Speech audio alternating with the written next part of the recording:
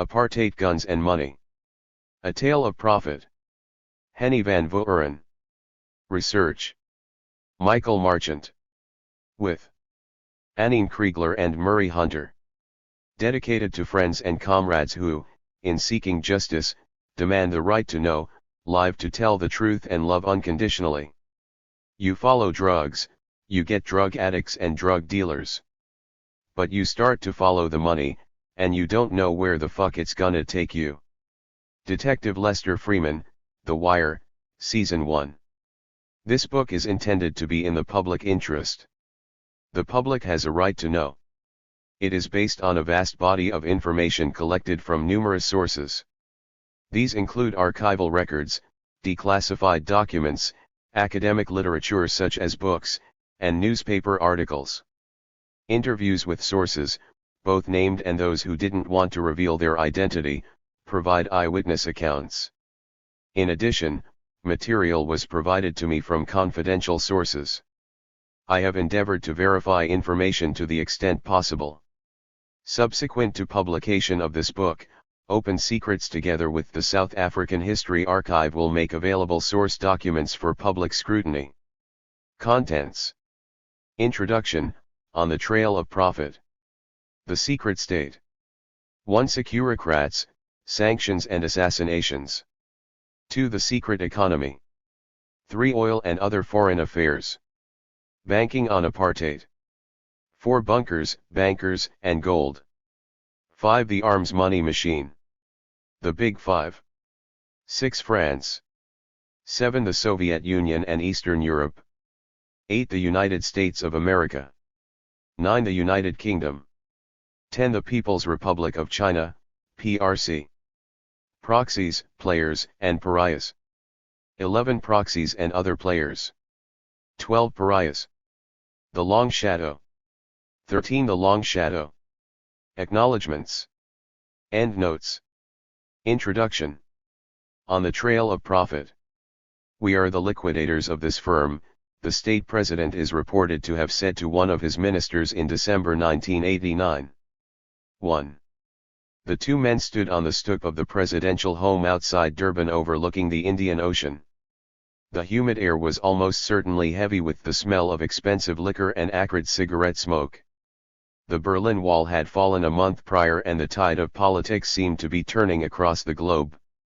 F.W. de Klerk, the newly elected state president and leader of the National Party, NP, was the CEO of a regime at war with its people and running out of time.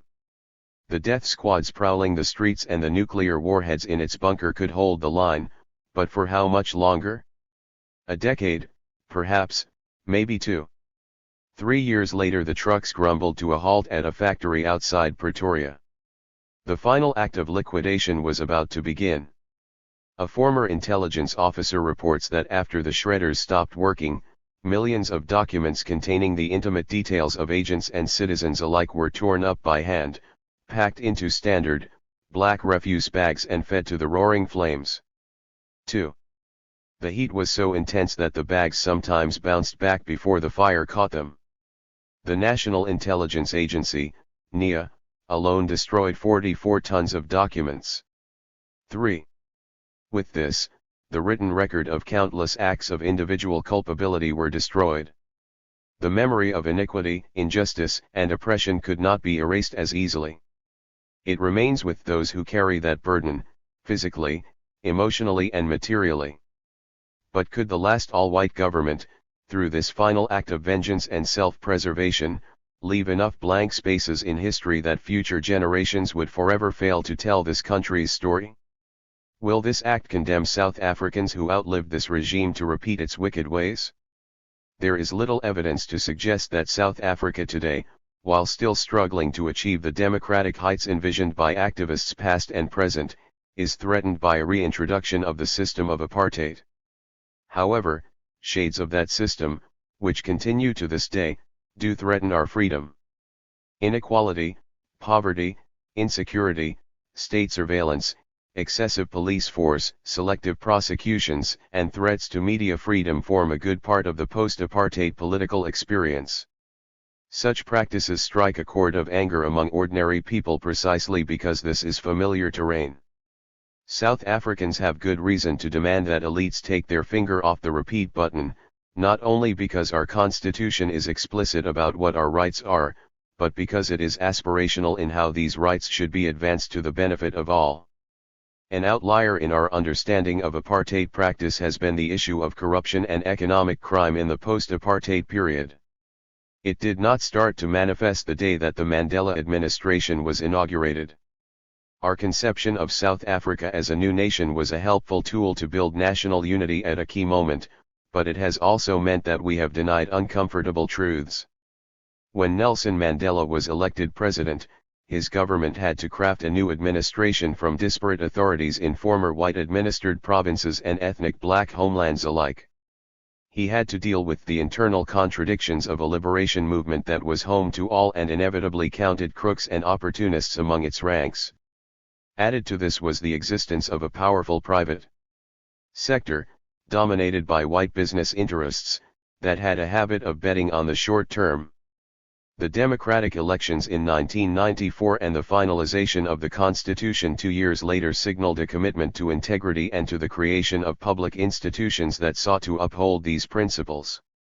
With this, a message was sent that corruption at all levels would not be tolerated.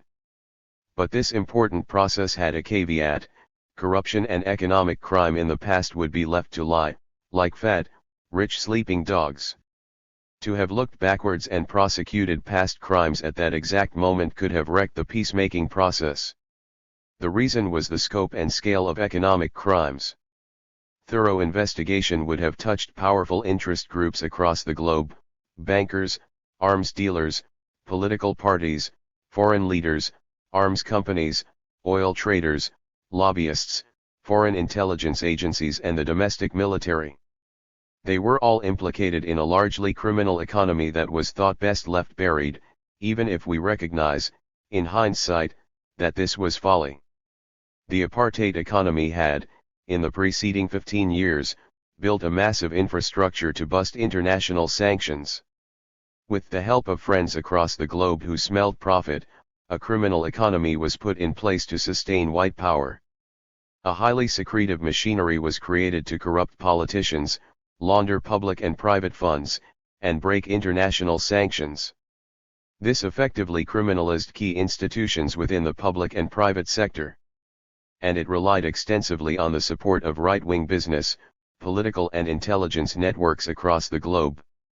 This pervasive international system, a war machine, as I describe it, remains a largely hidden aspect of our past, and it is this that I attempt to piece together in this book.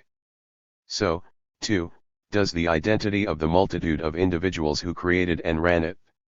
Nevertheless, there is no doubt that the war machine was an essential element of the survival of P.W. Botha's government and the political fortunes of his ministers such as de Klerk. The machinery funded war and violence in South Africa and elsewhere.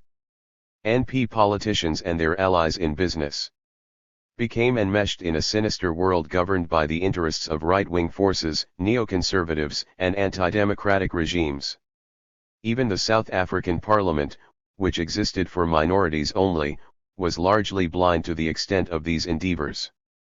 These were deep state networks that operated outside the law in South Africa and other countries.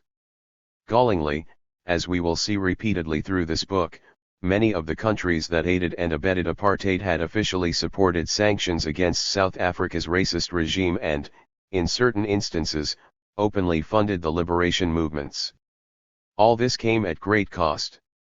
It required money and a reliance on intelligence structures, particularly within the military, to manage these power networks. To bust sanctions, to buy guns and oil and other goods, required ideological affinity, race-based sympathy, and money, in vast quantities. The reason for forgetting is, also, deeply personal. It is undeniable that white South Africans in general benefited from apartheid, a form of corruption that looked after a small group at the expense of the majority. By the mid-1980s, the NP had begun to privatize state institutions, emulating Margaret Thatcher's Britain. It needed poorer white voters, and relied on beating the drum of communism, the Zwartgevaar, and the war on the border to ensure that it retained its electoral majority. But at the same time this race-based oligarchy increasingly gave special attention to its richest and most powerful citizens and their international networks. They needed influence and access. The men who could guarantee this were kept close. In February 1990, little over a month after de Klerk's seaside epiphany, he would set in motion the release of Nelson Mandela, the unbanning of liberation movements and the start of negotiations that led to South Africa's first democratic elections. 4 years later, more than a decade of low-level conflict was ended and the system of apartheid was finally eradicated. It would be wrong, however, to succumb to de Klerk's post-apartheid predilection for playing up the altruism and humanity of his decision. He did help bring an end to apartheid. However, he was arguably as much motivated by self-preservation and the strategic realization that further decades of apartheid would end up eroding the viability of the state and threaten the economic well-being of the businesses and white voters on which he based his support. Today, many of those who supported apartheid and oppression in South Africa either deny or conceal their acts of past complicity. With the interests of the firm wound up, these men, and they were almost always men, assuage their conscience with random acts of charity or statements of exculpation. The messiness of undoing the damage is left to others. The former state president's analogy of South Africa as a firm is a helpful one. The country has, for much of its past, been beholden to the interests of corporations that sought to extract its abundance to the detriment of most of its people. The fight for political control of South Africa has therefore inevitably involved powerful private interests. The first European settler community in the Cape did not serve a king but the Dutch East India Company, the world's first multinational corporation and one of the wealthiest corporations in human history, which made its fortune off the spice trade. Its settlement at the foot of Table Mountain was an important replenishment point for its ships that passed between Europe and Asia. By the 19th century, the British Empire had gained control over a significant part of South Africa, apart from the two republics governed by the Boers. After the discovery of the largest deposits of gold on Earth, shareholders in South African and British mining companies aimed their sights on controlling these areas, too, under the British flag. Businessmen such as Cecil John Rhodes fomented conflict that, to his personal advantage, led to war. The empire prevailed, at great human cost, together with a small group of mining companies that reaped the economic benefit. It was all theirs. They were aided by the destructive 1913 Natives Land Act, which served to alienate black people from ancestral land, forcing men to seek employment as low-earning mine workers far from home. The rise of Afrikaner nationalism in 1948 saw the cruel politics of apartheid become state policy. Black South Africans and dissenting voices were stripped of the little political power they had. With independence from the British Commonwealth in 1961, it was self-evident that English capital would need to accommodate the interests of new white Afrikaans corporations that had strong ties to the NP establishment. For decades, they supported the policies of apartheid while their opposition, when it registered, was more of a whisper than a shout of protest. By the late 1980s, following sustained internal resistance and external pressure, something had to give. Even the largest South African corporations, powerful shareholders in the NP system of dominance, were willing to compromise if they could cash in their shares. At the time of writing, South Africa is wrestling with how to dislodge the interests of firms that again threaten freedom. We now refer to this as state capture. Despite universal suffrage and a constitution that provides a powerful defense of personal and political freedoms, we see private interests enmeshed in our politics in a way that thwarts the realization of the aspirational vision of the Constitution. This was evident in the murder in 2012 of Lanmin mine workers at Marikana by the police. It is also evident in alleged links between President Zuma and the Gupta family, as set out in the Public Protector's 2016 State of Capture report. The report, based on testimony by prominent public figures, exemplifies attempts by a small group of well-connected businessmen to capture politics and, ultimately, the treasury, which the politicians control. The cry for economic justice is intensifying, exactly at the same time as integrity among those who have stewardship over the economy falters. How then do we untangle this mess? A first step is to understand the manner in which private interests have, over a long time, been complicit in acts of oppression. This is by no measure a uniquely South African experience. However, the question demands an answer if we are to address the inequality of economic power in South Africa, the seventh most unequal country in the world. Ahead in that poll are all four of the other BRICS member states. 4. The global wealth pyramid is stubbornly geared towards the mega-rich.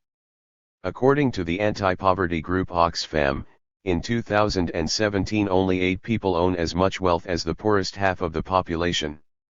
5.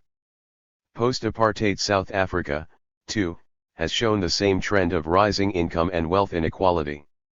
2 South African families have assets equal to those of 50% of the country's poorest people. The problems of inequality will, however, not be addressed by political leaders who have allowed themselves to be corrupted. It is therefore fundamental to understand both the nature of power in South Africa and the nature of elite criminality, the way in which corruption has become ingrained in the practice of our politics and business. When attempting to understand the phenomenon of corruption, our recorded history suggests a trajectory that starts with relatively small crimes and mismanagement in the Mandela era. Think of the Speaker of Parliament, Bailkombit, and her fake driver's license.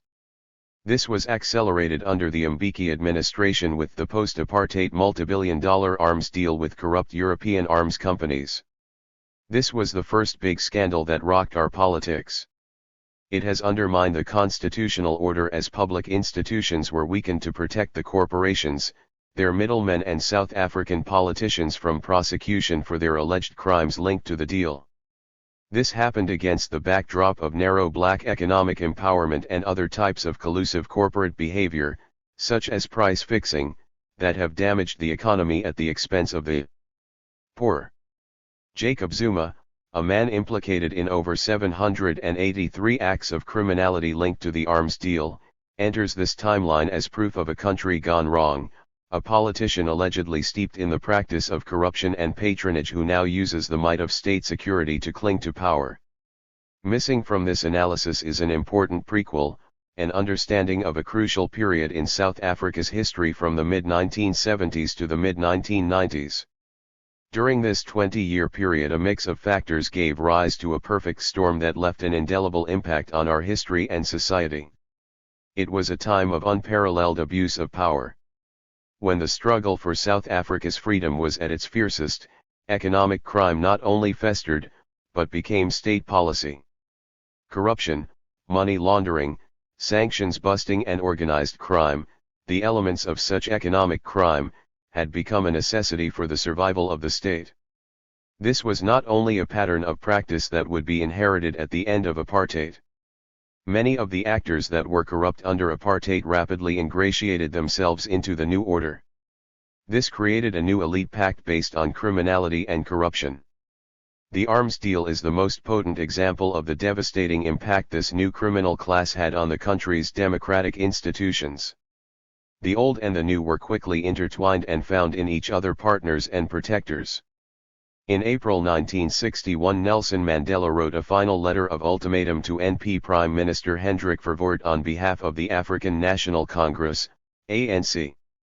It requested the government to abandon plans of establishing a republic that carried only the mandate of white South Africans, and instead called for a sovereign national convention to draw up a non-racial and democratic constitution. Failing this, Mandela and the ANC, in lucid tones, promised protest and resistance.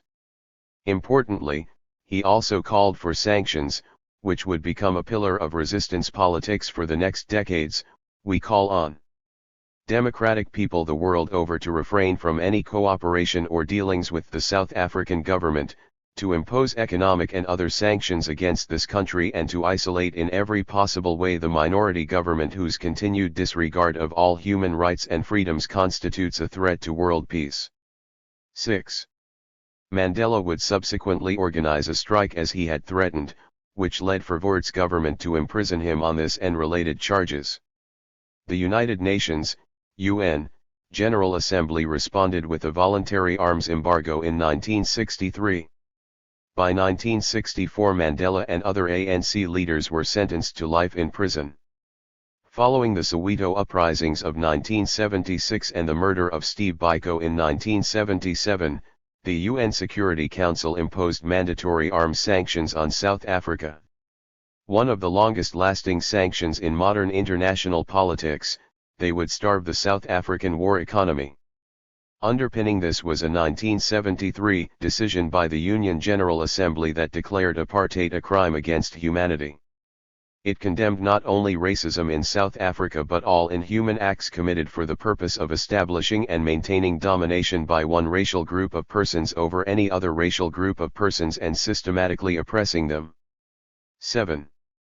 With the civil war in Angola raging and the Securocrats under P.W. Botha in the ascendant, plans had to be made to circumvent these sanctions. Weapons were needed to make war and oil was needed to fuel an economy that had become part of the war effort. Such plans were devised by the Securocrats under P.W. Botha, the influential bureaucrats in the security sector such as the military, the intelligence services and police who dominated government thinking at the time. This book sets out the implementation of this plan. Firstly, heightened state secrecy was key to the plan, criminalizing any reporting, be it by journalists or nominally independent oversight mechanisms, that could undermine the anti-sanctions effort. The security state became a central tenet of P.W. Botha's administration. In the process the public were fooled into complacency after the apartheid-era information scandal of the late 1970s, which led to the promise of a new, cleaner, and more ordered regime. In reality, a new, more sinister, secret, money for arms machine was developed by Botha's Securocrats. It was far larger than the information scandal by an order of magnitude. All government departments were drawn into the anti-sanctions effort in different ways. Within the Defense Force, the establishment of Armscor as the state-owned arms company was a crucial element. It established an international network to procure weapons and technology, which were reproduced or improved at home, tested in battle in countries such as Angola, and then subsequently marketed overseas to foreign clients as a source of foreign revenue. Secondly, a secret economy was required that bound the interests of domestic corporations into the anti-sanctions campaign. Reliant on procurement by the state for its growing war economy, corporations were accomplices to the project of the NP, funding the party, defending the status quo and busting sanctions as required. A key element of the secret economy was the covert channeling of oil to South Africa from across the globe by supplier countries, traders, and shipping companies that reaped the profits from the premiums they were able to charge. Thirdly, trusted banking allies were called on to keep the lines of credit flowing in the face of growing calls from the anti-apartheid movement that apartheid should no longer have access to easy money on international capital markets. This was successful, thanks in part to the European lenders. However, the banks also played a far more sinister role. They acted as money launderers for tens of billions of rands, more than $500 billion in current values, used to purchase weapons on the international market. The 1980s, which ushered in electronic banking systems connected via primitive internet-like networks that made the large-scale, rapid movement of cash across the globe easy and instantaneous, could not have come sooner. Armscor, with requisite approval from the Reserve Bank and the executive, began to move cash between front companies in Panama and Liberia, with the complicity of one notable European bank in particular. Fourthly, allies were called on to secretly lend a hand. The most important group were the Big Five permanent members of the UN Security Council, the most powerful nations on earth at the time and the biggest arms manufacturers. France was an old ally that looked the other way despite a socialist president. The United Kingdom and the United States were far safer bets with the emergence of the conservative governments of Ronald Reagan and Margaret Thatcher. Their brand of neoliberalism wanted apartheid reformed without fundamentally challenging white rule. Within all these countries there is significant evidence of deep state networks at play, the confluence of interests between intelligence sectors, governments, corporations, arms producers, and political parties. At the other end of the Cold War spectrum we can reveal that the liberation movement's traditional allies in the Eastern Bloc, including Russia and China, were also finding ways to accommodate and trade weapons with the apartheid state. Finally, we have found evidence of at least 4 dozen other countries that acted as proxies for the big powers in providing the apartheid state with weapons. They were located in Africa, Asia, Europe, and the Americas. In turn, they were matched by the eager assistance provided by fellow pariah states such as Israel, Argentina, and Chile, whose authoritarian regimes or domestic policies made them fellow outcasts and natural allies of the apartheid regime. Support for apartheid South Africa relied on more than just racial solidarity. By the 1980s money was driving covert politics across the globe. This description of corruption, a secret economy and a network of international allies has for long been shielded and obscured by myths.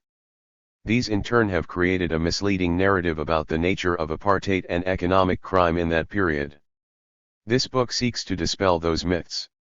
It specifically aims to help the reader bust the following inventions. Myth 1: corruption is a racial phenomenon. A powerful misconception, fueled both by former NP leaders and persistent racism, is that corruption in South Africa is a phenomenon that is intrinsic to majority rule. It is the subtext of some criticism of the post-apartheid state. It is made more obvious by the singular focus on contemporary corruption in government, with little reflection on the private sector where white South Africans are more prominent.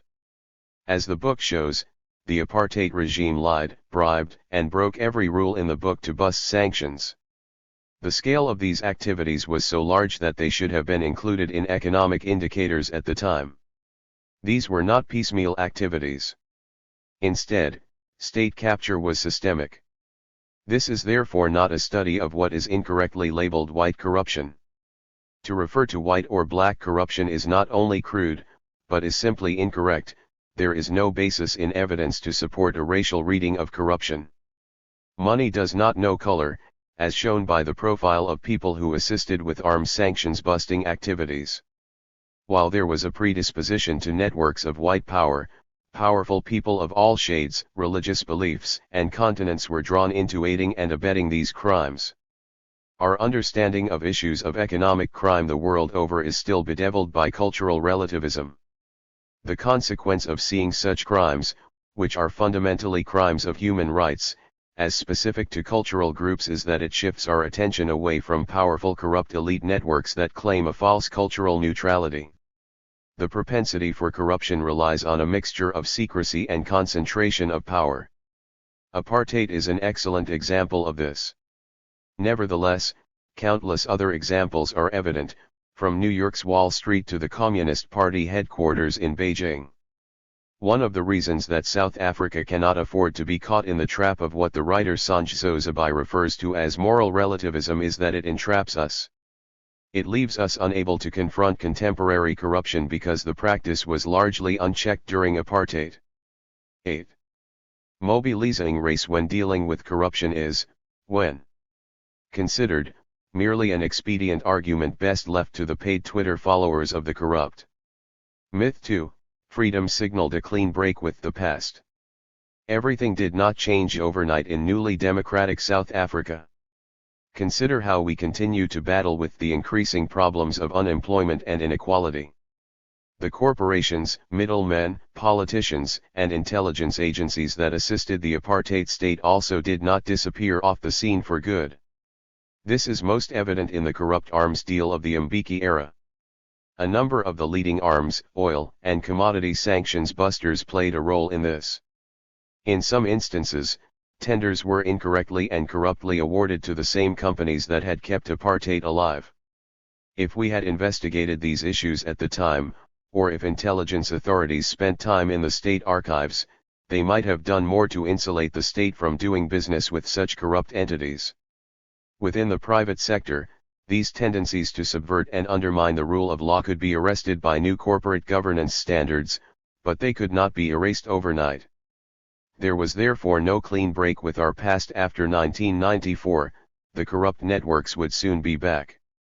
On their return, they were more nuanced in their approach and deferential to the new elite, who rapidly welcomed them in with a familiar, warm South African embrace.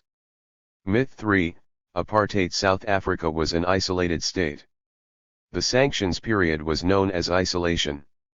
This was made tangible at the UN, in international forums and in areas such as sports and culture.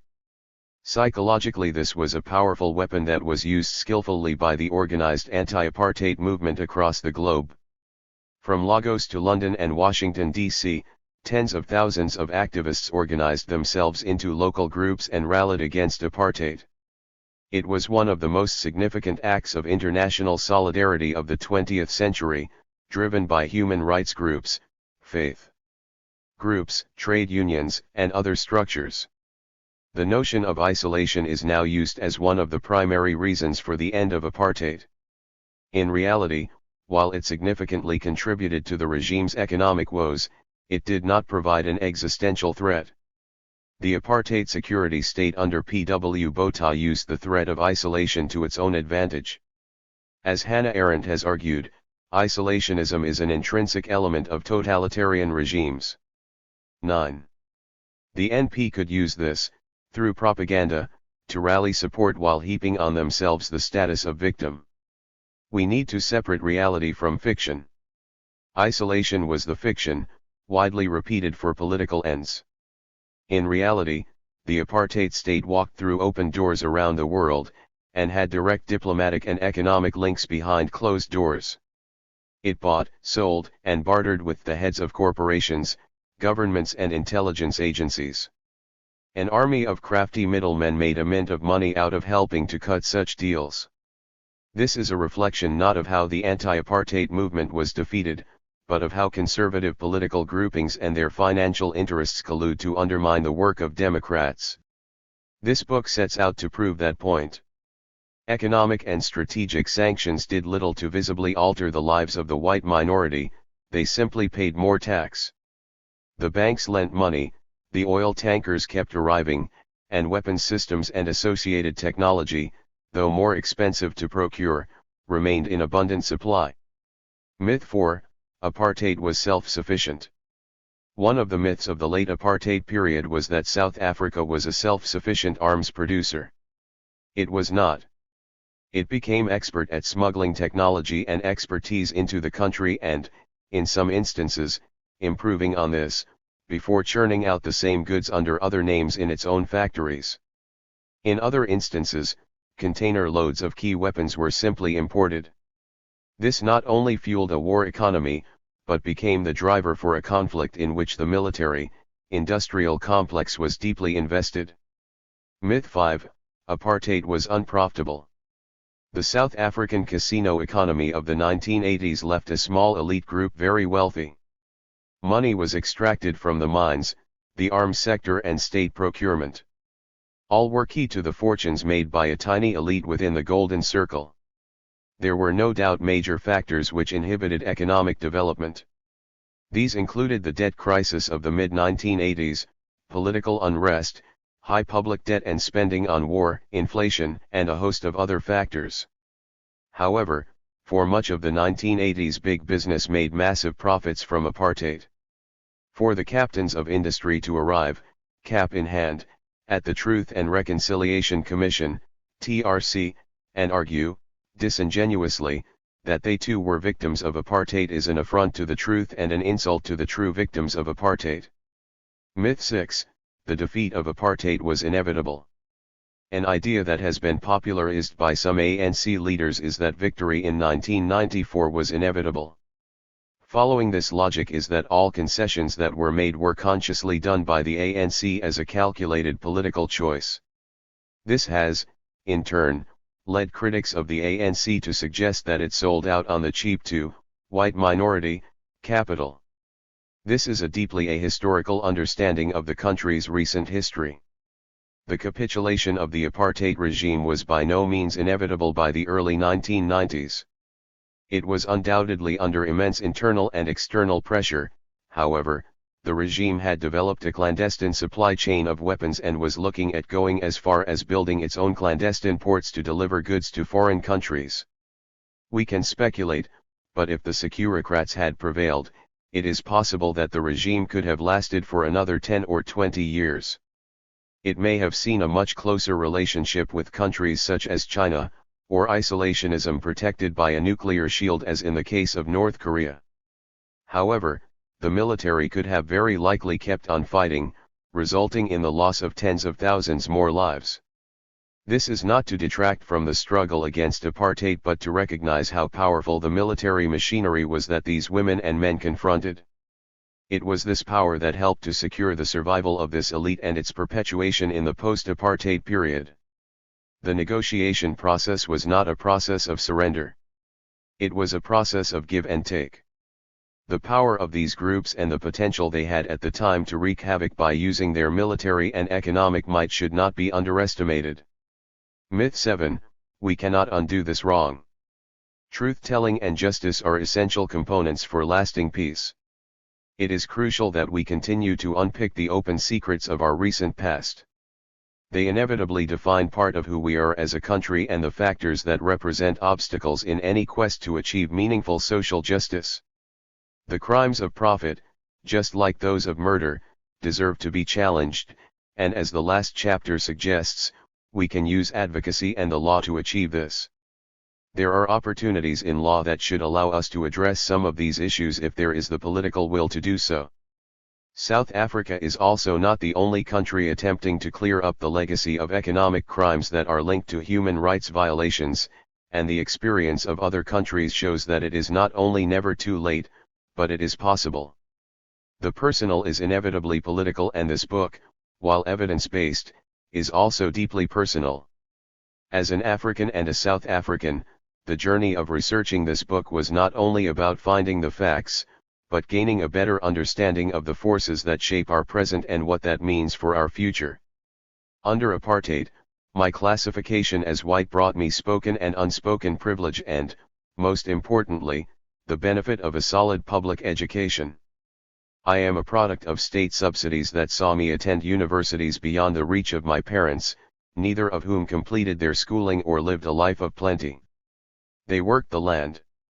They are the children of concentration camp inmates and prisoners of war who had trekked to the Highveld in the mid-19th century. It's an ancestry of both refugees who settled in the Cape in the 17th century and aristocrats who led the Dutch East India Company. It is a bloodline of peasants and scoundrels and of black and white. I cannot forget the madness of apartheid even if it was intended for my benefit, the family members in the police, the indoctrination at school which demanded preparation for a war that I am happy I never had to fight, a system that controlled all aspects of life, including who we loved and how we did so. I have a strong memory of being caught up in this as a 10-year-old. I was with hundreds of white primary school kids, on the field of the Harry Oppenheimer Stadium, not far from the country's biggest gold mines in the Northwest Province.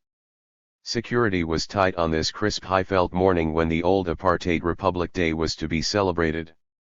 P.W. Botha landed next to the stadium in a helicopter and alighted into a black limousine that drove him slowly around the track. As he circled, he waved to the crowds of white folks. I saw his hand or his hat peeking out of a back window. He then gave a speech as we sweltered in the sun, after which he quickly took off in his helicopter. With this came the realization that we were there merely to witness his presence.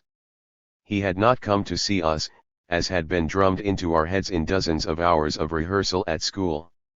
Without a crowd of applauding white people he was nothing, but with their support came his power.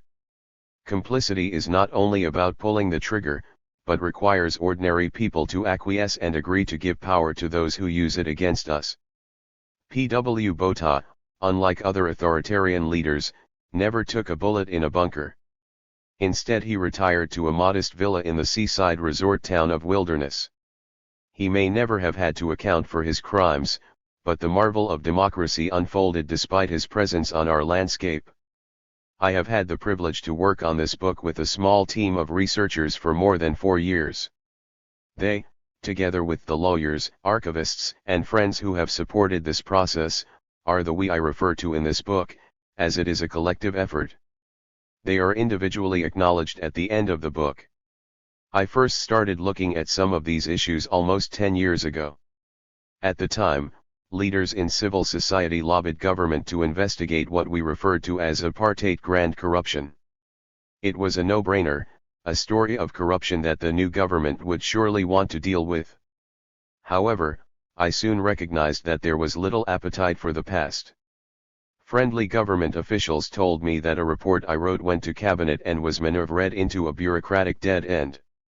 I found myself in the company of leaders of business and civil society caught up in an exchange with the finance minister, Trevor Manuel, who, visibly irritated, remarked that he had fought these men but that we must nevertheless tread carefully when discussing these issues. Since then, this question has always nagged. I was told we would never figure out the sanctions networks. I was also warned by old lefties with holiday villas by the sea that we shouldn't tamper with the compromise, as if it was a golden calf that demanded our adulation and not our questions. A multi-billionaire, a so-called proud South African, with a wine farm in Franschhoek berated me at our first meeting for using a few inches in a newspaper column to indirectly question the source of some of his wealth. Over the next 2 hours he proceeded to harangue me in front of his son. I was to serve as a lesson to the younger man. The bottom line of his rant was that he demanded both my pity and respect. He was the victim. It made no sense that a man with unimaginable wealth and power would spend over 2 hours trying to convince me of his struggle credentials, reading from a handwritten note of praise he had received from Nelson Mandela. I left with more questions. As the scale of high-level corruption in successive democratic administrations became apparent, it seemed clear to me that we had to grapple with the longer-term question of elite corruption in South Africa. This is a missing piece of the puzzle. The research process that has resulted in this book has been an arduous but ultimately rewarding one. We benefited from over 110 interviews with leaders in government, business, and the security sector. Some of them were opponents of the regime. Many of these people gave of their time. While they may not all agree with the content of the book, their insights proved hugely important as they were eyewitnesses to many of these secrets. A vast collection of apartheid-era material remains locked away in public and private archives. Much of it has been untouched by South African researchers. It's a rich vein of material that demands our attention as we come to understand our story. We worked through more than 2 million pages of documents. Many of these were secret government documents declassified in response to access to information requests using the Promotion of Access to Information Act, PIA. We collected approximately 40,000 documents in 25 public archives, consulting numerous collections in 7 countries including South Africa, Belgium, Germany, the Netherlands, Switzerland, the United Kingdom and the United States. In most instances, these documents have either only recently been declassified or received little attention from researchers given the dearth of investigative work undertaken in this field. All the documents collected will be handed to the South African History Archive, SAHA, to allow for consultation by other researchers. In some instances, access to information requests made by SAHA, at our request, have been inexplicably denied. In mid-2013, 48 requests were lodged with state agencies in terms of PIA. Most of these documents date from the period 1978 to 94 and also include TRC-related investigations, from the late 1990s. Most access to information requests have been ignored or refused on flimsy grounds. It was thanks to wise pro bono legal counsel that some departments finally relented. However, at the time of writing, SAHA has been forced to use the courts to challenge the Department of Defense and the South African Reserve Bank. Both are obstinate in their refusal to grant access to apartheid-era records. Access to most public records remains a challenge in democratic South Africa. This book is about a hidden past in a time of oppression. However, it is also a book about the present, about why open, honest government is worth fighting for on a daily basis and why the views of the powerful must never be accepted at face value. It also hopefully serves as a reminder of the destructive role that sinister conservative forces have played in world politics. As democracies lurch towards the right in Asia, Europe, and the United States, and we see foreign powers attempt to subvert democratic processes, we are reminded that democracy demands daily struggle. This book is also a reminder to the powerful that the shame of the past will eventually haunt them and those that carry their name, even if they refuse to show contrition for profiting from injustice. We will never forget the names of those who died for freedom. Equally, we will never forget the names of the perpetrators of these crimes. The secret state. As a nation, we would do well to examine the taboos, the secrets, and the disavowals at the core of our collective memories. Jacob Dlamini, Ascari, 2015. Chapter 1. Securocrats, Sanctions and Assassinations. Let me say, no attempt to overthrow our country by embargoes, subversion, or revolution will succeed. Our security forces are trained to withstand revolution. P.W. Botha, Minister of Defense, August 23, 1977. An obsession with secrecy. The apartheid regime, under the leadership of P.W. Botha, created an arms money laundering machine to bust international sanctions. Before we delve into the murky international dimensions of this machinery, we need to understand how it was anchored in the deep state in South Africa. The central player was the military and, linked to it, the state-owned arms company, Armsker. From there the links flowed to military intelligence, business people, and the international banking sector, whose absolute discretion, confidence, and complicity were key requirements. The many thousands of people who worked for these organizations were sworn to secrecy and remained committed to that undertaking. If exposed, these deep state networks would have revealed an enormous criminal enterprise. This is not a tale of conventional corruption or theft, of which there was more than enough to go round. This was about something more sinister and central to the longevity of apartheid rule, the secret state. To understand the legacy of apartheid-era secrecy, fast forward to the present. In 2010, just as the world was gripped by World Cup soccer fever, the government of President Zuma was stealthily attempting to pass a new law, dubbed the Secrecy Bill, that would criminalize the possession and dissemination of information that could expose the abuse of power. It was a law intended to strangle whistleblowers and investigative journalists. Its passage followed the decision to disband the Scorpions, the country's top anti-corruption agency. In a remarkable show of defiance, thousands of members of the public took to the streets across the country to protest against the Secrecy Bill, heralding the emergence of a broad new movement focusing on the nexus between political secrecy and the country's socio-economic malaise. Civil society leaders from all sectors organized under the banner of the Right to Know campaign and were led in their marches by imams, bishops, rabbis, atheists, writers, and recovering politicians. This struggle shone the light on what has become a trend of growing malfeasance and political interference involving the state security agency. It was also a prescient reminder that many of today's leaders in politics, such as the president, who had been a spy chief in the ANC underground, remain enamored of the politics of secrecy and security. Our current concern about contemporary acts of secrecy is born out of a healthy obsession with the abuse of power. The current administration is not immune to using the security services for its own political ends. It is precisely because we have seen the worst excesses of a secret state that this should never be allowed to be repeated. The military take control. Behind the scenes, brothers in arms. To understand the origins of the secret state, it is important to recognize that the National Party, NP, has a long association with the cult of secrecy. It was deeply ingrained in the NP way of thinking and informed the manner in which state and society would be organized. The invisible hand that directed the NP, and thus state policy, was the Broederbond, Brotherhood, an all-white patriarchal secret society established in 1918. It was originally intended as a society working for the economic, social, and political upliftment of white Afrikaners following the end of the South African War. In time it grew to a membership of over 12,000 hand-picked individuals organized in over 800 cells across the country. It could count among its members every NP Prime Minister and President between 1948 and 1994, D.F. Malin to F.W. de Klerk. In addition, most cabinet members, military generals, heads of Afrikaans-speaking universities and the South African Broadcasting Corporation, SABC, were Broders.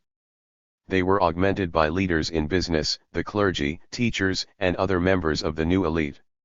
What had started as a welfare organization was, by the second half of the 20th century, the organization at the center of the apartheid machinery. As Max Dupreez notes, the Broederbond was obsessed with total secrecy. Members were required to swear a solemn oath to eternal secrecy, even if they were expelled or resigned. 2 The Broederbond used its influence, by the late apartheid era, to drag the NP towards considering a new power-sharing arrangement. To ensure the survival of the Afrikaners, it opened the way for real talks with the liberation movement. 3 However, like with many secretive societies, its influence was not benign. Some historians have argued that it was by the 1980s just a backroom reformist movement. This sidesteps the fact that it was responsible for developing some of the earliest thinking around the policy of apartheid. It normalized the practice of quashing the truth within the echelons of power. It should therefore be no surprise that its activities and modus operandi began to infect the rest of the white establishment. B.J. Vorster, making war, losing battles. B.J. Vorster, who had served as a hardline Minister of Justice, was elected as Prime Minister in 1966 in the immediate aftermath of the assassination of Hendrik Verwoerd. Two major events that occurred during Vorster's term of office changed the course of history in South Africa and in the region. One was the Soweto uprising, and the other was the war in Angola. 4. To deal with internal opposition, Vorster significantly strengthened the role of the police in intelligence operations. In 1969 he set up the Bureau of State Security, BOS, reporting directly to the Prime Minister, under General Hendrik van den Berg, an old ally and friend, who is described by Dan O'Meara as personifying the most paranoid and most vicious tendencies in Afrikaner nationalism. 5. Vorster's style of managing his cabinet was fundamentally different from that of his predecessor and successor. He regarded himself as first among equals, allowing his ministers to fight over policy and preeminence. This pitted, for instance, the Department of Information, the country's propaganda unit, against the Ministry of Foreign Affairs. It equally meant that BOS, which gathered intelligence both inside and outside the country, came into serious conflict with the military, which had regional ambitions of its own. 6. In June 1975 the South African Defence Force, SADF, with authorization from Vorster, began to arm the National Union for the Total Independence of Angola, UNITA, and the National Liberation Front of Angola, FNLA, rebels in Angola as part of a strategy to counter the left-leaning People's Movement for the Liberation of Angola, MPLA, government in Luanda. By August 1975, South African troops entered Angola in what would be an ill-considered conflict that saw them reach within spitting distance of Luanda before beating a hasty retreat in March 1976 as the campaign collapsed. 7. The person held primarily responsible for this debacle was Van den Berg. As the primary source of intelligence to the military, BOS had miscalculated the support the South Africans would receive from the Americans through their old friends at the Central Intelligence Agency, CIA. 8 BOS had also misread a supposed verbal promise made by the U.S. Secretary of State, Henry Kissinger, that the United States had Pretoria's back. 9. The war in Angola and the Soweto uprising led to a crisis of confidence in Vorster and his security apparatus. Most importantly, the military felt exposed by these conflicts. They did not have the requisite weaponry and, despite the influence of the defense minister, P.W. Botha, they felt overshadowed by Van den Berg, the former policeman, who was effectively dictating military strategy. Conjuring up the total onslaught, power started to tilt towards Botha and the military in 1977 when a new defense white paper was unveiled. This promised a far more strategic role for the military in future and envisioned the military as playing a far greater role in the affairs of the state.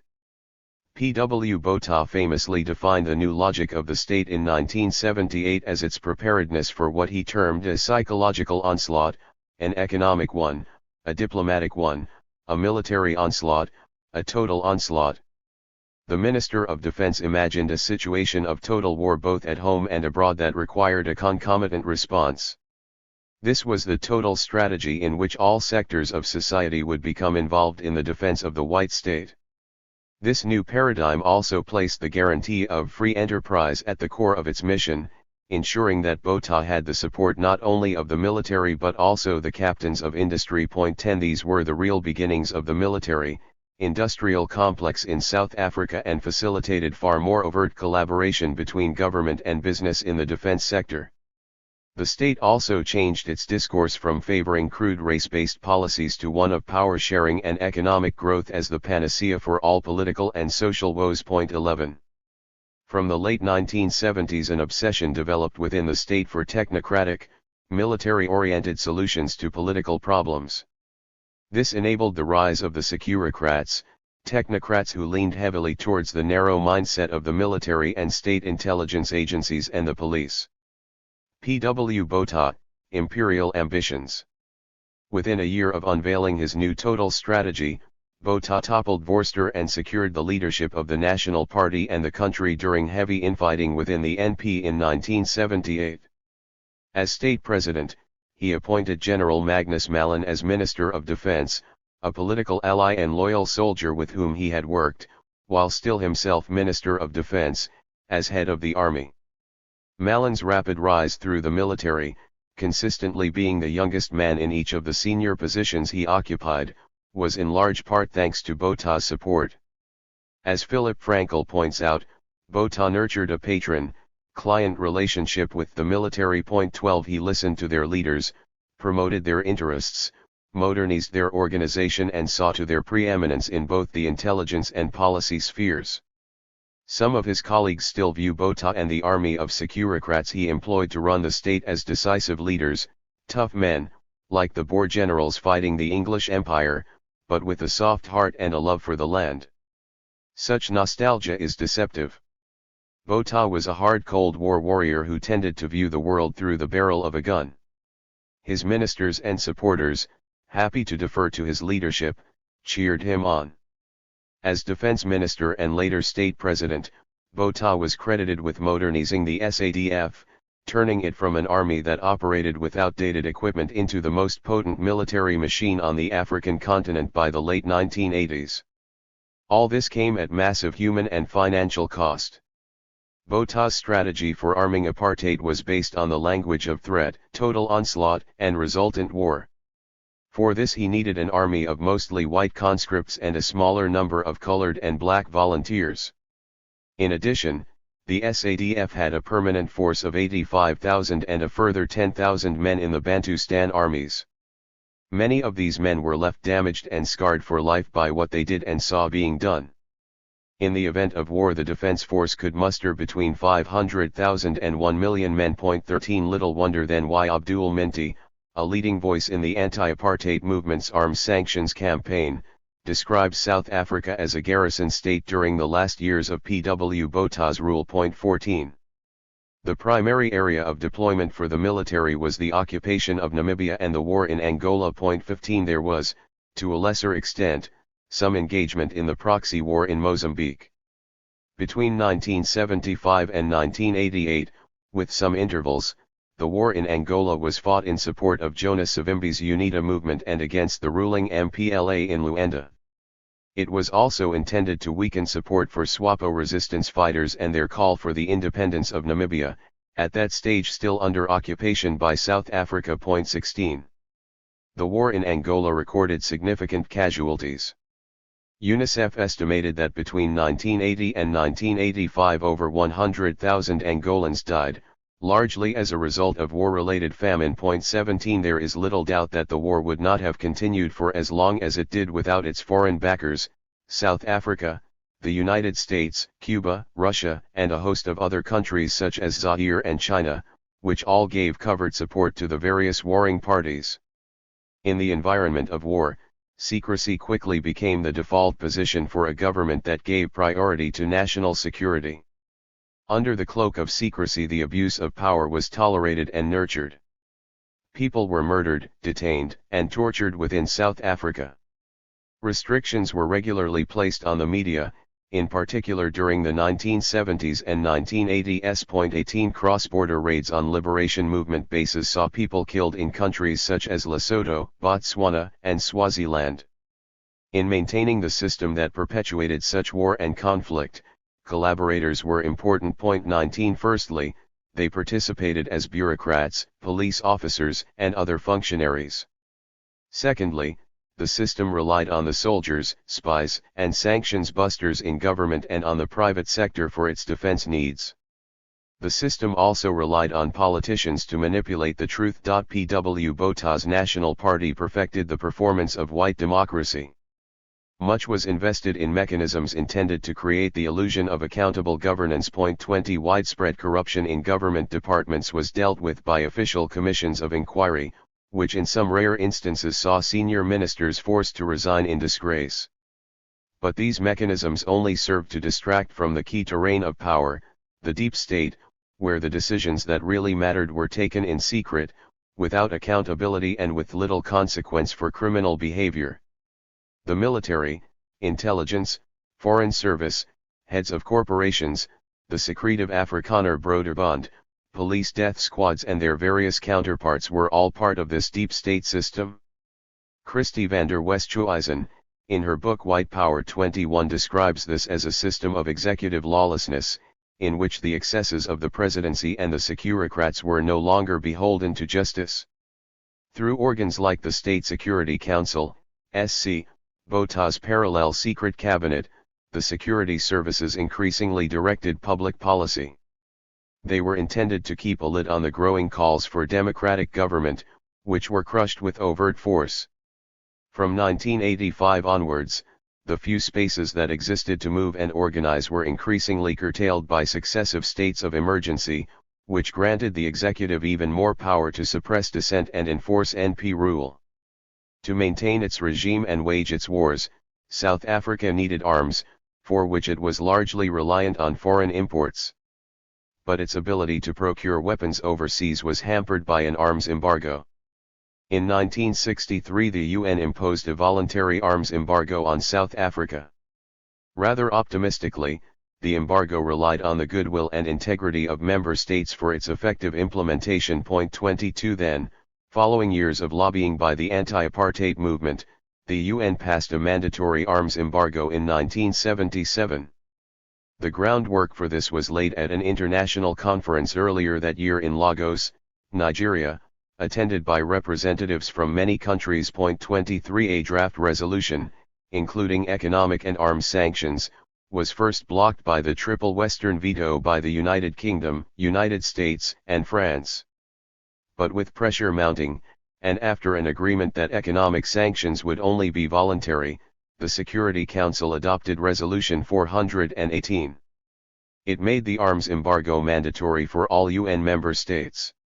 UN members could no longer export weapons to South Africa, provide new licenses to manufacture weapons, or assist in the development and manufacture of nuclear weapons. 24. This was a victory for the anti-apartheid movement with its tens of thousands of supporters across the globe. This broad coalition was one of the most effective social movements of the 20th century.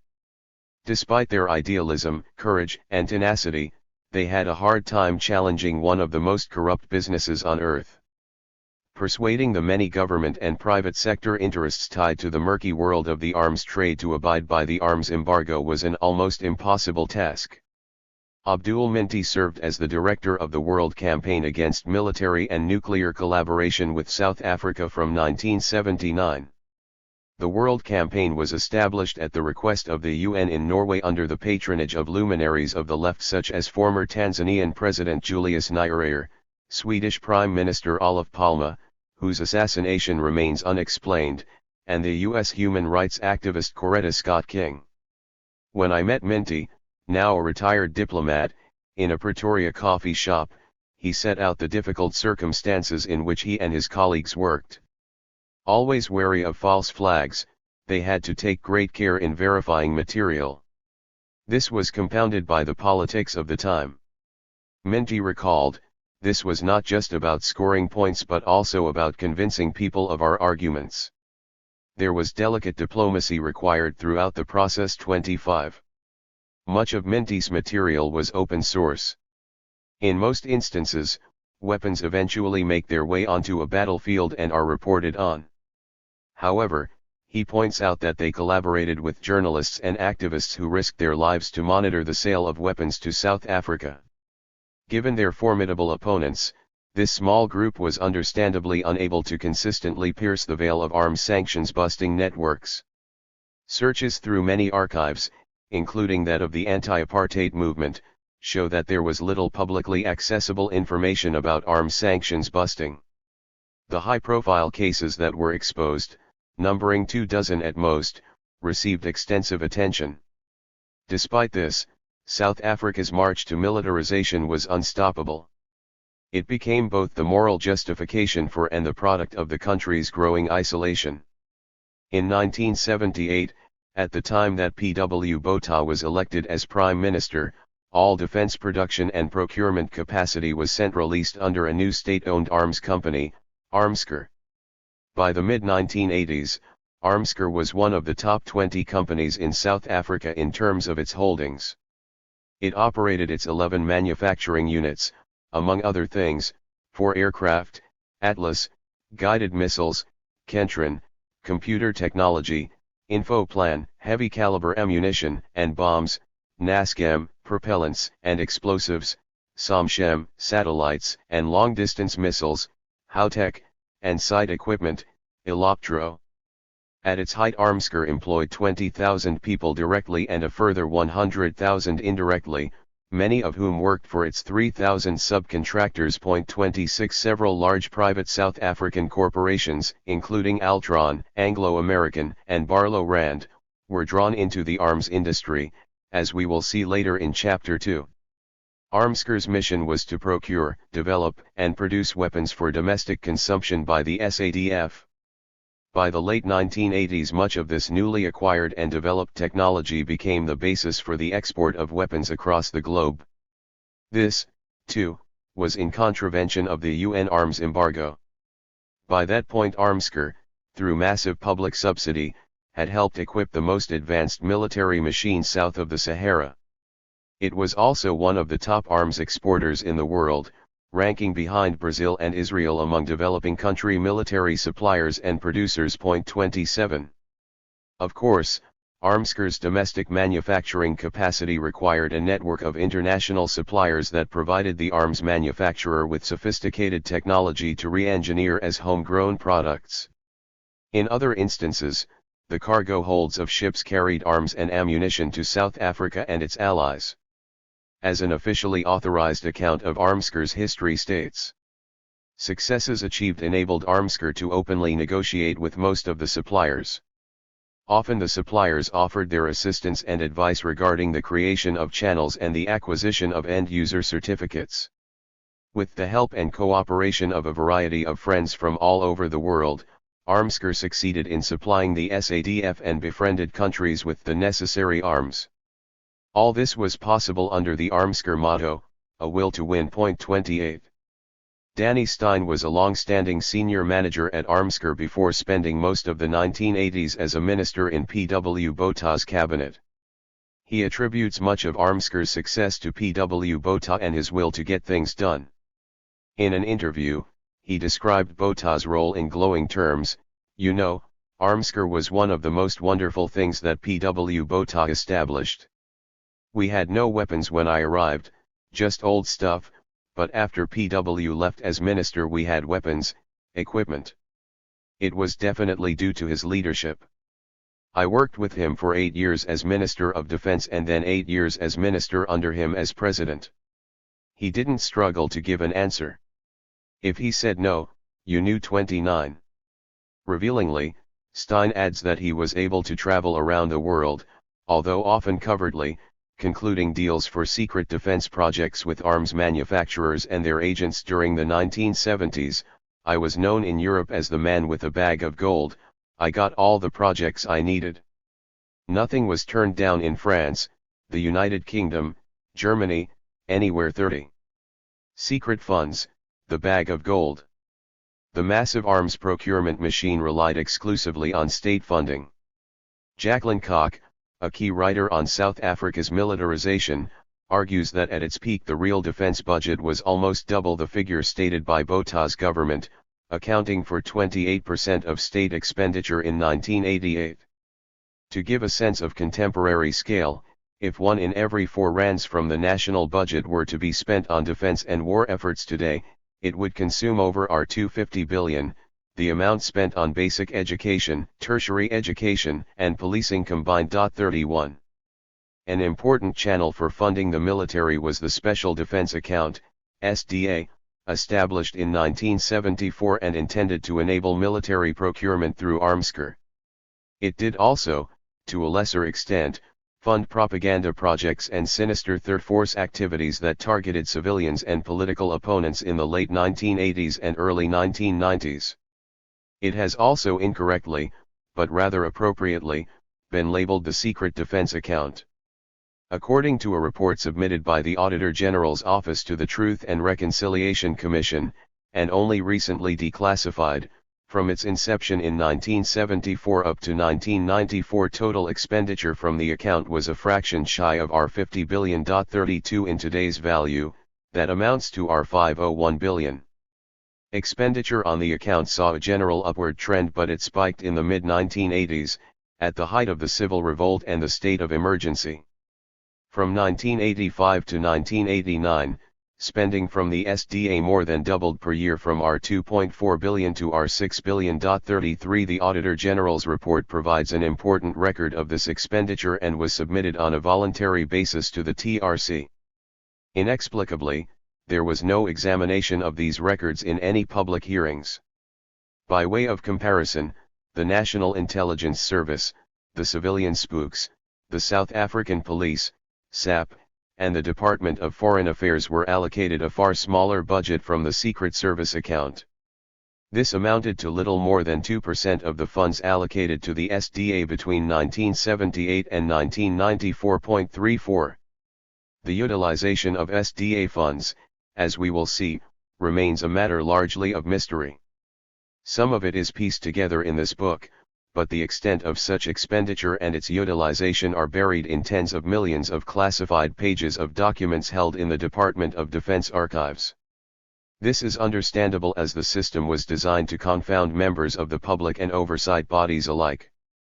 Firstly, the public and the media were shut out by the secrecy provisions of the 1968 Armaments Act. The Act made any disclosure of Armscor imports, exports, acquisition, development, and manufacture a crime punishable with a maximum 15-year jail term. 35 Secondly, according to the Auditor General's report to the TRC, all reporting to oversight authorities on secret expenditure only required the relevant minister's signature as proof that all was above board. This changed following the information scandal in 1979, when the Auditor General's office was accorded limited access. By 1981 an entirely unsatisfactory solution was found: the appointment of a retired SADF general who would have the right to review the content of projects and issue an audit certificate on behalf of the Auditor General. This was clearly untenable. From the mid-1980s, selected members of the Auditor General's staff were allowed to audit ultra-sensitive portions of the SDA, but access to information about what they were auditing was still off limits. 36 However, in this period, the Auditor General reported on these matters at the discretion of the state president. If he balked, access would be denied. As the Auditor General's office noted in its report to the TRC, whilst Parliament required the office to provide audit assurance, the government begrudgingly provided access to information, and the quality of some of the audit evidence produced was limited. 37 To protect itself from being implicated in a cover-up, the Auditor General's office went as far as seeking a legal opinion regarding its responsibilities. 38 A routine disclaimer on the audit of the SDA noted that the level of audit Assurance that can be furnished will often be lower than is normally the case in ordinary audits. 39 What this meant was that the qualified audited records complied with the legal requirements, but the Auditor General's office couldn't confirm that goods had been delivered in terms of the law. 40. Jacques Delors, the Auditor General between 1985 and 1988, recalls in an interview that his office was not allowed to have any information on what he terms secret oil and arms procurement schemes. We only knew second-hand about what was going on. 41 Delors says that the lack of investigation by the Auditor General into the Special Defense account did not become a major issue in the White Parliament, as the Minister of Finance, especially Owen Horwood, would keep the chairperson of the Public Accounts Committee up to date and ensure that no questions would be put in Parliament regarding sensitive information. According to him, Harry Schwartz, who chaired the Public Accounts Committee, and others in the opposition benches knew what was going on. 42 Helpfully, Schwartz, a leader in the opposition Progressive Federal Party, PFP, and the person responsible for ensuring oversight of public funds, was a military hawk, as his colleague Helen Sussman recognized. 43. According to Delors, the Minister of Finance had to take full responsibility for any secret accounts that were not available for auditing. 44 On the other hand, the former Finance Minister Berend Duplessis, contrary to his Auditor General, maintains that he knew very little about how the SDA worked. I was not informed of the details of the budget comprising the SDA. I didn't know anything about it. I didn't dare to ask. That was a military thing and that would have been inappropriate for me to ask. Once the budget is approved by Parliament, I had no say whatsoever or the right to be informed about anything. 45 He did add that by the late 1980s, after Delors had been succeeded by Peter Rinsley, they gained increasing insight into the books of the military. However, they were only informed about the objectives and we had to sign off that those objectives qualify to be included in terms of the relevant legislation. I got signing off powers. It would say, cattle farming in Gabon, this was the amount, this was the major amounts that were spent. That was all done with the understanding that I was not to be privy to any information beyond the financing. 46 This meant that the auditors were effectively flying blind. The books might balance, but they were prohibited from verifying much beyond that. When pressed as to whether the lack of insight into the defense enclave was not disempowering as Minister of Finance, Duplessis responds, that was reality. I could have thrown my toys out of the cot, but that was the fact. P.W. Botha always thought of SA as being at war and we had an obligation to defend SA. 47 He went on to add that he had full faith in Defense Minister Magnus Malin's use of state finances as he was patriotic and law-abiding. 48 But there is a caveat. Duplessis argues that he didn't have power to change much and knew little. If I or my predecessor had been involved to the extent that we could veto something, then that would have been a very difficult position to retain. The secret thing was the head of state and his confidant, the Minister of Defense. 49. With this, Duplessis sidesteps responsibility and passes the buck to Magnus Malin and P.W. Botha. However, Wally van Heerden, longtime senior official within the Auditor General's office, has a different recollection. He was responsible for auditing secret projects during the 1980s to the extent that this was possible in terms of the law at the time. He recalls that when Duplessis had to sign off on secret funding, he would hold his hands across a document so as to block out the text and ask, "Where must I sign?" We would say, "No, Minister, you have to study the contents of the document as well." 50 The diligent bureaucrats would not allow the minister to relinquish his responsibility. The Minister of Finance's signature was a requirement for expenditure from secret funds, including the SDA and such funding provided to the Department of Foreign Affairs, the police, and intelligence. The actual secret audit process was shared between 9 people in total, all of whom had special security clearance. Van Heerden explained that you could not swap these people round. We had an audit team in each department and made one person responsible for heading up audits in each of the relevant departments such as Defense, Police, and Foreign Affairs. Their role was not to ask what the money was used for. If one person had all that information, they could be a vulnerable target. 51 The auditors followed paper trails but stayed away from operational areas and foreign accounts such as Armsker's office in Paris. Van Heerden argues that there were real risks associated with this work that could endanger the auditors and that many were psychologically affected by it. That's why the AG decided that if we didn't get all the information required to undertake an audit, we would qualify the audit. That was probably a good thing. You hear about how these things affected people. An auditor is not able to get technically involved in all these issues. Van Heerden, like many other people, argues that they did the best under the circumstances and that if there was massive abuse of the system, there ought to be far more obvious displays of ostentatious wealth among former officials. Crucially, he concedes that if someone from Armsker paid extra commission for himself or someone else in a foreign country, it would have been outside the control of the auditors. 52 It is staggering to hear a straight-talking official, who has a no-nonsense approach to corruption, admit that such a vast proportion of public expenditure had such poor oversight.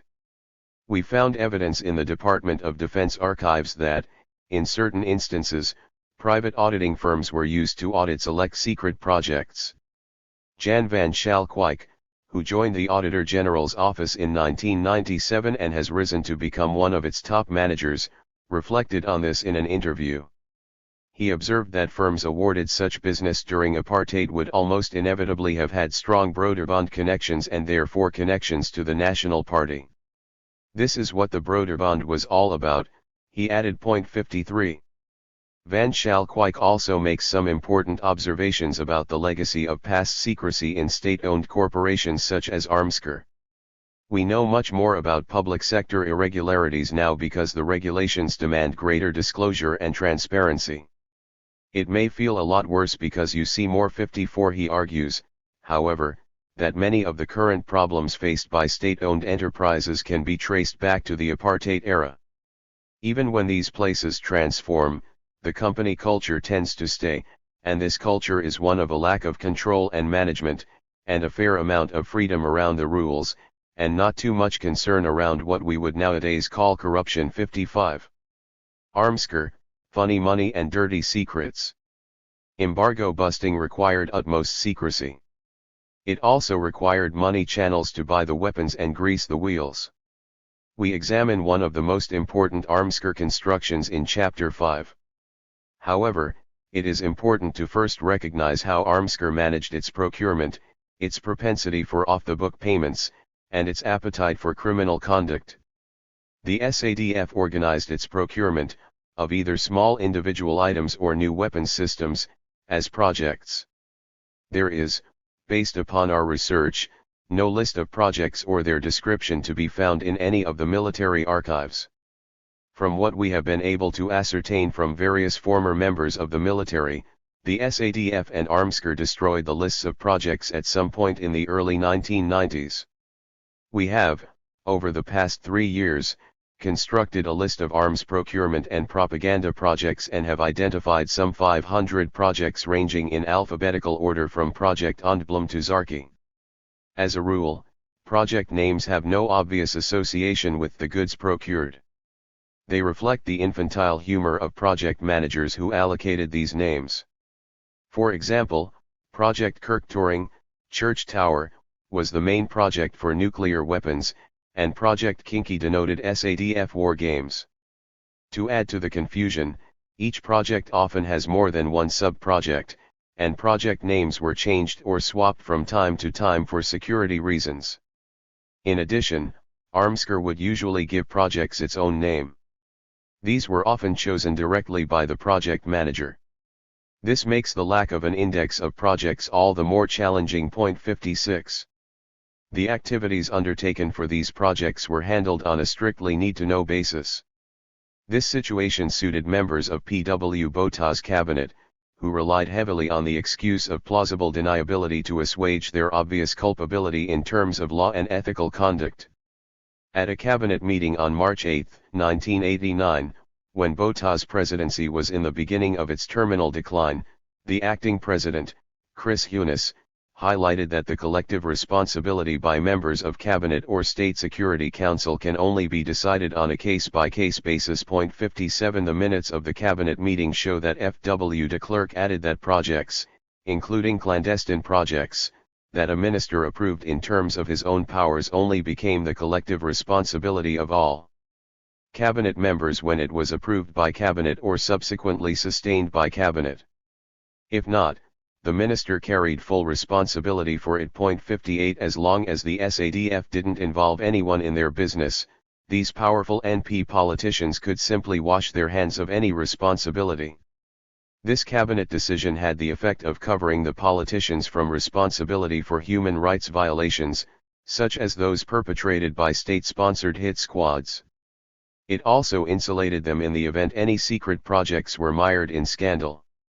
As we will see later, there was scope for scandal even if it was not exposed at the time. Sanctions busting increases the opportunity for graft, as monies have to be paid to middlemen who demand even heftier commissions to acquire weapons when the client is a rogue state.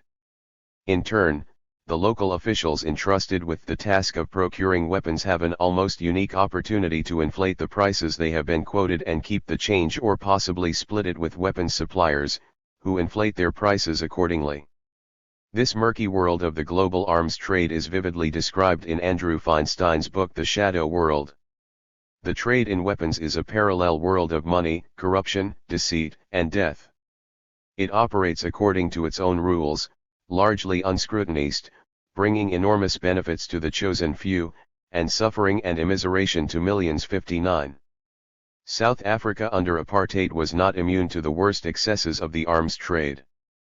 Following an investigation into aspects of the South African arms trade in 1994, the Commission of Inquiry headed by Judge Edwin Cameron observed in its introduction that the world in which Armscor operated was characterized by freewheeling, and subterfuge, of lucrative and often extravagant commissions, of deliberately disguised conversations, of communications shrouded in complex documents and cryptic notes of deals structured to conceal their true nature, a world without rules and code of conduct, in which intimidation, threats, and actual peril are ever present, a world also of unpredictable allegiances and loyalties, the world in short of arms dealers. 60. In his autobiography, Magnus Malin refused to reveal any detail of sanctions busting, because the sword of amnesty and punitive economic measures still hangs over the heads of those who helped South Africa in its struggle. These stories cannot be told. One also needs to take into account the effects such revelations could have on international relations with some other countries. 61. This is an important consideration when asking why so little of this information has been made public since the transition to democracy. He admitted that truth-telling about what he termed our struggle could cause great embarrassment for former allies who were on the wrong side of history. Those involved in the trade would be implicated not only in their support for apartheid but also potentially in criminal conduct. The success of Armscor in sanctions busting relied on a system built over a 20-year period that required a system of international money laundering and complicity by foreign governments, politicians, defense forces, intelligence agencies, arms companies, and banks. The criminal nature of the system was largely lost on Malin, who drew attention to bribe payments in foreign countries, which he ascribed to different customs and value systems, outside the limits of normal South African patterns of thinking and behavior. 62 There is little evidence of massive personal enrichment by any of the South African generals or politicians who held the purse strings over procurement budgets. However, Malin was not shy to personally authorize bribe payments, and so made his government complicit in such acts of corruption. 63. Neil Barnard, P.W. Botha's trusted chief spook in the Civilian National Intelligence Service, NIS, believes that the perceived threat of war and the interests of the military-industrial complex were intertwined. During his tenure as a Securocrat, his agency was often at loggerheads with military intelligence as it battled over turf, budgets, and the ear of P.W. Botha.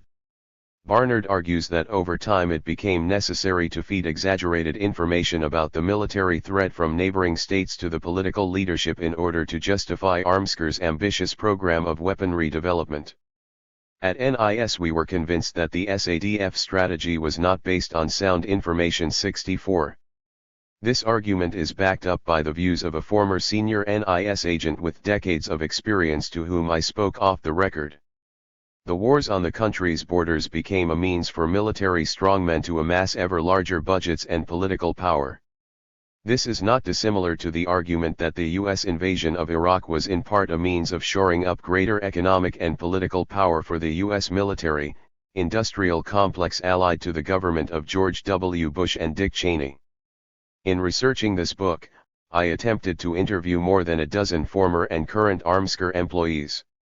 These were men at the coalface of the organization's embargo-busting activities in the 1970s and 1980s. More than any other group, they did not want to be interviewed. Most cited secrecy restrictions, a few did not respond or claimed ill health, and one current Armscor employee indicated through a third party that he didn't want to become embroiled in an investigation or commission of inquiry. The fear factor is still writ large. Of the 5 Armscor employees who agreed to an interview, all wanted anonymity or selective attribution. The former Armscor officials I met live, for the most part, a relatively modest but comfortable existence.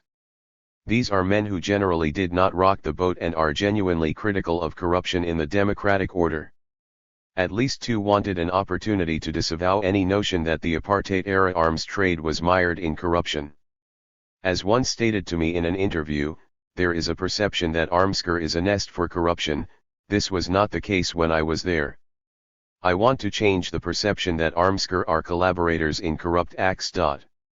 65. A second official argued in an interview that while there was corruption in the system, this was not a problem at Armscor during apartheid. 66. He went to great lengths to explain the separation between the SADF and Armscor in procurement processes. According to his version, the SADF would initiate requests for the type of systems they required and Armscor would respond by finding suitable bidders for the goods. The system had multiple checks and balances in between. 67. These discussions on procurement processes suggest to me that there were rigorous systems of control in place that might have prevented some of the corruption commonplace in the post-apartheid arms deal. However, this largely misses a crucial point. The system was designed to rely on criminal means to conduct business, even if officials were not pocketing the cash. As a result of, and as a response to, the arms embargo, Armscor's entire raison d'etre was criminal. Another Armscor official, who worked in the organization for nearly a decade, was the most damning about his former employer and colleagues. 68. A former soldier, he is unapologetic about his role in the war but cusses repeatedly at the mention of Armscor. He now uses his logistics and engineering skills as part of a civil society initiative, led by a multiracial group of neighbors, to address infrastructure problems in his small town. It's hard to draw simple conclusions about the choices some of these people have made. He describes a world of subterfuge and intrigue in which arms dealers made fat commissions. He claims that 65% of the funds for some Armscor projects were effectively paid out as commission. He believes that these men and companies stole from us and used the cover of the embargo for this purpose. 69. With such attractive money to be made, he believes that the war had become about money. It was dragged out because people could make money out of it. There was a manipulation of the system. 70. The Armscor Security Intelligence Department, responsible for counterintelligence, drew his particular ire. He described it as a criminal nest within Armscor. 71. The broad details he gives about this department's activities have proven difficult to verify because so few of the people who know about its activities are willing to talk. The exact nature of the utilization of the Special Defense Account, SDA, during apartheid is a question whose answer continues to elude us. This information, together with that held by the South African Reserve Bank and the State Security Agency, is still treated like a holy of holies. Some of this has to do with the kind of material these institutions keep under lock and key. But it also reflects an institutional culture that shuns the constitutional right of citizens to access information. In the case of Armscor, this is particularly troubling. Its records would reveal the most significant information about the utilization of the SDA. Over the past 4 years, following dozens of emails and threatening legal letters from our colleagues at the South African History Archive, SAHA, assisted by lawyers for human rights, we have managed to access some material at Armscor. According to one former Armscor employee, the corporation's archive was treated as a pariah after 1994. At first the bookshelves of neatly ordered folders were shifted from the Armscor headquarters, a hulking presence perched above the N1 highway east of Pretoria, to a high-security storage facility at the Atomic Energy Corporation in Pelindaba, far west of the city. 72 It has, by one account, now found storage space in a large government archiving facility, away from the prying eyes of civilians. 73 This archive is treated like an item of inheritance that nobody wants, but does not have the heart or the legal right to destroy. Attempts to access the records have proven frustratingly difficult. In some instances, we were told that documents have been destroyed or that software programs on which electronic documents were written can no longer be accessed. While Armscor has, surprisingly, released some records, they are heavily redacted by overeager officials who are even more stringent than the military intelligence censors at the Department of Defense. While frustrating, this at least proves the existence of the records. They were not all destroyed by Armscor in Project Masada, a paper destruction exercise of allegedly biblical proportions at the end of Apartheid. 74. Armscor has retained its relevance in a democratic South Africa. In 1992 the state-owned enterprise was split in two, with Armscor retaining responsibility for procurement and the newly created DENAL set up as the government's weapons sales arm. There can be no doubt that had there been a proper investigation and airing of Armscor's activities at the end of Apartheid, it might have proved harder for the corrupt European corporations, middlemen and South African politicians to benefit from the post-apartheid arms deal. It would have exposed not only the criminal activities of the South African secret state during apartheid, but also the international network that collaborated and profited from it as a result. As we will see later, many of the companies that made hay from the post-apartheid arms deal had done extensive business with the apartheid state. Such an investigation, if independent and well-resourced, would also inevitably have stumbled on the trail of important unanswered questions concerning political intrigue and alleged murders. We turn to some of these next. The Deep State revealed. Muldergate, a coup by media. Dr. Connie Mulder has brought the greatest scandal the National Party has ever suffered. That is why he is where he is. Prime Minister P.W. Botha, March 8, 1980. The information scandal, which was exposed in fits and starts from 1977, did not represent either a break with the past or the beginning of a new era of clean government. Rather, it marked the entrenchment of the status quo. The covert system of procurement and propaganda that P.W. Botha's regime implemented, using the cash-rich special defense account, subsequently made the information scandal look relatively benign. It helped usher in a new autocrat as head of state and cemented the influence of the military across the state. It is important to understand the information scandal not as an event of corruption exposed but as an issue that was instrumentalist to enable the military to take full control of the apartheid state. By design, the scandal ushered in P.W. Botha's presidency, thereby ensuring the supremacy of the military in the state. The scandal implicated Vorster, his Minister of Finance, Nico Diedericks, the Minister of Information, Connie Mulder, and bosses Hendrik van den Berg. They formed the cabinet committee that had authorized the expenditure on secret projects in Pretoria's propaganda war starting in the early 1970s. 75 funds drawn from the Special Defense account, over which P.W. Botha had ultimate authority as Minister of Defense, were used to purchase newspapers abroad, place pro-South Africa advertisements in various international newspapers and fund propaganda campaigns that look like a warm-up for the real covert action which was to follow in the 1980s.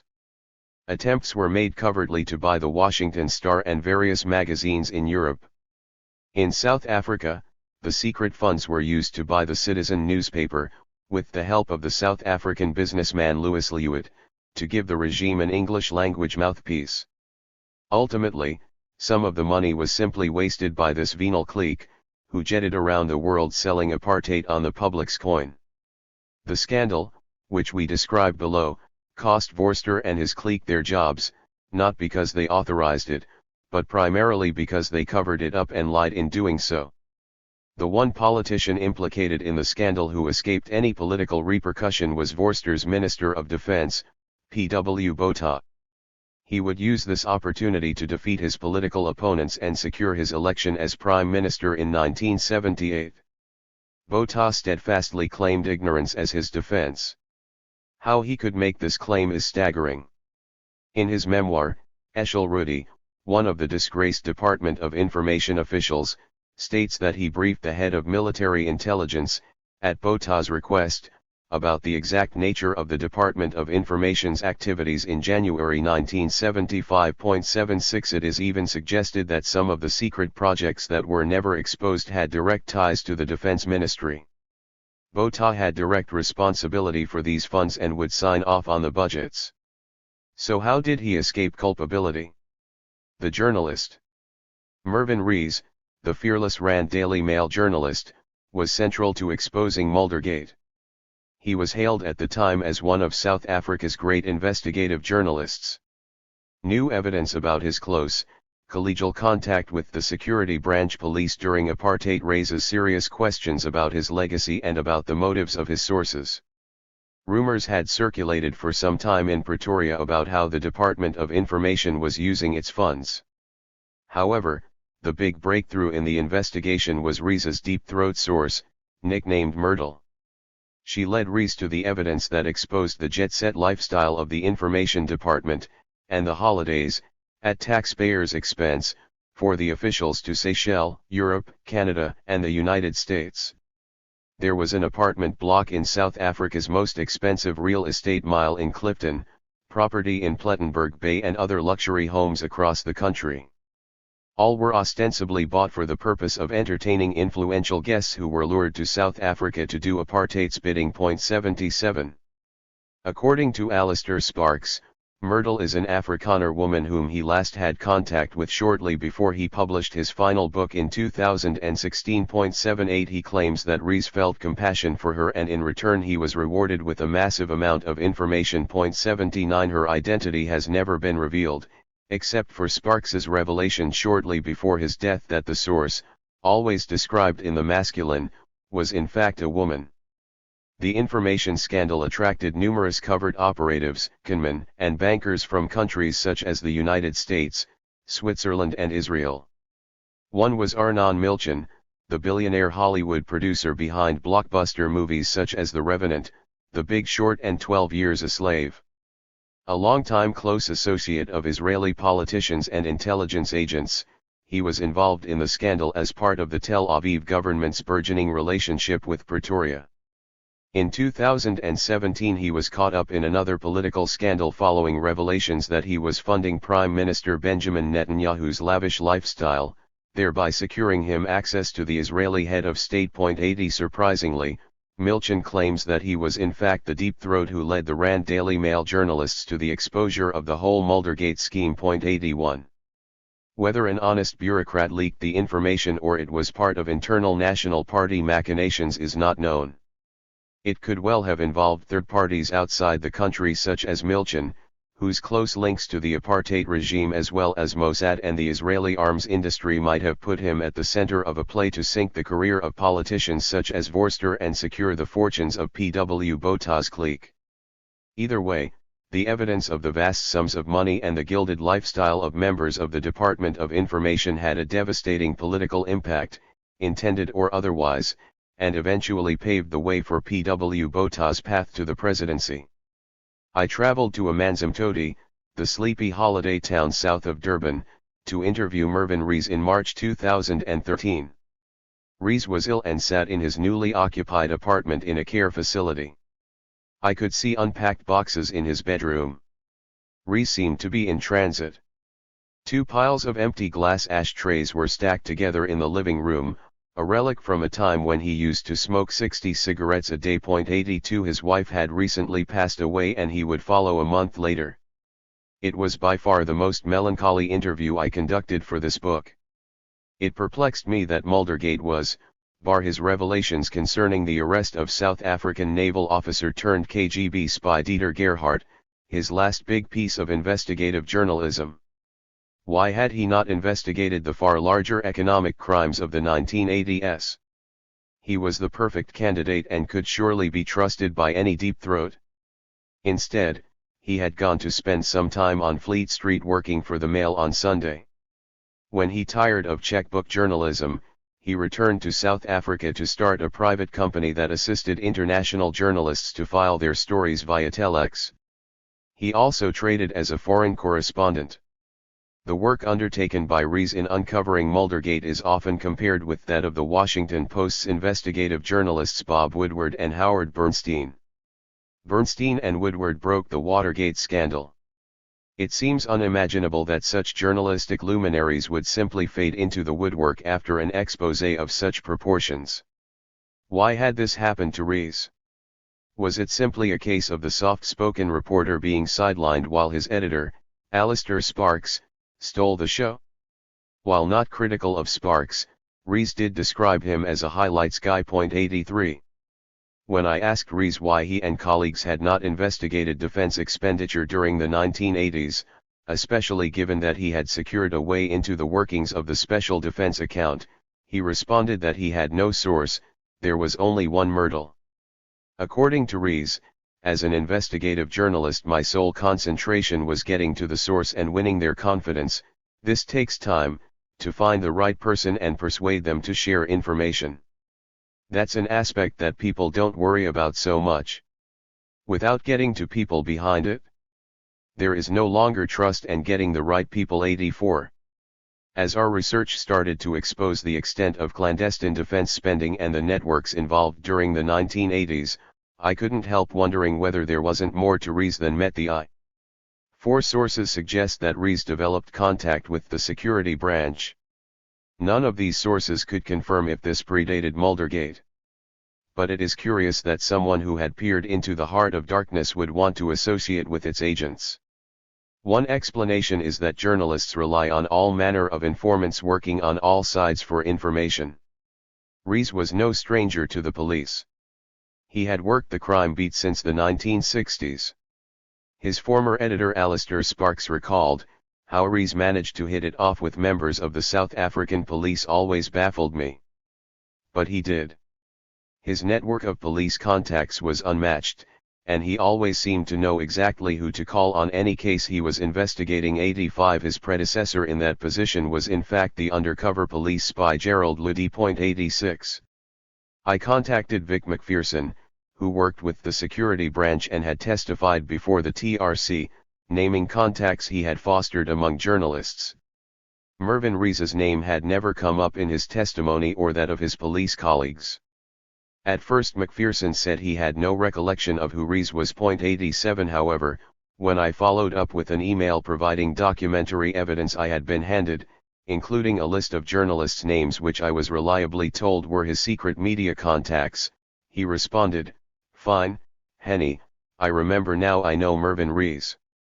Met him through Craig Williamson. Had regular contact. Was a casual friend, not working for me." 88. He was referring to the notorious apartheid agent Craig Williamson. When I pressed McPherson as to whether Rees worked for the security services or was just an informant, he responded, he was just a friend of the security branch. He said through his computer system he could assist us in communication overseas. We never used it. 89. According to McPherson, Rees never received funding from the security branch for the wire service he had set up. I followed the question up with Craig Williamson and asked him if he had any contact with Rees and what the nature of this contact was. Williamson sent me a response via WhatsApp shortly afterwards. I never knew him personally, he said, contradicting McPherson. 90. He added, if he had been a source/asset/agent I probably would have known. My unit did some intel work on Rudy etc. after the info scandal. 91. Williamson said, I think that his relationship with the SB security branch was probably more like Tertius Myberg, close with key individuals but not under orders. He added, Information is a commodity and was traded. 92 Williamson was referring to the former editor of the Sunday Times, Tertius Myburgh, whose close relationship with the security establishment was revealed by the journalist John Madison in his 2016 book, God, Spies and Lies. These men weren't spies but traded on their access with the police at the time. It was a cozy relationship that inevitably demanded the type of bargaining that crosses every line of ethical journalism. John Madison is a veteran journalist who worked on the Sunday Express newspaper at the time of the Infogate scandal. His newspaper, together with the Rand Daily Mail, broke the Muldergate scandal, with the rest of the English and Afrikaans language press timidly reporting the details in their wake. He is also the only person to receive a jail sentence for reporting on the information scandal. He refused to name a source related to the Information Department's effort to undermine the anti-apartheid cleric Bishop Desmond Tutu and the South African Council of Churches. When I spoke with him, he said that while he wasn't aware of information that could confirm that Rees was connected to the security branch, he would think that Myburgh and Rees were in any event in a different category. He regarded Myburgh as far more political in his approach, in the sense that he actually believed in what he was doing. Nonetheless, he never shared any information with Rees. 93. It is important to recall that there were different levels of collaboration in the media during apartheid. John Horak, a former security operative who worked undercover as a journalist, revealed to the TRC that there were 4 categories of spies: agents who were professional police officers working undercover, informers who did it for ideology or money or to sabotage their colleagues who were viewed as competition, sources, and sleepers, who were long-term plants. 94 If Rees was a collaborator, he was possibly of a lower order. I met with the veteran journalists Terry and Barbara Bell in January 2017 to ask them about Rees. Terry Bell had worked with Rees at the Rand Daily Mail in the 1960s, before he went into exile, and again after his return to the country in the 1990s. In 1993 he was employed by Rees as a contributor on a publication that Rees edited and co-owned called African Exclusive. They had stayed in contact and met in London from time to time in the 1980s. Bell believes that Rees had links to the security establishment and he recounts his attempts to piece this together over many years. 95 Rees died just before Bell had planned to confront him with the information. Bell had successfully uncovered journalist Chris Olkers's covert association with the security sector during apartheid. When confronted with the evidence, Olkers admitted to Bell that he had been clandestinely linked to the spooks and added, Rees was a regular attendee at special brat organized by Police General Johan Coetzee. He said that invitations to these events were reserved for only the trusted. 96. Bell recalls his first encounter with Rees at the Rand Daily Mail in 1964. As a young reporter he had looked after Rees's flat while he was out of town. That week, the police picked Bell up as part of a great sweep of anti-government activists. The police subsequently took him straight to the flat and gave it only a cursory search. Bell never told the police where he was living when they arrested him. They clearly knew already, and, with the benefit of hindsight, he believes that Rees had led the police to him that day. 97. When Terry Bell was hired to work on Rees's publication African Exclusive, he says that he was struck by strange behavior. Rees was obsessed with security, and doors and drawers in his office were all locked. When Bell noticed that Rees had copies of ANC members' ID cards in his office, alarm bells went off. There was no good reason for this. 98. Mervyn Rees had a peculiar relationship with the security establishment. He was most likely an informal asset involved in the trade of information.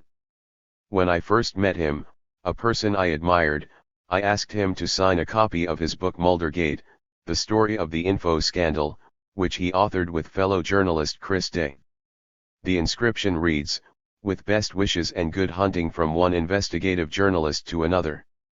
I never expected that the trail would lead back to the journalist. The judges.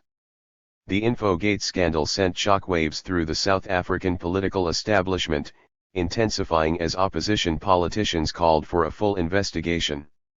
One tool that governments have to assuage an angry public and concurrently bury the truth is the appointment of a pliable commission of inquiry headed by a judge with one eye on the golf course.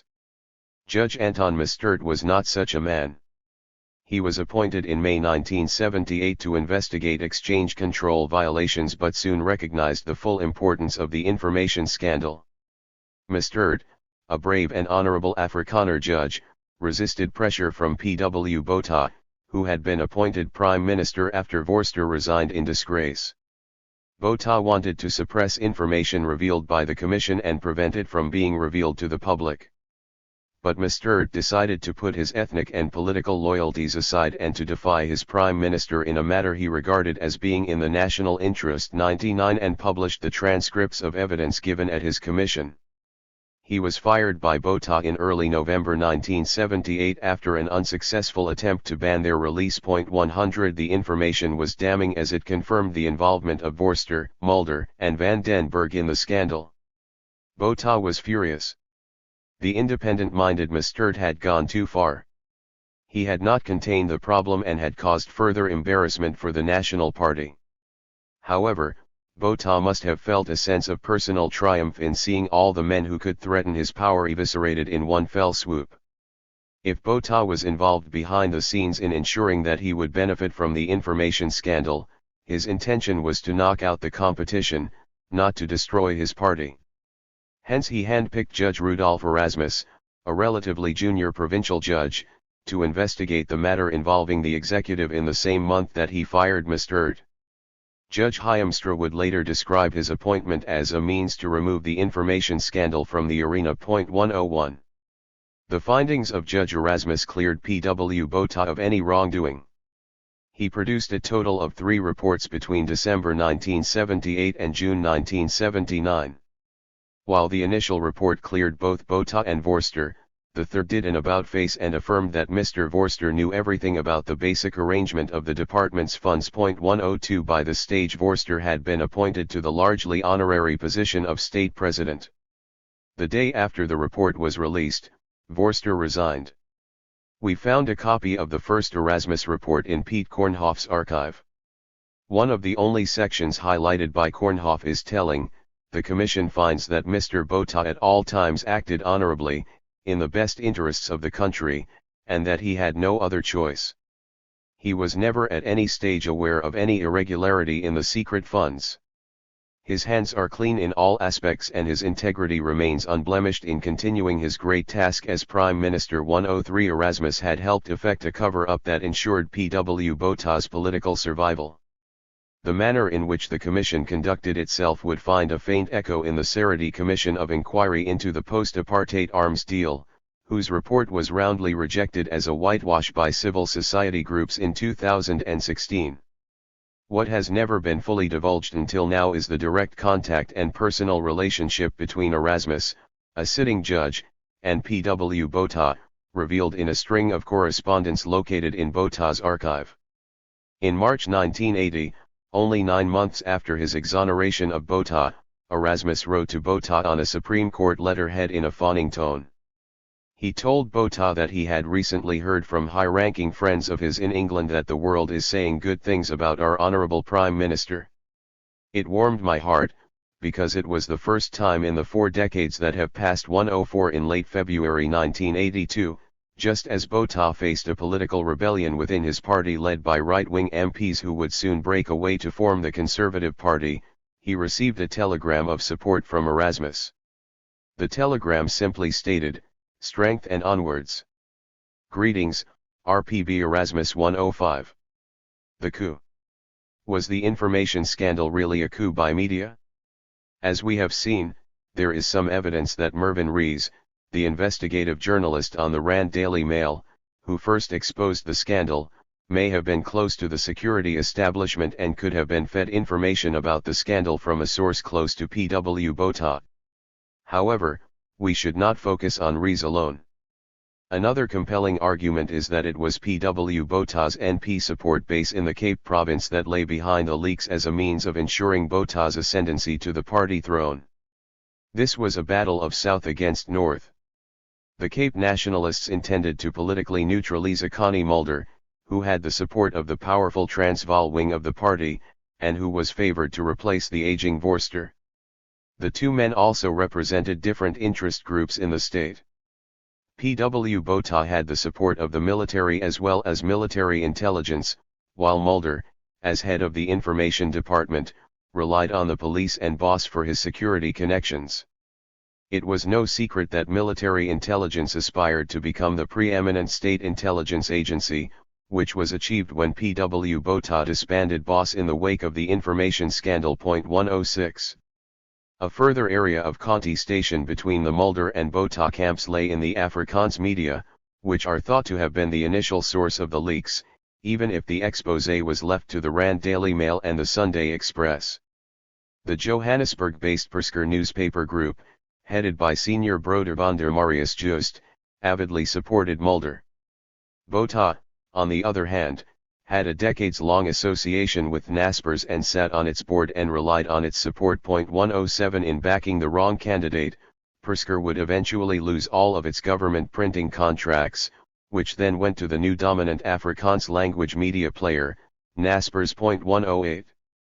John Madison argues in his book that the Sunday Express source for Muldergate was the P.W. Botha faction. However, he subsequently made a startling new revelation to me.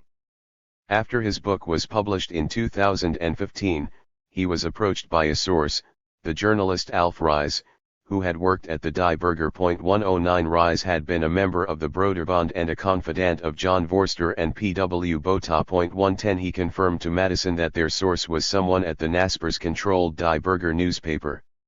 Madison explains the implication, so I'm now satisfied that both English-language papers, the only ones breaking the Muldergate stories, had P.W. Botha-related primary sources. 111. The information scandal ended as a controlled implosion of sorts, designed to install a new leader and usher the military into every aspect of state function. As a byproduct, it also helped create the fiction of democracy, a parliament that held the executive to account, a free press that exposed the scandal, and a judiciary that, with mixed success, investigated it. The actions of the independent, conscientious Judge Mustert meant that Botha and his cronies could not control the leaks. Hence they focused on limiting the fallout. Most importantly, it meant that the far bigger scandal of money laundering networks being set up across the world to circumvent the arms and oil embargoes would never be revealed. Consider for a moment that the total secret expenditure through the Special Defense Account between 1974 and 1994 was R$50 billion. In comparison, R$85 million was spent by the Department of Information on secret projects. This suggests that the total value of the Special Defense Account expenditure was almost 600 times higher than the information scandal. The Muldergate exposé was important in revealing corruption within the NP government, and its abuse of state resources for propaganda purposes. However, it was relatively small fry. The big fish were left undisturbed. The far larger economic crime scandal during apartheid was the use of the SDA in general. Placing the focus on the information scandal was a ruse. As the government's Secretary of Finance at the time, Juk de Loer, said to me in an interview, the SDA was a no-go area. 112 De Loer felt that on many occasions this was abused for party political purposes, not to save the country, but to save the party, and this was why it was kept so secret. 113 He said that it would be fine to use the secrecy once or twice, but doing so for party political purposes would run into trouble, suggesting that this approach was increasingly used after the information scandal. 114. However, as the former Rand Daily Mail editor Alistair Sparks argues, it was the outrageous freeloading and abuse of state funds that angered the white electorate at the time, far more than the idea of secret projects. As he points out in his book The Sword and the Pen, to lie for one's country is okay, but to make free with the white taxpayers' money is certainly not. 115. Assassination, monsters walking this land. Was the stabbing really necessary? Liza Smith rhetorically asked of the TRC. 116 Her parents, Robert and Jean Cora Smith, were murdered at their home in November 1977. This was within a week of the parliamentary elections in which Robert Smit stood as a candidate for the National Party in the safe seat of Springs outside Johannesburg. She implored the TRC commissioners, "I don't understand how a person can push a 21 centimeters long knife into a person, and 14 times in the case of my mother. What type of monsters are walking this land?" 117. The killers, according to the police investigative diary, had stabbed Jean Smit and then shot her. 118 Robert Smit was shot 3 times in the head, neck, and stomach before being stabbed once. The killers wanted both people dead, and no doubt intended that it should frighten others. Whatever Robert Smit, and possibly his wife, knew was not something that others should even contemplate talking about. This wasn't only murder, it was a message. When we made an access to information request, through Saha, to the police for information concerning the murder, they returned a redacted investigative diary. The police report notes, "It appears that the person or persons spent a lengthy period in the house and that all cupboards and drawers were searched and that everything was carefully repacked." 119 Among the first journalists allowed into the house by the police was the crime reporter Mervyn Rees, who at that stage was investigating Muldergate. 120 Another journalist given access soon after the murder was the undercover spy Gordon Winter. 121 There would be no hiding the bodies, nor the bloodstains, nor the mysterious words Routem sprayed across a wall in the house. The security establishment never stopped the murders from making the news. It was the motive they showed less interest in. The Smit murders rocked the South African establishment. This was the first time that a rising star of the NP, tipped to be a future Minister of Finance, was murdered. Robert Smit is reported to have whispered to a lover that he had ambitions to be Prime Minister or President someday. 122 He had all the right credentials as a loyal supporter of the NP who had ably represented the apartheid government at the International Monetary Fund, IMF, in Washington, D.C. An economist by training, he had received a PhD from Stellenbosch University and had been a Rhodes Scholar at Oxford University. 123 This high-profile apartheid-era political assassination has remained unsolved for 40 years. I contacted the National Prosecutions Authority, NPA, in 2015 to ask about this and was informed in a voicemail by Advocate Tory Pretorius that he was still looking into the matter. From police correspondence it is apparent that Pretorius had written to the police in 2006 to request assistance in investigating the murders, suggesting a decade-long fruitless investigation. 124 The TRC also investigated the murders and concluded that they were politically motivated, and not just a criminal act likely to have been perpetrated by members of the security forces. The commission also believed that explosive information might have led to the assassination, which could have been linked to massive corruption in the government, the nuclear program or the sanctions-busting program of the state in which the TRC confirmed that Robert Smit had been involved. 125 Robert Smit was part of the establishment and was no freedom fighter. However, the establishment froze when it came to providing answers to his murder. This had the potential to unlock too many truths. The Mandela administration was also reportedly reluctant to investigate the crime. According to Alistair Sparks, he informed Dullah Omar, the first Minister of Justice in the Mandela administration, of a numbered Swiss bank account that he believed could lead to the identity of the killers. Sparks penned a brief for Mandela's attention. He claims that Omar eventually informed him there would be no investigation. "I'm sorry, but the old man doesn't want us to open up this thing. He doesn't want to stir up old conflict with the Afrikaners while he is working so hard to bring about racial reconciliation." 126 The investigation has attracted numerous theories over the years, from Cuban hitmen to CIA involvement.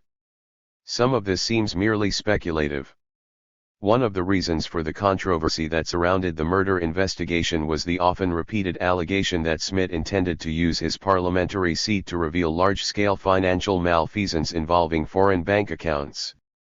One theory, proffered by Eshel Rudy shortly before his death in 1993, was that money was creamed off the Special Defense account for this purpose. It has proved difficult to answer this question conclusively. However, What is apparent is that far too few questions have been asked about Smith's role as a sanctions buster. If anything, this might have been an area of activity that gave him a unique insight into issues which led to the murders. Our focus is not on the killers or the so-called secret bank accounts. Rather, we look at Smith's connections to sanctions busting and the links he might have had with the security establishment at the time. It is the area about which the least is known. The secret. Robert Smith was a sanctions buster. He saw this as his patriotic duty, and it paid his salary. In his election manifesto for the NP in Springs, he undertook to reject unequivocally all outside interference in our affairs and to defeat any pressures, sanctions, or other unfriendly acts against the Republic. He also supported a strong defense force, among other bread and butter issues of the day. 127.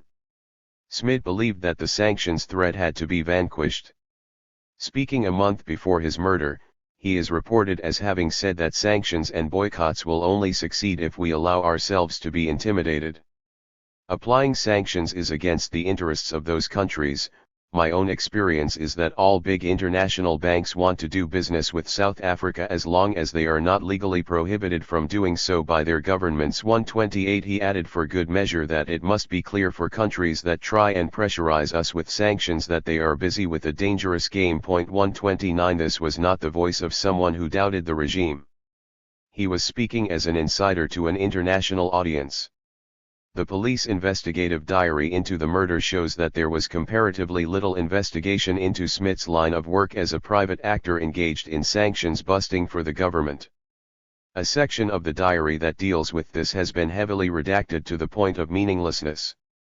There is, however, mention of a meeting between Smith and an old university friend, name redacted, from Oxford on 2 occasions in the month of the murders. During the first visit, Smith said that he had successfully developed plans to circumvent the oil sanctions against South Africa. 130. Another confidential source, name redacted, was a friend of Smith's and provided details of numbered Swiss bank accounts held by South Africans. 131. Smith is said to have met with Swiss bankers the day before his death. The police also questioned a millionaire businessman, name redacted. He claimed that Smith and the NP had agreed to keep a certain scandal involving, name redacted, out of the media until after the elections. 132. He said that if Smith had come across another scandal or network, he would have also kept quiet until after the elections so as not to embarrass the NP.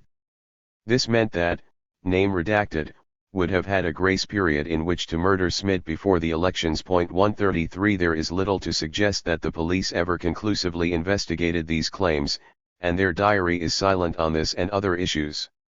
The Smith children were under no illusion at the time of the TRC that their father was involved in sanctions-busting operations. They said that they had been informed that he had good relations with the Shah of Iran, the key oil supplier to apartheid South Africa, and according to a good family friend, who declined to be interviewed for this book, he regularly traveled to Iran via Turkey. 134. Most importantly, the Smith children drew the TRC's attention to a critical piece of information. Their father was employed as the managing director of a shadowy sanctions-busting firm known as Santam International.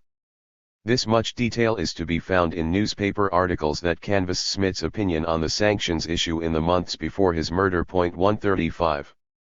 According to the Smith children, Smith wrote to Gerrit Viljoen saying that he wanted to return to South Africa after his stint at the IMF in Washington, D.C. Viljoen was a hugely influential NP politician and chairman of the Broederbond. Shortly after this, Smith flew to New York to meet the chairman of Santam International, Dr. Karel van Aswegen. He was offered the job as the organization's MD from January 1976. 136. On the day before his death, his secretary noticed a letter terminating his services. This was never made public. 137. Santam International was a wholly private concern with links to the insurance giant Santam. Santam in turn was deeply enmeshed in the NP-linked group of corporations in the second half of the 20th century. Santam and its pension fund owned 46% of the shares in Santam International.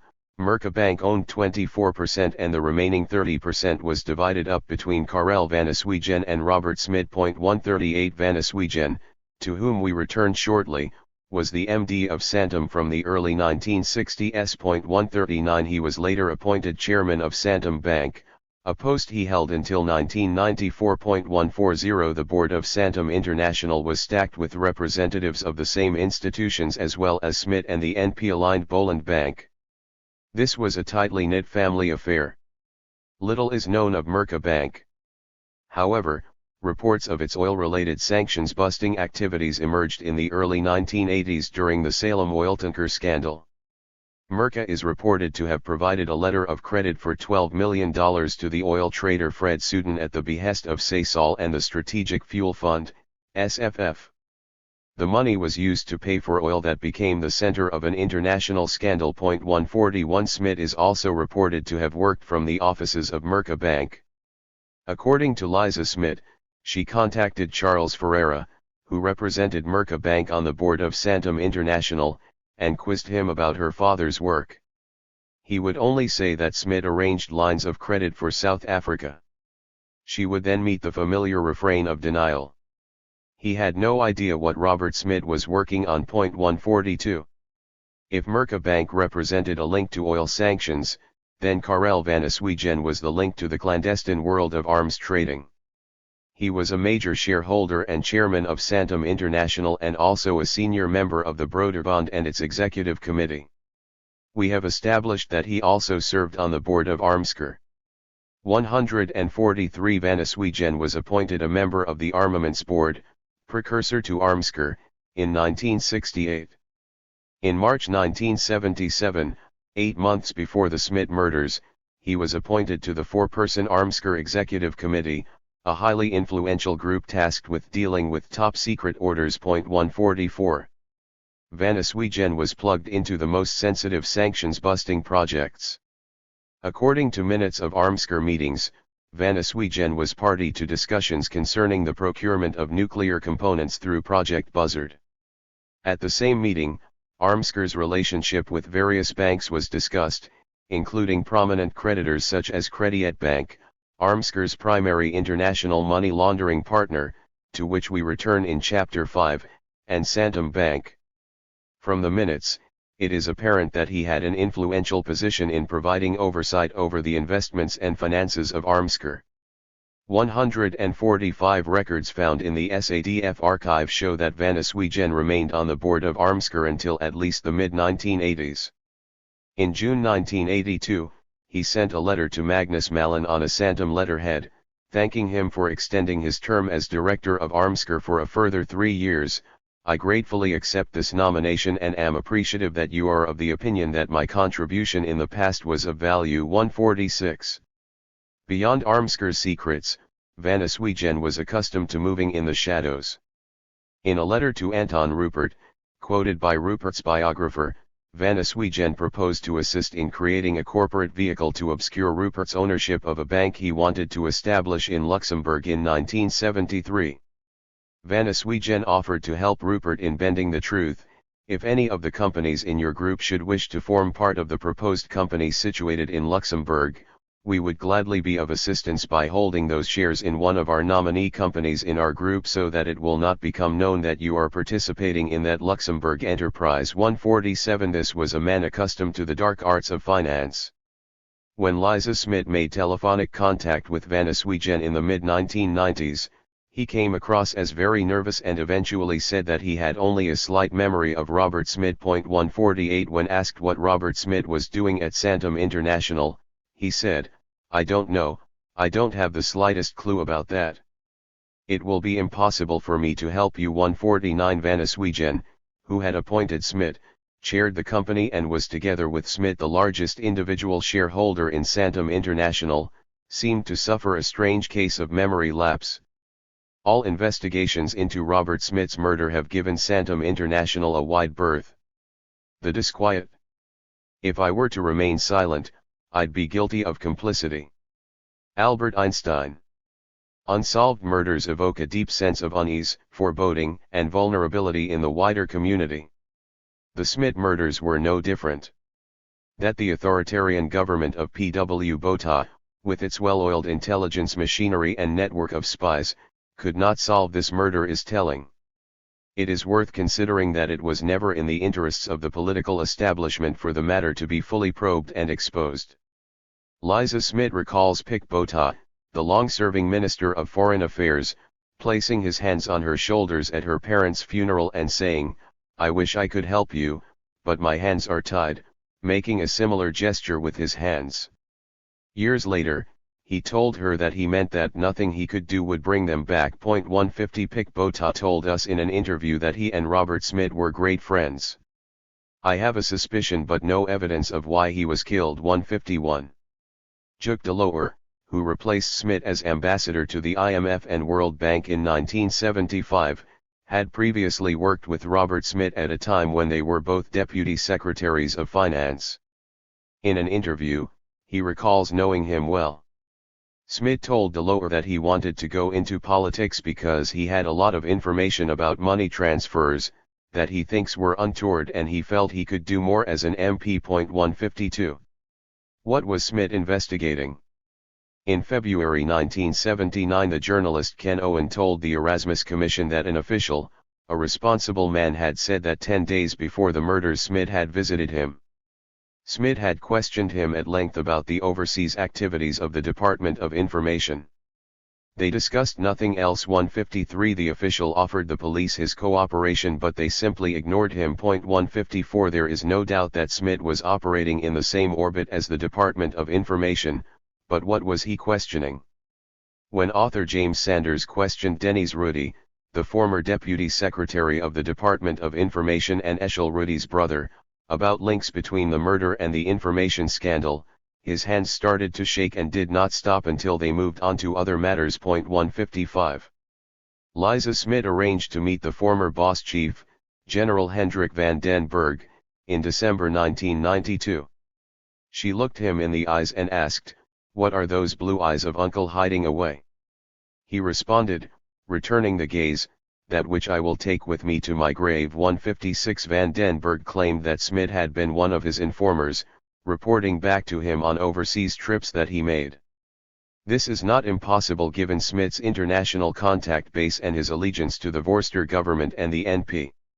However, Van den Berg added cryptically, "When John Vorster asked me to start an intelligence network in South Africa, I went to Alan Dulles, founder of the CIA, and I asked him how I should go about it.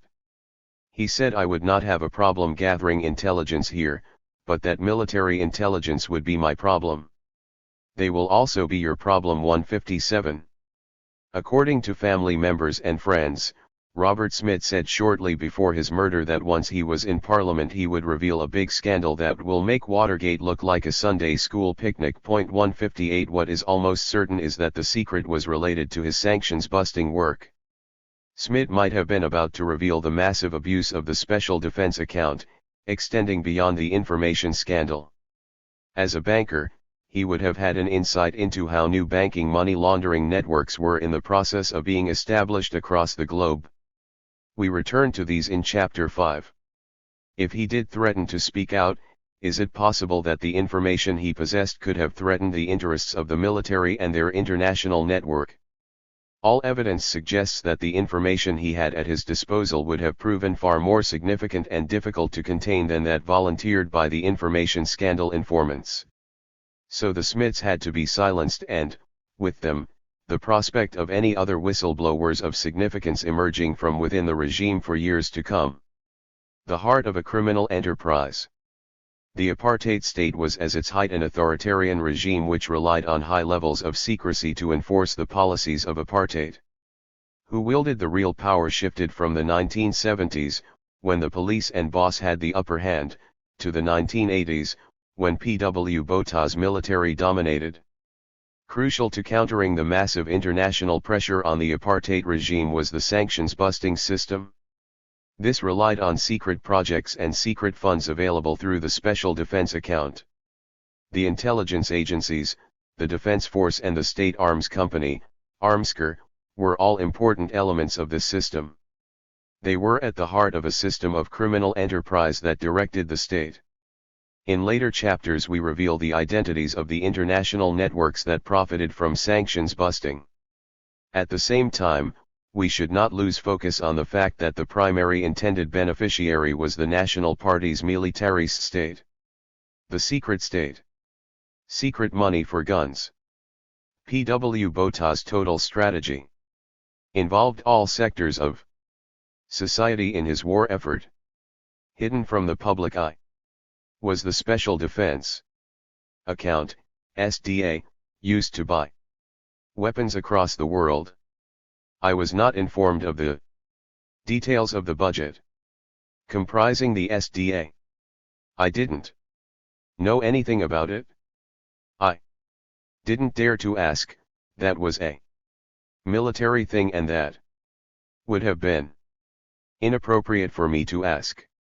Berend du Plessis, Minister of Finance, 1984 to 1992. We only knew second-hand about what was going on. The SDA was a no-go area. Jacques Delors, Auditor General, 1984 to 1992.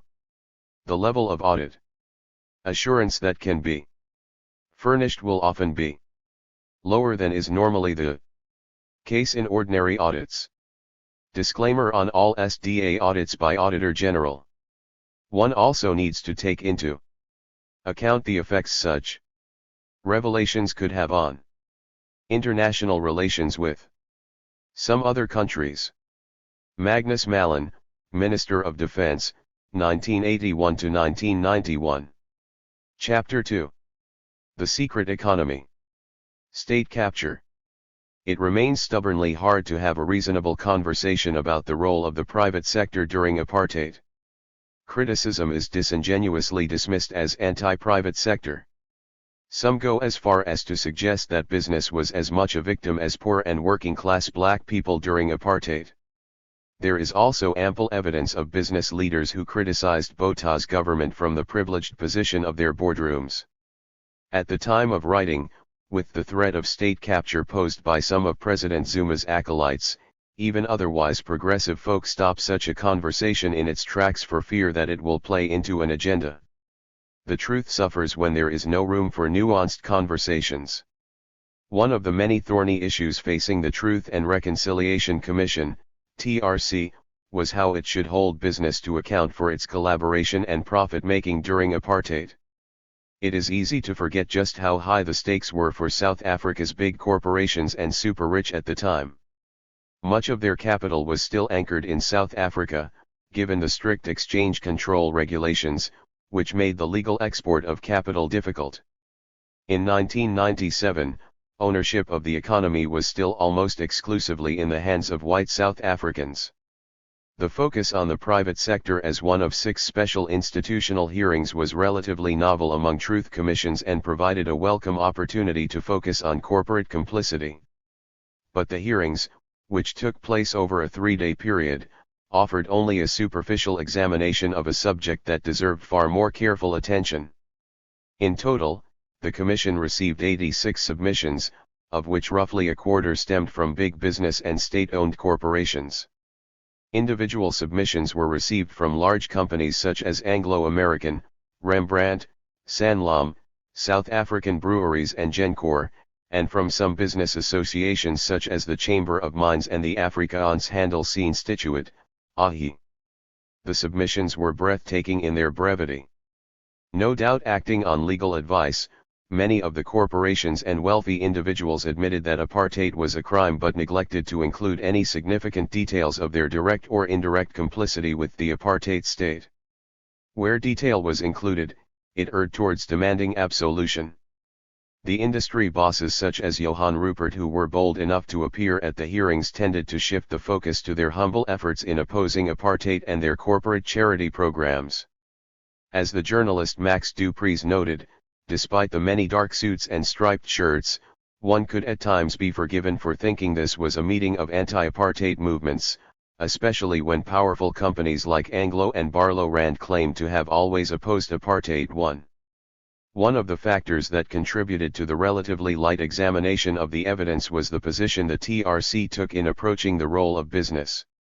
This was, as Nikoli Natras argues, primarily focused on the systemic relationship between the private sector and the apartheid regime. This meant that all businesses, from corner stores to giant monopolies, were seen to be complicit in a similar manner.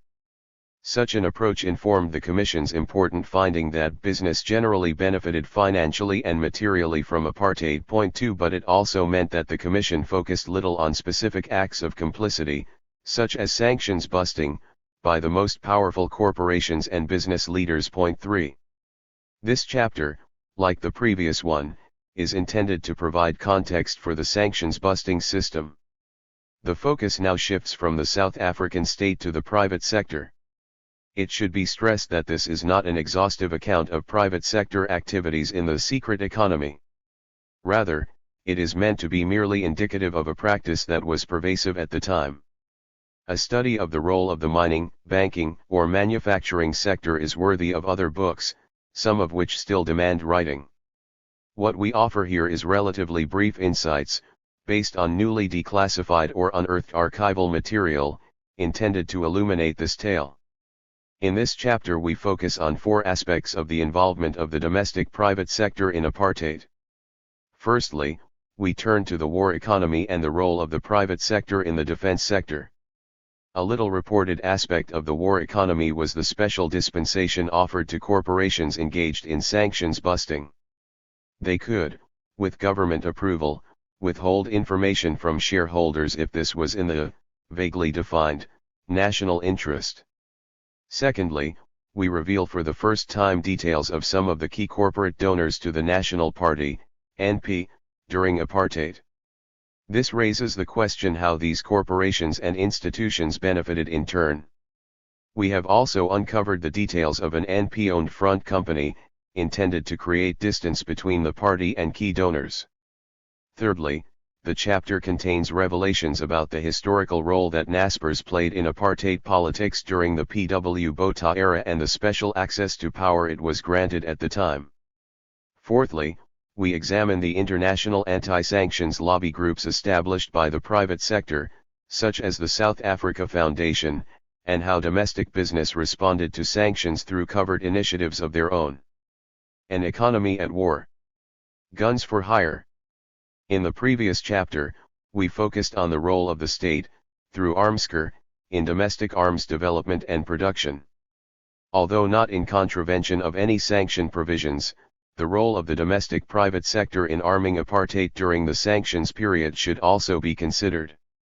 From the late 1970s, as part of the government's Total Strategy project, legislation was put in place to draw businesses into the militarization of society, ensuring seamless cooperation between the private sector and the defense industry. Point 4 The 1979 Carlton Conference was a meeting at a plush 5-star Johannesburg hotel between business leaders and PW Botha's government.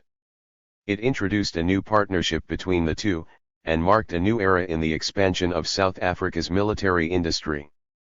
Botha told the room, filled with hand-picked industrialists, "We have our differences, but we are creating reciprocal channels to plan strategy in South Africa as a team." 5 The discussion in this first of 3 key meetings between government and business that stretched from 1979 to 1986 was broad-ranging, but it had the desired effect of uniting business leaders behind the SADF. Point 6.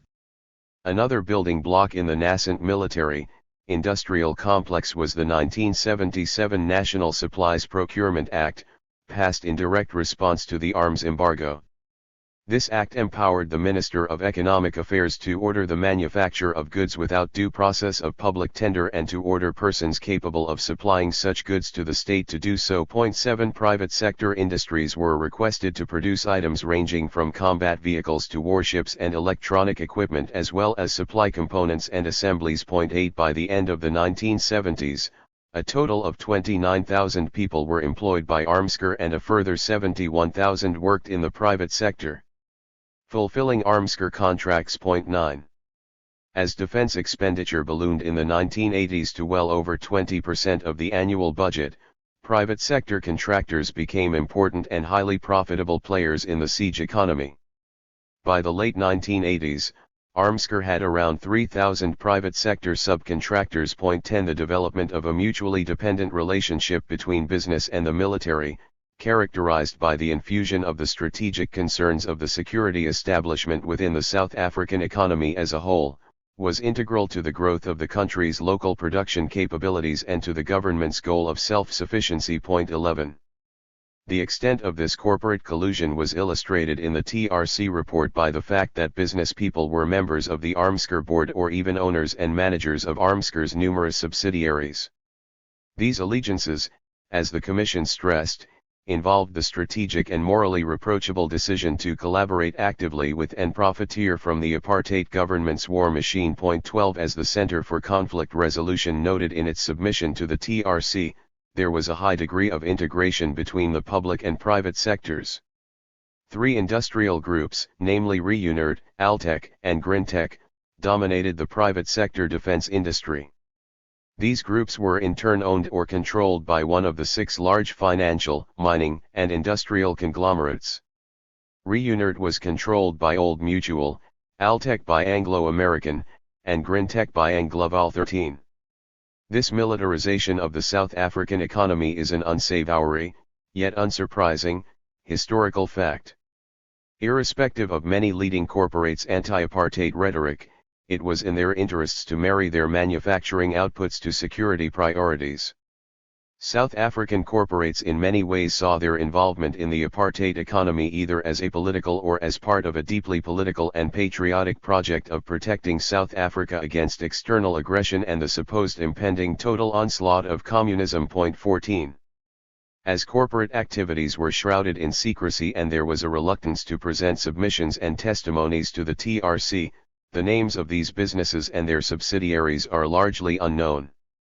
Nonetheless, the security sector expert Graham Simpson provides an exemplary case study of the Barlow-Rand experience to demonstrate the mutually beneficial relationship between private capital and military expansion. 15 While Barlow-Rand, now trading as Barlow World, a leading electronics industrial corporate, presented itself as an enlightened opponent of apartheid, it was simultaneously a major contributor in the production of technology and armaments and, as such, directly involved in the promotion of the regime and its wars. 16 In the 1960s, the Barlow-Rand chairman, C.S. Barlow, was invited by the Minister of Defense, P.W. Botha, to sit on the Defense Advisory Board, and the company soon became the chief electrical supplier to the SADF. 17.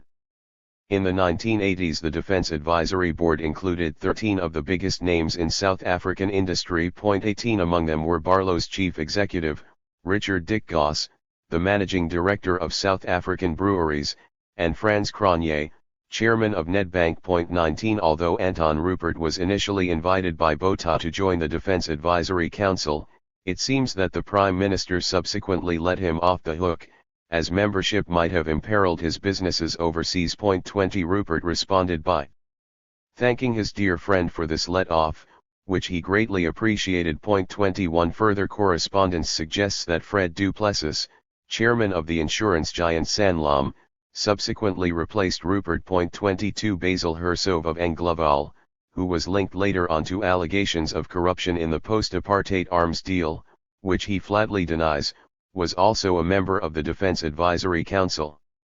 Hersov said that the council was set up but that its members were never engaged. It was bullshit. I don't think I was ever on it. Pushed a little harder, Hersov said, I remember it, but it never met. 23.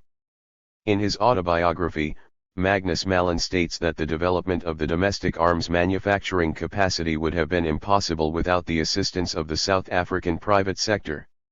According to the former Minister of Defense, we still owe these top businessmen and businesswomen our thanks for their selfless service. 24 Even though the SADF's claims of military self-sufficiency were to a large extent overstated and very much part of Armsker's persuasive propaganda, domestic business was a key player in the war economy. Corporate secrets and sanctions busters. Corporate reports and balance sheets can be deceptively boring at first glance. But sometimes they are meant to hide information from or else deceive oversight authorities, tax authorities, and shareholders. During apartheid, the government made this far easier for corporations. They created a law that allowed large corporations simply to withhold crucial financial information. The reason cited was simple: to keep prying competitors guessing or to serve the national interest. This fuzzy term was most likely a code word for the government's business of sanctions busting. How did it work?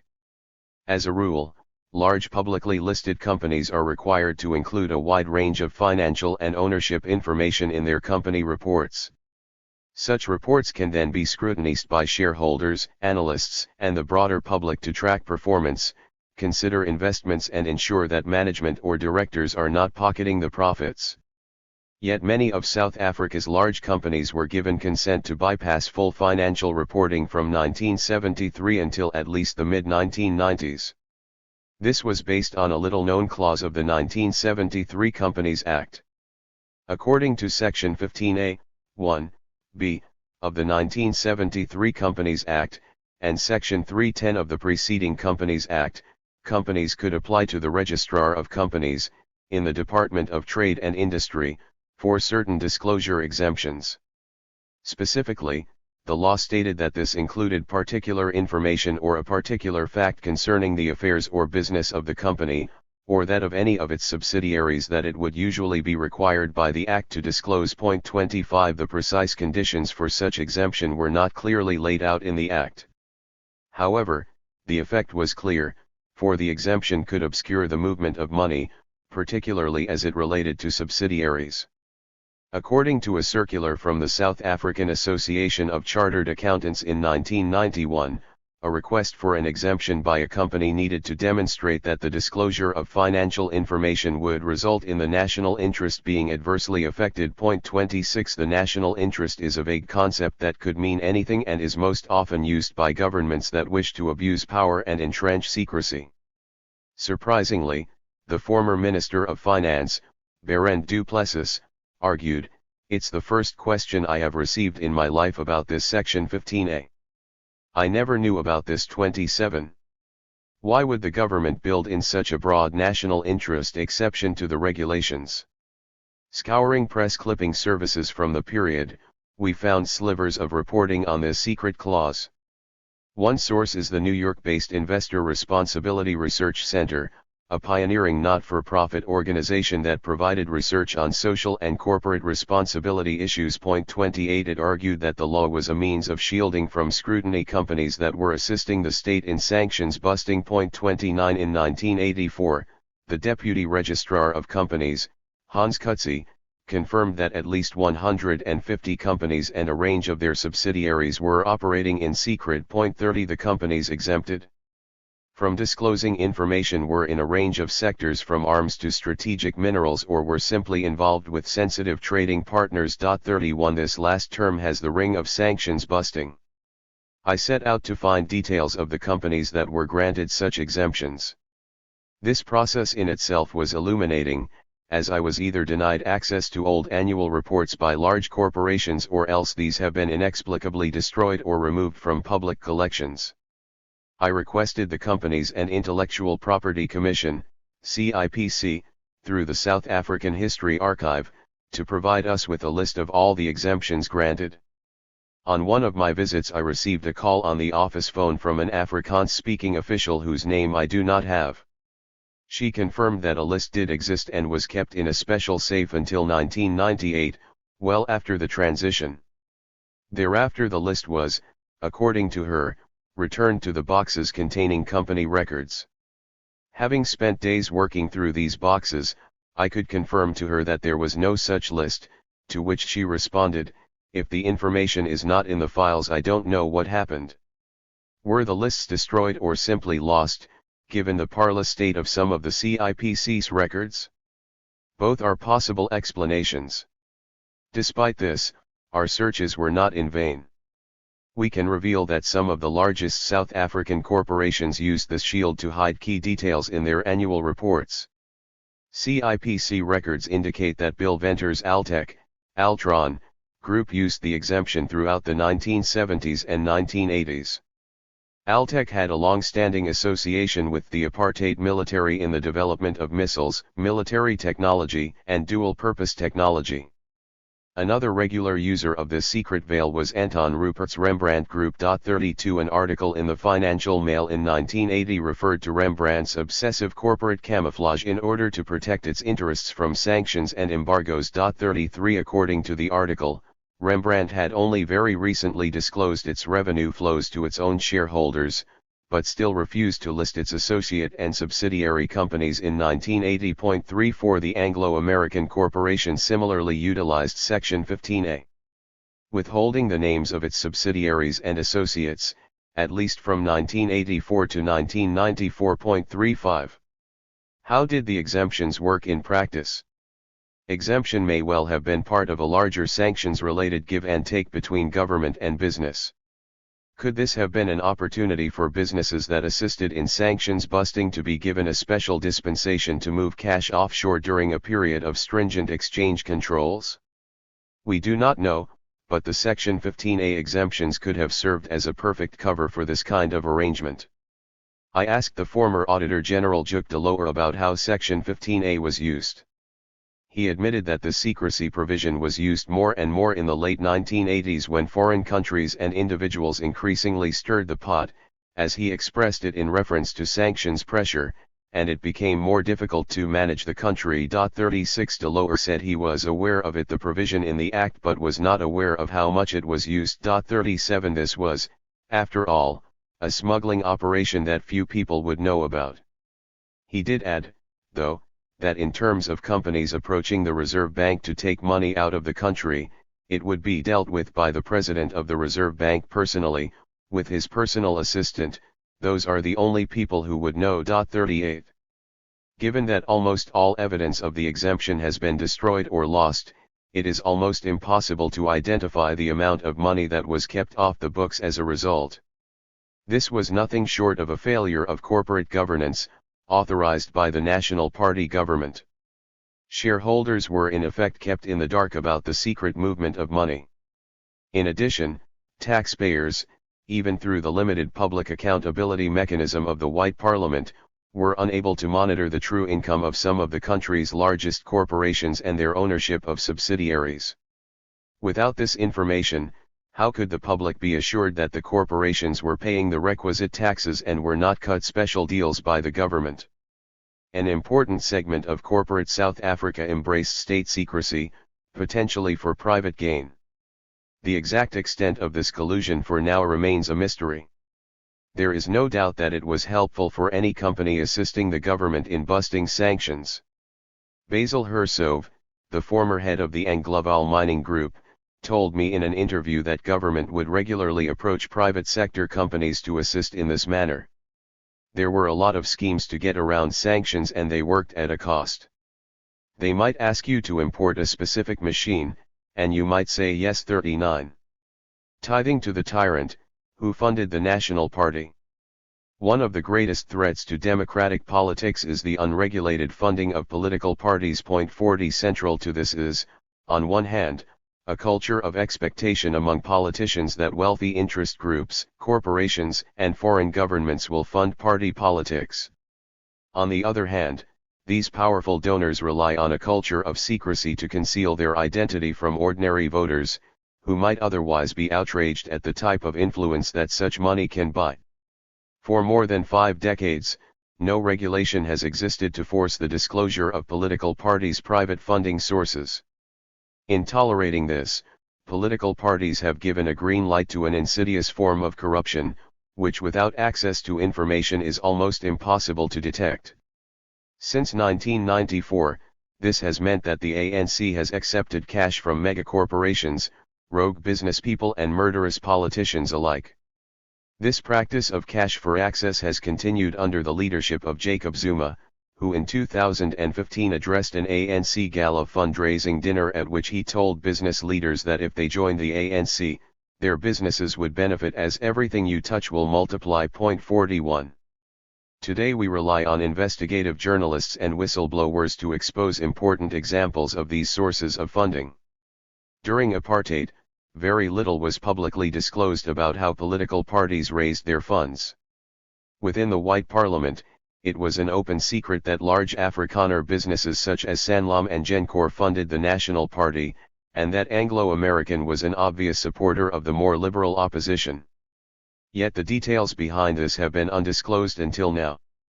Information found in the archival records of P.W. Botha, F.W. de Klerk and Danny Stein reveals some important details of corporate funders of the NP.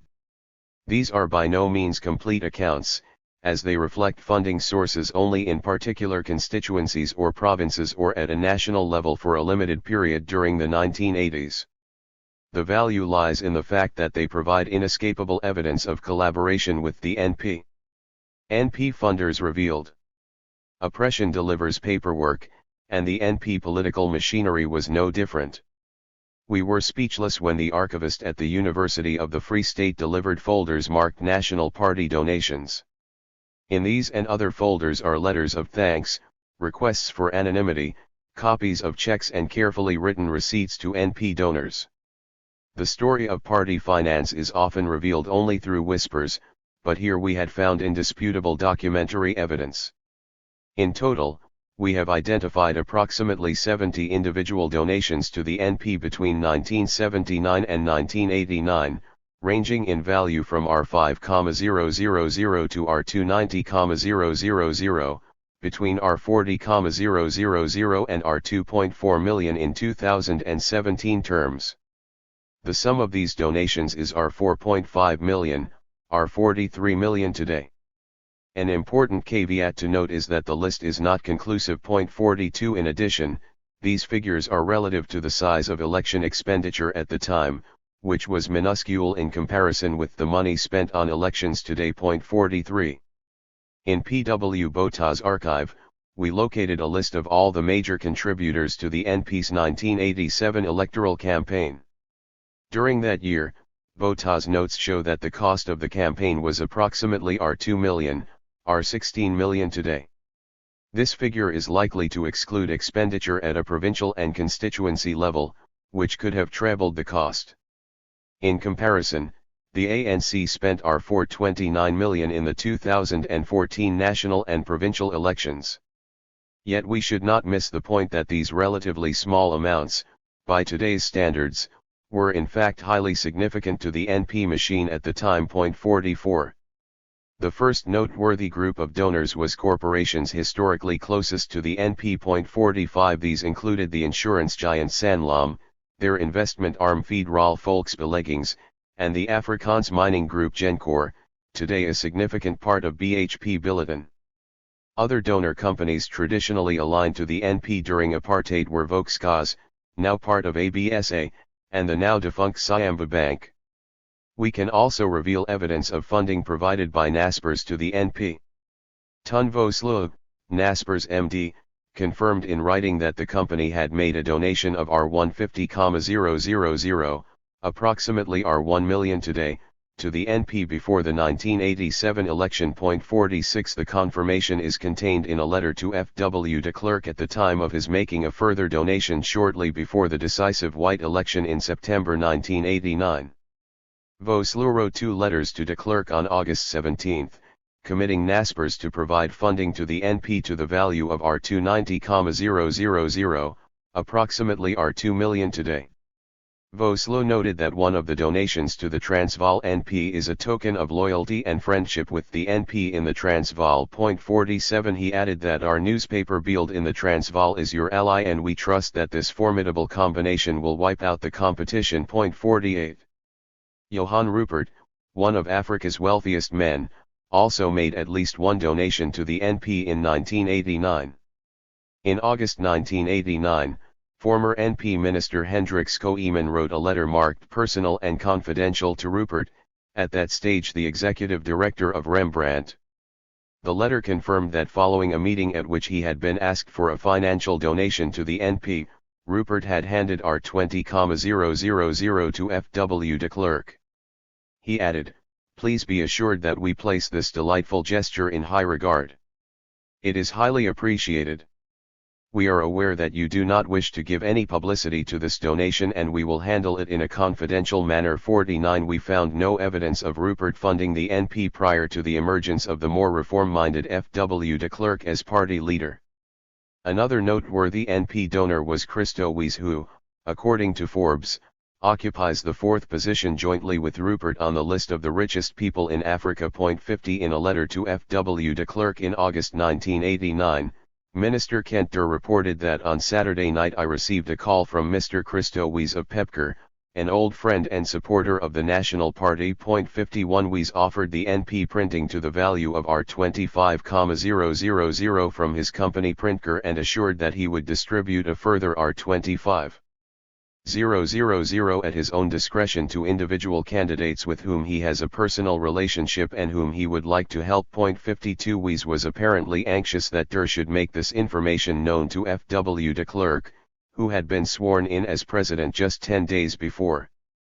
De Klerk sent Wiese a letter of thanks on an NP letterhead a few months later, following the NP's electoral victory. Thanking him for his generous donation, de Klerk noted, "It is donors such as you which put the National Party in a position to win and to work resolutely on a new dispensation." 53. The letters from donors, understandably thought to be confidential, provide some insight into the thinking of the powerful men behind these companies. For example, the managing director of Federal Volksbeleggings, P.T. van der Merwe, opened a letter to Botha by reminiscing about a meeting they had both attended of the pro-Nazi Ossawa Brandwag, OB, group in 1941 or 1942. At that time the Germans had achieved a devastating victory in Western Europe, much to the jubilation of the OB. He recalled Botha's remarks at the time, "We don't know who is going to win the war, but we can guess 54." One indication of the extent to which Botha's politics had shifted since the war was a letter he received in 1979 from the MP Jan Marais, with the subject line marked "Jewish and English businessmen, a further contribution." This detailed funds sought and obtained from prominent South African Jewish business people such as Isaac K. and Freddie Hirsch. 55 K, a multimillionaire, now resides in the UK, where he was caught up at one time in party funding scandals linked to Tony Blair's Labour Party. 56.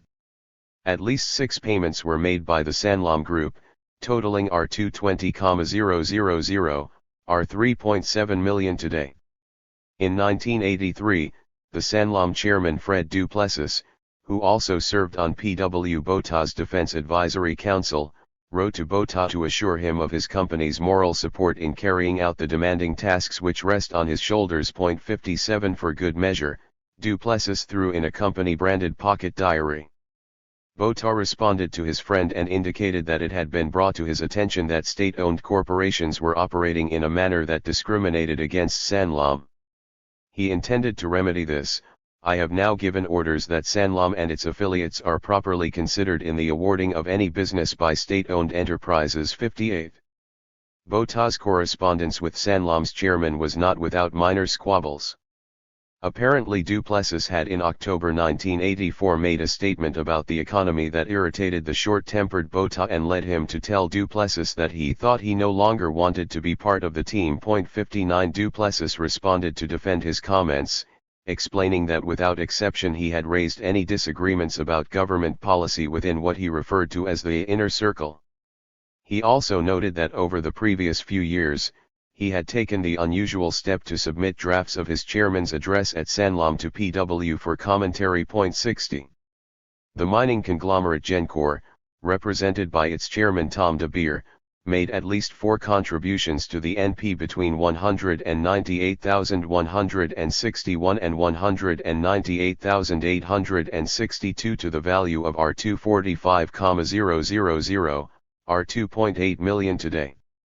Botha could also count on his friend Boet Trotsky, owner of the Mimosa Film Group, which produced one of South Africa's highest-grossing movies, The Gods Must Be Crazy. Trotsky's company donated R250,000, R2 million today, in 1987. 63 As the former spy boss Neil Barnard has noted, Trotsky was the only person present with Botha to give him advice on the evening before he resigned on August 14, 1989. 64 Trotsky would also act as a conduit for other businesses that wished to remain anonymous, such as Comair and National Airways Corporation. 65 Powerful companies involved in the arms trade and arms production also made sure to keep the NP sweet. Barlow Rand made two payments on 1987 and 1988 to the value of R100,000, R800,000 today, duly acknowledged by F.W. de Klerk.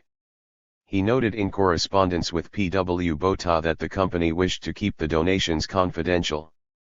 The donations were made by the Barlow chairman, Derek Cooper, who continued to play a prominent role in South African business until his retirement as Standard Bank chairman in 2010. 66 The arms trader Dan Martins of the Intertechnic Group and Giovanni Mario Ricci, an Italian fraudster and sanctions buster who worked closely with Craig Williamson, also made donations. Ricci, who relied heavily on the government's covered business, provided the NP with R250,000 in 1987, R2 million today.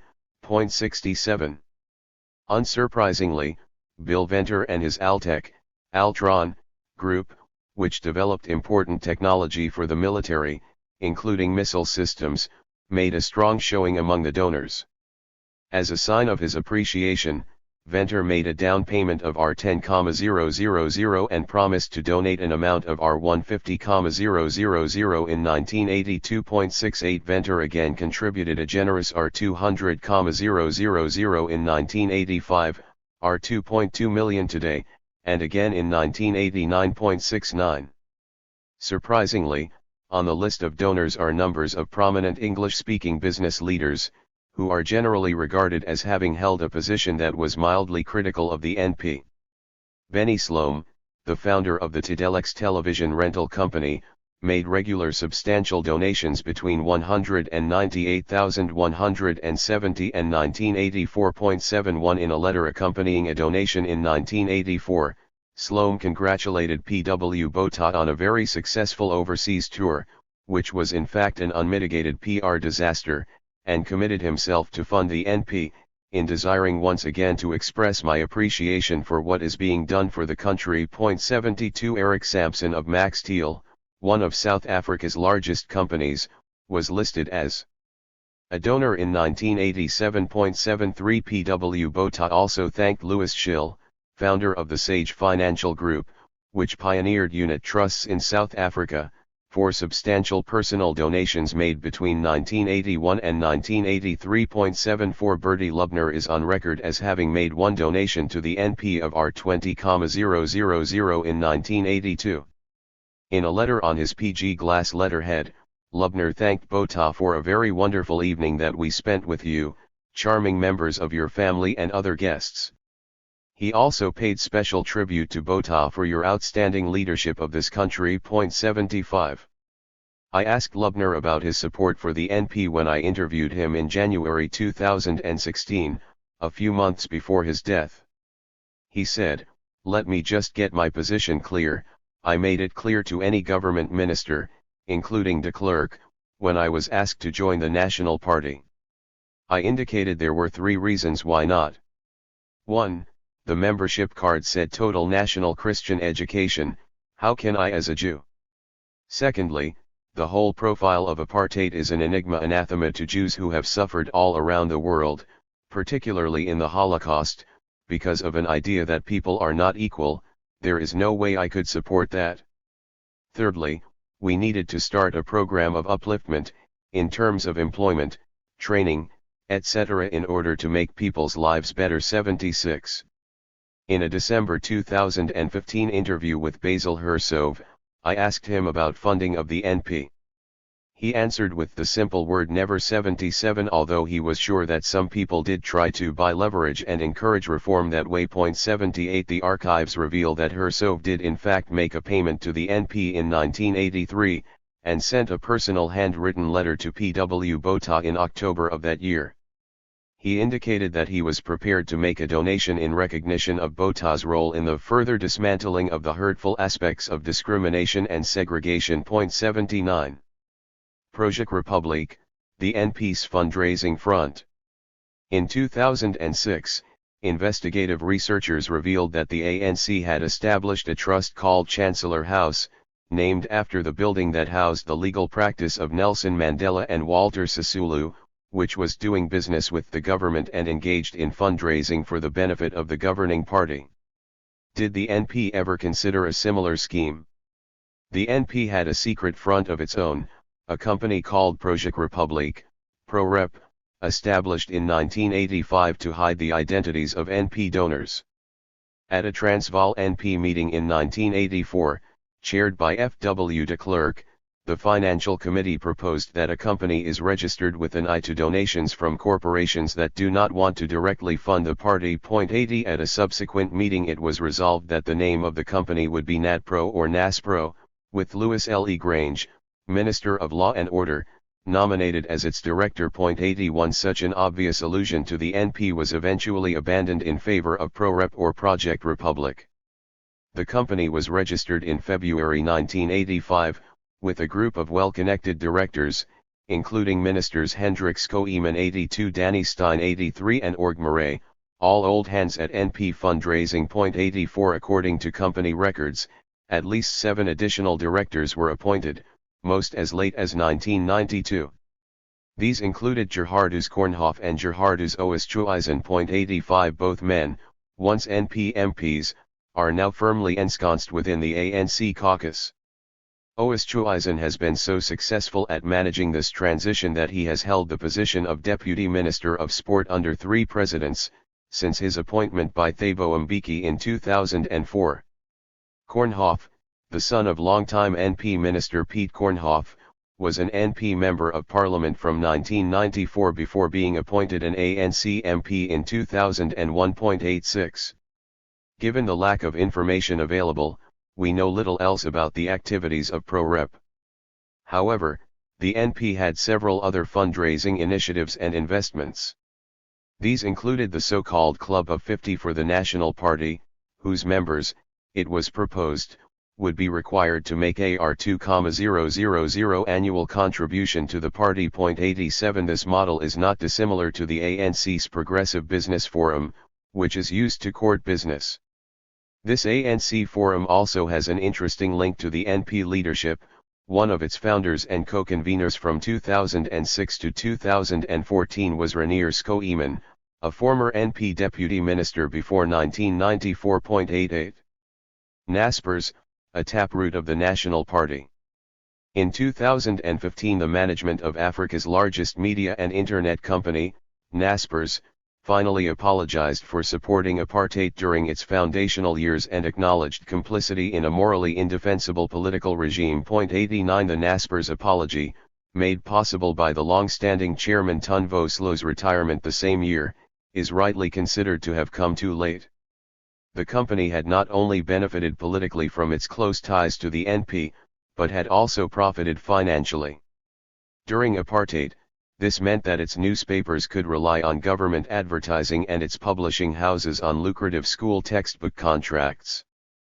By the mid-1980s it was awarded the rights to start South Africa's first private television service, Mnet. This would become its cash cow, today broadcasting as DSTV across the African continent. Thanks to an astute purchase of nearly 50% of stock in the Chinese internet company Tencent in 2001, Naspers is today worth more than R1 trillion and is one of the most important shares on the Johannesburg Stock Exchange. 90. Its outlook is now resolutely global, but is also unquestionably rooted in the apartheid economy. 2 decades previously, during the 1997 TRC media hearings, the Naspers management, under the leadership of Vosloo, refused to appear before the commission.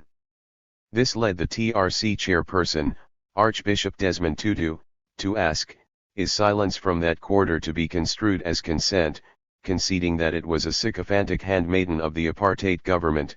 91. Instead it was left to a group of 127 conscientious journalists, who defied their management and made a submission to the TRC, to declare that a close relationship had developed between Nasionale Pers and the National Party, with our newspapers acting as NP mouthpieces. 92 Vo shot backen. Angry, ill-considered defense. In response to his journalist's apology, this document is in fact a repudiation of good and honorable names in Naspers's long and rich and proud journalistic tradition and is to be regretted. 93. During the apartheid era, the regime was relentless in its desire to control public opinion. It sought to do this through any means possible, from fake news to full-blown censorship. Much as with some streams within the ANC today, the ability to control the press was a prized goal of the NP leadership. With the SABC transmitting P.W. Botha's propaganda, the state broadcaster presented no threat to the NP government. Control over privately owned newspapers was therefore a coveted goal. Newsrooms were infiltrated with spies or, in the case of strong, independent critical newspapers, faced harsh censorship or the debilitating banning of both journalists and editions. In the mainstream Afrikaans language milieu, the newspaper owners were solid NP supporters. Cape Town-based Naspers and its northern rival, Persker, showed their commitment to Afrikaner nationalism in their editorial content. Where the newspapers were critical of the regime, it was as a loyal opposition, favoring certain provincial branches of the NP over others, Cape vs Transvaal, or certain political streams within the NP, Verlichts vs Verkramptes. By the 1980s, with the accession to power of its favored son, P.W. Botha, the fortunes of Naspers were on the rise. By the end of the decade Naspers would eliminate its Afrikaans rival, Persker, and its three main titles, Die Burger, Beeld and Rapport, would dominate the Afrikaans media landscape. Time spent in the NP archives provides a unique insight into the type of backroom conversations that were commonplace between senior NP politicians and Naspers. As we have already established, Naspers funded the NP. Also, as we saw in Chapter 1, Naspers was so close to the NP that P.W. Botha, leader of the Cape NP, was given a seat on the company's board from 1966 until his resignation around the time of his election as Prime Minister in 1978.94. In addition, NP financial records we have accessed reveal that the NP owned 74,000 shares in Naspers, in 1984, further entrenching the conflicting interests between the party and its media organ. 95. The influence that P.W. Botha exercised over the press was evident throughout the 1980s. There are many accounts of his calls to the SABC to complain about the evening's news. The NP archives reflect a similar relationship with the Naspers top brass. For example, the editor of the Cape Town Daily, Die Burger, submitted a groveling apology to Botha when he heard that Botha was unhappy with an article published the previous week. The editor, W.D. Bukes, reacting to rumor alone and anticipating Botha's wrath, wrote a letter to the state president replete with apologies, perhaps preempting the inevitable. 96. Botha wrote back 2 days later, acknowledging the letter but still expressing his regret at what he termed this blatant defiance of the good relations which have always existed between us. 97. Botha had a fragile ego which he made up for in bluster and threats. In 1981, he took time out from the war in Angola to write to the chairman of Naspers a letter, marked personal and confidential, concerning the leftist propaganda published in the magazine Fair Lady, then edited by Jane Raffaelli. Botha directed his attention to an article about Bishop Desmond Tutu and his wife Leah, which his government regarded as highly disappointing. 98. It was time, he stated, to put an end to Jane Raffaelli's leftist politics. 99. Silly, the chairman of Naspers, wrote back to signal his agreement, noting that we are already dealing with this issue and I trust that in future there will be fewer reasons for disagreement. 100. Such acquiescence continued throughout the 1980s. A subsequent editor of the Fair Lady, and, later, Democratic Alliance MP, Dean Smuts, resigned for similar reasons in 1986 after Botha expressed his displeasure that a magazine oriented towards female readers should report on the life of Winnie Mandela. 101. Botha's archive shows that petulant complaints to media editors were commonplace. In 1985, In correspondence with Drive W. van Heerden of Persker, Botha complained about the preponderance of negative articles in the weekly rapport, suggesting that it was not fulfilling its political role. 102 At the time, Naspers and Persker held joint ownership of rapport. In response, van Heerden apologized and promised Botha that he had warned the editor, Wimpy de Klerk, to avoid this in the future. 103 Surprisingly, the archive also includes deferential letters from Wimpy de Klerk, the brother of F.W. In one instance, he asked Botha for permission to publish a right-wing conspiratorial letter doing the rounds in Pretoria that suggested that Botha was an agent of the U.S. 104 On other occasions, de Klerk apologized to Botha, and also sent him a letter of praise on his election as state president. 105 His chairman at Naspers, Piet Silly, was prone to similar obsequiousness. 106 With the closure of the Rand Daily Mail in 1985, the government got rid of its most influential English-language critic. P.W. Botha was eager to see a new English-language title emerge to fill this gap, but one that would support the NP regime and have a wider reach than the Citizen, which he derided in private. Ton Vosloo, then Naspers MD, responded to a letter from P.W. Botha on this subject to say, "The issue that you are advocating is also of concern to us. It is an order, that's what I wish to call it, that we cannot nor do we wish to avoid. If you can for one moment put on your hat as leader hooflayer of the NP, I want to suggest that the Federal Information Service, the NP's propaganda unit, can play a role in this in which we can be of assistance. I will thus like to leave an idea with you that a small group of us can informally talk about how to tackle this issue." 107 At around this time, Naspers had its eye on the prize of a license to start South Africa's first paid television service. Piet Silly lobbied Botha in a flurry of correspondence starting in late 1984, asking him to keep Naspers in mind for a stake in what would become a lucrative new market.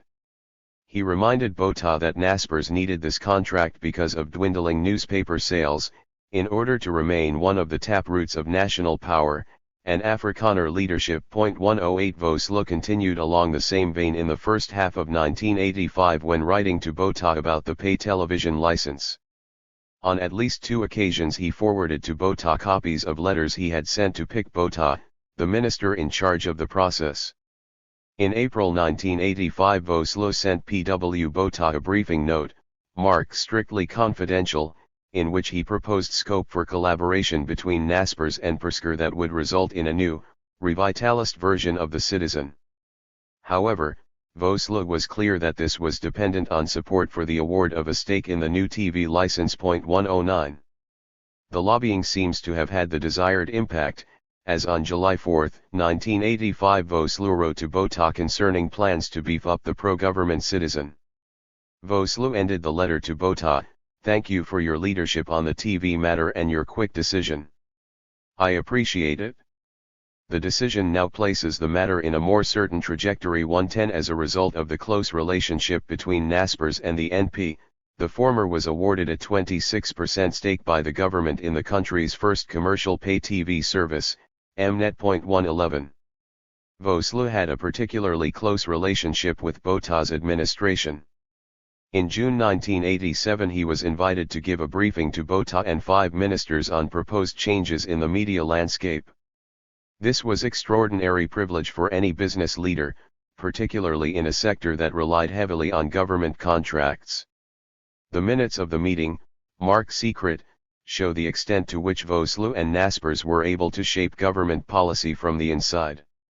The discussion even extended to school textbook policies, with P.W. Botha suggesting that the government could accommodate Naspers in lessening the impact of a decision to charge learners for textbooks. 112 School textbooks have always been a lucrative and highly competitive market for publishers.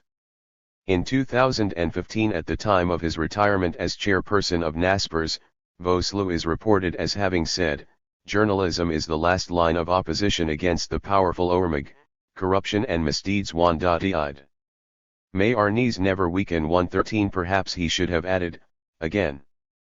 Friends in faraway places. The private sector was an important lobbyist against sanctions on behalf of the South African government. All sanctions hurt their profitability. They hampered the export of goods ranging from coal to fruit. Conversely, the hiked price and premiums on imported goods from weapons to oil meant higher taxes and less consumer spending on the type of products these corporations produced. The private sector also played the role of reasonable voice when addressing international audiences and promoting less stringent sanctions in return for reform initiatives. One of the more peculiar arguments in favor of a better understanding of Pretoria's position was made by Anton Rupert, the billionaire who built his South African empire off the cigarette industry. 114 In an address to an influential Detroit Business Association in America's Rust Belt in the mid-1960s, Rupert called for solidarity with white South Africa. I implore you to listen to me because we may today indeed be the most important white men in the world, as the most important coloreds in the world are the 20 million coloreds in the United States of America. 115 Rupert seemed to believe that white South Africans and African Americans required special treatment. No people of our numbers has ever before occupied such a place in the flood tide of history, for we are of two worlds, the old and the new. We alone are the hinge between the West and Africa, and upon us and your coloreds may hang your destiny. 116. The South African private sector was generally well placed to use its contacts and overseas networks to discourage and, if necessary, evade sanctions. To achieve this, they organized their own structures to challenge sanctions. Although not universally supportive of government policy, they were also careful not to tread on any toes. The petty crooks. 3 interviews with Basil Herreshoff, Bertie Lubner, and Tony Bloom, all business luminaries in the 1980s, provided rare insight into the role that South African business played in busting sanctions. I interviewed Lubner in January 2016 while he was undergoing dialysis treatment in a private Sandton clinic a few months before he passed away. When I walked into his private ward, the congenial man joked, "So, have you come for me?" 117 He was lying on the hospital bed with arms outstretched, a Nelson Mandela 46,664 bangle visible. The wealthy businessman had a disarming air of vulnerability. In our discussion, Lubner was concerned that he should not be portrayed only as a sanctions buster but as an outspoken proponent of the transition to democracy. He stressed, "I played a very, very simple role that was good for the country, that was good for our business, and that was good for others." 118 Obviously there were places like Switzerland and Luxembourg, where companies' names were set up. They were the trading companies, they bought the products, but they were just nameplates, you just had the address and the people, often in Zug, Switzerland, who would run the accounts. 119 Lubner, together with his brother Ronnie, was the head of PG Glass and a timber empire in the 1980s. According to him, during that time we unfortunately had to undertake the breaking of sanctions because we were buying a lot of our timber products from countries like Malaysia, Indonesia, West Africa, Brazil, etc., and everyone was more than happy to supply us because they didn't care less. 120 His company would obtain documentation showing another country as the destination of imports, and, while at sea, that documentation would be changed and the timber would be brought to South Africa. 121 A poignant moment in the interview was not about sanctions busting but business complicity with the military. I asked Lubner about a document we had found in the SADF archive that suggested that he agreed to donate wreck benches to the army. The equipment was intended for Jonas Savimbi's troops to process hardwood in southern Angola. Lubner suddenly looked a little startled, as he did not know what wreck benches were. He asked, "Are they for torture?" 122 We were silent for a brief moment before I clarified the point. In that instant there was the recognition that the 1980s was not just about business as usual. The unimaginable was possible, timber merchants might unwittingly have become accomplices to torture. In comparison with Lubner, Basil Herreshoff was far more defensive of the former status quo and had a cynical perspective about the country's future that left a sad cut-and-run air about him. He echoed this in statements like, "If my grandchildren say they want to leave the country, I am not going to dissuade them." 123 A very affluent man by all accounts, Herreshoff was appointed CEO and chairman of his father's Angloval mining group from 1973 to 2001. He was also chairman of Barclays Bank South Africa from 1983 to 1991. Hersov argued, broadly speaking we were against sanctions, although sanctions were very good for us and for the economy, as it forced South Africa to manufacture a lot of things and it expanded the manufacturing industry in a very big way. 124 He added a caveat to this, it also turned most of us into petty crooks, because of getting round sanctions. 125.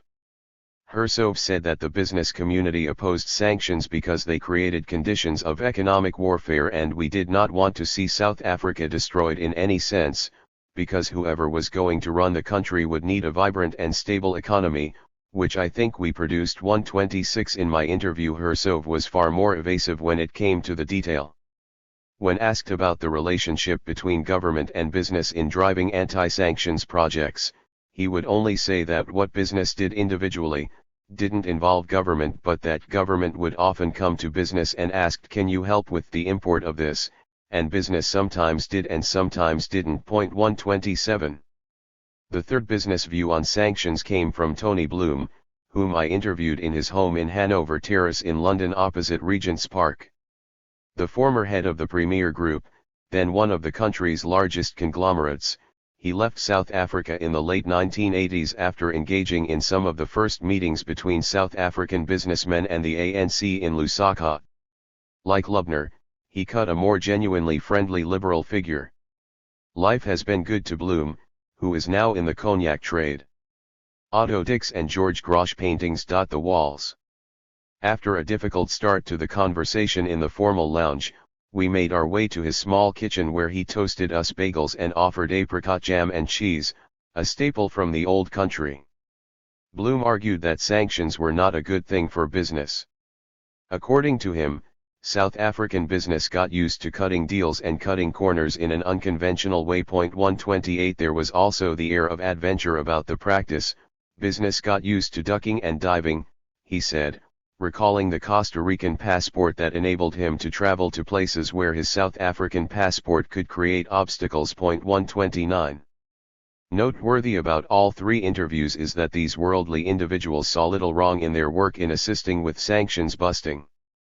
I asked Bloom whether business didn't miss an important opportunity to help South Africans come clean with issues of economic crime by appearing before the TRC. He replied that the TRC had more important issues to deal with. 130 Though none of the men I interviewed suggested that they were completely blameless, they did give the impression that any blame is simply irrelevant. The South Africa Foundation. The South Africa Foundation, SAF, was launched in December 1959, just 1 month after the British Anti-Apartheid Movement, AAM, formed a South African Boycott Committee. Established by prominent South African businessmen, including Harry Oppenheimer, the SAF was first led by Sir Francis de Gingand, a close friend of Franklin D. Roosevelt and deeply embedded in the Washington establishment. 131 A member of the UKAAM recalls how the SAF was set up with capital of £260,000, a tidy sum at the time. In contrast, the AAM had no budget, not even of 5 or 10 shillings. 132. The SAF's mandate was to provide objective information about apartheid South Africa in order to counter what the business community saw as lies peddled by anti-apartheid activists around the world. The group used an extensive international network and their own vast financial resources to lobby against sanctions overseas. 133 According to Ron Nixon, in his book Selling Apartheid, the SAF received favorable reviews from apartheid officials. And in its annual reports, the foundation often noted its cooperation with the Department of Information and the South African embassies throughout the world, which assisted the group in the reception of foreign visitors. 134. Basil Hersov was chairman of the SAF from 1977 to 1993. He reflected on the leverage his organization had. A lot of what we did was behind the scenes where we had access in many ways, that the government did not. 135 Broadly, we started the foundation because we found that the press overseas was getting a very distorted view of South Africa. 136 The SAF had a role in straightening this out, at which it was very successful.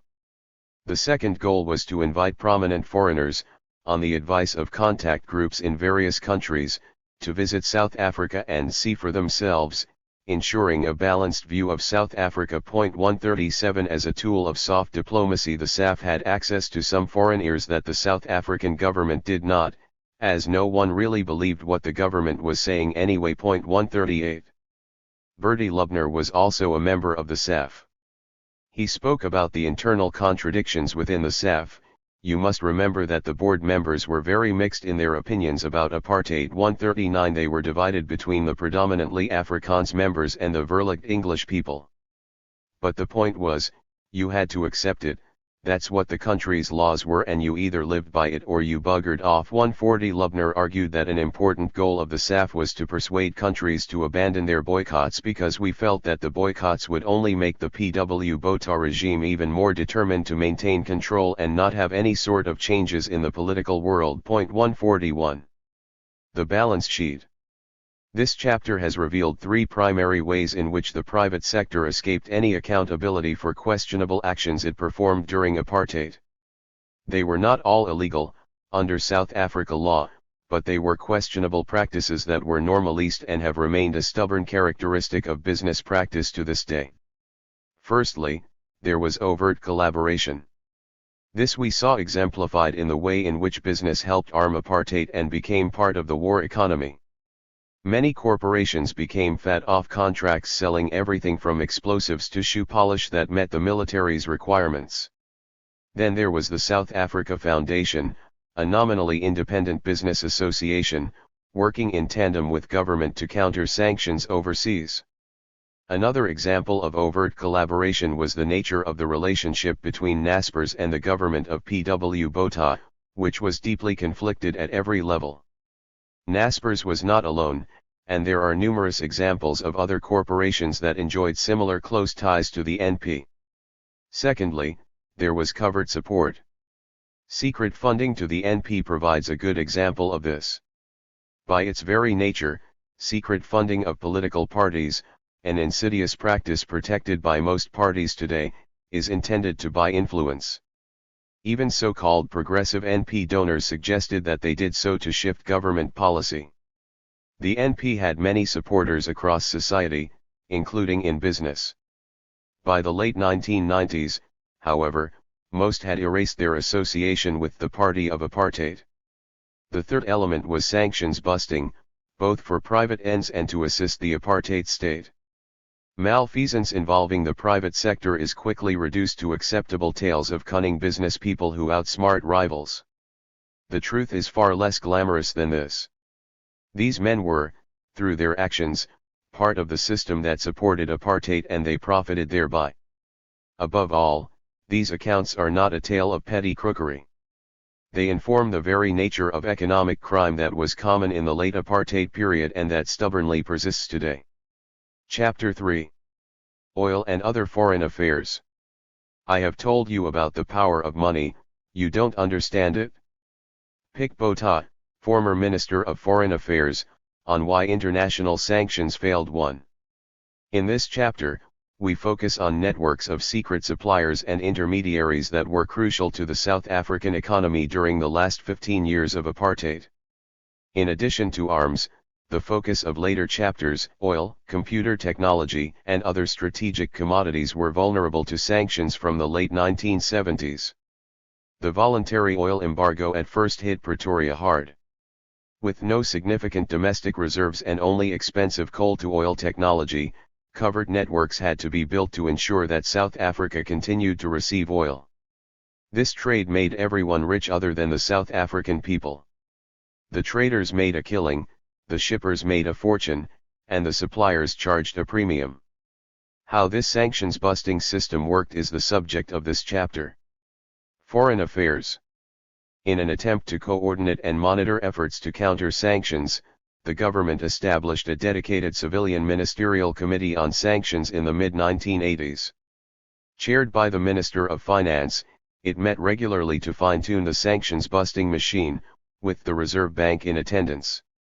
The committee in turn provided President P.W. Botha with fortnightly updates on sanctions-busting projects, which he monitored closely. Of the government departments supporting these initiatives, two are important.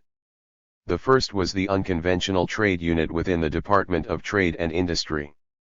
We describe its activities behind the Iron Curtain and in China later on. The second was the Department of Foreign Affairs under the leadership of Pik Botha. A career NP politician, he served uninterruptedly as a cabinet minister from the administration of John Vorster to that of Nelson Mandela. By the mid-1980s his department had extended its focus beyond bread and butter tasks of diplomacy and propaganda. In charge of the department's sanctions-busting operations was one of his officials, Mark Burger, an ambassador on special assignment. Empowered by a cabinet decision, he was accountable directly to the president while the Department of Foreign Affairs controlled his budget. Point 2. I spent a few hours interviewing Pik Botha in early 2016. He was not willing to share much insight into the who and how of sanctions busting. It is dangerous to name those companies. We cannot smear them now, he said. Point 3. However, he spoke in glowing terms of his former colleague Mark Burger, who passed away in 2012. I had two dreams about Mark in recent months. We were in Switzerland, where the Rothschilds have their secret bank. We arrived at the door and it was locked. Mark turned to me and said, "Don't worry, I will climb through the window." 4. In a similar vein, Burger's autobiography, Not the Whole Truth, published shortly after his death, leaves the reader with a sense that sanctions busting was a great adventure. It's a common thread with some of the people I interviewed, who see this as their own, rather mundane, James Bond moment. Botha's wife Ina describes Burger as a funny little man in a pinstriped suit. He was slightly chubby and liked good food, wine. 5. The former Auditor General Juk de Loer said in an interview that he remembers Burger well. His movements were always in the shadows, but he had the knack of bragging about his prowess. Point 6. Burger's autobiography unfortunately sheds little light on the names of people and institutions involved in sanctions-busting operations. He remained reticent in sharing the truth to the last. As one reviewer noted, confidences kept make for good friends, but bad authors. 7. However, we have, through access to declassified documents and helpful sources, been able to piece together the identity of some important covert operations. A businessman and a bank. Burger, a diplomat first and foremost, needed an accomplice who understood international business. Both PW and Pik Botha asked the leading businessman Wim de Villers, a member of the Defense Advisory Council, to pick a man for the job. Point 8. Burger gave his South African accomplice, a leading businessperson, the nom de guerre Owen. As we will soon see, Owen was useful in opening doors for Burger across the globe. I interviewed Burger's daughter Alexandra, who would not reveal any of her father's secrets, but confirmed that this mysterious figure was a South African who died 3 or 4 years ago in his 80s. Point 9. None of the many people I interviewed could confirm the true identity of Owen. Together Burger and Owen set up over 600 operations in a 7-year period. Point 10. Many of these included covert structures and companies that looked innocent from the outside. In some cases, even their fiercest corporate rivals did not suspect a South African connection. As Burger says, the best place to hide a tree is in the forest. 11. The next step was to ensure that funds could be moved clandestinely to conceal their South African identity. They turned to the wealthy tax haven of Liechtenstein, a sliver of a country nestled between Austria and Switzerland. In unpublished papers we found at Stellenbosch University, Burger gives the name of the front as the Tausig Family Trust. Point 12. He claims that only PW and Pik Botha knew the identity of the trust at the time. The trust had belonged to a German family whose patriarch had died on board the Titanic. Point 13. According to Burger, this fairly prominent Jewish family had suffered a variety of tragedies before Nazi Germany extinguished the last survivors in the Holocaust. 14. The Tausig Family Trust's existence was revealed in the Truth and Reconciliation Commission report, but with little detail about who was behind it.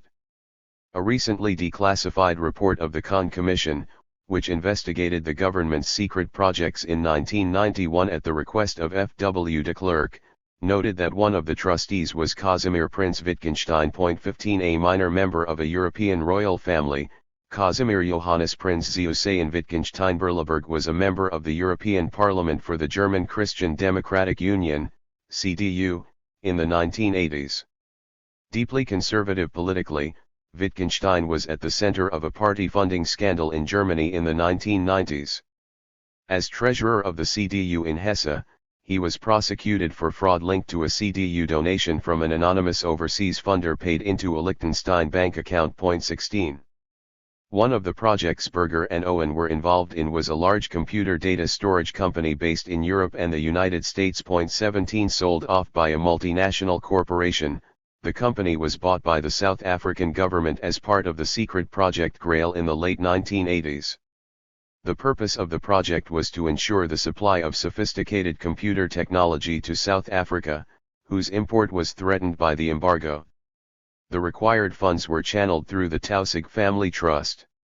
According to Berger, the front man for this operation was a South African living overseas, by the name of Barry, who was a rising star in computers. 18 The company is said to have subsequently become a significant international player in the computer industry and attracted among its clients intelligence agencies, including one from what Berger termed a nuclear power that was on friendly terms with South Africa, and that he claimed was unaware of the company's true owners. Alexandra Berger says that Barry is still alive but declined to provide more details. 19. Turkish delights.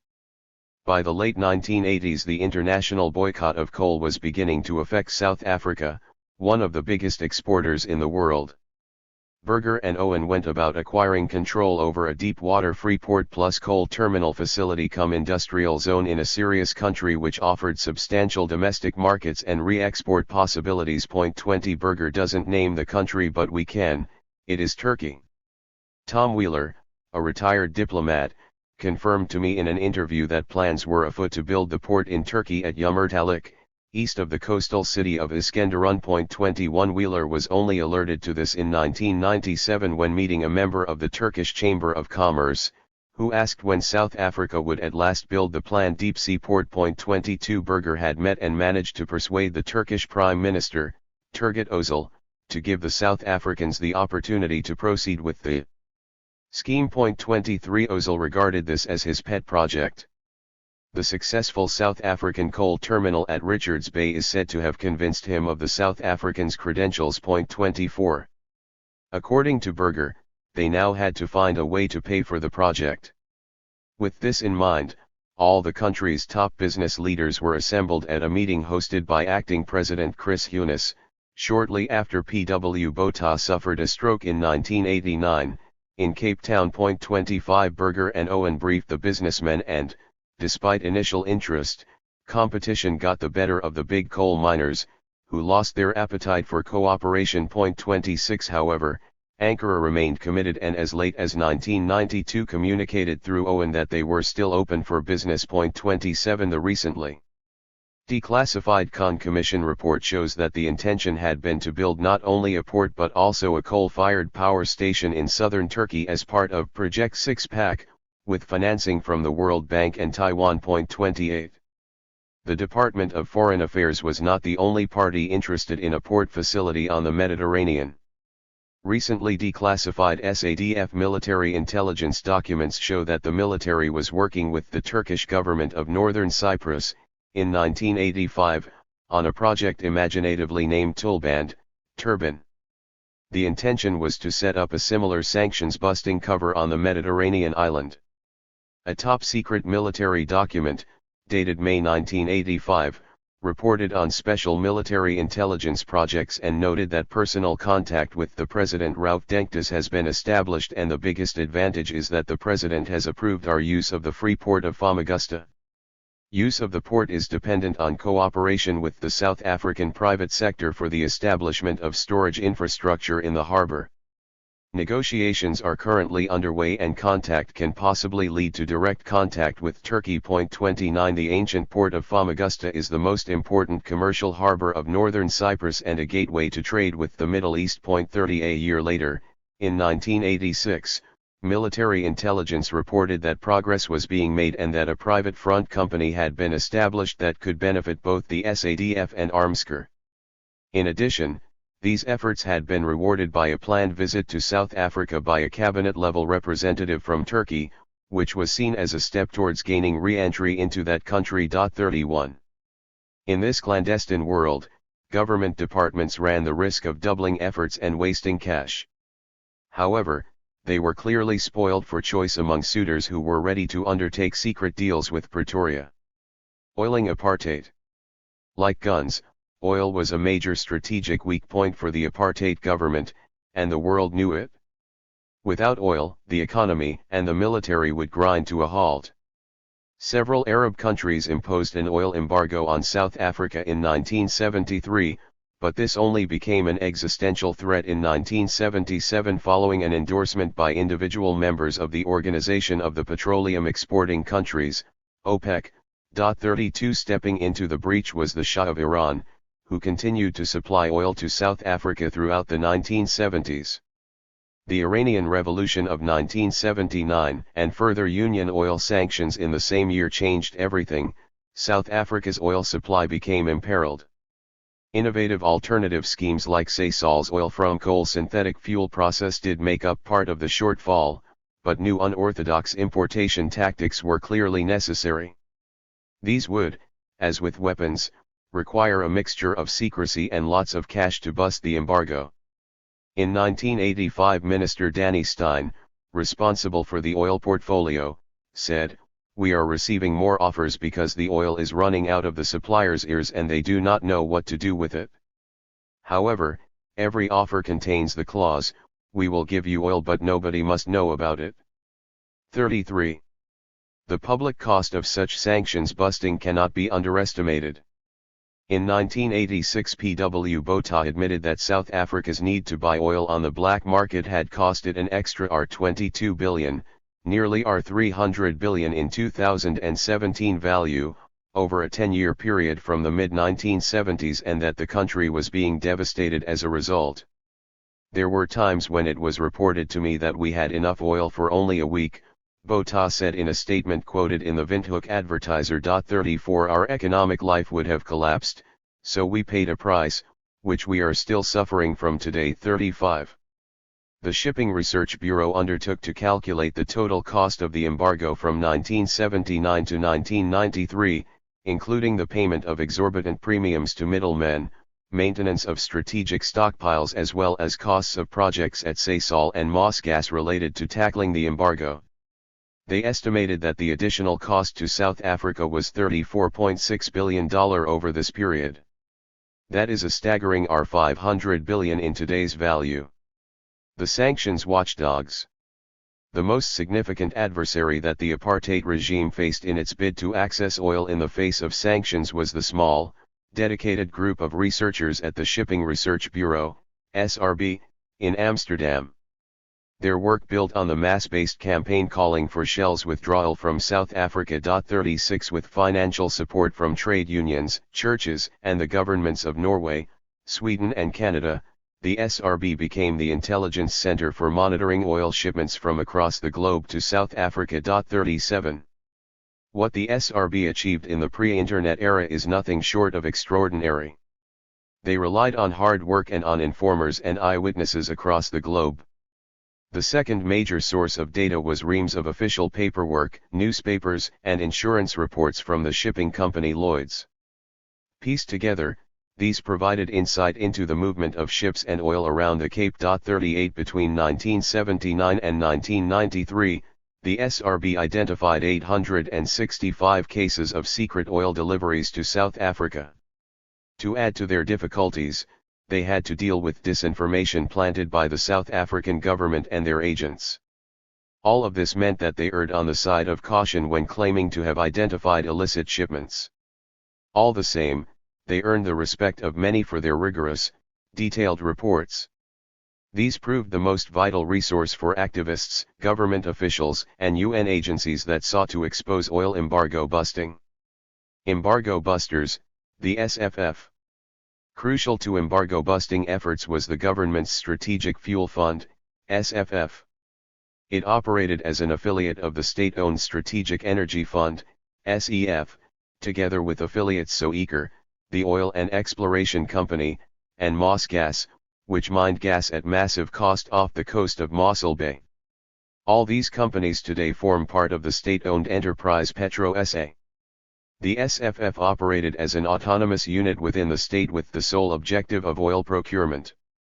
All its international payments were made through the South African Reserve Bank. 39 It also borrowed substantially in terms of trade finance from French, Swiss, and German banks. 40. I interviewed Cobus van Zyl, who was appointed the head of the SFF in 1989, on 2 occasions. Van Zyl is a straight talker who lives in a modest townhouse in Cape Town's northern suburbs. He believes that sanctions posed no threat, as the SFF paid a premium above the price of Brent crude, thus ensuring supply. This premium and the need for camouflage were the only real consequences of sanctions. He is equally dismissive of the SRB, who he claims identified only 40% of oil shipments to South Africa. By the late 1980s, Van Zyl says that South Africa never had any problem obtaining oil. To underscore this, he claims that the SFF was even able to import carbon black oil from the United States, which is used extensively in tire and rubber production. 41 There was never anyone running around the corridors saying that the oil is finished. We had a strategic reserve of 100,000 barrels, which was never used. These reserves were stored in disused mine shafts at Ogies, and later in a massive underground tank farm at Saldanha Bay north of Cape Town. Van Zyl adds, "We never had to tap this during the sanctions period because of a shortage." 42. There was indeed no noticeable shortage of oil during the 1980s, but it came with a heavy financial burden and attracted a fair share of conmen and crooks. One example of this was the Salem, a supertanker destined for South Africa that became embroiled in the greatest fraud in maritime history in 1980. At least 25 countries were touched by the case, setting off 13 separate investigations and legal proceedings in the United States, Greece, the Netherlands, Britain, and Liberia. The only country in which no investigations or prosecutions took place was the beneficiary state, South Africa.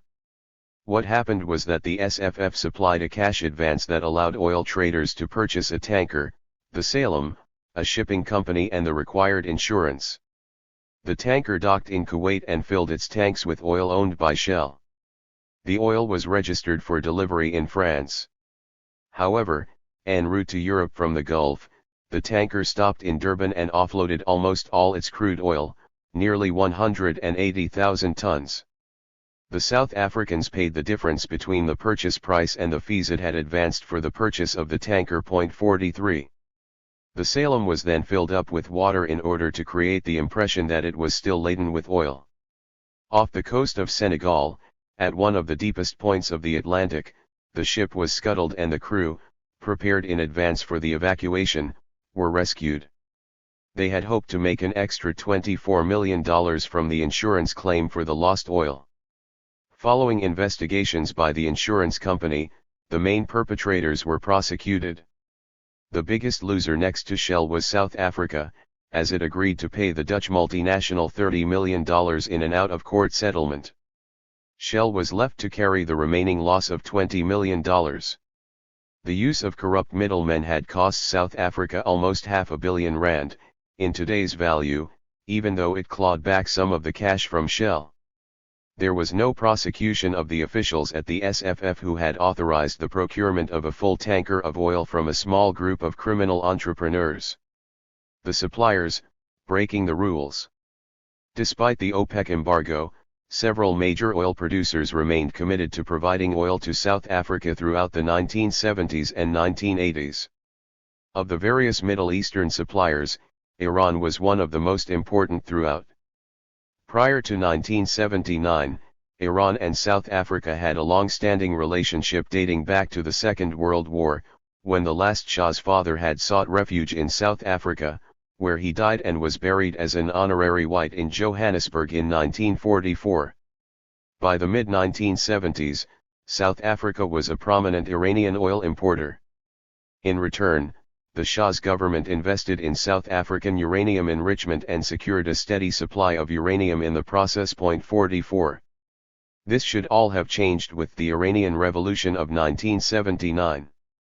Yet despite the strong anti-apartheid position of the government of Ayatollah Khomeini, oil continued to flow to the Cape. One of the reasons for this was that Iran was competing with Iraq for access to South African weapons during the protracted war between the two countries in the 1980s. These deals took different forms, including direct oil for arms bartering. For example, in 1985, the government of Iran agreed to purchase $750 million worth of South African weapons from Armscor in return for Iranian crude of equal value. The government of Iraq is said to have concluded a similar oil for arms deal in the same year to the value of $1 billion. 45. Cobus Van Zyl told me that although Oman offered oil, it was too expensive. 46 According to him, we lived off oil from Iran throughout the 1980s. He points out that South African oil refineries were established to deal with Iranian oil, and that's what they primarily processed throughout the period. Today these facts have been conveniently swept under the carpet.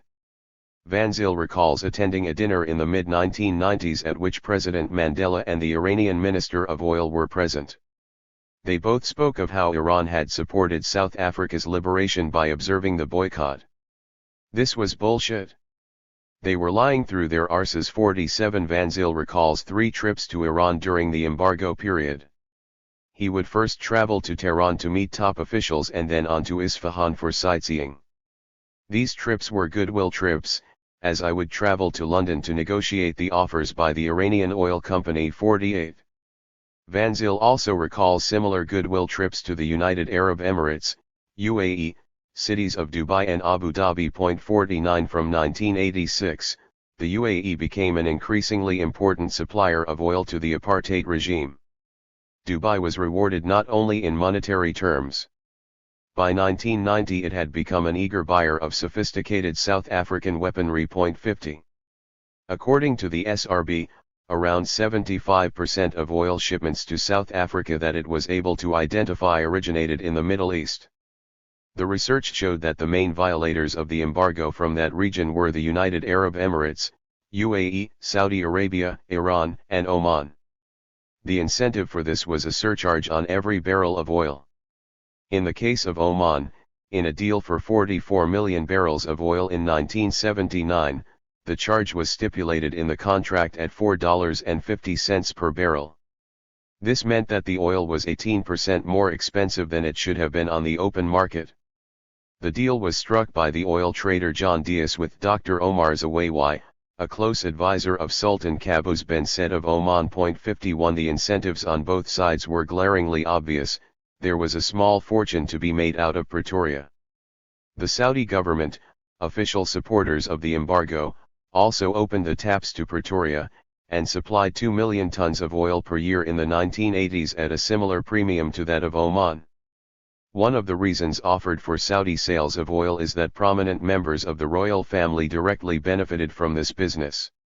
For example, the oil trader John Dias, a leading South African supplier, maintained a business partnership with Prince Mohammed bin Fahd, second eldest son of the Saudi king. 52 In marked contrast, the neighboring country of Kuwait adhered more strictly to the UN embargo and provided only a handful of clandestine deliveries to South Africa. 53. The SRB also identified Egypt, Brunei, the Netherlands, and the United Kingdom as important source countries for oil. When I interviewed the Minister of Minerals and Energy in P.W. Botha's cabinet, Danny Stein, he confirmed that other African options were also on the table. We thought about going to drill for oil in Sudan, and I also thought about buying oil from Nigeria. However, back then the South African refineries couldn't handle such thick oil. 54 Stein went on to add that by 1984 his department had confirmation from Nigerian suppliers about their willingness to trade. According to documents found in the Stasi archives, East German intelligence noted in mid-1989 that negotiations had taken place in Budapest to supply oil from Hungary to South Africa to the value of between $25 and $50 million. The source of this crude was possibly the Soviet Union. The deal would be concluded between a company called Universal Trade Consulting, based in Frankfurt, and a commercial counterpart in Pretoria. The Hungarian Ministry of Foreign Trade was represented in the negotiations by an official who was authorized to conclude unofficial three-way deals. 55 Everyone was in on the game. We have already alluded to the procurement of oil through barter. It is possible, however, that oil intended for South Africa formed part of the sinister Iran-Contra scandal that rocked Ronald Reagan's government in the mid-1980s. In a remarkable scheme, apparently the work of the CIA chief Bill Casey, Saudi Arabia was approached, and may have assented to becoming an accomplice in the scheme.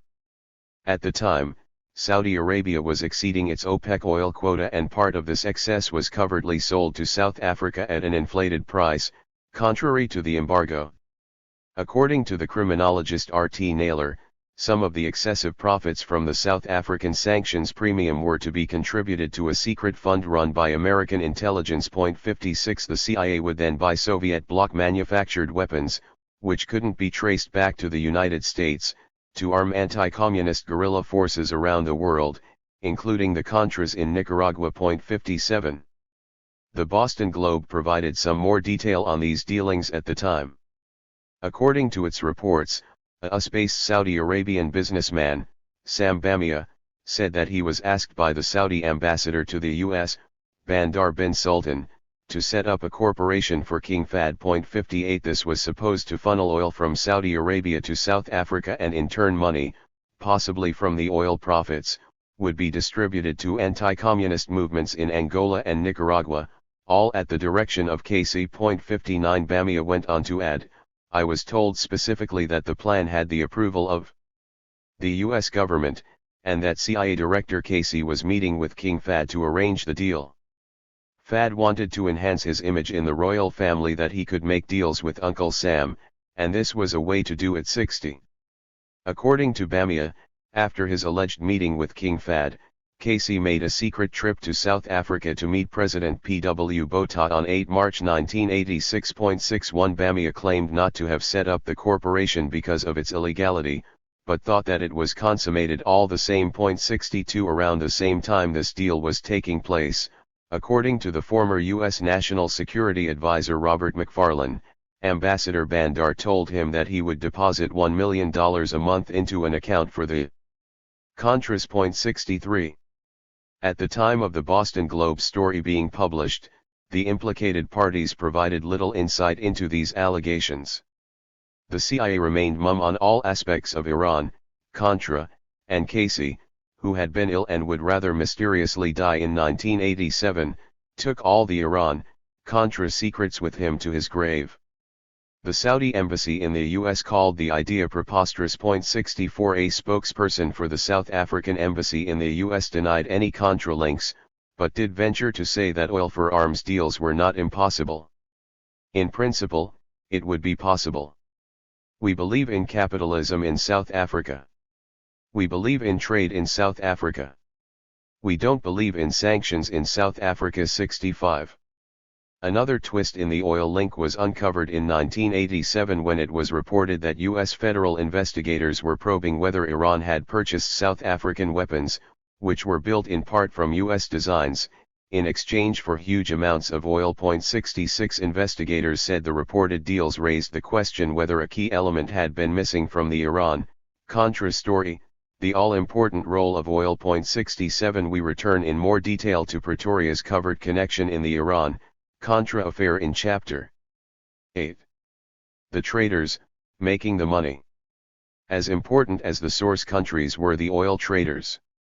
The middlemen in particular are worth noting. According to official reports, South Africa paid them a fee of anything from $8 to $20 per barrel of oil in the period 1979 to 1980,68 when the cost of a barrel fluctuated between $13 and $35.69. Cobus Van Zyl agrees that in the early years the traders made a lot of money off us, but by the end of the 1980s he claims that they only received 1 cent on every barrel. 70. Chief among those who made fortunes out of the embargo were Mark Rich and John Dias. But they were by no means the only traders eager to get a slice of the South African business.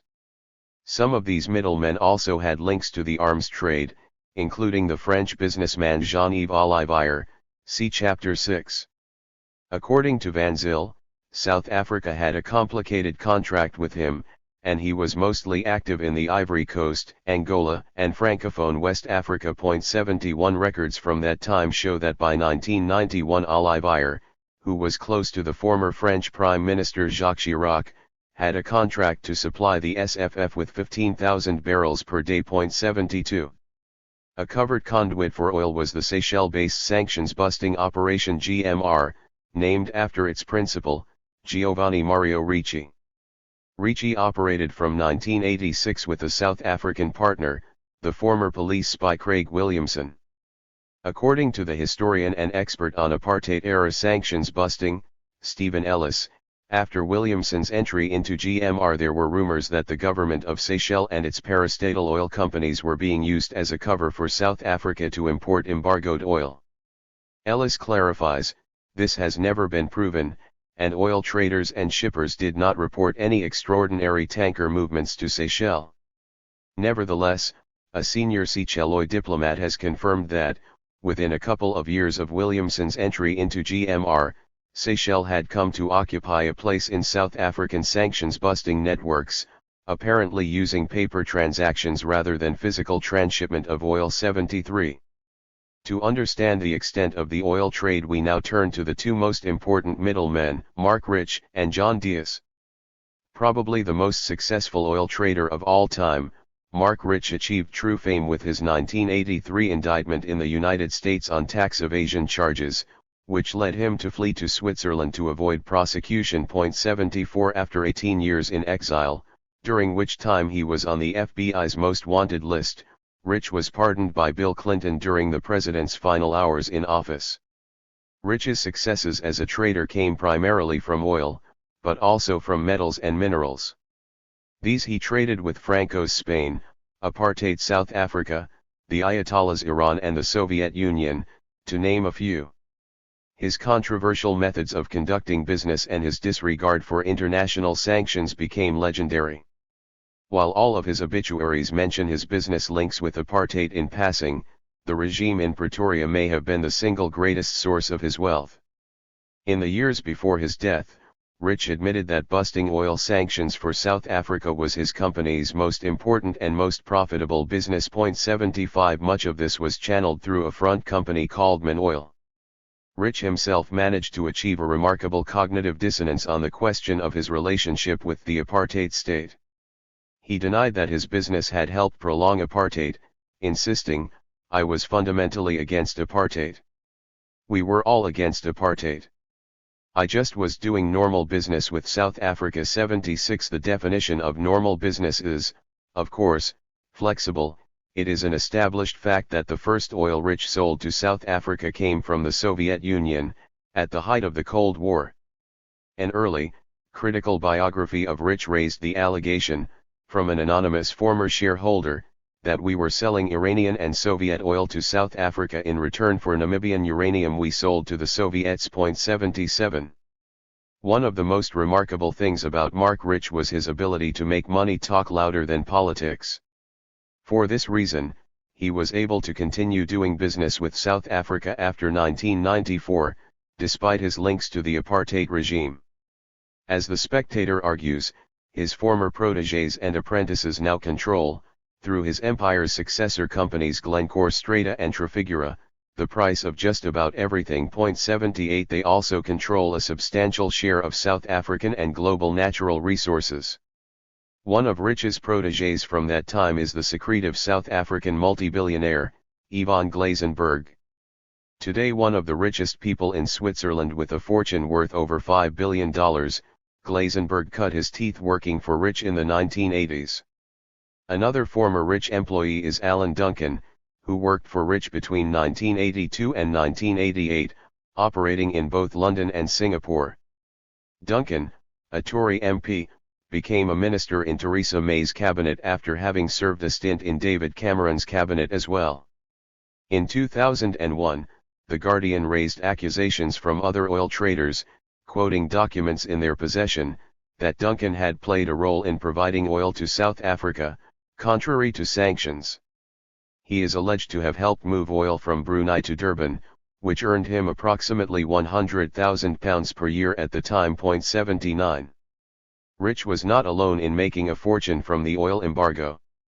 The Dutch businessman John Dias, the second most important oil trader with apartheid South Africa, is said to have earned up to $500 million from his sanctions-busting exploits. 80. In his later life, Dias was the chairman of a Bermuda bank alleged to have been involved in money laundering, a charge which he settled with a hefty fine in 2013. 81. He spent his fortune on estates in the Netherlands and Florida, and at one stage owned 170 champion jumping horses. 82. With a taste for champagne, cigars, and yachts, accompanied by groups of young women and deckhands in white shorts, he is described by at least one colleague in the oil business as sleazy. 83. Dias also kept a presence in South Africa.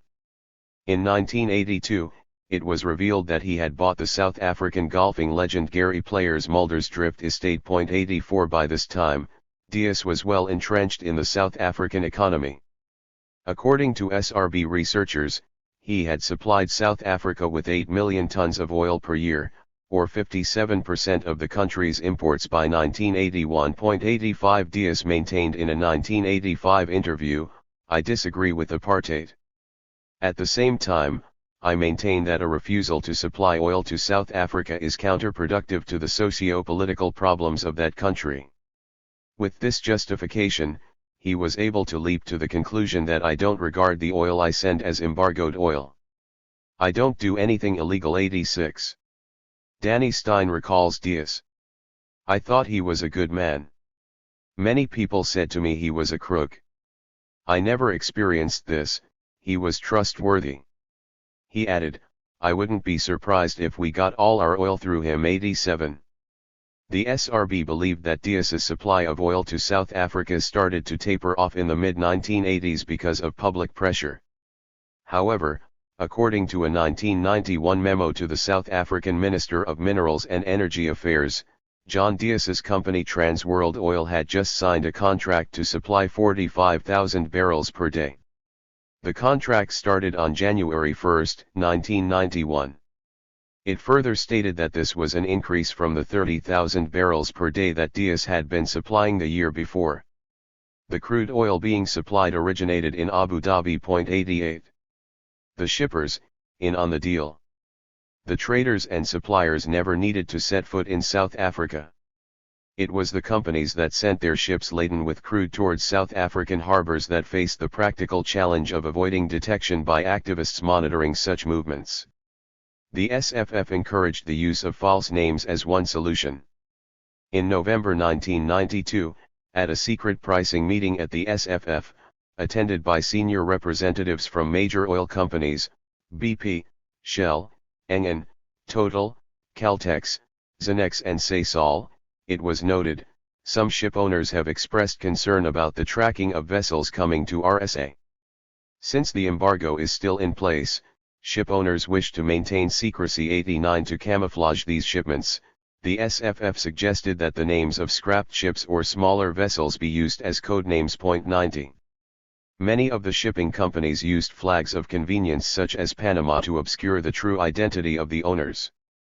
According to the SRB, Norwegian ship owners remained in the forefront of oil deliveries until 1987, when banned by domestic law. 91. The Hong Kong-based Worldwide Shipping Group benefited from this ban, together with their Greek competitors, and made at least 150 deliveries to South Africa after 1987. Other significant oil transporters included the large Danish shipping company AP Møller. 92. One of the most significant suppliers of shipping services was the Greek businessman Tony Georgiadis. Georgiadis was from a wealthy Greek family, but grew up in Nairobi, was educated in England, and went on to study at Oxford and Columbia. 93. Throughout the 1980s, he and his brother Alex built up extensive business dealings in South Africa as well as globally.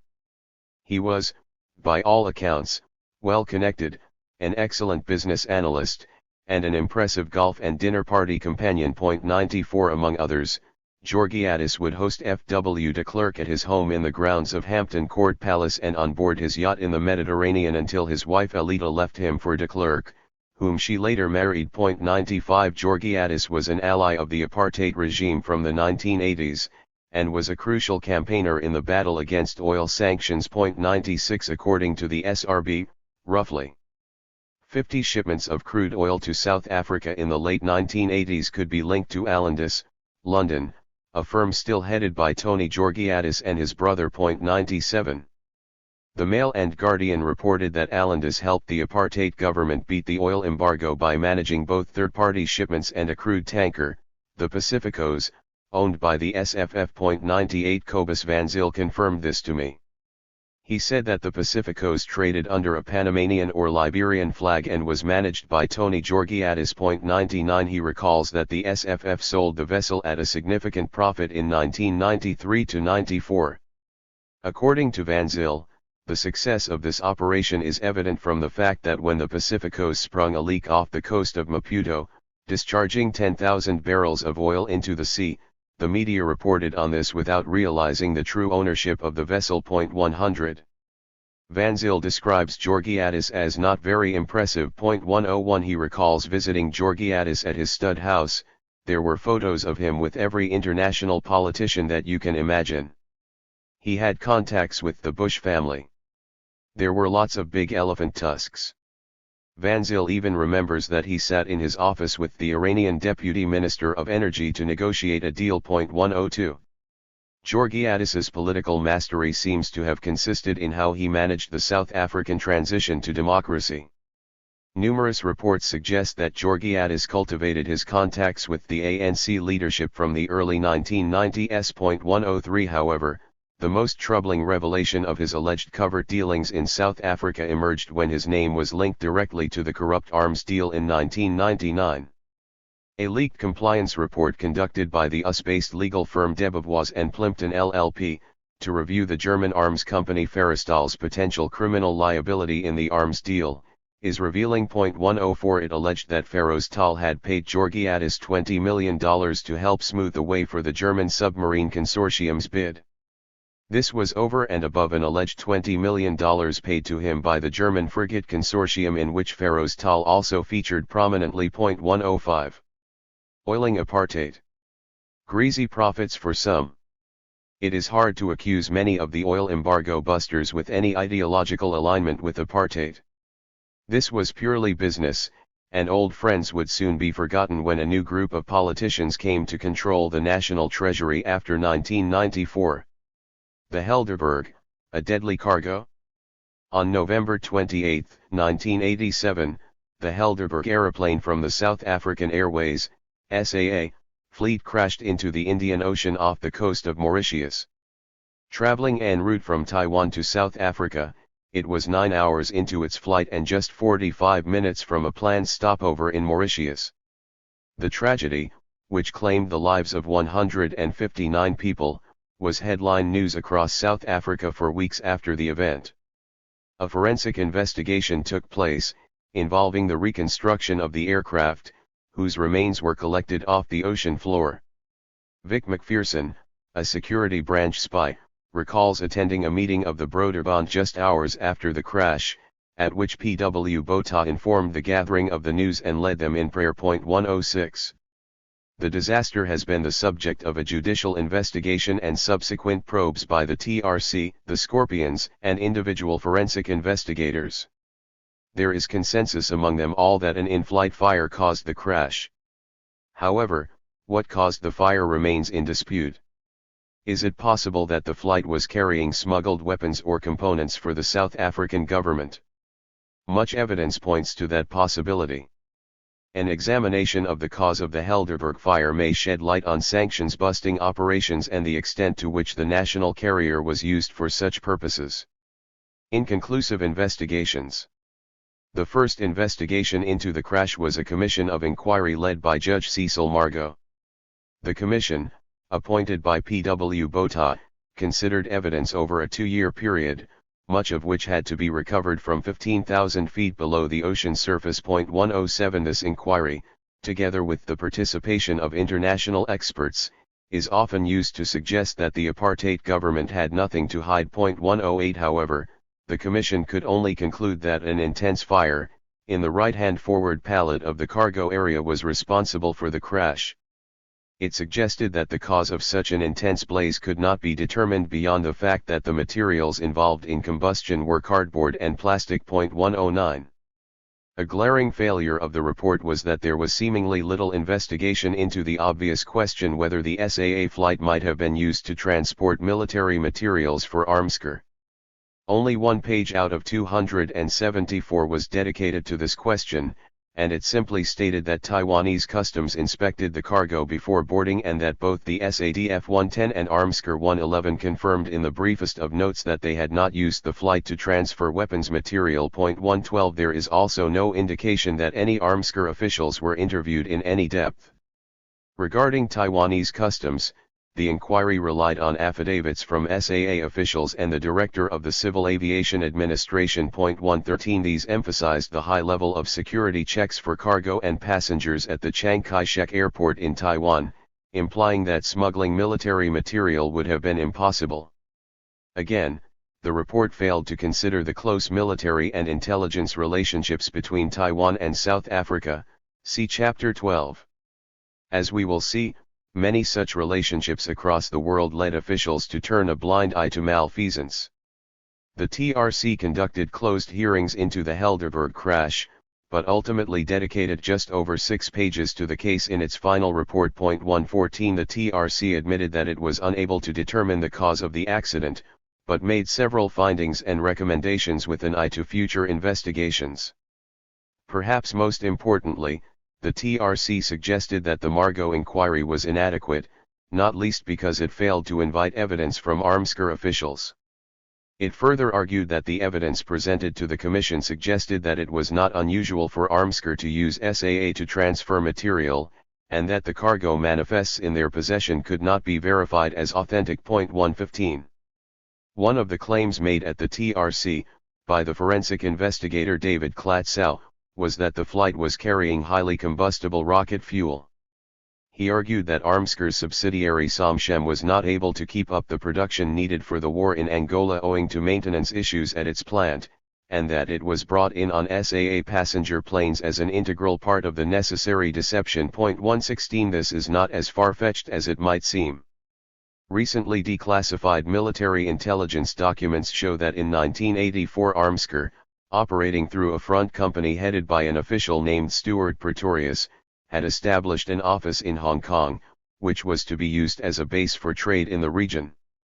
In a letter to headquarters, Pretorius informed the SADF that Armscor units such as Somshem could import chemicals via his office. 117-118. Following on the recommendation of the TRC, the Minister of Justice, Dullah Omar, asked the Scorpions unit within the National Prosecuting Authority to investigate the matter. Their investigation, led by Advocate Welch, found that there was no new evidence to justify reopening the inquiry.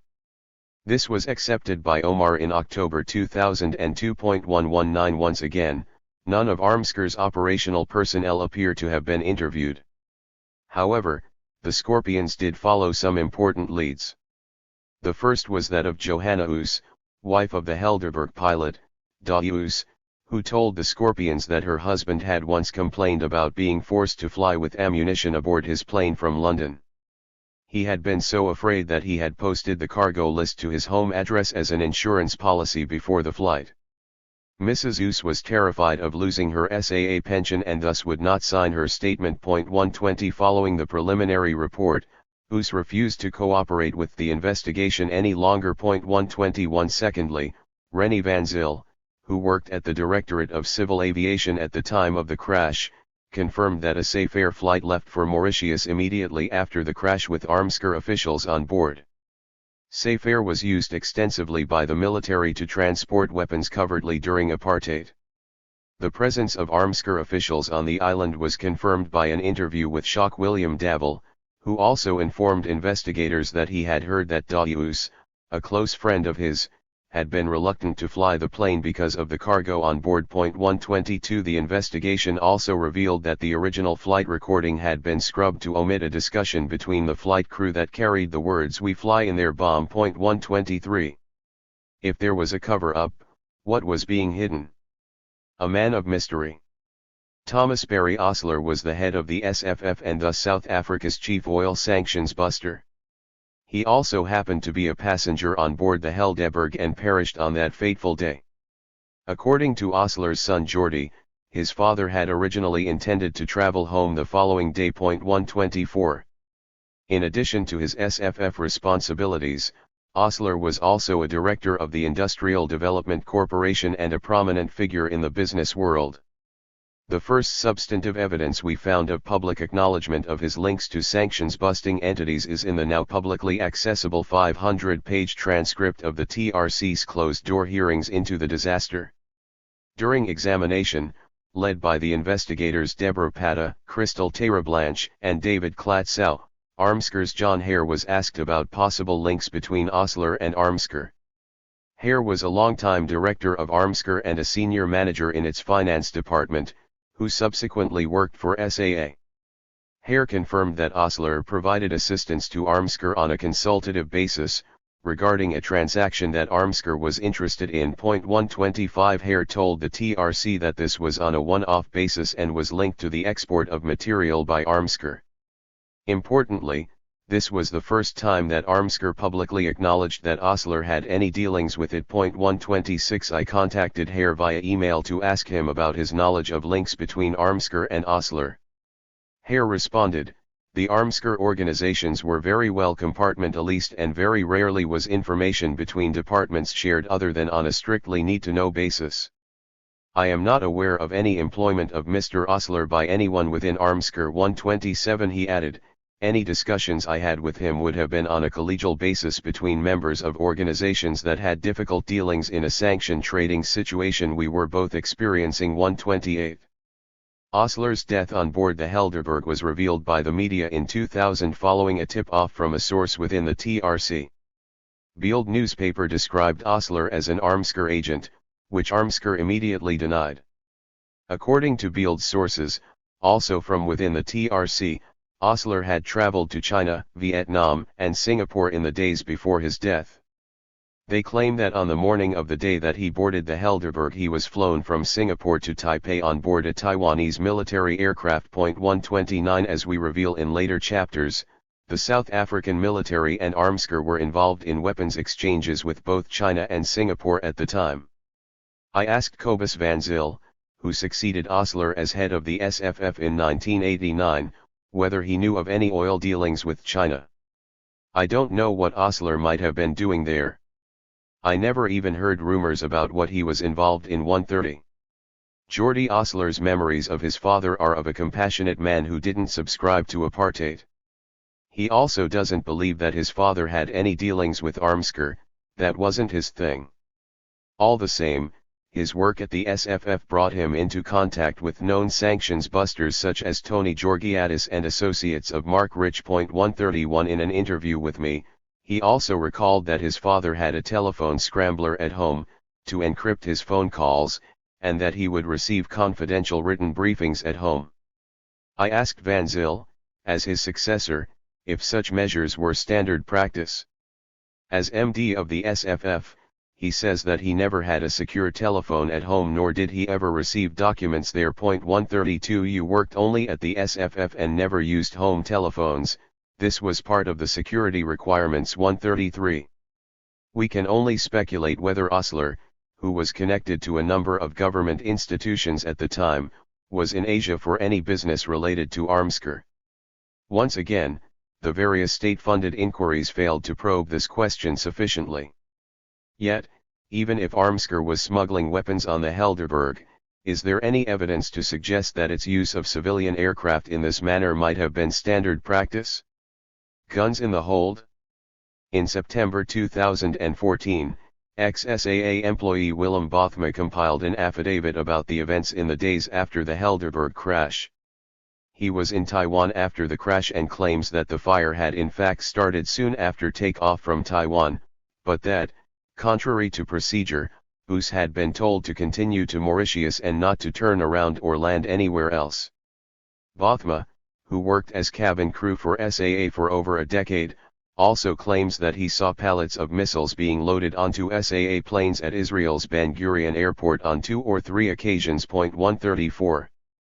At around the same time, another former SAA official, Alan Dexter, who was battling terminal cancer, signed an affidavit that supports the claim that there was a dangerous substance on board the Helderberg, and that Captain Dawes knew about it. Dexter alleged that the presence of a type of rocket fuel and ammunition was confirmed to him by an SAA official in Taiwan at the time, and subsequently by another top official. 135.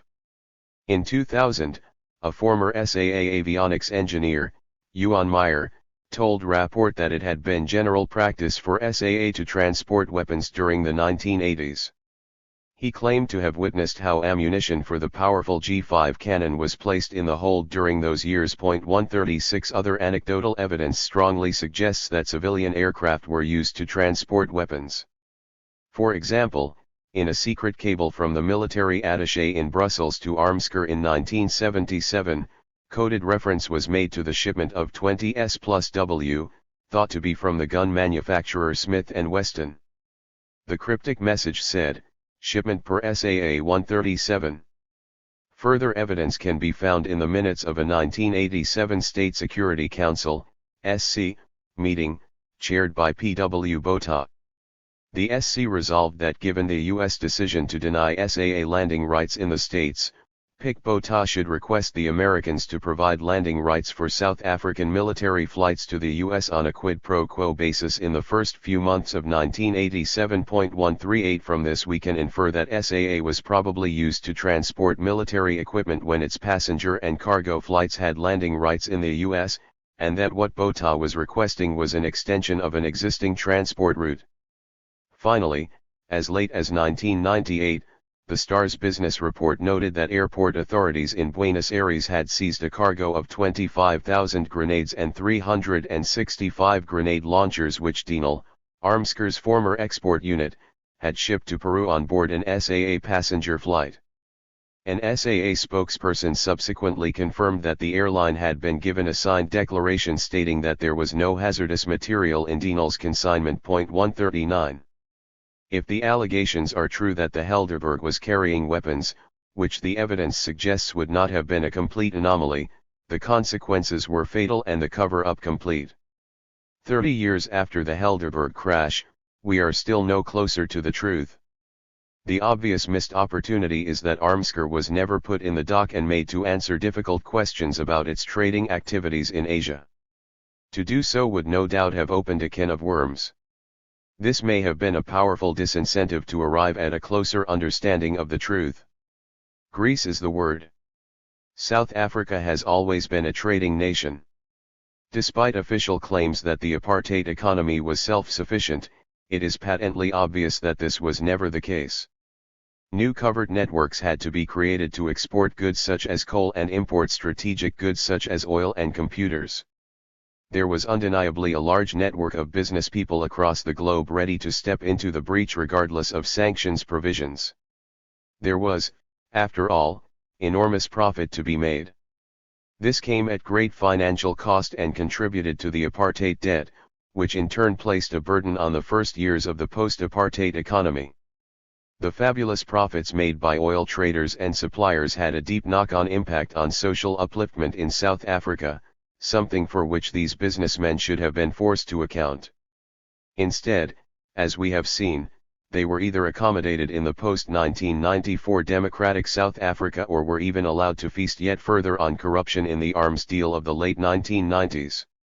The deeply fraudulent nature of these schemes also raises the question about the extent to which the apartheid state was integrated into an international criminal economy by the 1980s. When we turn in the next chapters to arms smuggling, this viewpoint is again reinforced. Banking on apartheid. It may be that apartheid brings such stupendous economic advantages to countries that they would sooner have apartheid than permit its destruction. Oliver Tambo. People who supported South Africa made a profit. You will be surprised how many people of note at that time offered their services because of some belief in South Africa and affection. Berend du Plessis. Chapter 4. Bunkers, Bankers, and Gold. Of the international banks, Swiss commercial banks were among the most significant and long-standing supporters of Pretoria. They pumped money into South Africa to provide credit that would keep the country afloat. They benefited, at least until the mid-1980s, from a borrower who paid its debt on time and at a premium. Apartheid was a safe bet. It was backed by gold, as abundant in supply as the labor of poorly paid black miners, without whom South Africa could not provide the commodity that became the international reserve currency. The banking establishment in all the Western world's largest economies wanted a stake in the South African game, from the United States to France, West Germany, Italy, Belgium, and Luxembourg. Over the next 2 chapters we focus on 3 safe havens for bespoke banking operations that served the regime in a very particular manner, and formed apartheid's major banking jurisdictions, Switzerland, Belgium, and Luxembourg. Each country is home to banking institutions that appear to provide legitimate banking services but, in fact, operate in the shadows as the cash conduits for many criminal enterprises, including the criminal arms trade. The banks, with support from politicians and corporations, have set in place complex mechanisms to evade the curiosity of outsiders. In this chapter we focus on Switzerland, one of the most secretive banking jurisdictions. To understand the connection between international finance and apartheid we have to follow the money trail. It leads us to a network of bankers driven by ego, racism, and ideology. Many no doubt saw themselves as functionaries, committed to civic duty. These men of standing in their societies learned far too little from the European genocide and the totalitarian states that enabled it in the 20th century. In denying the crime of apartheid they also failed to acknowledge the role that commercial banks in Switzerland and elsewhere had played as functionaries in the Nazi machinery. In turn, the men who shaped the thinking of these institutions in the second half of the 20th century have bequeathed a legacy that remains fiercely protected by the institutions they left behind. To be clear at the outset, the Swiss connection is not a tale of money laundering. We turn to that in Chapter 5. Instead, Switzerland acted as the gateway to European capital for the apartheid regime, though it was not the only source of such funding. Its example helps us understand how influential international banks related to the apartheid regime. The relations between South Africa and Switzerland were based on commercial, largely non-sanctions related business. This formed the foundation for a shared interest in the well-being of each country. For its part, Switzerland mostly provided legitimate banking services, including acting as the gold market and the loan market, in a way that did not rely primarily on banking secrecy or subterfuge. The provision of those services may have been unethical, but from what we have been able to ascertain it was not obviously criminal. The business with the banks had the support of some of the most powerful Swiss businessmen. They continued to shield South Africa from Swiss sanctions and pressure by lobbying their government and through their active support for Pretoria. The value of these networks cannot be underestimated. We now turn to explore this in more detail. Swiss secrets. Secrecy is as vital as the air we breathe. The Swiss Banking Association in response to revelations of Swiss involvement in the Nazi gold scandal. 1. Understanding the relationships between powerful political and business figures requires knowledge and information. The Swiss government has for many years blocked access to material detailing its economic ties with the apartheid regime, ties that hypocritically existed at the same time as the country repeatedly condemned Pretoria from the late 1960s, supported the arms embargo from 1963 and attempted to limit investment from 1974. 2. Indeed, in 2002 the Swiss government took the unique step of imposing an embargo on any Swiss records created after January 1, 1960 that contained information on Swiss companies that had any business relationship with apartheid South Africa. 3. This is contrary to the general Swiss rule governing the release of documents after 30 years. This deplorably secretive initiative by Swiss politicians has been successful in bedeviling research into Swiss, South African relationships in the first 2 decades after the end of apartheid. Even the parliamentary-sanctioned Swiss National Science Foundation's National Research Project into Swiss, South African relations between 1945 and 1990 suffered the consequences of this decision. 4. Formally commissioned in 2000, the project was officially regarded as a means of analyzing past policy with an eye to future policy design. However, the researchers engaged in the project acknowledge that the political motive for the project stemmed from ongoing attention to the murky areas of the relationship, including sanctions busting. Representatives of the Green Party in the Swiss parliament were particularly supportive in ensuring that this initiative got off the ground. The researchers faced officials who withheld records, a situation that was exacerbated from 2002 when the Nazi-era claims against Swiss banks were launched in the United States. The Swiss researcher Peter Hug, who has undertaken detailed research as part of the parliamentary-backed project, confirmed to me in an interview that the embargo decision was made following intensive lobbying by Swiss banks. 5. He believes that they feared that by opening the door to South African secrets, a precedent could be set that would endanger the secrecy on which the Swiss financial system trades. 6. Alexander Karrer, from the Swiss Ministry of Finance, was the official who was central to the decision to embargo and hide records. He is renowned in Swiss political circles for being a puppet of the Zurich financial sector. 7. Hug believes that the Swiss government, which was complicit in the financial sector's relationship with apartheid, shared the bank's fear. 8. The ban was eventually lifted in June 2014, following renewed calls by left-wing Swiss politicians for the records to be released in the wake of Nelson Mandela's death.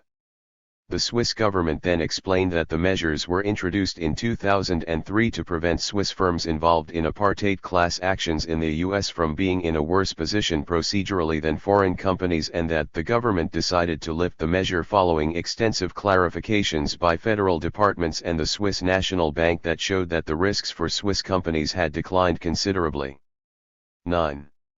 As this suggests, the trigger for the release was not Mandela's death, but rather the news in December 2013 that a class action lawsuit, brought by the Kolemani Support Group, a national membership organization of victims and survivors of apartheid human rights violations, had been dismissed by the New York Appeals Court. The case had originally involved the Swiss banks UBS, Union Bank of Switzerland, and Credit Suisse, and a host of other multinationals from Ford and Daimler to IBM and Rheinmetall, for their alleged role in aiding and abetting gross human rights violations during apartheid. 10. While the New York Appeals Court judgment was considered a major blow to attempts to hold transnational corporations to account for human rights violations, the Swiss government was clearly pleased, for it was now quite unlikely that Swiss companies will be involved in these class actions again. 11. The cynical Swiss establishment had thus both weathered the storm of corporate accountability and, together with officials in Pretoria, simultaneously wrecked efforts at truth-telling. Indeed, the voluminous Swiss research report notes, research was seriously affected in both its form and content by the particular conditions under which it was carried out.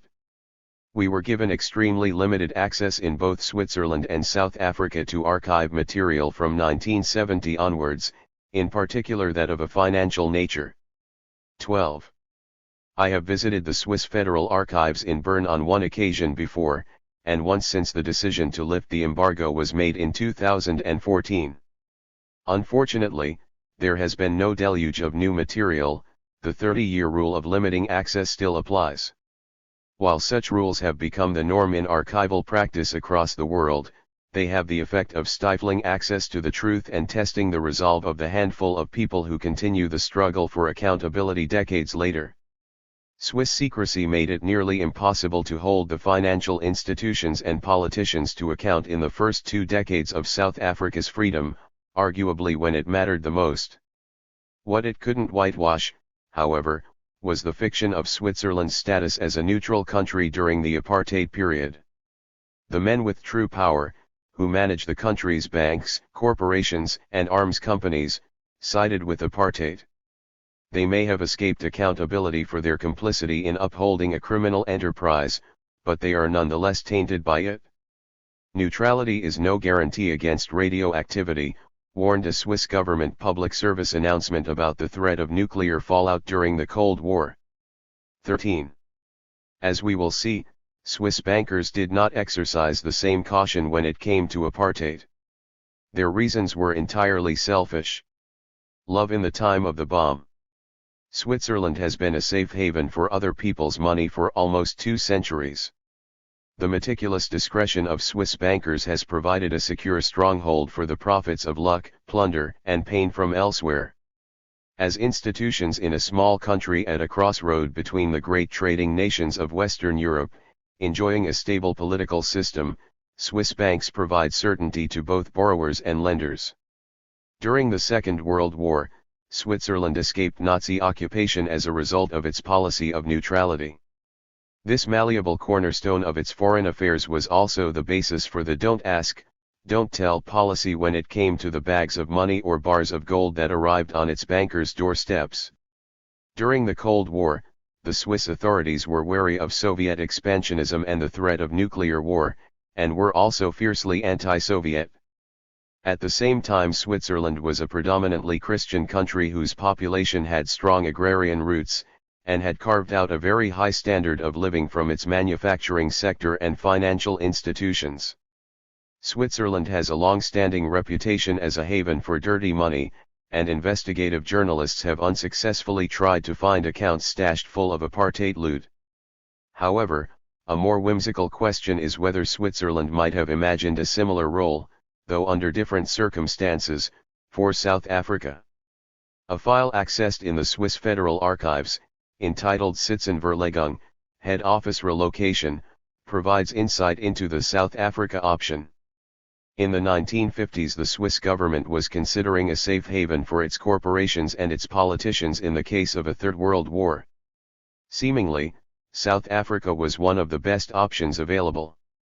Far from the center of a nuclear war, South Africa promised good weather, mountains, wine, gold, and perpetual white Christian nationalist rule. The information contained in the file is rather patchy, but is sufficient to reveal that South Africa, Canada, and New Zealand were all considered as destinations to relocate the Swiss government and corporations in an imagined dystopian future. In 1960, the Swiss ambassador in Pretoria presented a 6-page memorandum to South Africa's Secretary for Foreign Affairs. 14. The memorandum laid out a proposal for relocating the registered head offices of the major Swiss corporations to the Union of South Africa for the duration of an international crisis, but only in the case of an imminent international danger, and made several requests regarding the easing of visa regulations and the avoidance of any double taxation. 15. The tax issue was soon the subject of a bilateral agreement, thereby also smoothing the way for further negotiations. These were standard considerations that the Swiss had also raised with the Canadian government as part of a parallel process. Canada had been approved as a suitable exile destination by the Swiss cabinet in 1959. These negotiations were characterized by great secrecy. None of the potential host governments was to be informed of negotiations with the others. 16. The Swiss Secretary of Foreign Affairs was upbeat about South Africa's prospects in 1960, given that it is relatively liberal, welcoming of investment by foreign corporations, and geographically located far away from the likely main theater of war. 17. The Swiss were eager to negotiate a favorable deal with South Africa. The ambassador was advised to draw the South African officials' attention to the fact that the Central American state of Panama had created regulations that would allow foreign firms to register themselves in Panama and, at the same time, keep their headquarters in their home country. Panama's regulation was described as remarkable by Swiss officials. 18. This crafty scheme by the Panamanian government, drawing on the Swiss model, was exposed in 2016 when a consortium of investigative journalists from across the globe released the Panama Papers. These show how wealthy individuals and corporations who continue to use Panamanian shell companies avoid tax and stash away stolen wealth. Reporting back to Bern from a meeting with the Foreign Affairs Secretary in February 1960, the Swiss ambassador indicated that there was support from the South Africans for the proposal to grant asylum to Swiss companies and that they could retain their Swiss identity when based in South Africa. What is particularly notable in the correspondence was the Swiss officials' insensitivity and lack of judgment when it came to apartheid and its violent application. Writing to his minister in the wake of the Sharpeville massacre, in which 69 protesters were shot dead by the police, the ambassador remarked, "There is no doubt that the South African government is committed to ensuring peace and order and security under all circumstances. We can also expect positive efforts to be made to maintain good relations between the races. Under these circumstances, it appears justified to continue the discussions with the South African officials." 19. Just a few weeks prior to the writing of this letter, the South African government had declared a state of emergency, banned the ANC and POC, and imprisoned 18,000 people, many of whom were kept in solitary confinement. His was surely a curious interpretation of ensuring peace, given that the South African government had opened a new front line of attack on its inhabitants. The Swiss files do not, for unknown reasons, contain an official agreement between the countries on the granting of asylum to Swiss firms. However, subsequent correspondence confirms that an agreement was reached and entered into. Countries with whom asylum agreements were concluded had to be approved by the Swiss cabinet. Thereafter, companies could register an intention with the Swiss Federal Trade Registry to relocate to one of what were probably not more than a handful of countries. One significant corporation that did consider relocation to South Africa was the Union Bank of Switzerland, UBS, one of the three most powerful Swiss banks. This is revealed in a confidential November 1982 memorandum reporting on a meeting that had taken place between the Swiss Ministry of Foreign Affairs, Dr. F. G. Gygax, head of UBS, and representatives of Intrag AG, the UBS fund management company. The purpose of the meeting was to finalize an emergency agreement for the South African Trust Fund, SAFIT. 20. SAFIT was an investment fund in South Africa set up by UBS in 1948, and was central to the sale of South African gold through Switzerland. It was agreed that UBS would delegate all management functions to the Swiss Union Trust for South Africa in the event of a crisis, an arrangement that had the stamp of approval of the South African authorities. 21. This agreement would come into force in the event of war through the communication of a secret code word, preferably sent by telex. In December 1982, the manager of UBS in Johannesburg wrote to the Swiss ambassador, thanking him for the opportunity to meet at the embassy. He cryptically concluded by saying, "We do hope that the agreement which we discussed with you will never be put into force." 22. This suggests that UBS, which today employs 60,000 people to look after approximately R30 trillion in assets, may have considered relocating its headquarters to the Highveld. When I quizzed P.W. Botha's Minister of Finance, Barend du Plessis, about this possible arrangement, he said he had never heard of it but struggled to curb his enthusiasm. "My goodness, this is very good news. It underscores what I told you, the century-long association with South Africa with the Swiss financing a great number of projects. I think that's one of the greatest compliments I have heard for the previous government." 23.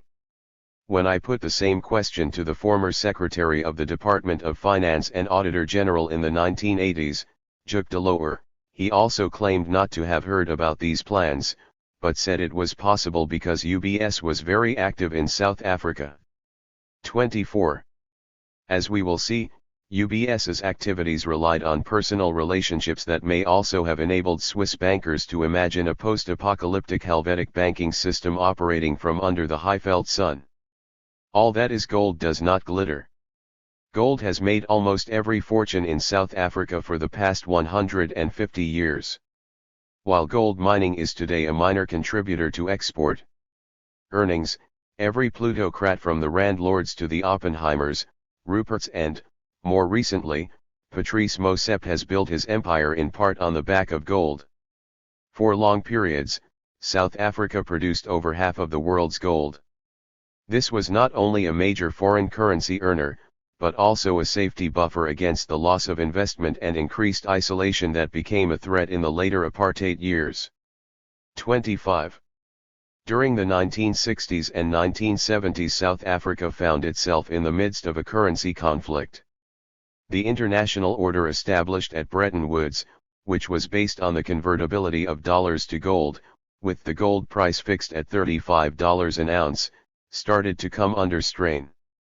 Japan and a number of continental European countries begrudged the way in which the United States used its artificially inflated dollar to run vast balance of payments deficits. 26. What this meant was that the US was importing more than it was exporting, but still managed to strengthen the value of its own currency. Foremost in the war against the dollar was France, which, under the leadership of Charles de Gaulle, supported closer relations with South Africa. 27. This came to a head in the early 1970s, when South Africa started to withhold gold from the market, placing increasing pressure on the dollar. In return, France, which supported efforts to challenge US hegemony, made assurances to South Africa that it would limit obstacles to access its weapons market and bank loans. 28. Ultimately, the United States was forced to cede control of the gold price in 1974. The result was an economic boom in South Africa as the gold price rose from $35 to $197.50 per ounce. 29. This illustrates the centrality of gold to the economic order during this period, and the manner in which it inflated South Africa's political and economic importance at the time. Given the value of gold, Swiss banks saw an enormous financial opportunity in becoming one of the world's primary gold salesmen. They may not have controlled the mines, but instead would seek to direct the flow of gold into Swiss vaults, from where easy money was to be made by selling the precious metal to central banks and corporations across the globe. The Swiss banks, having seen an opportunity, were eager by the late 1940s to establish a free market for gold, requiring them to woo the South Africans. 30. The Zurich gold market, established by the Swiss banks, would eventually become a cornerstone of the Swiss-South African relationship. The Anti-Apartheid World Gold Commission, established in 1988, regarded Swiss banks as the central provider of South African gold to the international market. 31. How did this relationship come about? Swiss banks take a shine to gold. The London gold market, traditionally the sole market for South African gold, closed at the beginning of the Second World War and only reopened 15 years later. 32. During this period, the Bank of England exercised strict control on the sale of gold at the agreed price of $35 per ounce. This led to the creation of a parallel market, in which Swiss banks were very active, in which gold was traded away from prying central bankers, but in which significant profits, in some instances, double the official price, could be achieved. 33. The motive for the Swiss banks was both profit and a strategic hope that this market would expand their global network and operations and develop the Swiss banking sector beyond its Alpine enclave into becoming a world player. 34. With this in mind, two of the big three Swiss banks, UBS and the Swiss Bank Corporation, SBC, sought to entice South Africa to use the Zurich market and sell its gold to the banks instead of to London.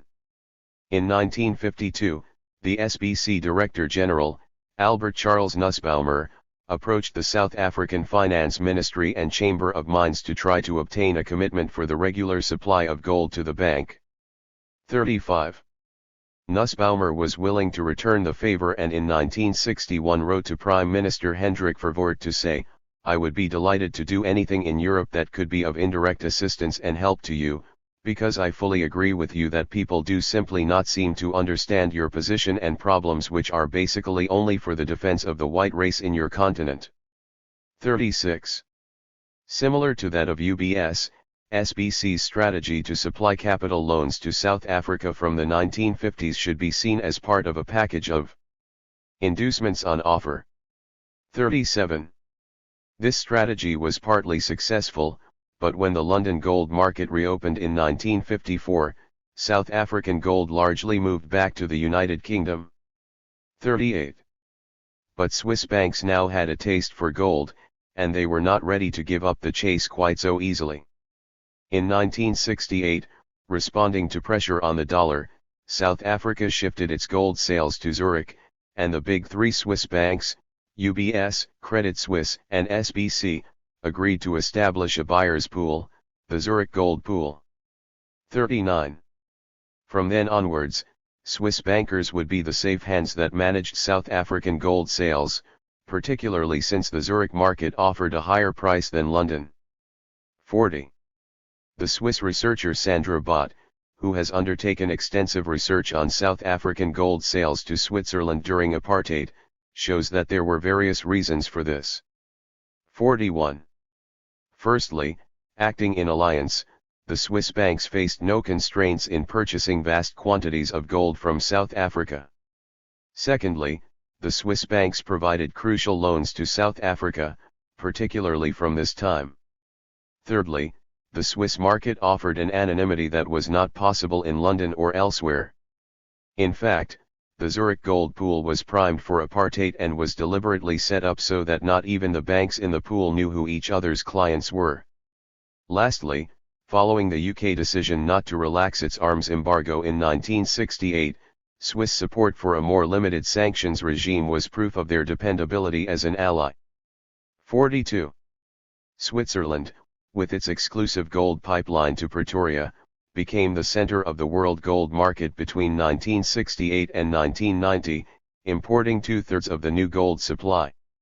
In certain years, Switzerland absorbed and marketed up to 80% of South Africa's output. 43. Unsurprisingly, some of the largest Swiss purchases of gold occurred during some of the apartheid regime's most severe crises, the 1976 Soweto uprising, the need for enriched uranium in 1981, the debt rescheduling in 1985 and the liquidity crises in 1983 and 1988. 44. There was a fortune to be made in misery. This situation was likely the result of South Africa dipping into its reserves to turn them into cash. However, there was also an element of help from an ally. Particularly because after 1983 the purchases of gold were coupled with increases in much-needed short-term bank credits. 45.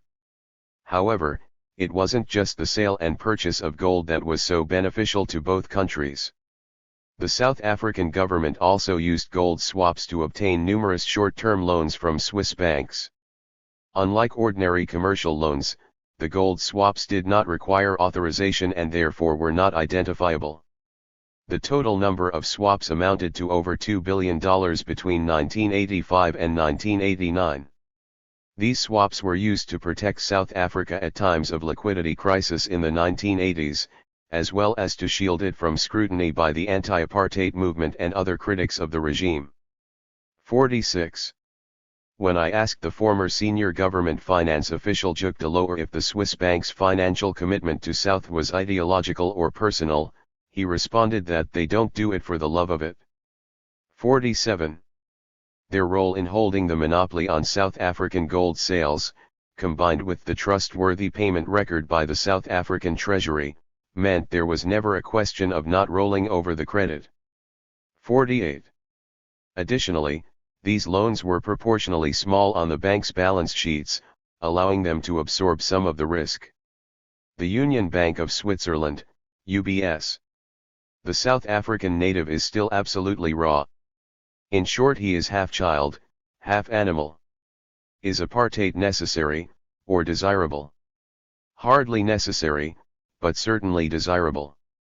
UBS Managing Director, Johannesburg Branch, 1963. 49. The big three banks in Switzerland until the late 1990s were UBS, the SBC, and Credit Suisse. In 1998 SBC merged with UBS, becoming the largest bank in Switzerland and one of the most influential in the world. Before the merger, UBS was the smallest of the big three, but it had the closest relationship with apartheid's political and economic elite.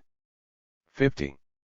It is worth noting that all three banks were part of an overall trend that saw Swiss banks dramatically increase direct and indirect financing to the apartheid regime from 1968 onwards, which coincided with the move of the South African gold market to Zurich. 51.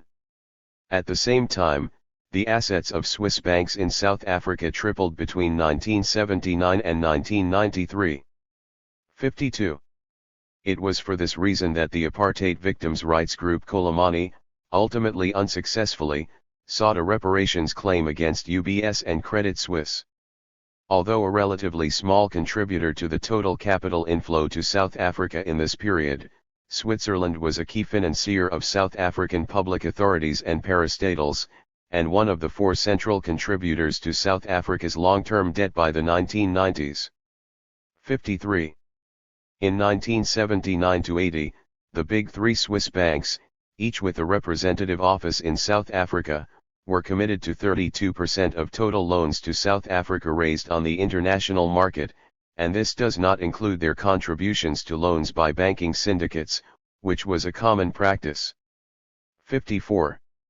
These loans were to large public entities such as the government and Eskom. 55. The Swiss anti-apartheid movement labeled UBS as the central player in this regard, as UBS participated, usually as lead manager, in numerous large loans in the early 1980s. 56. In 1985 UBS's Nicolaus Sen negotiated a $75 million loan directly with the South African finance minister, Barend du Plessis.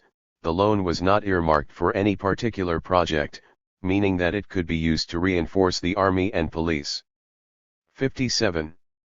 Such loans, which could be used to fund weapons projects or police batons and boots, were in line with the role that Swiss industry played in South Africa's atomic weapons program, the sale of weapons and the ongoing close collaboration between Swiss and South African intelligence services, to which we return in Chapter 11. 58. In conversation with Barend du Plessis, I asked him what was in this for the Swiss banks. Did it also help them internationalize their business, as some studies suggest? From his vantage point, this was a very obvious decision based on good business, without a hint of the handsome profits or dehumanizing apartheid politics. In terms of the wealth and the massive capital that the Swiss handled, they had a lot of money to invest. In terms of that scale of things, I wouldn't say that South Africa was an important percentage. But to the extent that they did business here, that was safe, it was pleasant, it was nice to come here, they liked the people and they liked the business that they did. Don't forget, in the days before the sanctions, the Americans did whatever they could to do business here. You could get a good deal here. Your money would be repaid, and this was a good investment. 59. Despite du Plessis's positive spin, there is no doubt that the Swiss banks and politicians granted the apartheid regime significant favors. This was despite calls for banking sanctions, which led the World Council of Churches and other members of the anti-apartheid movement to withdraw all their deposits from UBS. In August 1984, the South African embassy in Bern revealed that Switzerland's ceiling on financing to South Africa was widely and intentionally publicized, but it noted, secret agreements have been made to provide the most favorable conditions to South Africa. Switzerland's neutral position on SA is largely a result of the influence that bankers have on politics, and the social relations that SA ambassadors have with Swiss bankers are thus vital. Understandably, details on this are not given. This situation was not raised in the recent general meeting between SA and Swiss government representatives and officials, but instead raised in private between the PMPW Botha and Swiss President Schlumpf. The president of the Swiss National Bank, the Swiss Central Bank, the president as well as the chairman of the board of directors of the Bank for International Settlements, and the general manager of the Union Bank of Switzerland are in on it, among others. 60. The memo was in fact a motivation for an experienced new ambassador to be appointed because of the importance of a Bern posting. It added that the embassy needed a strong leader given the unusually broad scope of propaganda services they were managing in Switzerland. Thus, while the interests of the elites were clearly aligned, it was essential that the rest of the Swiss population were kept firmly supportive of South Africa. This memo provides insight into the extraordinary role played by the personalities who ran the banks. A common mistake is that because large institutions such as banks are faceless, they are not really controlled by anybody. Hence it follows the logic that nobody can be held to account for misdeeds other than hapless small depositors, who are usually left to clean up the mess, as was the case during the 2008 banking crisis. The memo quoted above shows just how untrue this trope really is. A further handwritten secret memo from the South African Embassy to the Department of Foreign Affairs underscores the importance of these personal relationships. It stated, "There would be intensive interest among certain institutions, such as the Swiss Parliament, in the fact that the South African ambassador through ongoing lobbying has succeeded to get the Swiss government to agree to let Swiss banks provide South Africa with the most preferential loan conditions that are possible given the circumstances. It would therefore be appreciated why detailed information is not provided in this report. In this scenario, the South African ambassador enjoys the trust and goodwill of, among others, the president of the Swiss National Bank, Edmund Weiss, the chairperson and president of the Bank for International Settlements, Fritz Leutwiler, and the general manager of UBS, Nicolaus Sen. 61. Fritz Leutwiler, to whom we turn in the next section, also chaired the Swiss National Bank, and was a key figure in the relationship between the two countries. However, it is striking that the two memos single out links to UBS in particular. It should therefore come as no surprise that P.W. Botha, on a short visit to Switzerland in October 1988, conferred the Order of Good Hope on Georges Meyer, then president of the Swiss South African Association, SSAA, and vice president of UBS. 62. Meyer is described as having a long-standing relationship with South Africa. 63. Botha also used the opportunity to meet senior members of the Swiss business and banking sector in order to confirm certain commitments made by Barend du Plessis, so as to secure further loans for South Africa. 64. Meyer wasn't the only senior UBS official to befriend the regime. In fact, there were two particularly important UBS officials who became regime allies, UBS Director General, Bruno Saiger, and longtime UBS Chief Executive, Nicolaus Sen. Their relationship with South Africa was deeply personal, and their support for the apartheid regime was unwavering. Both men were also very close to the wealthy, politically influential Afrikaner businessman Anton Rupert. 65.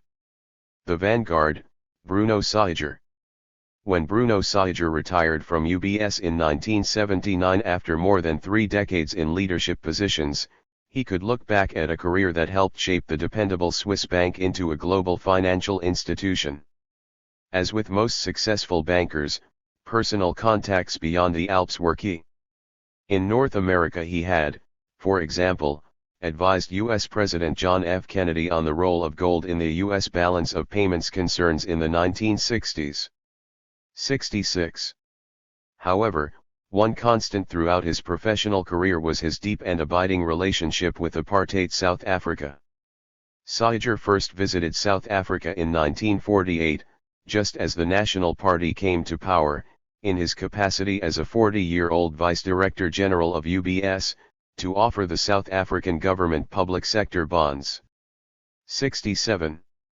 UBS was seen at the time as the vanguard of involvement in South Africa among Swiss banks, with Saiger central to this strategy.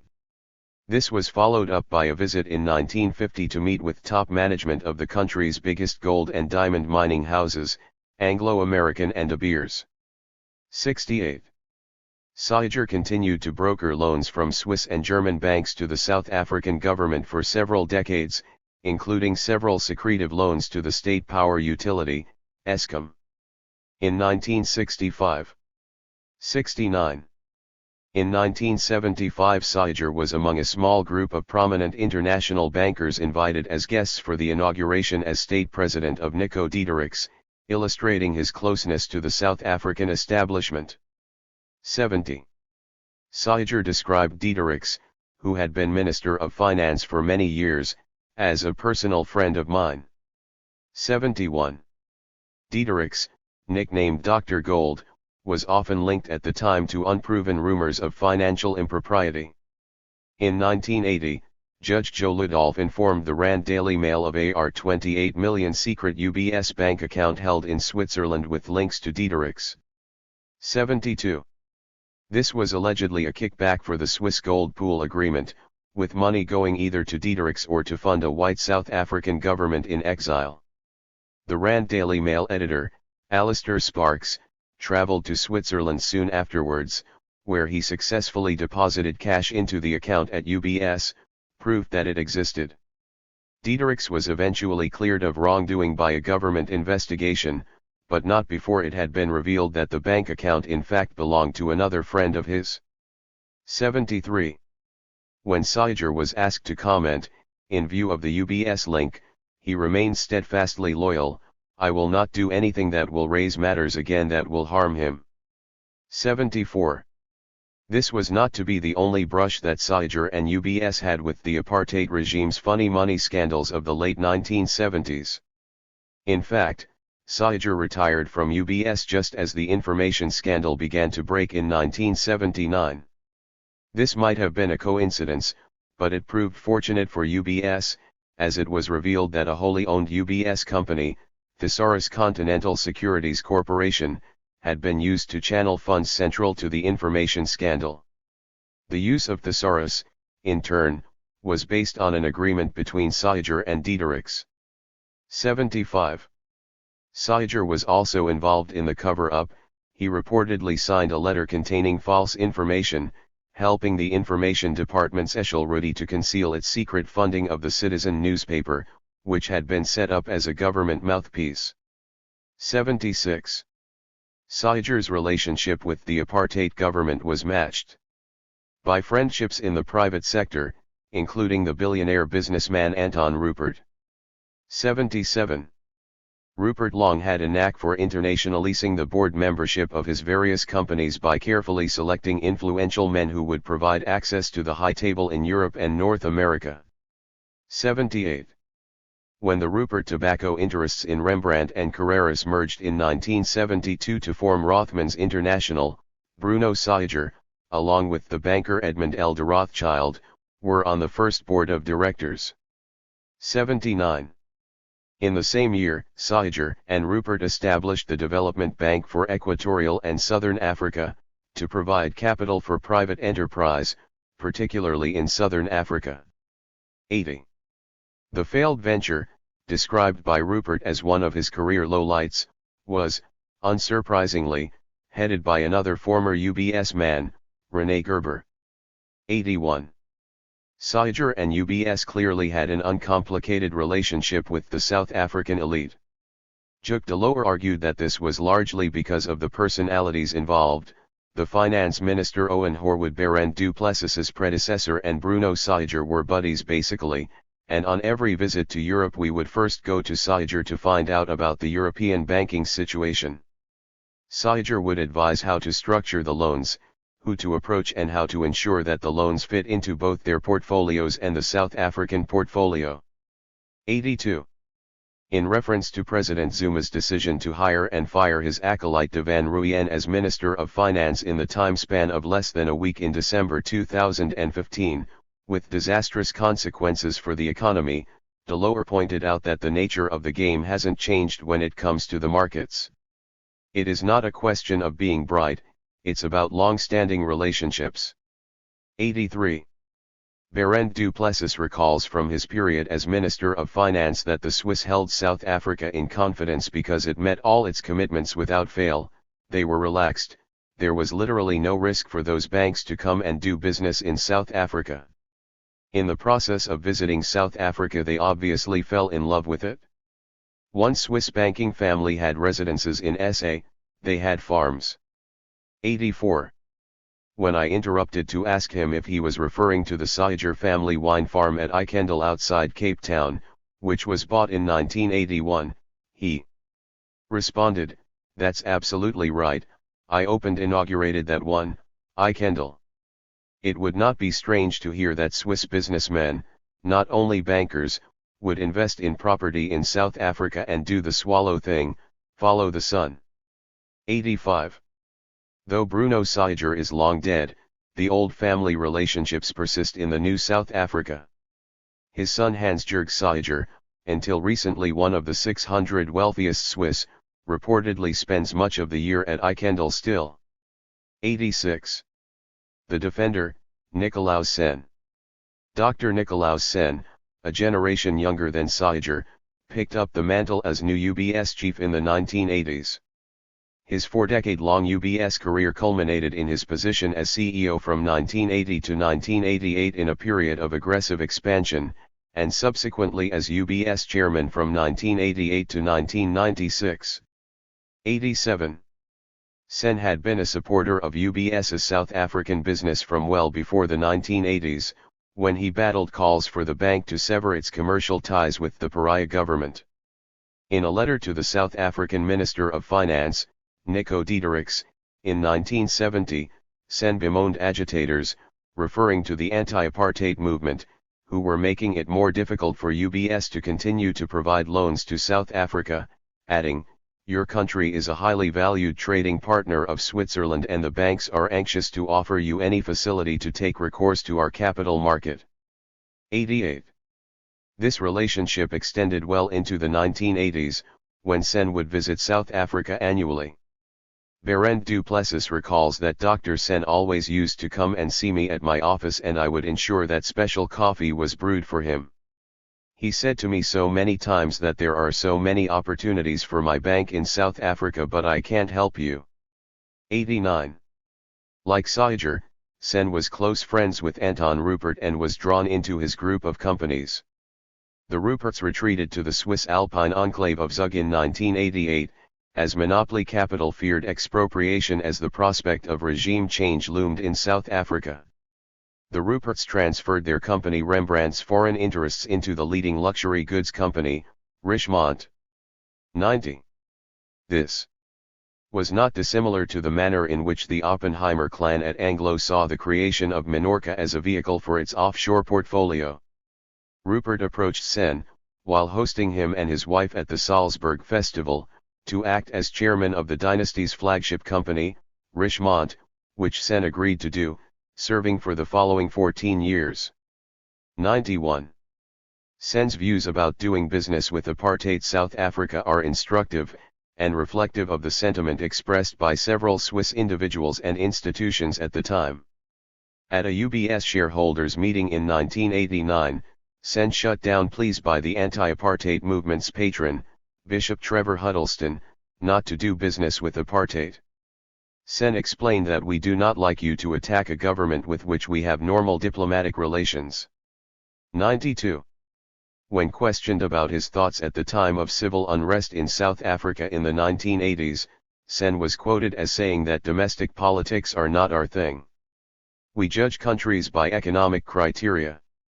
We supported neither the regime nor the government who ran it, we simply maintained normal relations with South Africa. 93. Sen was another in a long line of men with short memories who profited from but claimed never to support corrupt, oppressive regimes the world over. In fact, the record shows that Sen brazenly defended white minority rule as late as 1985. If I lived in South Africa, I also would not be prepared to relinquish the reins. For me, one man one vote is not a world religion, Sen was reported to have said. 94. Why would it not apply in South Africa? Sen suggested that although he was at first shocked by the system in South Africa, he started to see it as unavoidable because of the lower education of the blacks. 95. Entirely unavoidable is the basic fact that Seiger, Sen, and UBS, which they led, made huge profits from their support for apartheid and their links to South African elites. They knew this, their board of directors knew this, as did their subordinates and the politicians who regulated their activities. Everyone was in on the game. No wonder they have never been held responsible for this. Without the investigative weight of the U.S. Department of Justice, there seems to be no institution that can hold Swiss banks to account for past crimes. The debt collector. Out of the mist of the Swiss mountains came Dr. Leutwiler. What a man! He said, I can't allow you guys to go into that lion's den, I'll help you. Berend du Plessis, former finance minister. 96. Dr. Fritz Leutwiler, the eminence grise of Swiss banking, came knocking on the South African Treasury's door in 1985. The emissary of 29 international banks was an old friend of apartheid South Africa and therefore Pretoria's ideal man with whom to negotiate a debt standstill. By 1985 South Africa faced a significant debt crisis.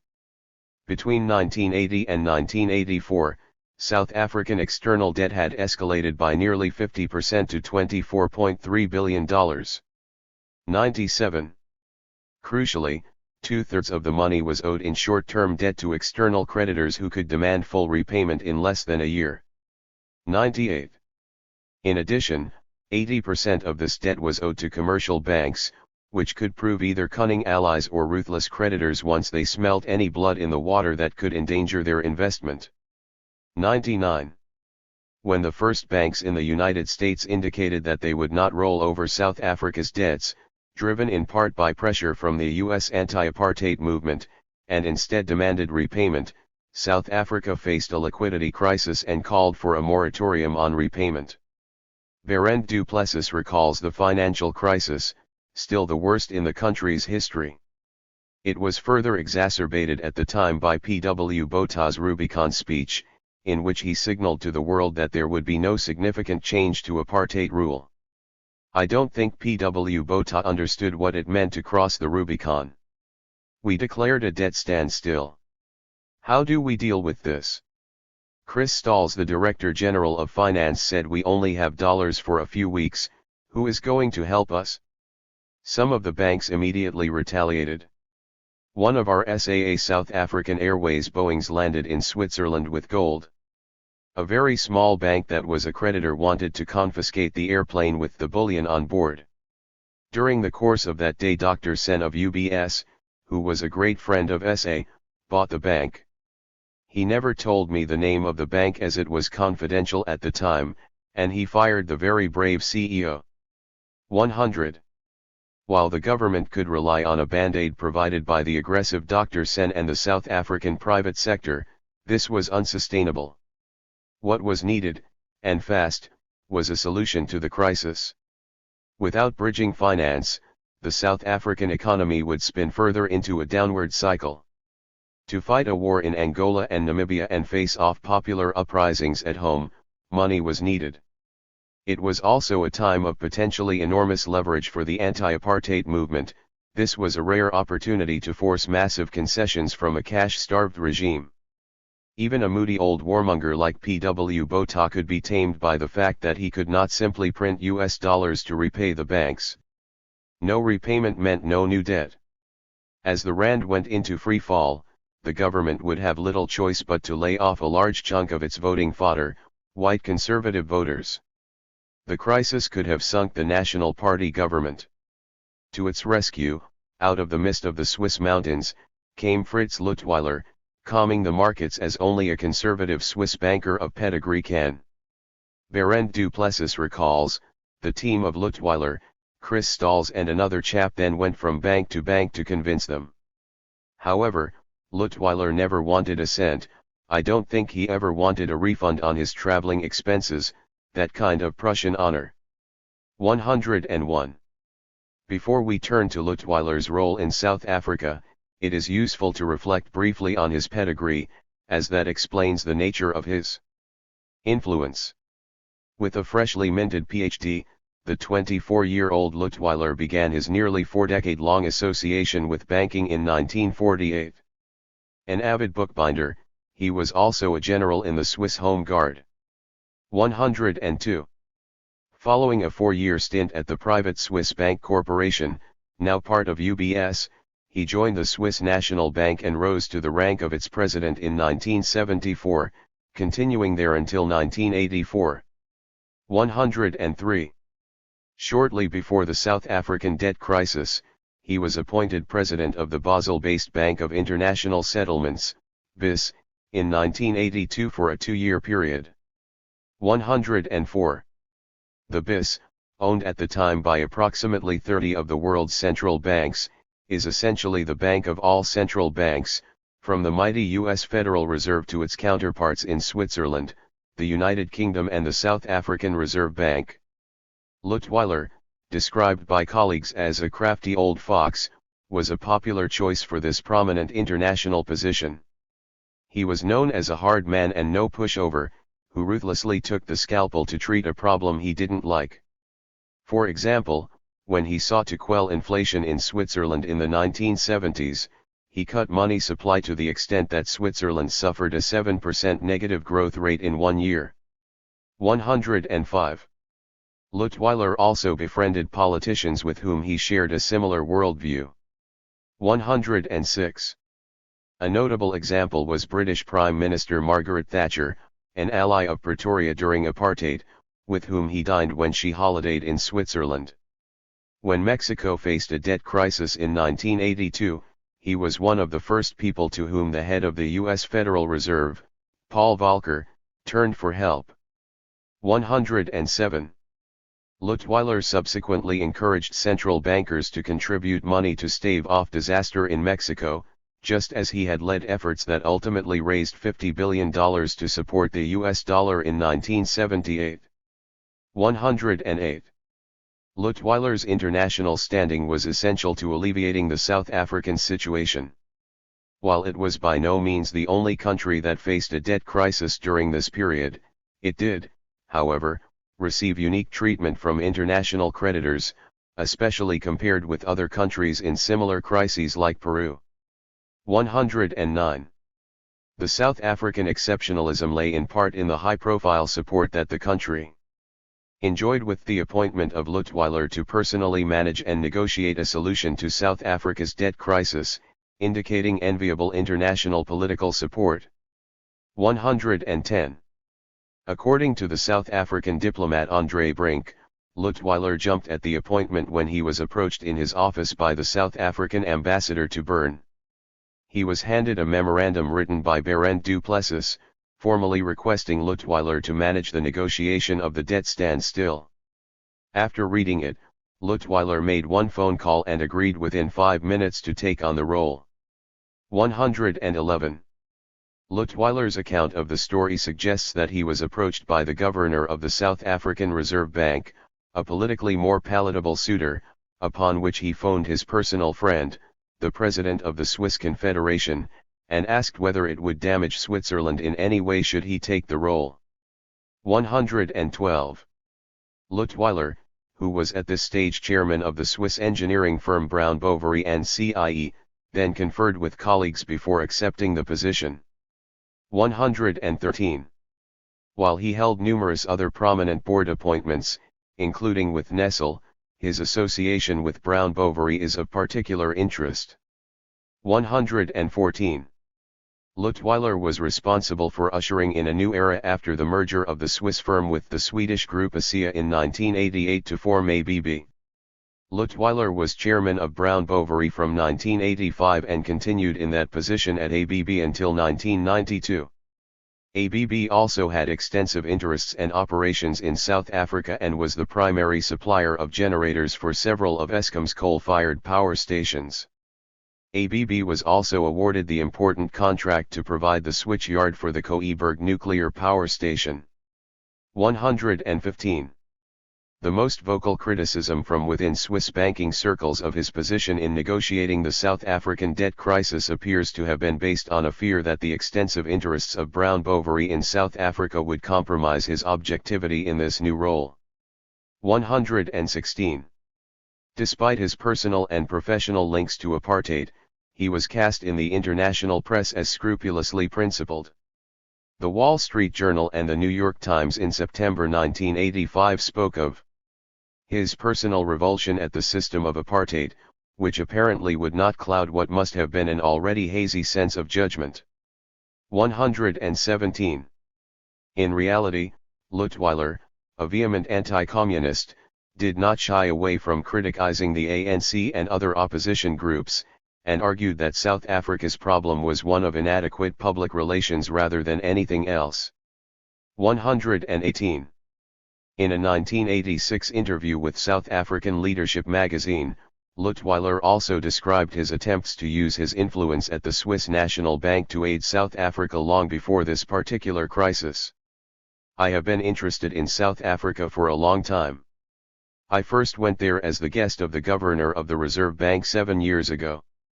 I was on very good terms with the former finance minister Horwood. I tried to help South Africa while I was still at the Swiss National Bank when the country had difficulties raising international capital because there was a ceiling on South African borrowings, even in Switzerland. You could call me a friend of the country, not of any particular regime. 119. Leutwiler was of course being modest. He was not just a friend but an ally, and he supported the big three Swiss private banks in their opposition to any credit limit or restrictions placed on exporting capital to South Africa. 120.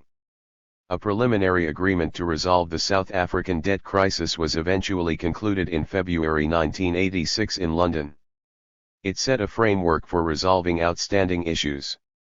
This included an agreement to suspend payment on $10 billion of debt for a year, subject to a South African down payment of $500 million in April 1986. 121. Business Day argued that Pretoria would be delighted at the terms of the deal. 122.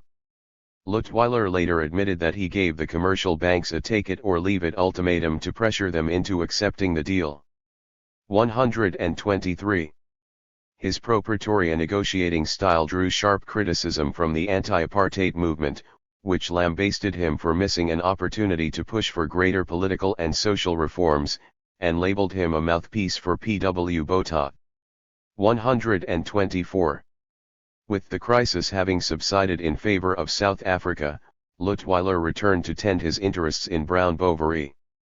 125. Nonetheless, his association with South Africa was far from over, even though we may know little about the detail. The South African chief sanctions-busting diplomat, Mark Burger, suggests that the Swiss banker may have helped shape some of his department's thinking about how it should counter sanctions, although default was averted when Herr Leutwiler succeeded in rescheduling our debt repayments to foreign creditors. South Africa's vulnerability was exposed. Sanctions threats became realities. An immediate consequence was a rearrangement of certain priorities and responsibilities. Significantly, Leutwiler was brought to a working lunch by the governor of the Reserve Bank Gerhard de Kock and finance official Chris Stals, to agree the go-ahead with the Minister of Foreign Affairs, not Finance. 126. While Burger provides little detail, his autobiography describes the meeting as seminal in kick-starting his new role as sanctions buster-in-chief for foreign affairs. Brown Boveri also continued its engagement with South Africa, including the SADF, despite the arms embargo. Records in the SADF archives reveal that the Swiss corporation had set up a South African subsidiary company, Brown Boveri Thai, Ltd., which was a 50/50ths partnership with Bill Venter's Power Tech Group. 127. Venter had a long association with the apartheid military, industrial complex. In a letter written in 1988 to the SADF, Armsker complained of the growing problem of acquiring infrared, radar and microwave technology for physical security systems from their traditional suppliers in the United States because of sanctions. According to the letter, Brown Boveri agreed to set up a local production facility to meet this demand. 128. In addition, Armsker and the SADF project officers accompanied a Mr. Brian Tucker, who was the contact with the Brown Boveri director, to Switzerland and Germany, where Brown Boveri organized visits to various nuclear and NATO facilities to observe the physical security systems at these installations. 129. This trip was planned for August 1988, the first year of ABB's existence.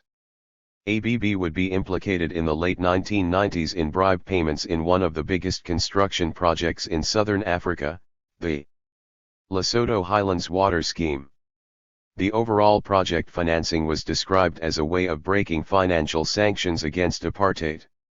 It provided a cover for capital to flow to South Africa, the real borrower and beneficiary of the water scheme, via a trust fund in London to launder the contributions of various financiers for the project.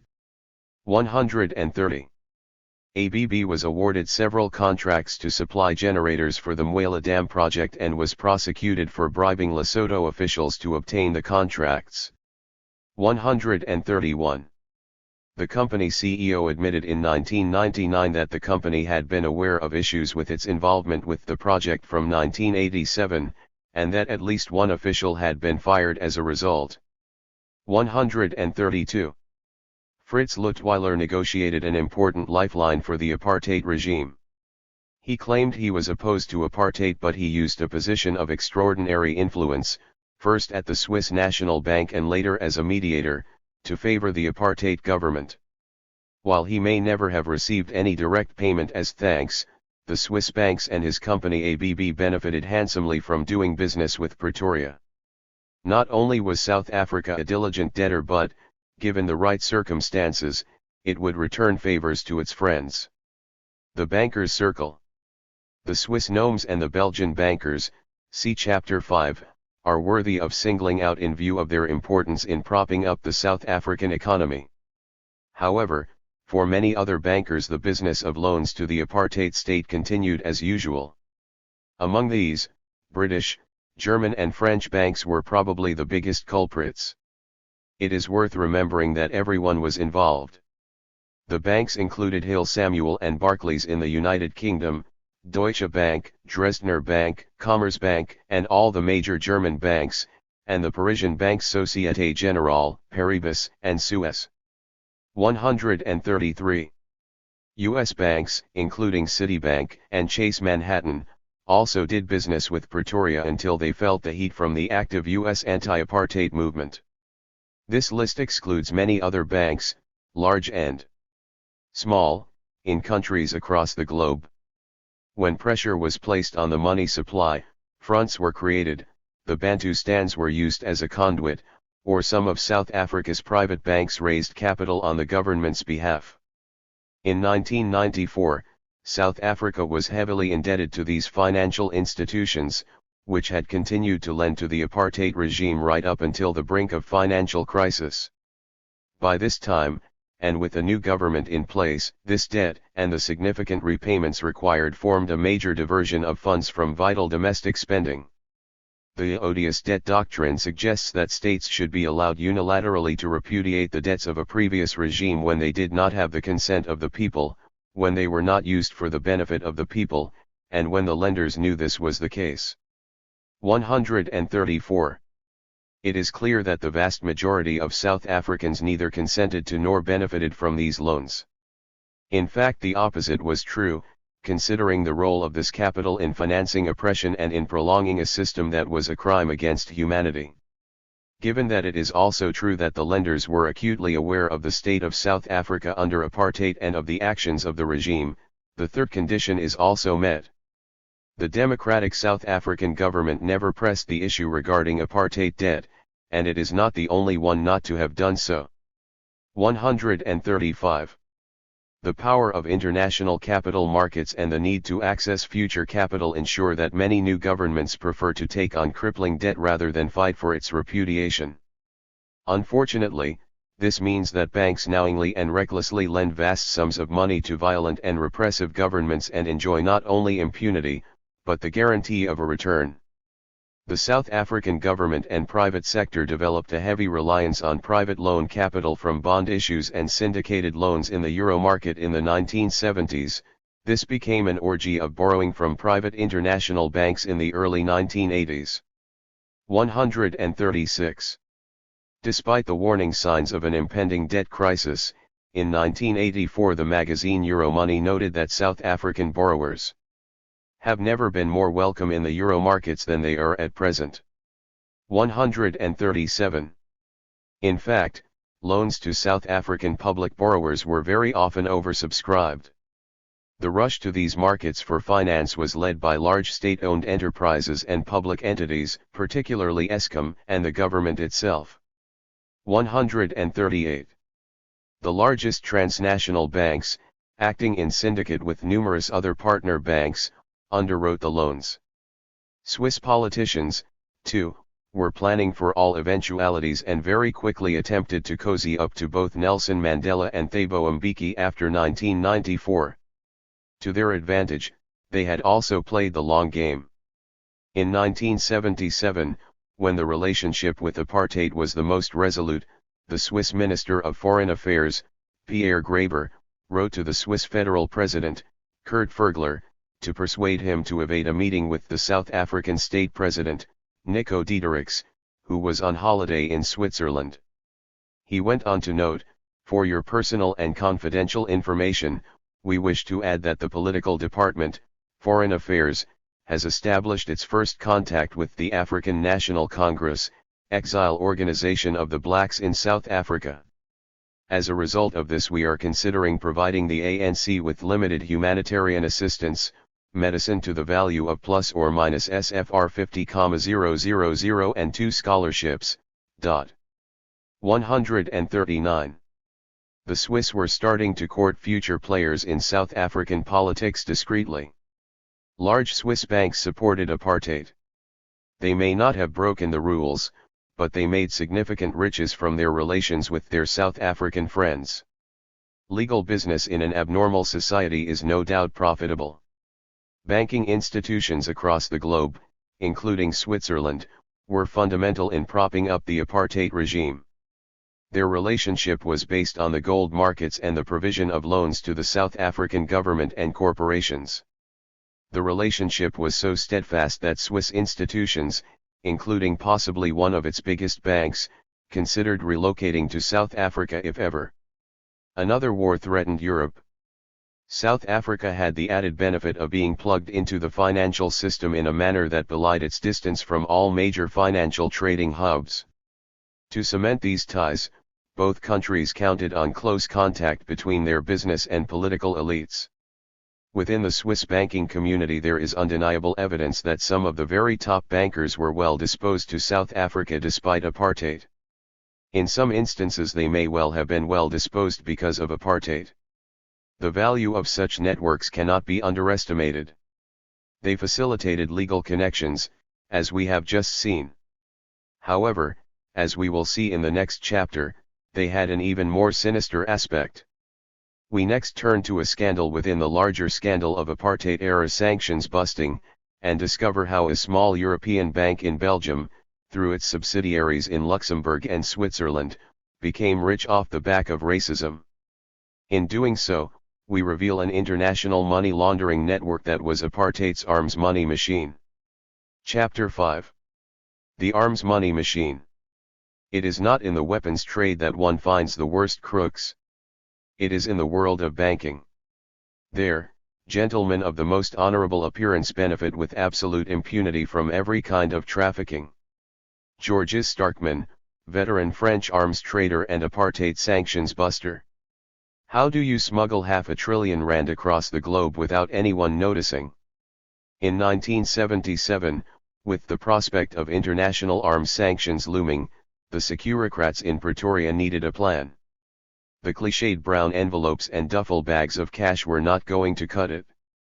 Not only did they have to move large volumes of money between thousands of people and entities, but they needed to do so in absolute secrecy. They needed banks that could keep secrets. They needed bankers who wanted to make money and maintain white supremacy, bankers who could help design and maintain one of the largest and most complex sanctions-busting operations the world has known. Not only were the bankers central to prolonging the crime of apartheid, but some actively participated in the conspiracy of money laundering. Despite this, both bank and bankers remain today as faded models of success. The public remains oblivious of the role they played at the time. This is their story. It has remained largely unexposed since the end of apartheid. It winds through front companies in Liberia and Panama, and bank accounts across the globe, to bespoke banks in Belgium and Luxembourg that were at the center of an international criminal enterprise. This was one of the most serious and sophisticated examples of sanctions busting the world has ever seen. A system of hundreds of front companies supported a grand conspiracy, which for 20 years was the conduit for 70% of the cash used by South Africa to buy weapons illegally. This was the arms money machine, one of the most sinister pieces of secretive corporate and banking architecture constructed during apartheid. Its scale has for decades been covered with a blanket of secrecy, in this way hiding a history of collaboration, profit, and repression. Only now are we able to reveal the scale of this crime and the people who inspired it, and we turn our attention to the Credit Bank of Belgium and its subsidiary in Luxembourg. The Credit Bank, a Flemish fairytale. The driver of everything is self-interest, the rest is self-deception. Fernand Collin, chairman of Credit Bank, 1938 to 1973, 1. A Flemish affair. Credit Bank, now known as KBC Bank, is the 18th largest bank in Europe and employs 51,000 people, serving 11 million customers across the globe. KBC survived the 2008 banking crisis thanks to a Belgian government bailout. It staved off the wolves through taxpayers' money and the sale of its prized asset, the private banking subsidiary Credit Bank Luxembourg, KBL, to the Qatar investment fund Precision Capital for over €1 billion, approximately R15 billion. Credit Bank's fortunes mirrored the rise in prosperity of Belgium's Flemish speakers in the 20th century. The economic clout of the Flemish, relative to their political power, is not dissimilar to that of the now relatively prosperous middle-class white Afrikaners. There is also a hint of similarity between Credit Bank and Volkskas Bank, today ABSA. Volkskas was established in 1934 and would eventually become the primary bank of not only Afrikaner industrialists, but also Afrikaner Christian nationalists and the apartheid state. Similarly, Credit Bank was the bank of choice for the Flemish elite. When the Credit Bank was set up in 1935, a holding company, Almanige, was established to house the interests of the bank and other investments in the financial sector and large industries. Almanige was led by two large clans, the Collin and Vuuren families. 2 The busy port city of Antwerp was chosen as its base and the bank was housed in one of Europe's first skyscrapers. 3. Fernand Collin chaired the bank for 35 years from 1938 to 1973. 4 His life philosophy, in his own words, was that the driver of everything is self-interest, the rest is self-deception. 5 Entrenched as a member of the Belgian power elite for decades, he had little care for those whom society left behind. Collin traveled to South Africa on numerous occasions, heading trade delegations, and showed great empathy for the apartheid regime. What happens there I cannot explain in a positive light, but I understand their situation. The whites established something that is exceptional, he commented. And everywhere where blacks have become boss, everything disappears. Zimbabwe is a typical example. What has become of the riches of English colonial Rhodesia? It was an empire with mines and mighty agriculture. There were also many rich farmers. But go and have a look now, terrible. 6. André Vuuren, banker, Belgian, and bigot. The other important figure in Credit Bank who became central to the South African money laundering scheme was André Vuuren. For over 2 decades, he filled several senior management positions at the bank, first as deputy chairman from 1974 to 1980 and then as chairman of the board from 1980 to 1989. 7 Shortly before his death in 1990 he was appointed honorary chairman. In the 1960s Vuuren had begun a career as an academic, becoming something of a guru in the new science of executive management, and he set up the Vuuren School of Management, now one of Europe's top business schools with over 20,000 alumni, at the University of Ghent. 8 The business school's fortunes and that of its founder are closely tied. In 2006 Vuuren's widow bequeathed the school €50 million. 9. Vuuren came from a wealthy family of Flemish Belgians, a group who had been sidelined historically by the French-speaking commercial and political class in Belgium. The similarity of their struggle against a dominant commercial and cultural class to that of the Afrikaners in South Africa helps to explain the admiration Vuuren developed for white Afrikaner nationalism and the policy of apartheid. His defense of apartheid as a model for peaceful coexistence was tied to his deeply Flemish nationalistic identity. On one occasion he praised the way Afrikaners have fought for the right of their nation and to remain as they are. If we in Belgium had established parallel development we would not be sitting with the well-known problems we have. 10. To promote his views, in 1977 Vuuren helped found a powerful lobby in Belgium called Protea, after the iconic South African flower, whose members were described as existing in an orbit around the country's two largest banking institutions, Credit Bank and Banque Paribas. 11 According to the Belgian newspaper De Morgen, in reality, the Protea Club operates as a propaganda organ, behind which significant Flemish South African business interests shelter, which for their own interests defend the racist minority government in Pretoria. 12 André Vuuren had his own view of the aim of his pro-Pretoria group, which he chaired for 13 years. Protea does not turn the clock back, but turns it in a good direction. 13. The 142 founding members of Protea all had political clout, 46 of them were mostly centre-right members of the Belgian parliament. 14 Although attempts to recruit members of the judiciary to their ranks were stymied by the Ministry of Justice, numerous prominent bankers and business people joined in droves. 15 As the authors of an investigative book said at the time, many of them are plain racists, others are naive, motivated by sentiments such as tribal and language ties. Many others know exactly what this is all about. They are the investors and the bankers, all of whom wish for no fundamental change to happen in southern Africa. 16. There is evidence that illicit funds from the information scandal were used to finance Protea. Former boss agent Gordon Winter told the Belgian magazine NAC, Protea does not need to know where the money comes from. It is sufficient that one or two men know. 17 Protea published crude propaganda in its ragzy-wide Africa. In 1987 it featured an article on Archbishop Desmond Tutu, titled Angel of Peace or Wolf in Sheep's Clothing, accompanied by a drawing showing Tutu holding a cross-shaped wooden box, which, when opened, revealed a dagger. 18. Protea did not exist in isolation.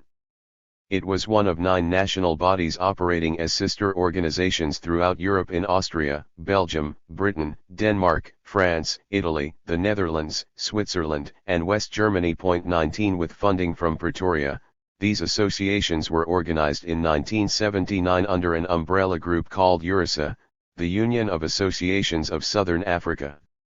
Headquartered in Brussels, this pro-apartheid federation had over 10,000 members across Western Europe. 20 URSA acted as a relatively loose association of pro-Pretoria groups, and Vuuren proposed a most unlikely role model for the organization.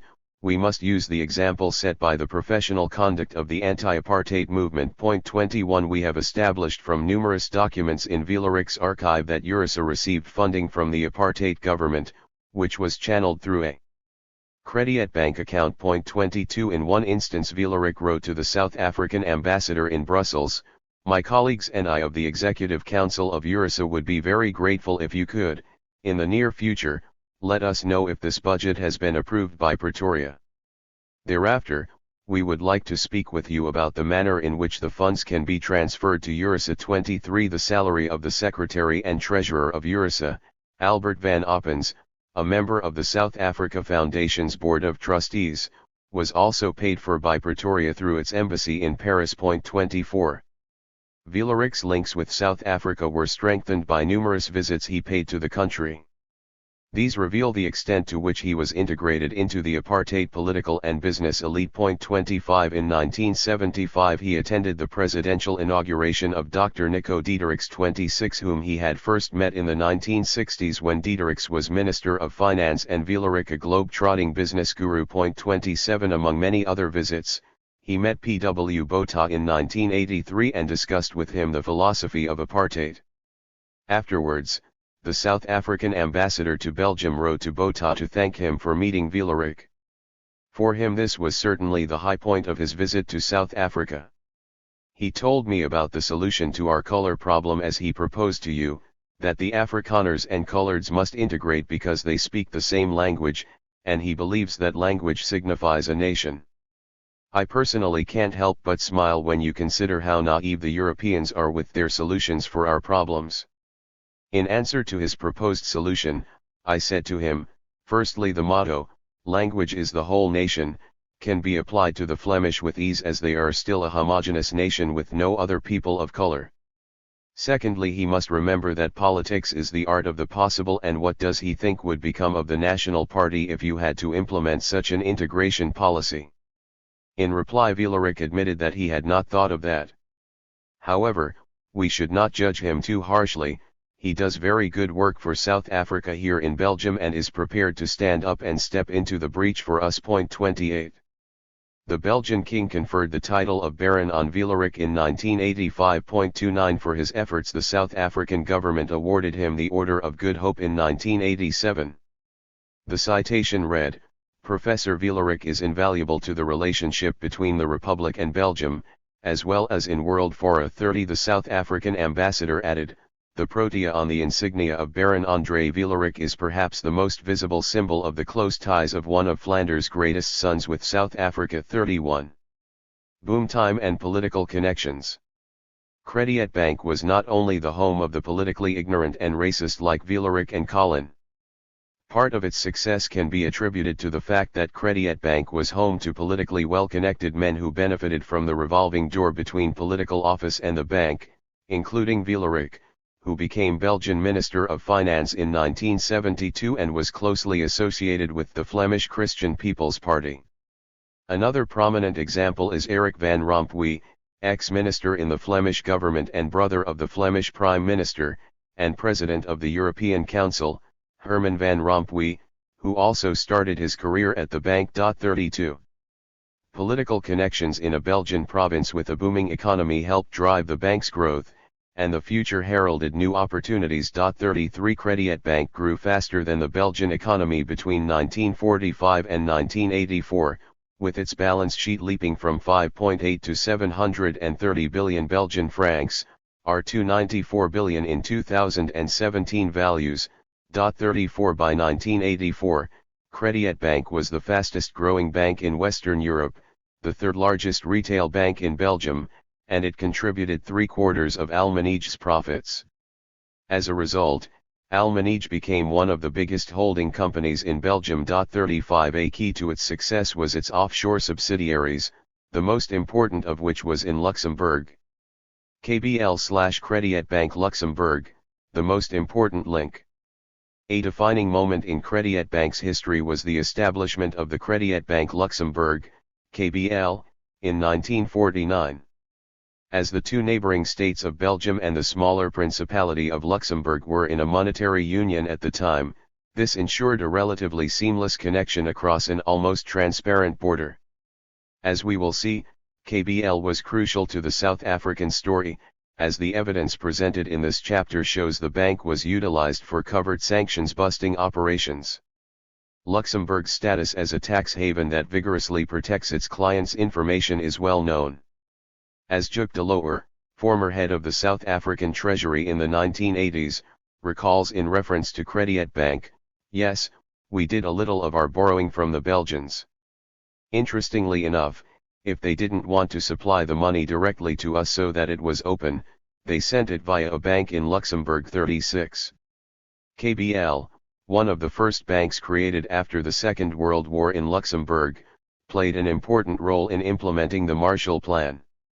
It also had ties to big U.S. businesses such as Goodyear and, later, Monsanto. 37 The investigative journalist Ludwig Vuuren believes that banks such as KBL, in addition to their day-to-day activities, may have distributed covert money to American allies in Europe, including the center-right Christian Democratic trade unions in Belgium, France, and Italy. 38 From an American intelligence perspective, the political model best suited to Western Europe was conservative, Catholic and anti-communist, and the CIA worked hard to facilitate this new democratic post-war order as a bulwark against Soviet influence. They intended to isolate communism in the East while at the same time covertly taking the wind out of the sails of popular socialist parties in the West with the support of top CIA men. 39 Banks such as KBL, at the crossroads of international capital transfers, may also have become an important node in the collection of intelligence on international money flows. Following the money can be immensely revealing. Vuuren, who has undertaken extensive research into international money laundering, argues that U.S. intelligence would routinely follow clandestine money flows around the world, and the swift international money exchange system was infiltrated for this purpose. 40 A reasonable question worth asking is whether intelligence agencies of the major Western powers picked up on questionable transactions involving banks such as KBL. We do know that at the height of the Cold War the intelligence agencies were intensely interested in covert activities in their own backyard. If they did pick up on such patterns of malfeasance and never acted upon them, it raises the question why this was tolerated. André Vuuren, who was in senior management at Crédit Bank from the 1950s, brought his own men into KBL, such as his assistant at the University of Ghent, Jean Blondel, who helped establish KBL. Blondel served as its first CEO and later made a significant contribution to the development of a European network of Catholic-inspired banks. 41. By the 1970s, the role of KBL within the Crédit Bank structure shifted towards growing the global market and engaging in international investment banking. 42 This included a KBL subsidiary in Switzerland, the Crédit Bank Suisse. The Swiss subsidiary was also run by Vuuren's friend Jean Blondel. 43 KBL soon rose to prominence in a time of crisis in the context of Luxembourg's development. One of the most important victims of the 1970s oil crisis was Luxembourg's once powerful steel industry. As a result of its demise, the GDP of Luxembourg sank by almost 25%. The Luxembourg government consequently decided to speed up its focus on new forms of income, and Luxembourg became a fully fledged offshore financing center and tax haven. 44 In 1975, 60% of Luxembourg's economic activity was in the steel industry. By the 1990s, almost 60% of economic activity was a result of banking. The contribution of the steel industry had shrunk to 4.3%. 45. Over the years KBL grew into the most important link in Crédit Bank's international network. 46 Given a more restrictive taxation environment in Belgium, many large and small investors, seeking to escape their tax obligations, started moving their money to Luxembourg, and a number of large international banks were invited to participate in capitalizing the bank. 47 Trading at arm's length from Belgian authorities, the banks drew benefit from a less restrictive regulatory environment in Luxembourg. In this environment, without the pesky handbrake of strict oversight, corporations flourished. Luxembourg's official position against apartheid was characterized by hypocrisy. This contrasted with its informal relations with Pretoria through its embassy from the 1980s onwards. A confidential report from the South African ambassador about his arrival in Luxembourg in 1982 provides insight into the relationship between the two countries. The Secretary-General of the Luxembourg Foreign Ministry met him on his arrival and stressed the good relations between the two countries. He also referred to the importance of commercial ties with South Africa. 48 This was echoed by the Chief of Protocol at the Foreign Ministry, who referred to the present economic problems besetting Luxembourg and the need therefore to maintain and strengthen commercial ties with South Africa. 49. Ambassador Dempsey, accompanied by the military attaché, Captain Penning, presented his credentials to the Principality's Grand Duke Jean in October 1982. The Grand Duke extended the time allocated to accepting the ambassador's credentials to discuss South African affairs. He remarked how saddened he had been when South Africa had been ousted from the international Olympic movement. The Grand Duke said he would like ties strengthened with South Africa on different levels, including sport. Turning to the military attaché, he questioned Captain Penning about the capability of the South African Navy and agreed that South Africa in monitoring the movement of Soviet warships is being of great assistance to the Western Alliance. 50 As this suggests, even if the Luxembourg authorities caught wind of the role of KBL in Armscur's arms sanctions busting machine, it is unlikely that the country's political leadership at the time would have lifted a finger. In 1996, KBL was confronted with a potentially catastrophic problem. A large number of internal dossiers had been leaked from the bank to officials in the Belgian capital. These allegedly revealed widespread, almost daily construction of entities in Luxembourg to bypass the laws of European countries. 51 The leaked documents suggested that in the absence of effective regulation and enforcement, Crédit Bank had created its own fiscal paradise in Luxembourg. 52. In the wake of the explosive information in the KBL dossiers, it is perplexing that the Belgian prosecutors commenced an investigation into Crédit Bank, but not into KBL. This strategy protected KBL from Belgian investigators and meant that the mighty Crédit Bank would bear the brunt of the scrutiny. 53. The investigation dragged on for years without any successful prosecution. It seems that both Luxembourg and Crédit Bank were almost untouchable at this time. The tiny European country and the mighty Belgian bank serviced a powerful network of political and private interests across the globe. Crédit Bank's South African business. Deeply politicist institutions are usually the first to bang on about their impartiality. During apartheid, fair-minded and non-judgmental impartiality was touted as some kind of escape clause from culpability for those that aligned themselves with the regime, from institutions of faith to institutions of money. In contrast, the popular British band Dire Straits donated their profits from record sales in South Africa to Amnesty International in 1982. You can't ignore the fact that when you're working in rock and roll, you're working in a political framework. You have to stand up and say, we don't like what's going on over there. You have to put your money where your mouth is. 54. Crédit Bank, along with many other banks, put its money where its mouth was and bet in favor of apartheid. The bank's financial interests in South Africa date to at least 1960. An examination of documents from André Vuuren's archive reveals the bank's extensive investments in the country, particularly focused on gold and diamond mining. And they were planning for the long haul. Their 7% holding in the Western Reefs mines at Klerksdorp, for example, was seen as a good 30-year life cycle investment in good quality gold. 55. In addition to investments in South Africa, Crédit Bank was an important lender to South African state entities from the 1960s, and at least to the end of the 1980s it provided many such loans. A 1974 annual report, for example, details major loans to South African state-owned corporations, including Eskom, Iscor, and the government itself, totaling $624 million in the period 1967 to 74. This constituted approximately 13% of the bank's loans for the entire period from 1961 to 1975.56. Even the nuclear power station at Koeberg was co-financed by KBL. 57.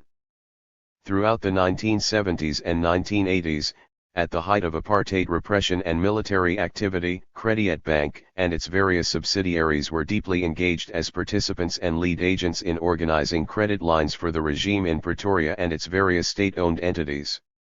A study commissioned by the World Council of Churches identified 17 loans to South African state entities between 1982 and 1984.58. These totaled more than R36 billion in 2017 value, with KBL appearing most frequently as a creditor. The role of Belgian banks in aiding apartheid was further confirmed by the United Nations Center Against Apartheid in 1984. Their research listed the top 30 lenders to South Africa.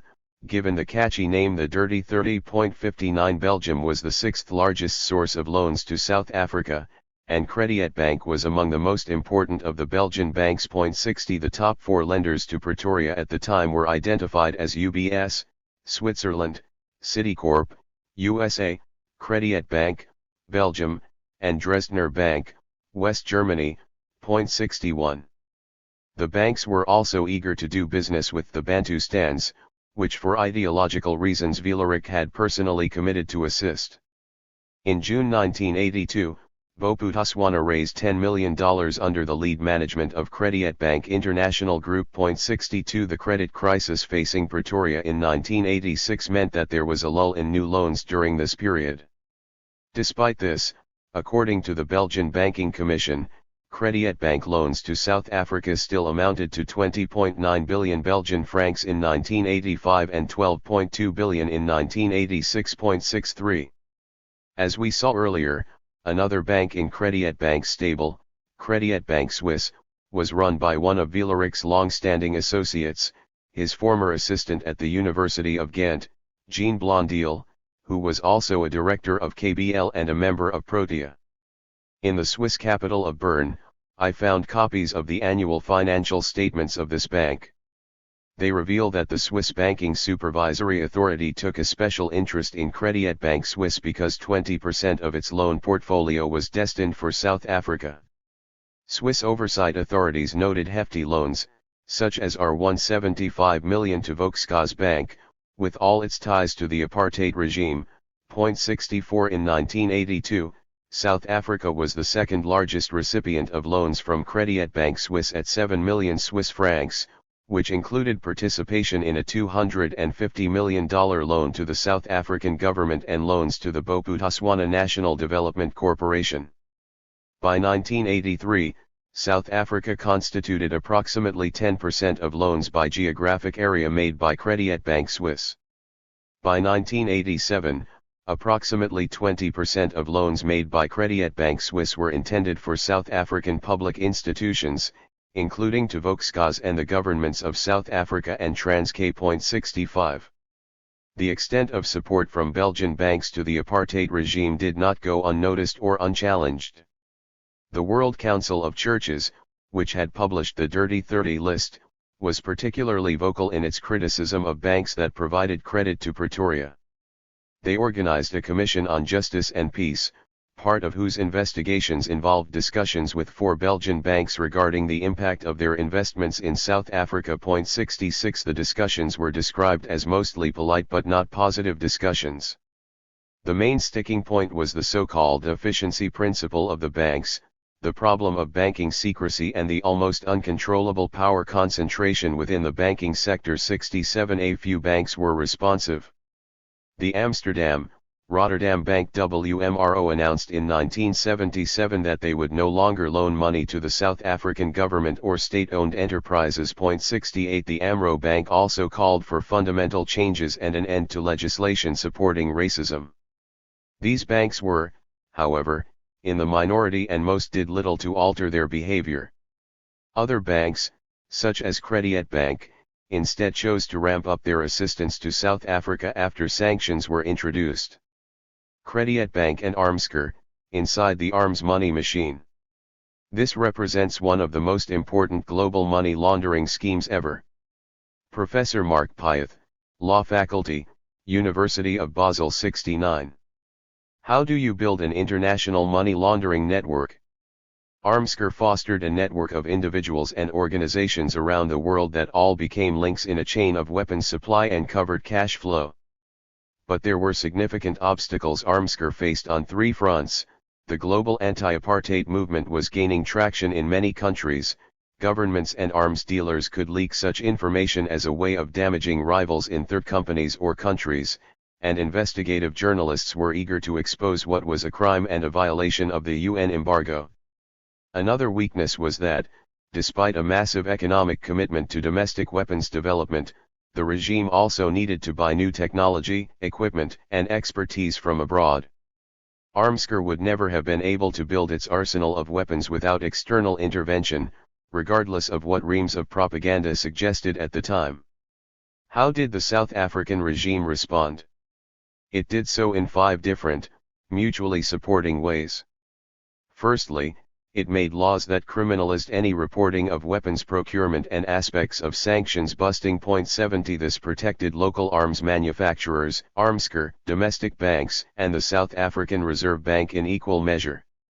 Consequently, as we will show, orders for weapons could be placed by Armsker from South Africa, and cash channeled through commercial banks such as Volkskas, with the requisite oversight by the Reserve Bank in absolute secrecy.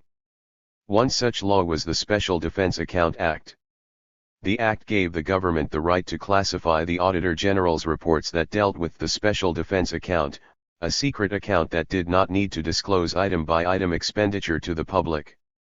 The act, distressingly, remains in place today, and was one of the means by which malfeasance in the 1999 post-apartheid arms deal was covered up.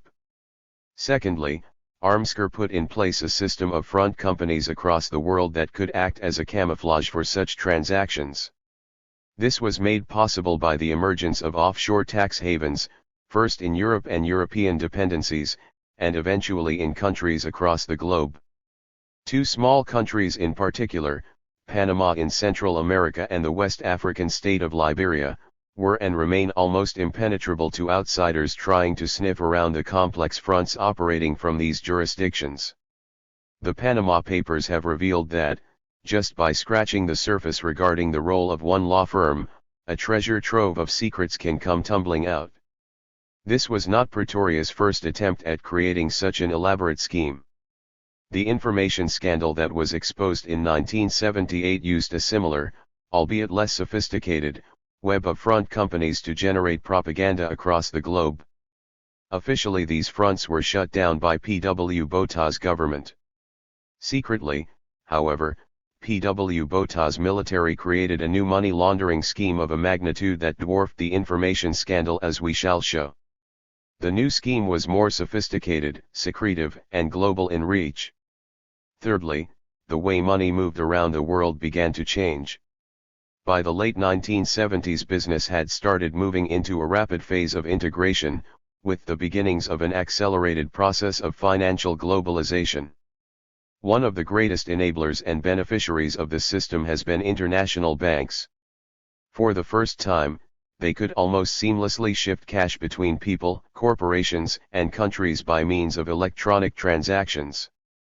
Where limited controls were in place, it made the business of crime far easier. Despite attempts at regulation over the past 20 years, the sheer volume of transactions makes it nearly impossible to police, unless you have the capacity of an intelligence agency. Fourthly, the apartheid scheme required the tacit support of foreign intelligence agencies, which expend a great amount of resources following such money trails. Many of the most well-resourced intelligence agencies in the world must at some stage have had an inkling of the scheme, to which they turned a blind eye. There are numerous reasons for this. Some are commercial and in the interests of their domestic defense sector. Another is that they regarded the apartheid regime as a covert ally, or simply, cynically, monitored the operation in the hope that it would lead them to an even bigger fish involving their real enemy. Whatever the reasons, their silence was an act of complicity. An outspoken South African anti-apartheid activist, with intimate knowledge of the security sector, and who was imprisoned for years by the apartheid regime, said to me, "They knew, the Americans and the British intelligence. If they didn't, they were willfully negligent. If they did, they were knowingly complicit." At a function hosted by one of these governments, I asked the distinguished man, with little to fear, whether I could attribute this quote to him. He bit into his canopy and mumbled emphatically, "No, absolutely not," before walking away. Fear still lurks. Fifthly, apartheid could rely on complicit banks that had made it their business to provide secretive banking services to the rich and criminal around the world. It should be clear from the outset that there were dozens of banks that played such a role. However, only one bank, according to the evidence we collected for this book, actively helped establish the architecture of front accounts and front companies in Panama and Liberia, without which the scheme would never have worked. This was Crediet Bank and its subsidiary, Crediet Bank Luxembourg. How then do you crack open such an enterprise more than 2 decades after the end of apartheid? The origin of this investigation was fortuitous, but required much perseverance. It started with a Portuguese arms dealer, Jorge Pinhal. Pinhal has, for nearly 30 years, been fighting a claim for a sizable commission he believes Armscor owes him for sanctions busting in the acquisition of helicopters for the SADF.71. The size of the potential payout, up to R5 billion, has meant that he has pursued his fortune relentlessly from courts in South Africa to France, Portugal, and Belgium. It is worth noting that while Pinhal's claim has been vigorously contested by Armscor, Crediet Bank, and the French arms company Aerospatiale, the existence of the alleged sanctions-busting network, involving Armscor, KBL, and the arms companies, has not been challenged by any of these parties. In fact, Armscor has noted the dispute in a number of its annual reports over the past 20 years, but never argued that the underlying structure alleged by Pinhal might be a fiction. The court cases, in turn, have left a scattering of court papers which can be pieced together. In addition, Two sources provided substantial documentary evidence showing bank account information, details of front companies, transactions, and witness statements that form the basis of the findings below. The material in this chapter draws primarily from affidavits from former Armscor officials and international banking and money laundering experts. The witness statements, mostly signed and certified, in particular provide a rich vein of the material. Colleagues and I spent many weeks poring over spreadsheets to try to verify some of the information contained in these documents. They include lists of bank names, account numbers, and specific transactions. Some of the material is a forensic investigator's dream, even if at least one accountant pushed the material back to me, indicating that the stuff was far too dense. We will save you the overwhelming detail. The hundreds of pages reveal staggering evidence gleaned from Armscor's electronic database for the years 1990 to 95. This data, while not exhaustive, includes details of Armscor bank accounts that were closed before 1990. One explanation for why the data covers only this period is that the Armscor financial system was only computerized in the late 1980s. The documents show that Armscor had 844 bank accounts in 196 banks across at least 27 countries, with most of these domiciled in Europe. The lion's share of the accounts were in Luxembourg, 349, followed by Switzerland, 186, and France, 80, the United Kingdom, 43, Germany, 26, and the United States and Canada, 16. Other countries on the list stretch from Zimbabwe to Iraq, Colombia, and South Korea. In this global enterprise, 487 were Armscor's own main bank accounts. The remaining 357 bank accounts were in the name of beneficiaries who received payments from Armscor. In the process of working through the documents, we have identified the account numbers of a total of 67 Armscor main accounts. Of these, 25 were held by KBL, 7 by Crédit Bank. We have the account numbers for 3 of these, and a further 25 with the Banque Continentale du Luxembourg. The remainder are in banks in Luxembourg as well as Banque Paribas, Banque Cantrade, and the Guernsey-based REA Brothers. In addition, we have identified bank officers who managed the Armscor main accounts and serviced the needs of their cash flush clients. Some of the names listed include Dr. Gerard Mergen and Germain Dick Menager, both of Crédit Bank, and J. de Grief of Banque Continentale. These are far from faceless corporations. These men would, we assume, process payments for Armscor to buy weapons at least once a week for many years. The final piece of the puzzle is the front companies, their purpose, and the Armscor bank account associated with each of them. Armscor set up 76 front companies in Liberia, which in turn operated a total of 198 Crédit Bank accounts. A further 39 front companies were set up in Panama. Using these secret jurisdictions as a base, they were able to throw nosy investigators off the scent. This was because the purchaser of weapons wasn't Armscor, but a secret company in tropical jurisdictions that didn't care much for transparency or the rule of law. The real identity of the front companies was a secret closely guarded by Armscor, the banks and, in some instances, the arms dealers who relied on their custom. With this information in mind, we scoured archives across the globe for 4 years for any material on defense procurement. In the millions of pages consulted, we were able to verify some of the source material and also gained a deeper understanding of Crédit Bank's role in providing loans to Armscor and its involvement in clandestine transactions. Many of the people we identified in these documents have declined to be interviewed, even with their identities withheld. Armscor has, with the exception of some information, been unyielding in releasing documents that could shed real light on these relations. It is as if the securocrats and the old men who used to work the system fear the money secrets the most. However, every now and then in the millions of pages consulted, a sliver of information is revealed.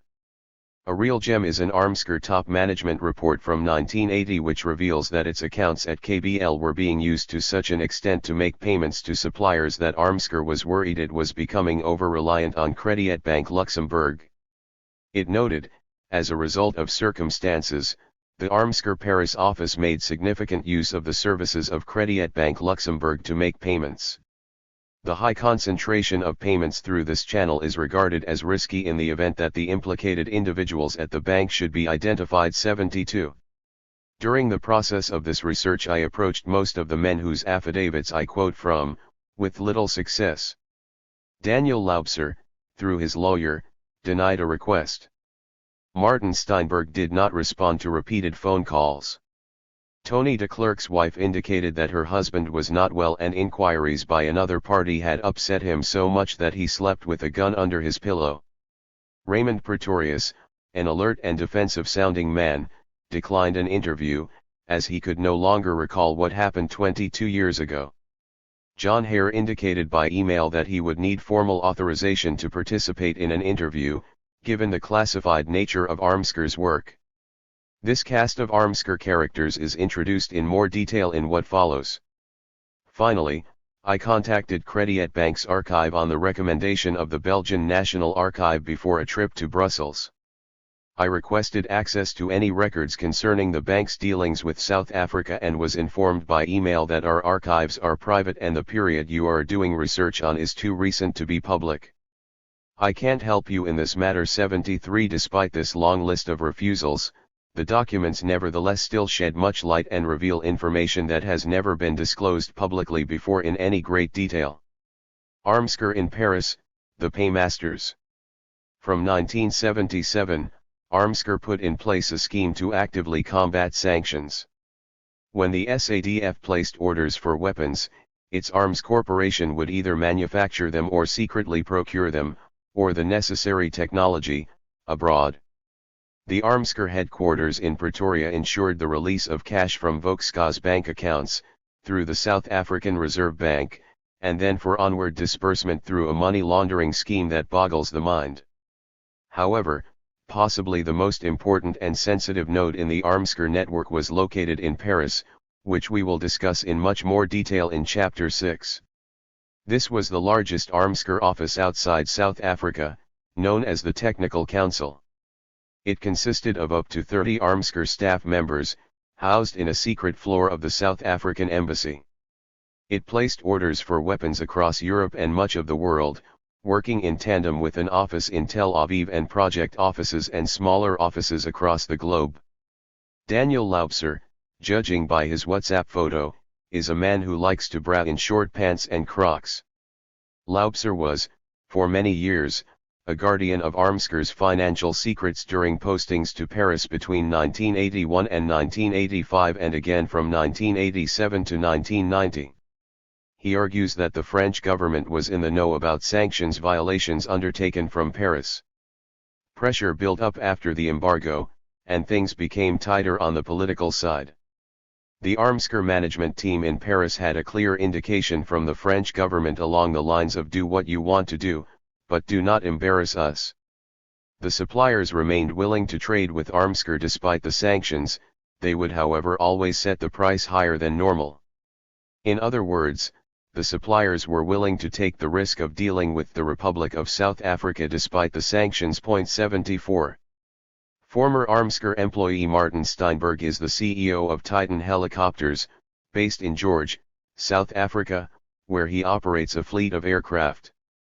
Steinberg was transferred to the Armsker office in Paris in 1986. 75 Working as a contracts administrator for Armsker gave him unique insight into the operations at Armsker's head office in Europe. 76 According to him, employees of the Technical Council, about 25 at any given time, were allocated various tasks, ranging from weapons procurement, sales, and logistics to the more mundane tasks of financial management. 77 Steinberg claims that Armsker operated from the embassy with the knowledge of the French government and with the support of the Mitterrand and Chirac administrations in the 1980s, which acknowledged our diplomatic status and gave us work permits to fulfill our duties. Our work was classified as top secret, and our cover was secure. Our projects were given codenames, as well as for our agents. 78. With the guarantee of a secure cover and a host government active in busting the arms embargo, regardless of its obligations as a UN Security Council member, the Armsker officials could discreetly get on with their work unhindered. According to Steinberg, the weapons procurement projects were set up so that, if Armsker headquarters needed a product, they would inform their office in Paris, which would in turn identify and negotiate with an appropriate supplier. Once the Pretoria Armsker office gave a green light, the Paris financial section would get involved and establish and implement a suitable channel for payments. 79.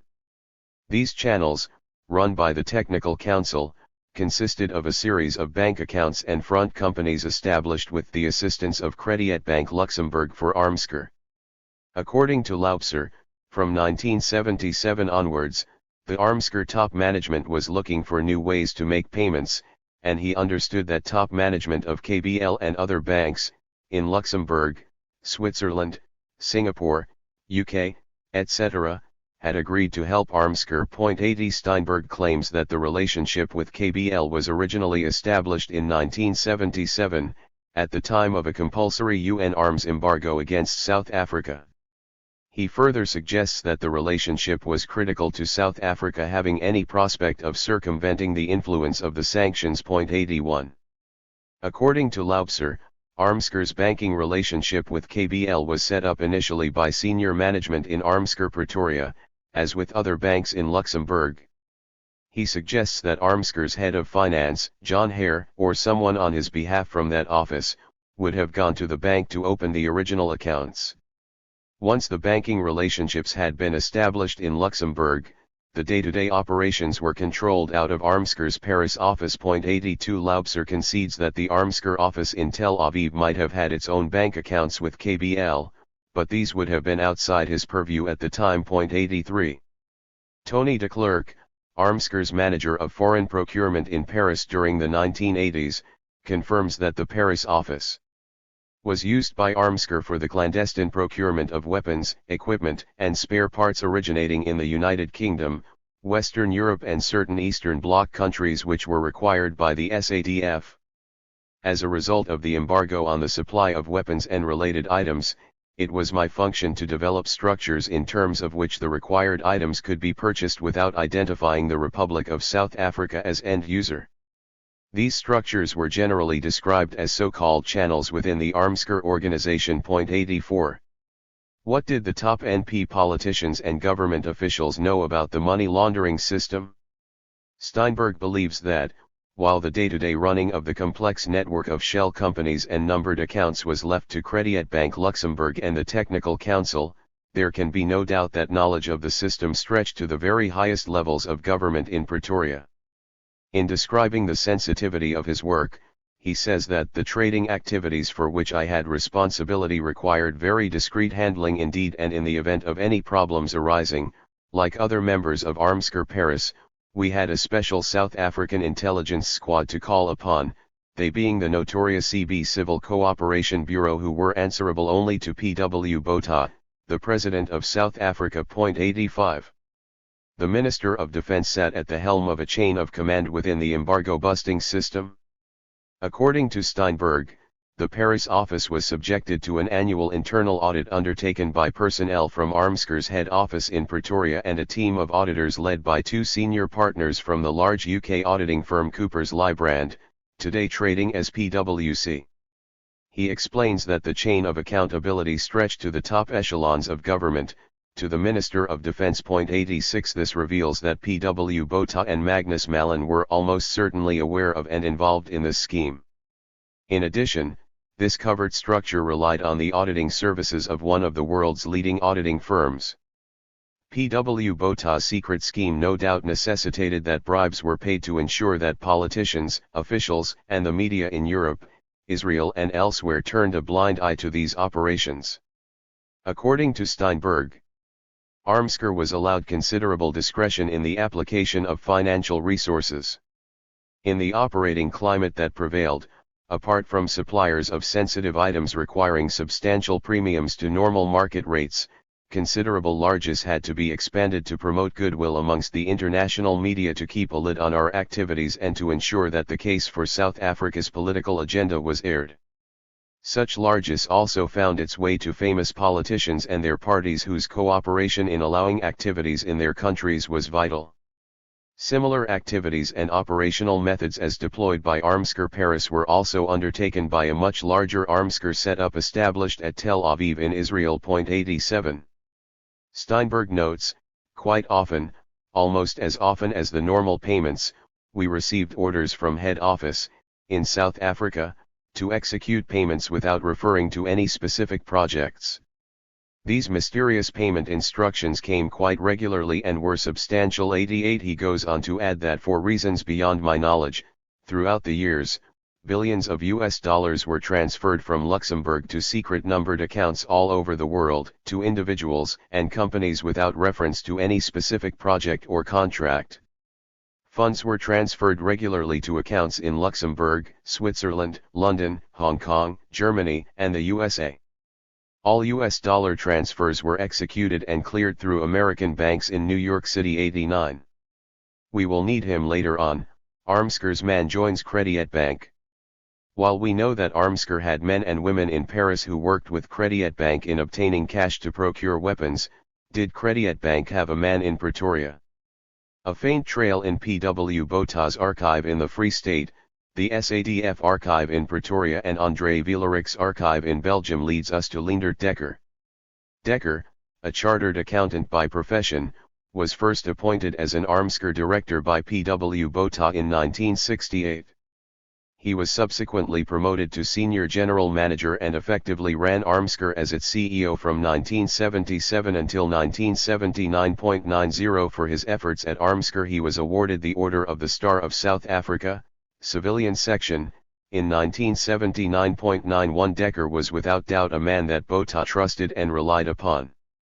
Apart from his senior management positions in Armscor, he was appointed in late 1977 to a small team working in the Department of Commerce that was tasked with dealing with the sanctions problem. 92 In this role Dekker was active in helping to reshape Pretoria's arms relations in a clandestine manner. In June 1977 he joined a high-level Armscor delegation traveling to Paris to meet Armscor's government counterpart in France and discuss possible new arms contracts with France, despite the implementation of the arms embargo. 93. Dekker was also involved in guiding Armscor's new procurement practices as sanctions took hold. In November 1977 he co-signed a letter from Armscor to the chief of the SADF setting out the options for ensuring the continuation of the French supply of weapons to South Africa. This included clandestine methods to fulfill contracts and the identification of sources and channels for future SADF requirements.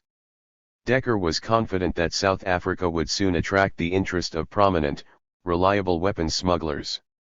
He advised that these transactions should maintain a low profile, emphasizing their clandestine nature. 94 This was all part of the sobering process of accepting that the arms embargo would never be lifted. It has come to stay and we must learn to live with it. 95. Shortly after Dekker resigned from Armscor, P.W. Botha sent him a letter expressing his appreciation for his service. You have made a great contribution to your country and more specifically Armscor. There is great appreciation for this.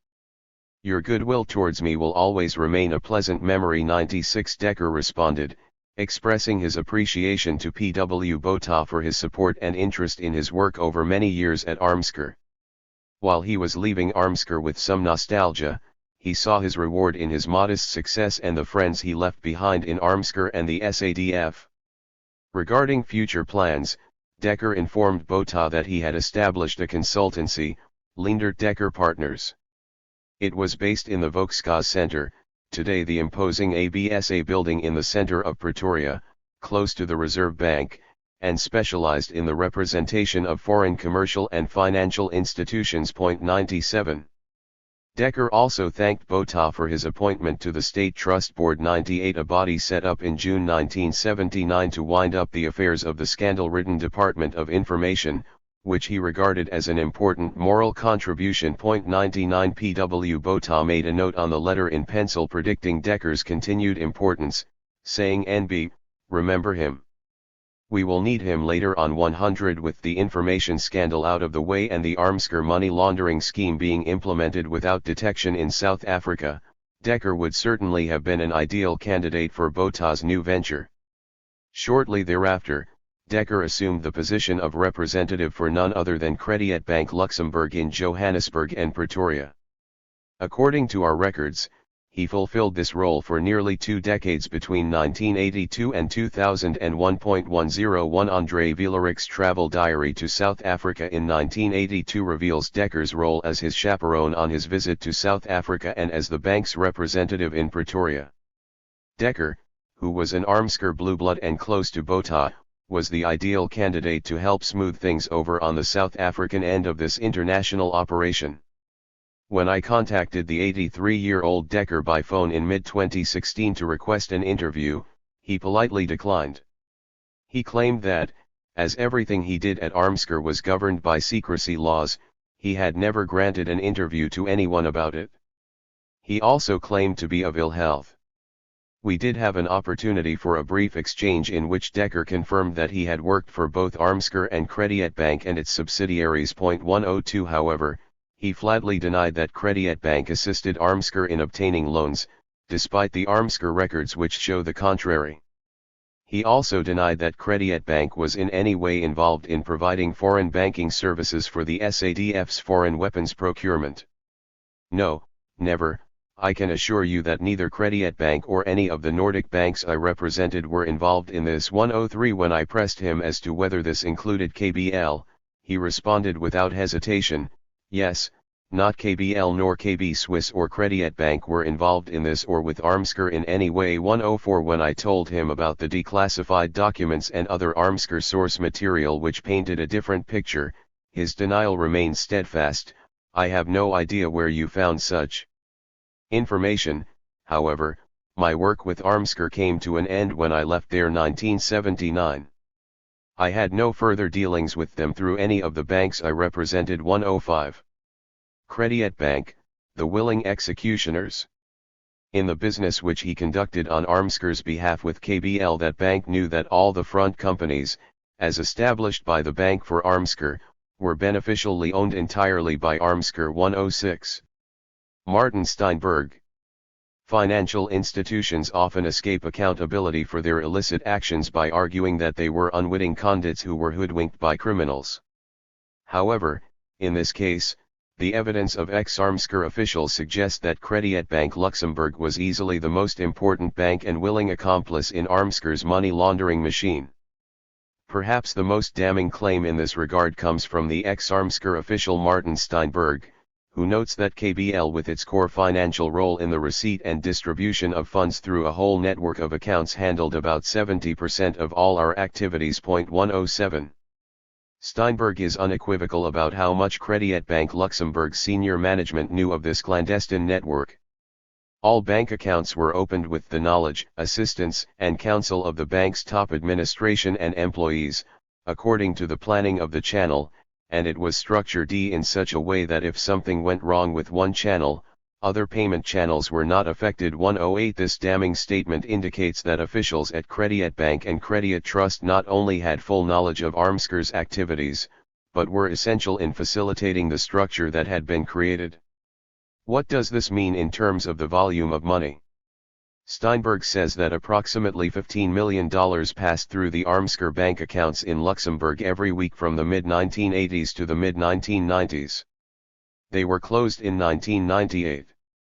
I estimate that from 1980 to 1996, our accounts in Luxembourg had a turnover of about $7 billion. A lot of money, if you consider that the SADF did not possess sophisticated and expensive equipment. One does not have to be a top military analyst to see that our defense force did not have the equipment that justified the amount of funds spent overseas. 109 Once again, Steinberg suggests overpayment, which may have benefited unnamed third parties. Nicholas Palm, an Armsker program manager, who later gained some notoriety for his work in private security operations, was at Armsker from 1983 until 1992. He also supports the suggestion of overpayment. As project manager, I had insight into classified top-secret documentation. This bank KBL was one of Armsker's main banks in Europe. Due to the special circumstances, on all foreign procurement acquisitions, a premium of 25 to 30% was common practice. 110. The cloak and dagger nature of arms dealing also meant that a lot of cash was passing hands at any given time, with limited oversight. Daniel Laubser recalls that on one occasion he flew to Luxembourg to withdraw $500,000 in cash from KBL and then flew to Geneva where he met another Armsker agent and handed the cash over to him. The agent in question simply thanked him, took the black case and left without counting it. 111 Perhaps there is indeed honor among thieves? One of the reasons for choosing KBL, aside from the ideological and business ties, was its discretion. Steinberg recalled the following interaction with a senior manager at KBL and official in the Armsker money machine, Germain Menager.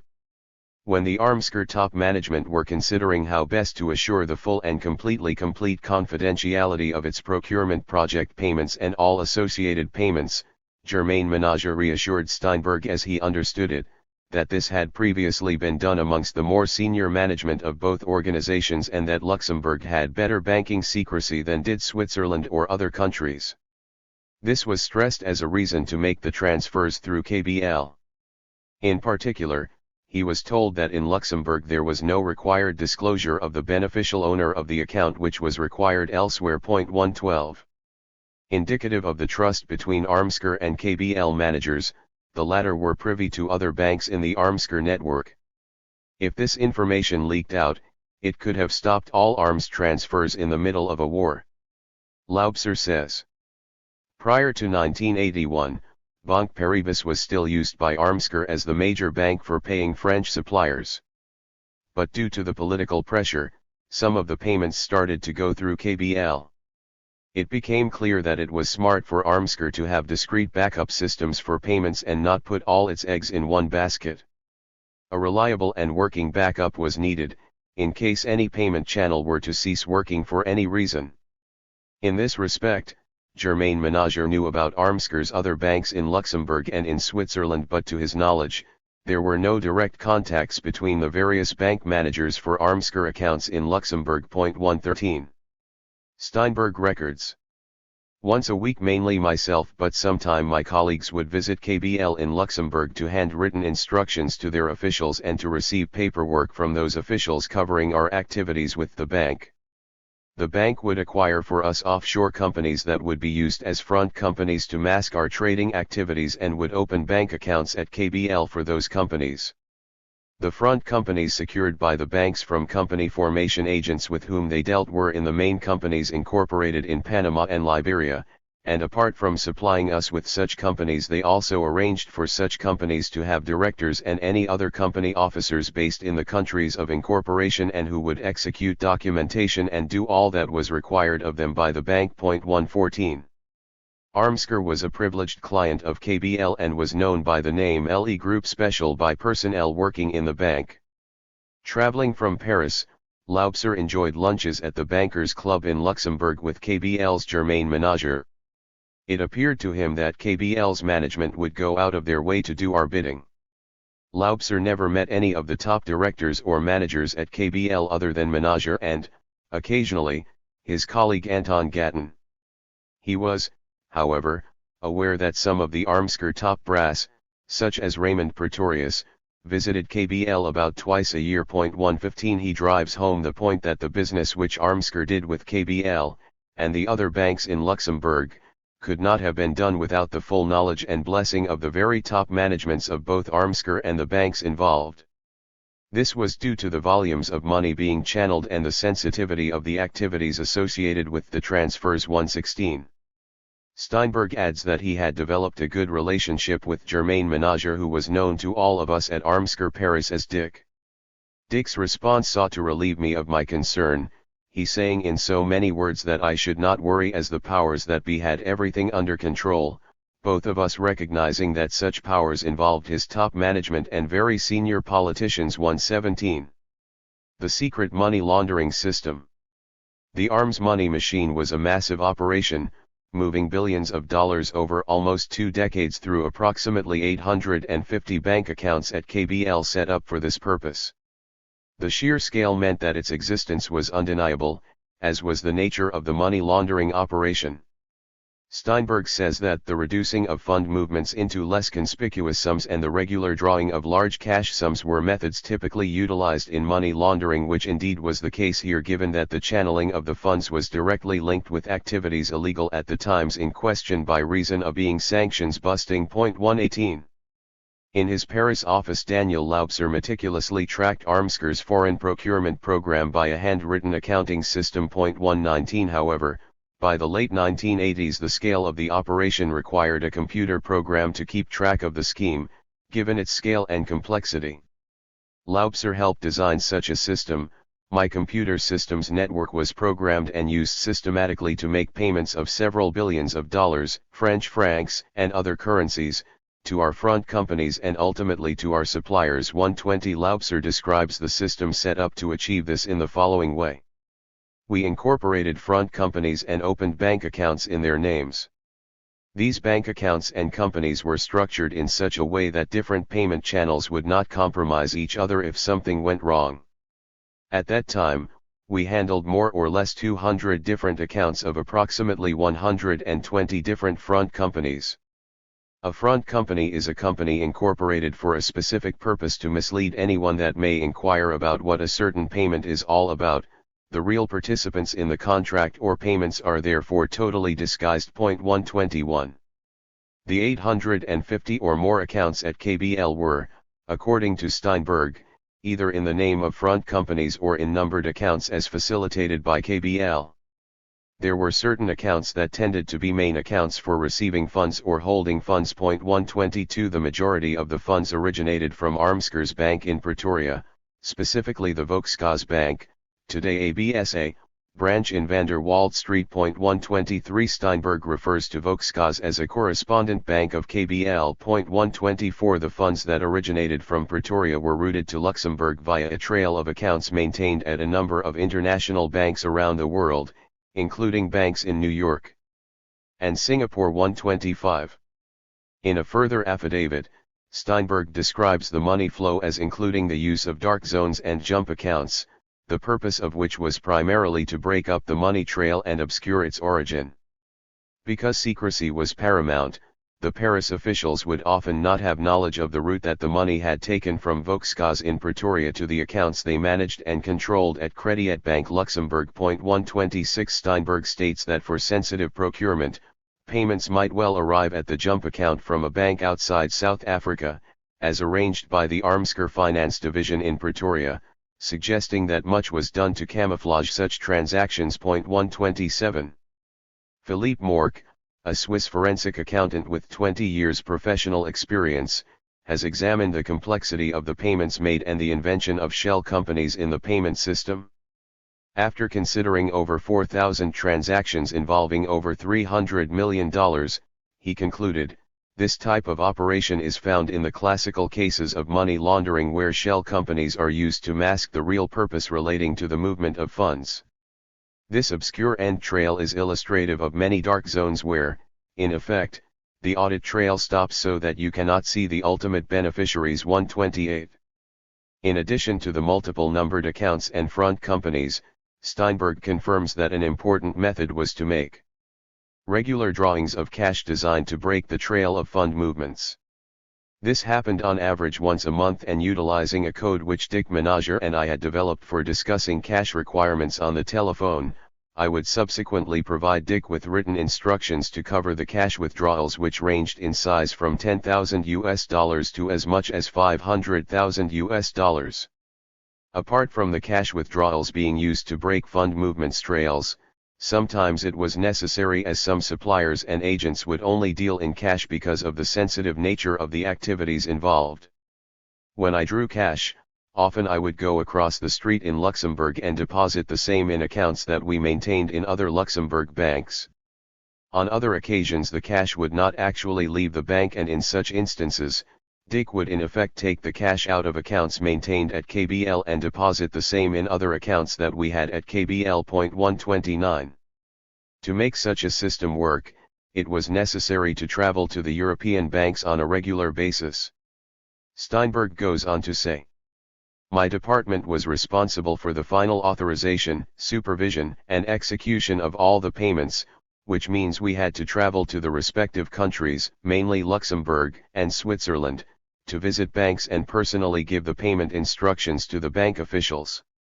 These payment instructions and documents were highly classified and always sealed in special envelopes until we reached the bank. We were given diplomatic courier envelopes and courier letters which gave us immunity at border posts in the case of a customs search. Instructions from Armsker head office in Pretoria was sent to Armsker in Paris by diplomatic bag every Sunday. We would spend Monday processing and updating project files, and making all necessary arrangements and appointments with the respective bank officials for meetings on Wednesday in Luxembourg and other places. 130. These weekly meetings with their bankers were made in addition to visits to Luxembourg by staff from the Armsker Finance Division headquarters. 131. This was another reason why the route of the Luxembourg carrier Luxavia between the Principality and Jan Smuts Airport in Johannesburg was key to the operation. A further factor was the good relations between the governments of the two countries, which did away with the need for visas or public record of frequent visits to the tax haven by Armsker personnel. During one meeting with the South African ambassador to Luxembourg and officials in the government, thought was given to how visas could be issued on board Luxavia flights from Johannesburg to Luxembourg. This would satisfy new stipulations set by the Netherlands encumbering the travel of South Africans overseas. 132. Laubser says that to preserve confidentiality, no phone calls were made about the payments to or from the bank. Matters were handled strictly on a need-to-know basis. All communications, both ways, were handled through the diplomatic pouches we carried to / from the Wednesday meetings. These carried the fully completed instructions to the bank for the week in question. They seldom signed anything at the bank during the visit, other than the small receipt document to acknowledge receipt of the various account statements. Later on, a structure was set up for urgent papers using faxes, containing an agreed code which was on the same basis as that used with Armsker Pretoria, which was a coded telex. 133. When instructions had to be given to the bank, the signed documents were sent to the South African embassy in a diplomatic bag. 134. Presumably someone like the military attaché working in the embassy would then carry the documents over to KBL for processing, or bank officials would collect these from their South African clients. Credit Bank did not only play a role as banker in the traditional sense of holding and managing accounts for Armsker. It went a step further in assisting in obtaining nominee directors for the purpose of setting up front companies and providing tame directors, straw men who asked few questions. Steinberg reveals the real power that KBL wielded. Armsker personnel, including myself, merely became signatories under the terms of the bank, which created power of attorney with its incorporated delegated mandate powers. The prime corporate responsibilities remained with the directors and other company officers who were offshore officials provided for such roles by the company formation agents used by the bank KBL, and if necessary for security reasons, they could liquidate the companies and lose trace thereof at the drop of a hat. 135. Credit Trust, a KBL affiliate based in Luxembourg, was also said to help with the construction of money laundering systems and the provision of straw directors. Dick Menager worked for them. Credit Trust would cut and paste directors using copies of passports supplied by these straw men, many of whom were Armsker officials who had worked in Paris. Far from turning a blind eye to malfeasance, the bank was the creator of the architecture. Steinberg says that tame directors were supplied by offshore brokers to KB Trust. KBL had already taken copies of the relevant passports and had no problem in putting these directors onto the account documents without more than the Paris office request that they do so. 136. Follow the front companies to find the money. Armsker required a fiction. It needed to fabricate dozens of front companies that could order weapons and, if probed, would lead to a dead end in secret offshore jurisdictions, particularly in Panama and Liberia. Both countries have, for much of the second half of the 20th century, specialized in providing a variety of services that enable tax evasion and the clouding of criminal enterprises. Panama, because of its proximity to the United States and as a link between North and South America, provides a full house of services ranging from corrupt lawyers and accountants to officials who are willing to turn a blind eye. The West African state of Liberia, which like Panama has historic links to the United States, has seen more than its fair share of war and suffering. However, throughout this period it retained its position as provider of flags of convenience to some of the world's largest shipping companies. Both Panama and Liberia are also good places to register front companies, with the assistance of a nominee director, who may run hundreds of these enterprises for shadowy clients. Because the share registries are largely secret, there is little risk of the true owners ever being revealed. Let's first focus on Liberia, where in sifting through the documents provided by former Armscor employees we have identified a total of 76 front companies established by Armscor, which in turn had 198 bank accounts with Credit Bank, predominantly KBL. The name of the bank's official Dr. Gerard Mergen features prominently. The bank accounts were opened between 1980 and 1992, which ties in neatly with the embargo period. In some instances, accounts appear to have been established for a single procurement. An important example of this was a Credit Bank Luxembourg account linked to Sweden Incorporated for the purposes of obtaining sophisticated French Mistral missiles via the Congo, see Chapter 6. This account was opened in November 1988 and closed in March 1989, which fits neatly into the timeline of the deal. Also identified in the documents are a host of companies with innocuous-sounding names that were used by Armscor to purchase everything from nuclear weapons components to AK-47s. A few of the examples include Space Holdings NV, utilized as a holding company for Project Austin, which involved the procurement of electronic warfare and 155mm guns, Aero Africa Incorporated, for acquiring C-13 transport plane engines from South Korea, Cola Trading EST Ltd., utilized for Project Buzzard, involving the acquisition of nuclear components, Valro Trading Ltd., for RPG launchers, Passarines International Ltd., for obtaining fraudulent end-user certificates from Zaire, Nimrod International Ltd., used by Armscor for marketing weapons internationally, Ironside Metal Pressings Ltd., Sinotana and Birolo Engineering, all with the purpose listed as Lanvin, the codename for Israel, Slingsby Trading Co. Ltd., for the supply of 140mm howitzer cannons and parts from Clement Shaw Ltd., a UK company found to have supplied these weapons by UK Customs but never prosecuted, Artifix Financing Ltd., for the supply of weapons from the French state-owned arms company AFIMA, via Israel, IPTN, for obtaining letters of credit for Project Natural, involving submarines, and Commodities International Incorporated, with bank accounts at KBL and Credit Bank Hong Kong, for the purpose of Project Hansa, involving the supply of weapons from the Chinese state-owned arms company Norinco, via Zaire.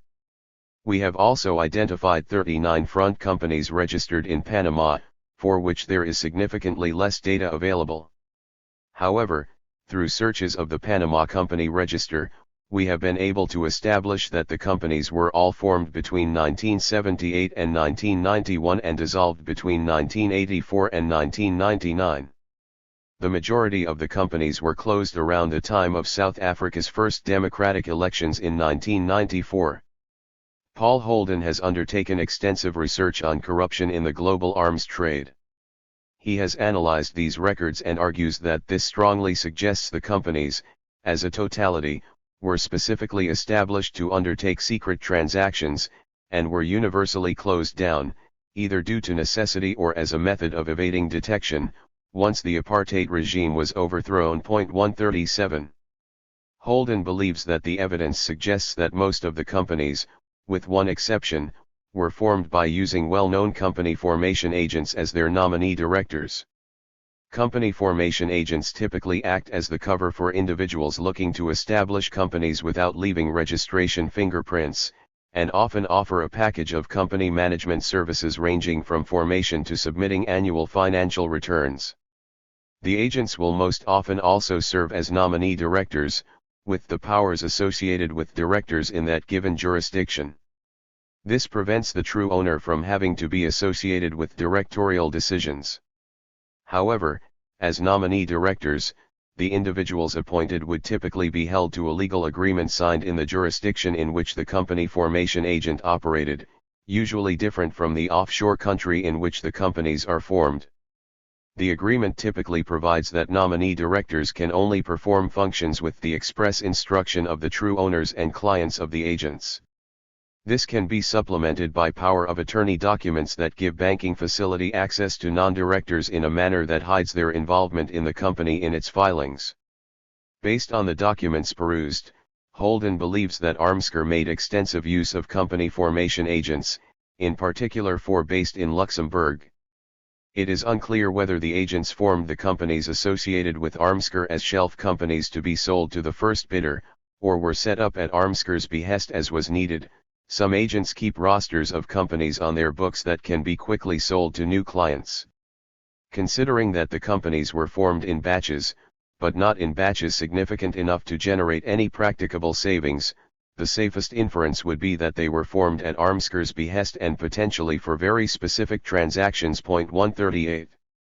A large number of the companies were formed by the directors Fernando Dondelinger, Edmund Ries, and Mark Mackel and, when Dondelinger retired, Mark Lamus.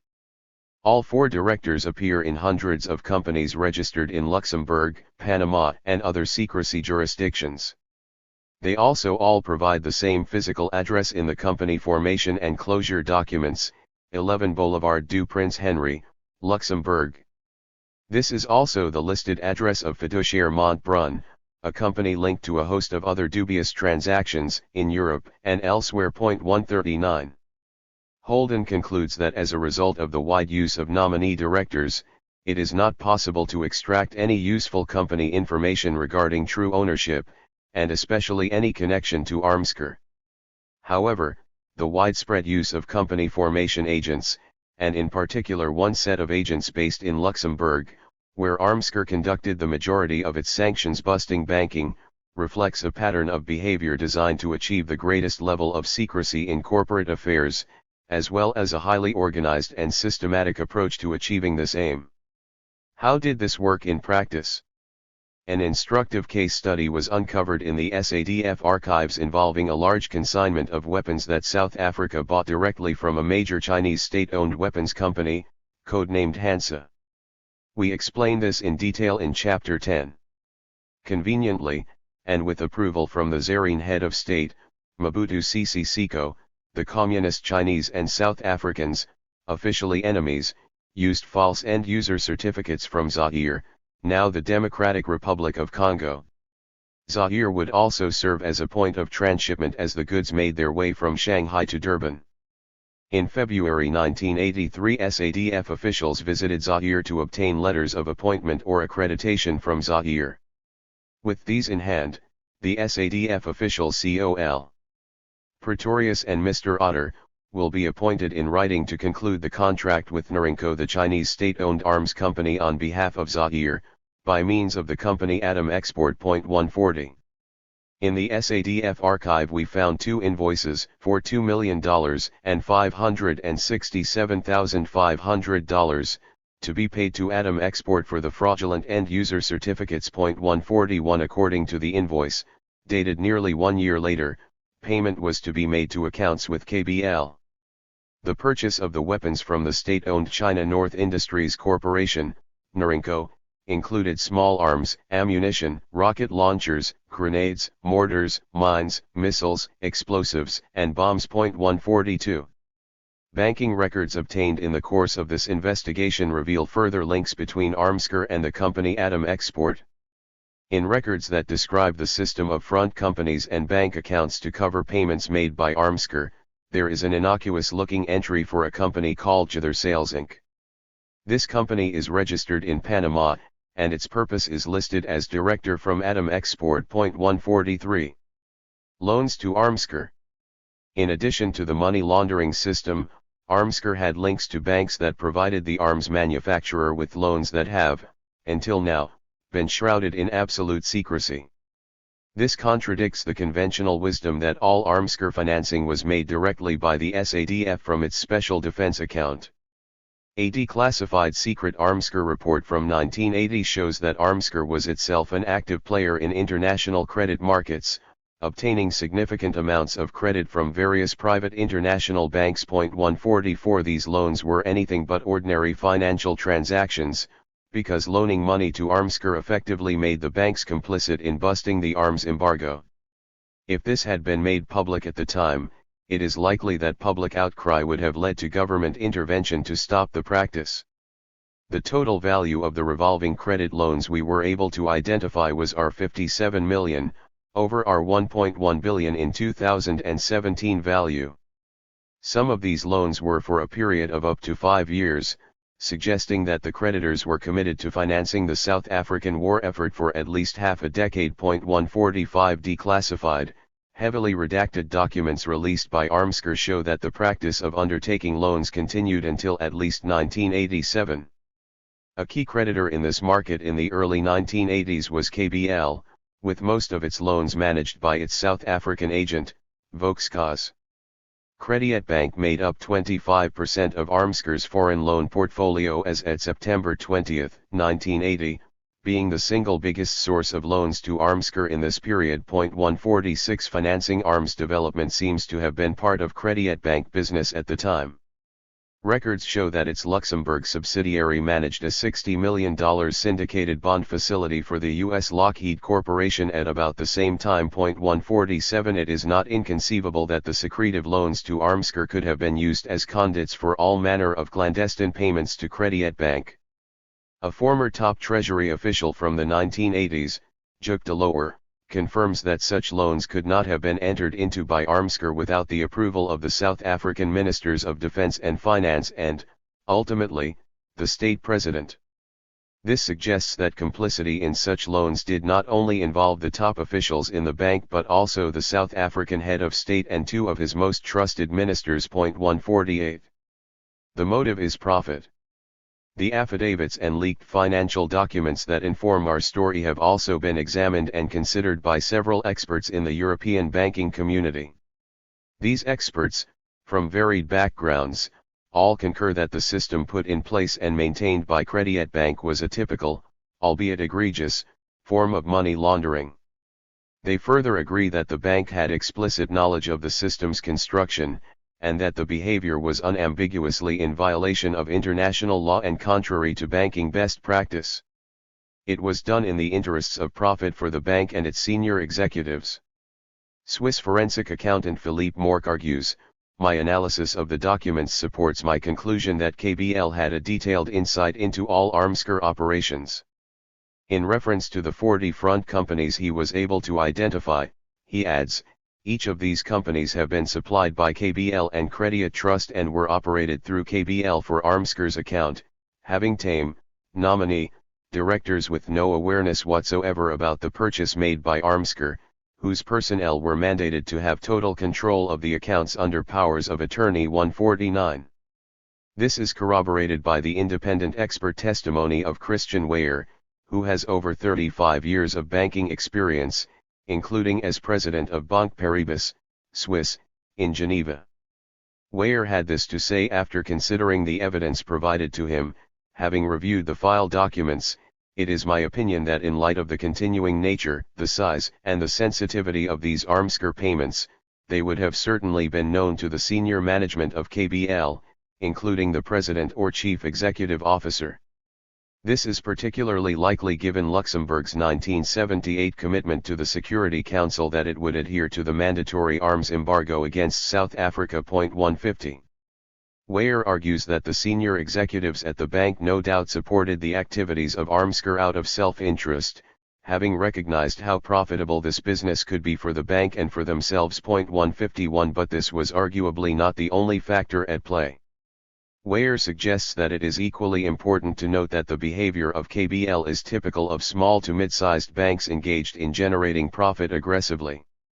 It is not a sufficient argument to suggest that the behavior of the bank was standard practice for the time, as there was growing awareness of issues around this kind of criminality during this period in the banking world.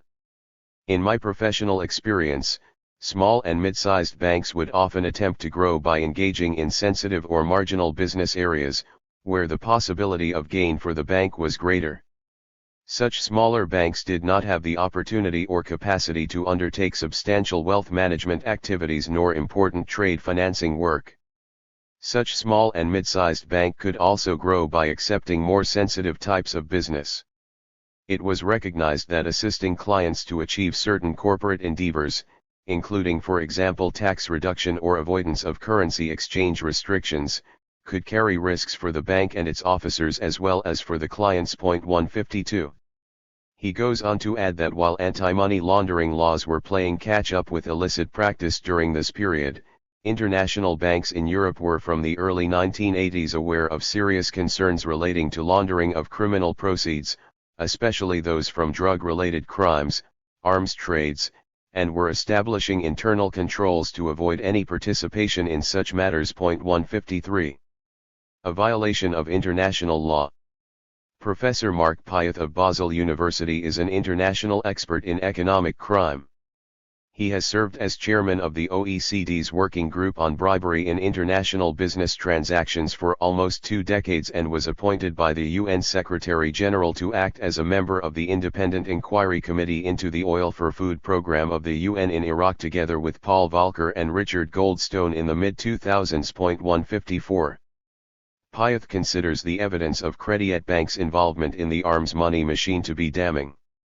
If it were true, as the former employees of Armscor suggest, that KBL served as a deliberate conduit for 70% of the clandestine trade conducted by the European Central Office of Armscor, hidden in its Paris embassy, opening and using up to 850 shell corporations, this would be one of the most serious forms of sanctions violation registered so far.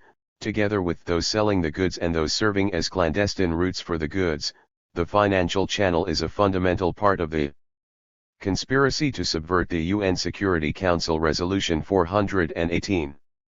For a bank to be one of the cornerstones of undermining the sanctions against an entire country is a very serious matter. 155. Pyeth argues that such behavior is tantamount to the sale of weapons and would have been stopped by the regulators at the time had they detected this offense. He believes that in evaluating the system, judgment cannot be based on a narrow, technical definition of the law, focusing on which anti-money laundering provisions were in place at the time.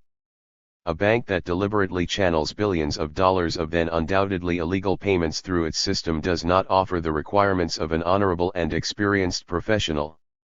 This is an obvious offense against the rule of fit and proper conduct.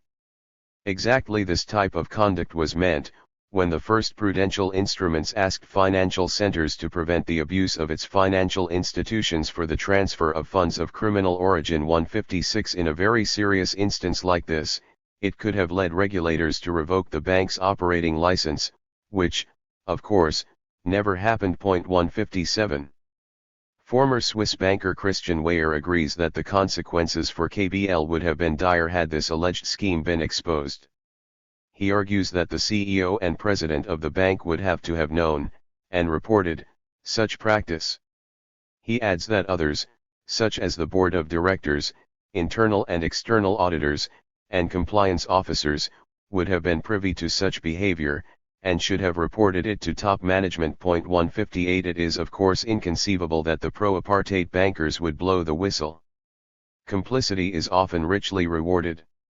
Weyer sums up the practice stating, "It is not difficult for me to conclude, based on my years of international banking experience, that the conduct of KBL in respect of its clients Armscor and BSL does not come even close to meeting the minimum legal and good practice standards of a major international European bank." 159. There can be little doubt that the arms money machine, with its many moving parts, facilitated sanctions busting on a massive scale. This was in violation of international law, purposely undermining the UN arms embargo and making such banks complicit in an international violation of human rights. The evidence of Credit Bank's history, its ideological support for the apartheid regime and its crucial role in allegedly hiding up to 70% of Armscor's cash over a number of years suggests that the bank and its subsidiaries need to be held accountable for these actions. Such systems ultimately rely on people who make them work. The effectiveness of this criminal enterprise relied heavily on André Vuuren and the pro-apartheid networks he fostered through Protea and other similar organizations across Europe. These men were central to this conspiracy. Vuuren is fated today, and students who graduate with his degree go on to lead private and public institutions across Europe and the world. The Vuuren family remain influential, and André's nephew, Philippe Vuuren, continues the legacy of his uncle as a director at Vuuren Business School, Almanege, and the Crédit Bank, KBC, Group. 160 Belgian students and leaders should do the correct thing and ensure that the family name is no longer recognized as part of a public institution in this way. Crédit Bank and KBL, with little doubt, made money from racial oppression and war in southern Africa. They actively supported, aided, and abetted apartheid. Accountability for these crimes is vital, not only to force contrition, but to ensure that these and other banks never fuel conflict in the same way again. That said, the banks were not the only collaborators. Their complicity was never exposed, because the apartheid regime was reliant on other accomplices in intelligence agencies, arms companies, political parties, and thousands of other influential supporters. They were driven by a mix of profit and ideology, supporting the regime with varying degrees of discretion. These allies were to be found across the globe. We start with the secret Armscor office in Paris, and an unsolved murder. The arms money machine. A tale of banks and front companies. The Big Five. Lies written in ink cannot disguise facts written in blood. Vuuren. Chapter 6. France. One does not export democracy in an armored vehicle. Jacques Chirac 1. Dulcie September. Dulcie September was not just murdered, she was erased. There would be no prolonged torture and interrogation followed by a murder in the veldt. No brat and beer in celebration for the security men and secret handshakes by generals and knowing nods from the politicians, no need to try to cover up the chain of command. September was to be erased in such a way as to suggest that she had never lived.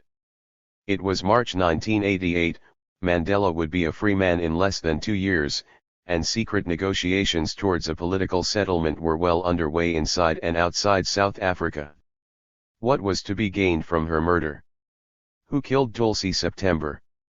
Dulcie September was born in the Cape Town suburb of Athlone in 1935.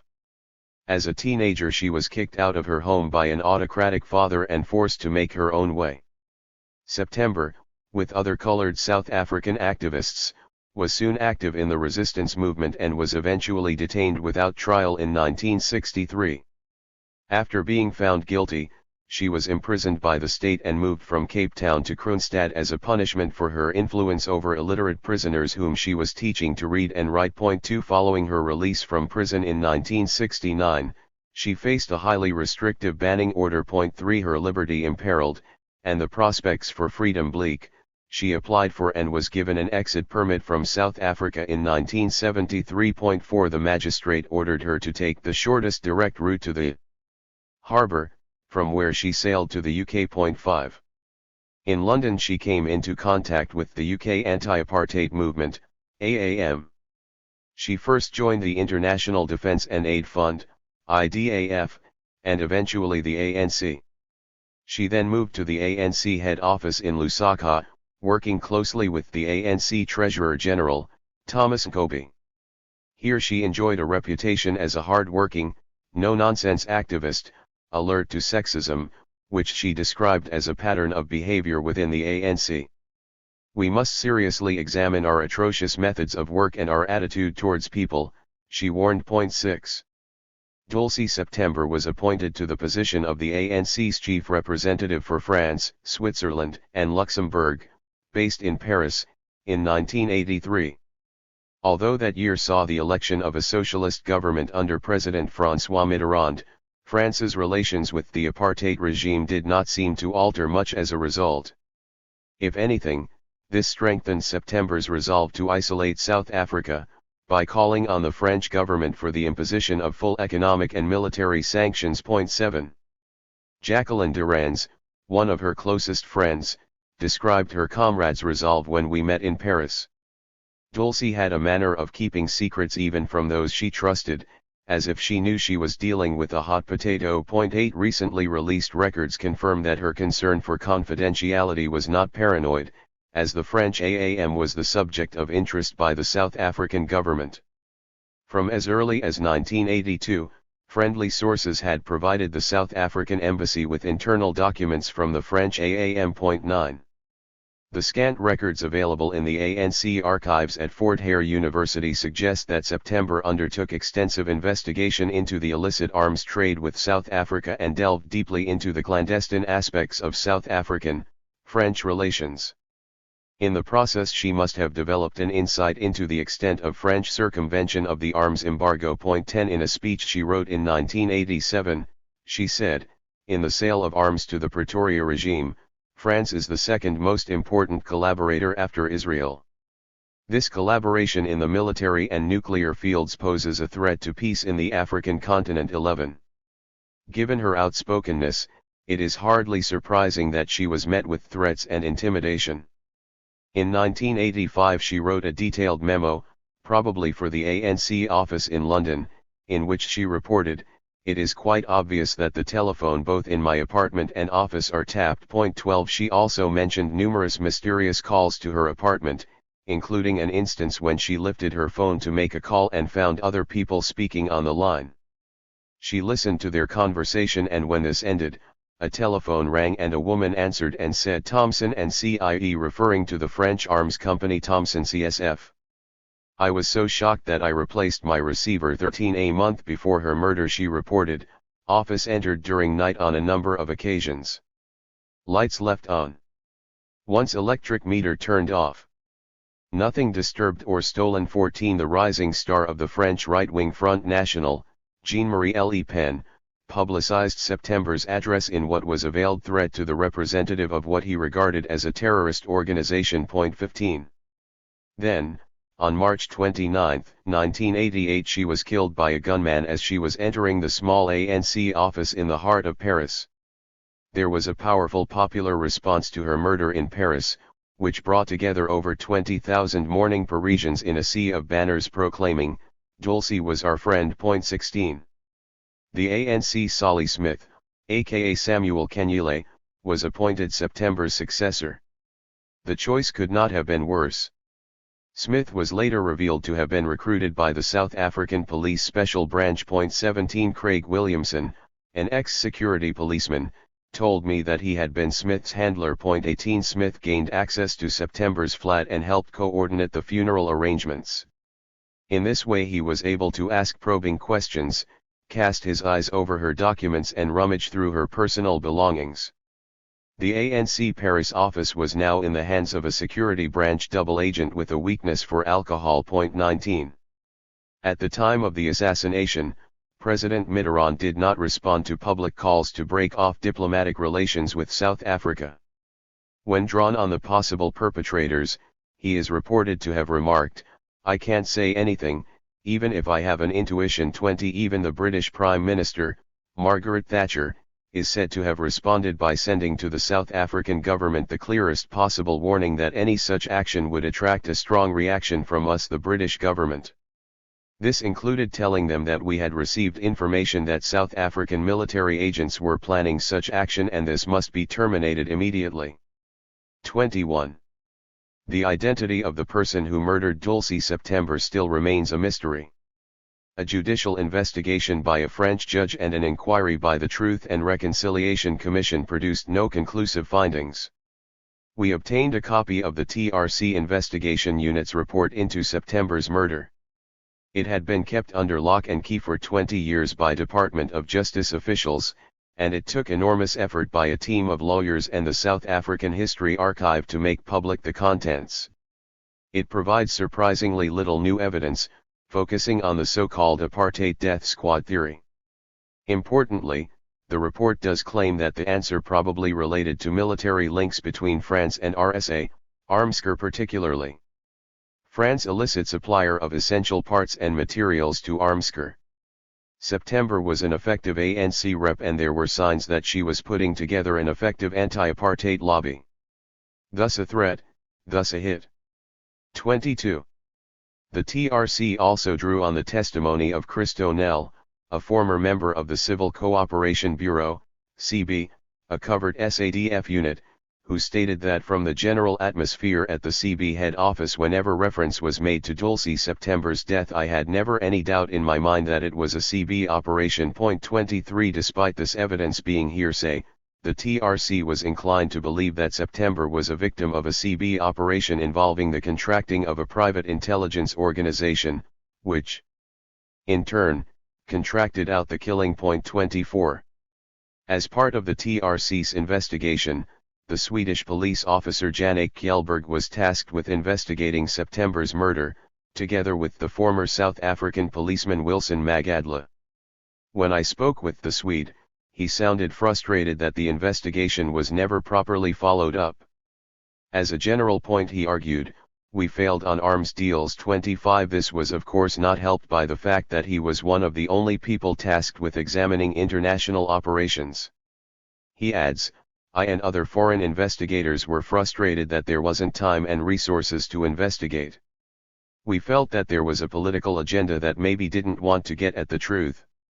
What the TRC got from the Defense Force in terms of information was limited.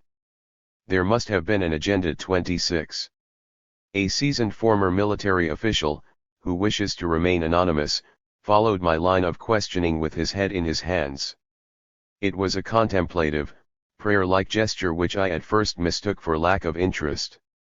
Is it possible, I probed, that the French intelligence had instigated September's murder?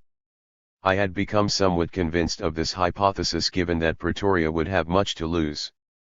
As the obvious assailants, they could expect a public backlash that would endanger other sensitive operations. He moved his hands away to reveal his face and murmured, but unfortunately it was the South Africans.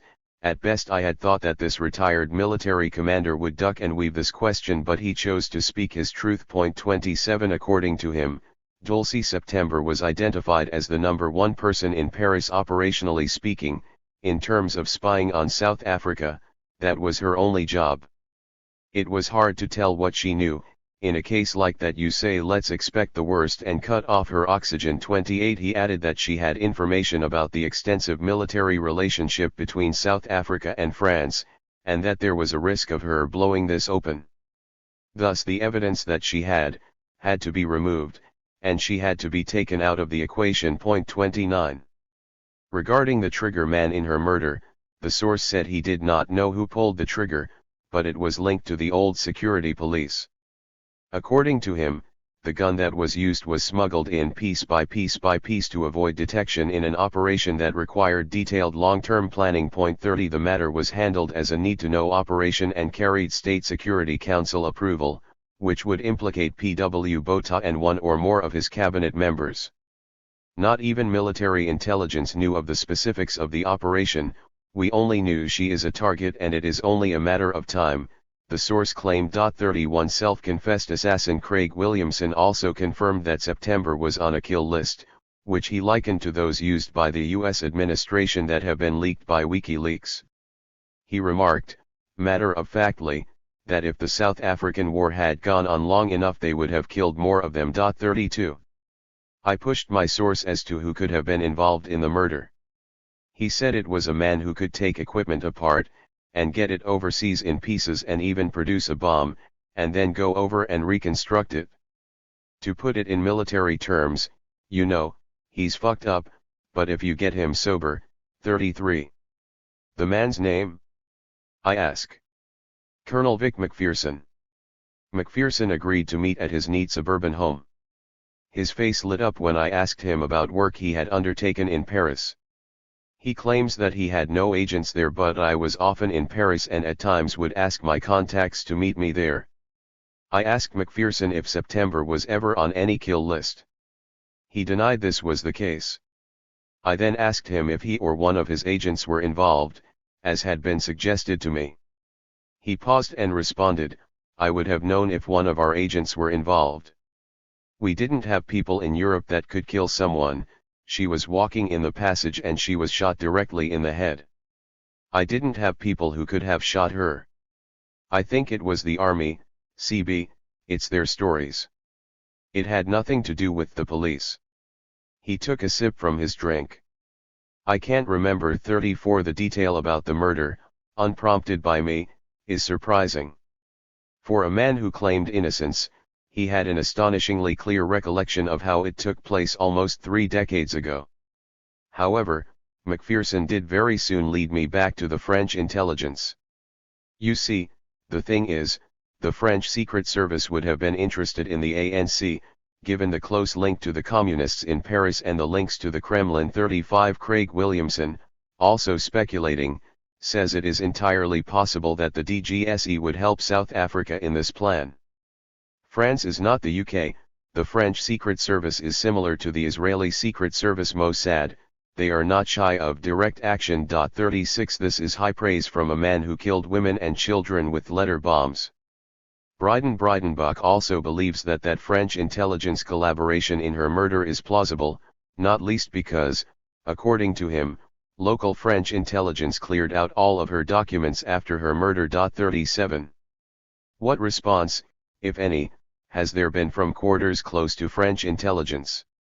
Maurice Dufresne, a former senior member of the French Foreign Intelligence Service DGSE, gave some insight in a 2011 interview in the French documentary television program Special Investigation. 38 Dufresne claimed that his superiors in the French Secret Service had asked him not to follow the information he had collected about Richard Rouget, whose name has been speculatively linked to the murders over the years, a contact of French intelligence. 39 Because of the inconclusive nature of the official findings, it has been left to a handful of journalists and researchers to return to the scene of the crime and sift through the evidence. Their conclusion points in the direction of 2 probable instigators, South African security services and French intelligence. The person who pulled the trigger, we are led to believe, may have had links to the French right wing, the Foreign Legion or one of the Third Force units in the South African security structure. Their involvement would have the advantage of giving their commanders and senior politicians a means to claim plausible deniability should the truth ever be revealed. What all the evidence we have collected suggests is that it is necessary to look far deeper at the motives of the people who had the most to lose if the identity of September's murderer was uncovered. It is not enough to find the man who pulled the trigger. This has, after all, proven fiendishly difficult for a range of investigators over the past 3 decades. We should focus our energies instead on the motive, as this could expose a far greater conspiracy. As much as Tulsi September's life was a struggle to uncover this conspiracy, her death gives us important clues. As Vic Macpherson explained to me, you must understand that the French wanted to sell weapons, it meant billions of dollars for the French arms industry, but it was a state secret, and if this woman wants to expose this, it is better that she disappears. They could have used a South African connection to do the dirty work. They would also cover up the investigation. The guy who killed her has disappeared, nobody knows who that guy is, and they will never know. 40. The French Arms Bazaar. I see the Eiffel Tower lights are shining today. Code words attributed to Jacob Zuma. 41. I see the Eiffel Tower lights are shining today. With these words, Jacob Zuma is alleged to have confirmed acceptance of an alleged bribe of R500,000 from the French arms company Thales, formerly Thomson CSF. 42 The money apparently bought Zuma's silence concerning the corrupt role of Thales in the multibillion-dollar post-apartheid arms deal. A statement by the former Thales fixer Ajay Suklal, made under oath before a judge in 2014, alleged that not only did Zuma accept his offer of a bribe, but the ANC as a party benefited from the €1 million paid to its Treasurer General, Mendy Msimang. Equally damning is the allegation that President Thabo Mbeki was lobbied by French President Jacques Chirac to drop bribery charges against the local Thales subsidiary, Thint. According to Suklal, Mbeki then instructed his compliant Minister of Justice, Panu El Maduna, to help make the charges disappear. 43. The arms deal and the South African protagonists involved in the deal have fundamentally weakened South Africa's democratic project. However, far less is spoken about the arms dealers who fueled it. The profits of this corrupt venture have all flowed to Europe, leaving the South African public victim to a predatory elite class which this deal emboldened and enriched. The stereotype of corrupt African leaders usefully deflects attention from the co-conspirators. During apartheid, these corporations and their political allies dealt with the devil. With the prospect of non-racial democracy, they would poison the well of hope. Corrupt corporations generally rely on politicians as accomplices to their crimes. Thales allegedly relied on the help of President Chirac in 2003 to ensure that its officials were never prosecuted in South Africa. 44 However, this triangular relationship between French arms companies, French politicians, and the South African government predates the acquiescent attitude of the ANC administration. During apartheid all three were, as we shall see, as thick as thieves. With the end of apartheid, Chirac, in particular, has done much to try to ensure that these facts are conveniently forgotten. In his autobiography he recounts meeting President Nelson Mandela at the Union Buildings in 1998, "It was with infinite joy and emotion that I met him in Pretoria on my first official visit to South Africa, where I had refused to go as long as racial segregation held sway." 45 Not only had he not supported apartheid, his sanitized version of events would want us to believe that he was all along an ANC supporter. "I had worked on his behalf in the early 1970s by participating in the financing of his political organization, the ANC, at the request of the King of Morocco." 46 How would Dulcie September view such a statement were she alive? Chirac fails to mention that he had no need to travel to apartheid South Africa. He and a host of other French politicians provided the South Africans with a base in Paris instead. It was a covert alliance that would benefit both parties. This was not a relationship between equals. France was a democratic state and a member of the UN Security Council. South Africa was a pariah with a state policy that had been declared a crime against humanity. Why and how did their interests overlap? A beehive on the Seine. The South African embassy in Paris could be mistaken for a beehive. It's a glass box covered in an aluminium diaphragm. 47 Openings between the protective layers of aluminium are intended to provide a lookout while protecting those on the inside from rocks and bombs. Built in 1974, it overlooks the River Seine on the prestigious Quai d'Orsay and it projects both prosperous modernity and sinister insularity. It is located only 3 short blocks from the French Ministry of Foreign Affairs, in the heart of the city. From here the South Africans could do business and broker deals unhindered, with the tacit understanding that the beekeeper, the secretive branches of the French state, would harvest their share of honey. The building of 10 stories, 3 of which are set underground, is at its base surrounded by massive panels of black and white marble, the fruits of the international gold boom of the early 1970s. The first 2 floors above ground are meant to receive visitors and the remaining 5 floors house embassy personnel. The most well-guarded secret was that 1 floor of the embassy housed more than 24 Armscor officials from the late 1970s to the early 1990s. This was the base from which they brokered illegal arms deals. Its existence was so secretive that, according to the long-standing head of the anti-apartheid movement's campaign for arms sanctions, Abdul Minty, none of the anti-apartheid groups, including the ANC, had much knowledge of it. Minty became aware of an Armscor team in Paris in the mid-1980s, shortly before Dulcie September was murdered, but had no idea that it was located in the embassy. 48. Glenn Babb, a diplomat who worked in the South African embassy in Paris from 1975 to 1978, confirms the presence of approximately 20 Armscor officials there during that time. According to Babb, an Armscor office was established in Paris in 1969 in the Rue de Bassano, a few hundred meters from the Arc de Triomphe, and was later moved to the diplomatic mission in the 1970s to secure an effective cover. The establishment of the office also coincided with a major missile development project between Armscor and the French company Thomson CSF, later Thales. Babb recalls meeting officials from Thomson CSF at the embassy.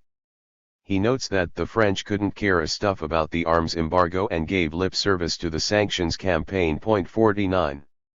An authorized volume on Armscor's history, titled The Leading Edge, provides some insight into the Paris operation. It is not to be found in any library collection and doesn't appear in any public or university library indexes, despite the fact that research for the book was paid for with public funds. We tracked down a copy from an Armscor official who asked to remain nameless. This, he said, was the history. The manuscript is revealing even if it omits key details. The book was first given the title The Will to Win, but at the time of publication in 1997 the post-apartheid Armscor board of directors understandably felt some discomfort with this and it was retitled The Leading Edge. The new title was simply pasted over the old. While at least appearing less like a victory lap for Armscor's apartheid-era craftiness, it was nevertheless quietly shelved and only printed privately. The volume records the repercussions of new French laws that formally complied with the 1977 arms embargo. As a result, the number of naval and Armscor personnel in Paris was reduced from over 200 during the early 1970s to 20 within the last few months of 1977.50. Despite this setback, the Paris office subsequently became the center of Armscor's trading activities, serving as a thoroughfare for all trade with France and other Western European countries. The office grew in importance as the arms embargo kicked in, though the personnel were reduced to those officials with responsibility for procurement and the management of secret channels. At the same time the nature of the operation changed, it became more clandestine, more secretive, and more significant given its role in sanctions busting and money laundering. The overall result, the book argues, was that the South African government was able to obtain a wide variety of main weapons systems as well as extensive cooperation and support in developing a domestic armaments industry. Over the years, it received enthusiastic assistance from Western companies keen to profit from new ventures. 51 According to top-secret SADF documents, it was named the Armscor Technical Council and was officially established between 1976 and 1977.52. By 1986 the office recorded contact with more than 50 European suppliers, although the process of acquisition had become more difficult, as complicated channels had to be devised for the clandestine transportation of arms from France to South Africa. 53. Few people know or are willing to confirm the existence of the Armscor Technical Council. It is as if many simply wish to erase these memories. However, dozens of people passed through its doors on the way to conclude arms deals or returned from forays to the banks in Luxembourg or elsewhere in Europe where contracts were recorded and transactions completed. Many lived ordinary lives in Paris. Approximately a year into researching this book, I was invited along with the Saha archivist to meet Armscor officials to discuss a long-pending access to information request. We faced an icy standoff with a senior Armscor manager who insisted that the records we wished to see had all been destroyed. While we tried to establish facts, I noticed a collage of photographs on the wall. They appeared to be from an Armscor end-of-year staff function from the 1980s. The function had a bizarrely apt Asterix and Obelix theme. Keeping it light and cheerful, the arms peddlers dressed up as characters from the comic, impersonating the small, fearless warring Gaul and his friends. The village of white women and men of whom I catch a glimpse seem purposely oblivious to the rest of the world. Perhaps this is what it felt like to work in Paris for Armscor. Documents found in the Foreign Affairs archives provide an insight into the personnel appointments in Paris. This unexpected trove of documents, a relic of dutiful interdepartmental bureaucracy, is a record of Armscor's requests to transfer personnel to and from Paris. It also reveals that foreign affairs officials, including the minister, were far less ignorant of the activities of the military than they would sometimes suggest. It appears that the Armscor Paris office had a staff complement of approximately 30 officials at any time throughout the 1980s. A 1985 letter from the manager of Armscor's Personnel Division to the Director General of Foreign Affairs requested permission to fill vacant posts at the Technical Council in order to bring it to its approved capacity of 29 posts, of which only 2 were locally employed. 54 There is no suggestion that the department questioned the wisdom of housing arms dealers, equivalent in number to a full field of rugby players, within a diplomatic mission. They were, after all, part of the same team. 55. The size of the Armsker contingent appears to have been consistent throughout the 1980s. When Mark Berger took up his appointment as ambassador in 1991, he noted that he had 200 people on staff, of which 29 were in the Armsker Technical Council. The veteran sanctions buster later verbalized the thoughts of many who knew what was happening at the time. "I question whether there was an arms embargo," he claimed in 2011.56.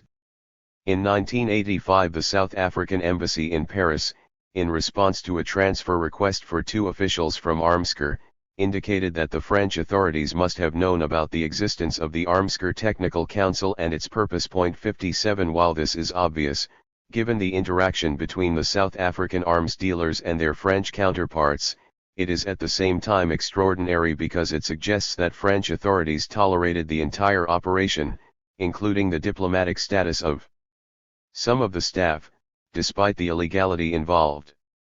The short report states, notwithstanding the tense state of relations and the possibility that South African military attaches in France may have their accreditation withdrawn, we have, at present, no indication that any action is envisaged vis-a-vis the technical section.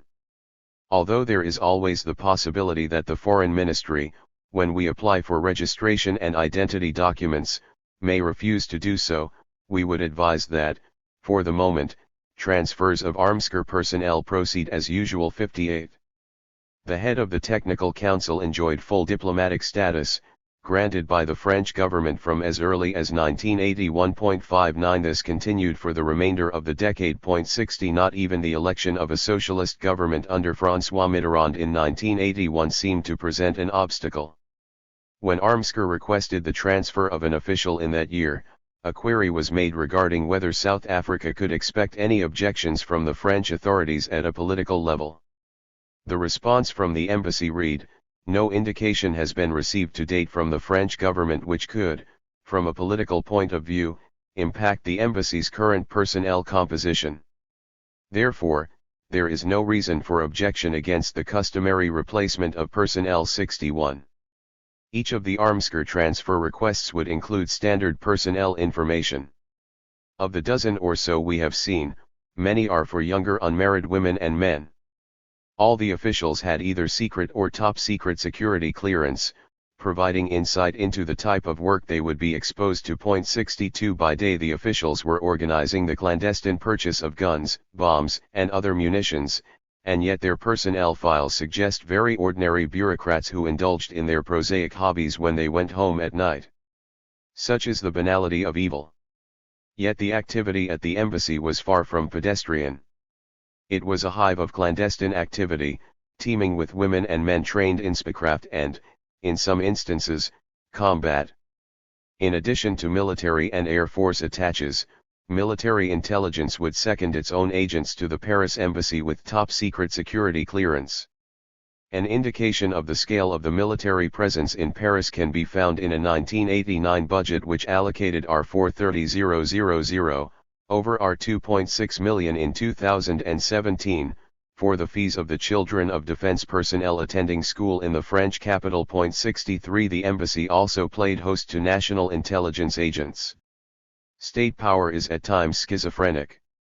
On the top floor of the South African embassy there existed a central cog in the confident apartheid war machine, while paranoia prevailed elsewhere in the embassy. Headed by Hendrik Geldenhuys from late 1987, the embassy had come under pressure following protest action by young communist demonstrators, who at one time managed to enter the lower floor of the chancery. Mark Berger, who succeeded Geldenhuys, described him as being terrified of assassination attempts. He bulletproofed the place from A to Z. Whenever he traveled he had a French police car with armed cops in front, a South African bodyguard in his car, and a car behind him with French police. 64. With so many officials in the embassy, it raises the question, who were they doing business with? Forging a new alliance. France was built with swords. The fleur-de-lis, symbol of national unity, is only the image of a spear with 3 pikes. Charles de Gaulle. 65. On Monday morning, June 9, 1969, Defense Minister P.W. Botha woke up in room 7 of the Hotel La Reserve just outside the French city of Bordeaux. 66 Soon to emerge from the bedrooms around him were his 14 fellow travelers, including ambassadors, generals, French officials, and the top brass of the French arms company Thomson CSF, led by its chairman, Mr. P. Richard. 67 They had all arrived the previous night from Paris by 2 private planes and were in Bordeaux for missile testing and wine tasting. It was a year since the French student-led social revolution of May 1968. The old strongmen were still in power even if the world was changing around them. On that morning, Thomson CSF would test fire one of the Cactus missiles it had developed and produced in collaboration with South Africa. We can imagine the whoosh of the missile over P.W. Botha's fedora hat, its thunderous impact, the studious gaze of men with binoculars surveying little more than devastation, and the handshakes and backslapping that followed. By the evening, the men would be sipping the region's famed Chateau Haut-Brion and toasting their collaboration in French, Afrikaans, and English. 68. The apartheid government needed guns and the French arms industry needed money. Thus an alliance was cast. It was to be an enduring relationship, as the director of Thomson CSF, Gerald Coven, remarked in a letter to P.W. Botha just weeks after the 1976 Soweto uprising about the long road traveled together by our company and your country. 69. Beyond money and pragmatism, this relationship was also based on long-standing ties between the two states. 70 It was the conservative French statesman Charles de Gaulle, a giant in his country's political life, who came to redefine the relationship between the two countries during the Cold War. By the 1950s France was looking for new markets and South Africa, with its rich supply of raw materials and cheap labor, was of obvious interest. During this period a number of French multinational corporations such as Air Liquide, Total, and Peugeot established themselves in South Africa. 71. The UN voluntary arms embargo of 1963 saw sales of weapons from South Africa's former colonizing power, the United Kingdom, taper off dramatically. Within 5 years, France replaced Britain as the major supplier of submarines, missiles, radar, helicopters, and fighter planes to South Africa. 72 Helpfully for Pretoria, de Gaulle had little respect for the United Nations, which he regarded as a puppet of the United States. South Africa offered the largest, most easily accessible supply of gold and uranium, which was appealing to France's nuclear weapons ambitions. The collaboration was quickly cemented, and by the mid-1960s South African scientists, together with their British counterparts, were invited by French authorities to monitor atmospheric nuclear tests in the Pacific Ocean. 73 France also helped to train SADF military intelligence officers. One of the South African officers seconded to the French forces in Algeria was Magnus Malan, later Minister of Defense throughout the 1980s, who was attached to General André Beaufre's forces in Algeria during the Independence War in the early 1960s. 74.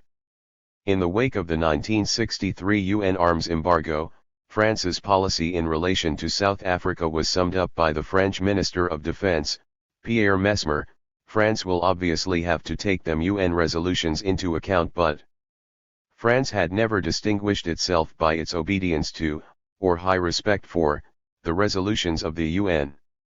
In broad terms, it would be French policy to supply any materials required by South Africa for its external defense, but not to supply materials required for the maintenance of internal order. 75 Mesmer, who had spent many years in France's West African colonies, sympathized with the policy of apartheid and was instrumental in building the flourishing arms trade between the two countries in the 1960s. Reflecting on the long-running relationship with France in 1989, P.W. Botha ascribed the French willingness to trade to the special bond of friendship between himself and Mesmer, as well as de Gaulle's affection for the white Afrikaner nation. 76 The head of Armscor, H.J. Samuels, more soberly remarked that financial gain from the transactions carried the most weight with the French. 77. Stephen Ellis suggests that de Gaulle was also looking to build a relationship with a group of emerging middle powers, with dubious human rights records and in need of friends, including South Africa, Brazil, and Israel. 78 They could be relied upon to support France and in turn become a market for French weapons. According to Ellis, this was also a way to disarm his domestic right-wing lobby. The South African diplomat Glenn Babb believes that the Nigerian Civil War of 1967–70 also played an important role. While the United Kingdom supported the Nigerian government, France and the Ivory Coast supported the leader of the breakaway Biafran Republic, Chief Ajikwu. Moreover, the Biafran leader counted on France to organize covert support from South Africa and Israel. This was probably the first time that South African and British forces were involved in an indirect conflict on African soil since the South African War of 1899–1902. Babb also regards de Gaulle's establishment of an African agency based in the Élysée Palace, to manage affairs with friendly African nations, as being good for South Africa as it lubricated the relationship. 79. According to General Pierre Stein, the military relationship with France was more open and business-oriented than that with the British. They are not embarrassed by South Africa and hypocritical like the British. The relationship did indeed flourish, very openly, throughout the 1960s, 1970s, and 1980s. In addition to the joint Cactus/Crotale missile development, South Africa bought 3 Daphne-class submarines, one of which was launched by P.W. Botha's wife in Nantes in 1969.81. In the 1960s France rapidly developed into South Africa's primary weapons supplier. This would not change when de Gaulle's long-serving Prime Minister, Georges Pompidou, was elected French president in 1969. The relationship was lucrative and, at that point, worth more than R$170 million, R$10 billion in 2017 value. 82.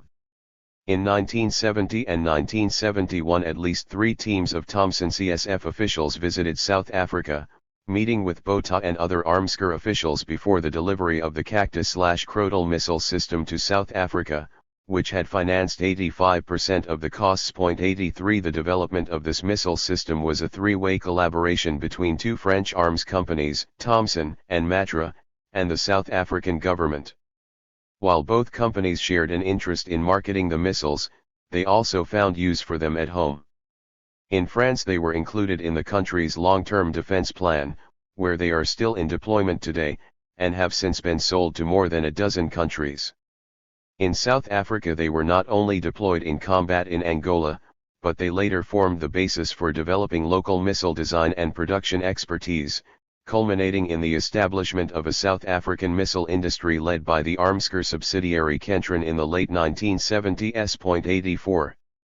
The relationship between South Africa and Thomson CSF remained unbroken throughout the apartheid period, even though Thomson CSF was nationalised by President Mitterrand in 1982, and therefore should have actively enforced the arms embargo. Records show that the chief executive of Thomson, Alain Gomez, visited South Africa in 1987 to meet the Minister of Economic Affairs, Danny Stein. An old Armscor employee, Stein also coordinated part of the government's sanctions-busting enterprise at this stage. In a letter to Stein, Gomez was effusive, thanking Stein for the marvelous friendly welcome you extended to us. We are very touched by your hospitality as much as we loved your great and beautiful country. He went on to add, I told G. Govin, longtime Thomson CSF director, of your project of sending a small qualified team on a European high-technology scanning mission. We are ready to welcome this team in Thomson when they come. He would be in charge of the organization of the visit, which I shall personally monitor. 85 In an interview with the Harvard Business Review in 1990, Alain Gomez spoke of his appointment as CEO of Thomson CSF in 1981, and the decision to focus on military goods and adopt a flexibility to use whatever options come to hand to make the company profitable. 86 Seemingly his approach to apartheid South Africa was informed by this strategy. In 1988 the SADF was looking to update its Cactus missile system with the latest technology available in the French Crotale system. Given that some of the direct procurement channels were compromised, an alternative route had been found to procure the goods. According to declassified SADF documents, Chile agreed to sell the weapons directly to South Africa, and a three-way negotiation then got underway with Thomson CSF in France. We can only assume that the French well knew who the intended end user would be. The Chilean Defense Force was clear that it would only work directly with the SADF, given that they anticipated collaboration with Armscor would result in a cost escalation of $2 million.87. No reason is given for this projected increase, though one suspects some Armscor officials may have been corruptly inflating prices. A final twist in the Krotal/Cactus missile saga emerged in the early 2000s, with a strong whiff of involvement by Bill Venter's Altec group of companies. Fritz Liu, a former employee of the Altec subsidiary African Defense Systems, told me that he was involved as an engineer in upgrading the Cactus missile system in 1992.88. Liu was aware that the French were supplying the various technical specifications or codes in contravention of the arms embargo. The upgrade was subsidized by Armscor, and therefore at the public's cost, and the technology was sold on the international market. The South African public had effectively subsidized the development of the technology without seeing any profit from the sale. 89. In addition to missile technology, France was South Africa's largest supplier of military aircraft. In 1968, contracts were signed for an order of 32 helicopters. 90. The Mirage IIIB and Mirage F1 jet fighters were built in South Africa, which became only the third country in the world to build the Mirage aircraft under license, after Switzerland and Australia. 91. A former Armscor employee, who asked for his identity to be kept anonymous, describes visiting France in the early 1970s while the aircraft were being built. According to him, the South African and French engineers worked well together, with a mix of can-do attitude and a dislike of paperwork. 92. At the time that the South Africans were in France, there were also many Israelis working with the French in developing their jet systems, which relied on Mirage technology. By the mid-1980s, Israel would replace France as South Africa's primary fighter jet collaborator. Show me the money.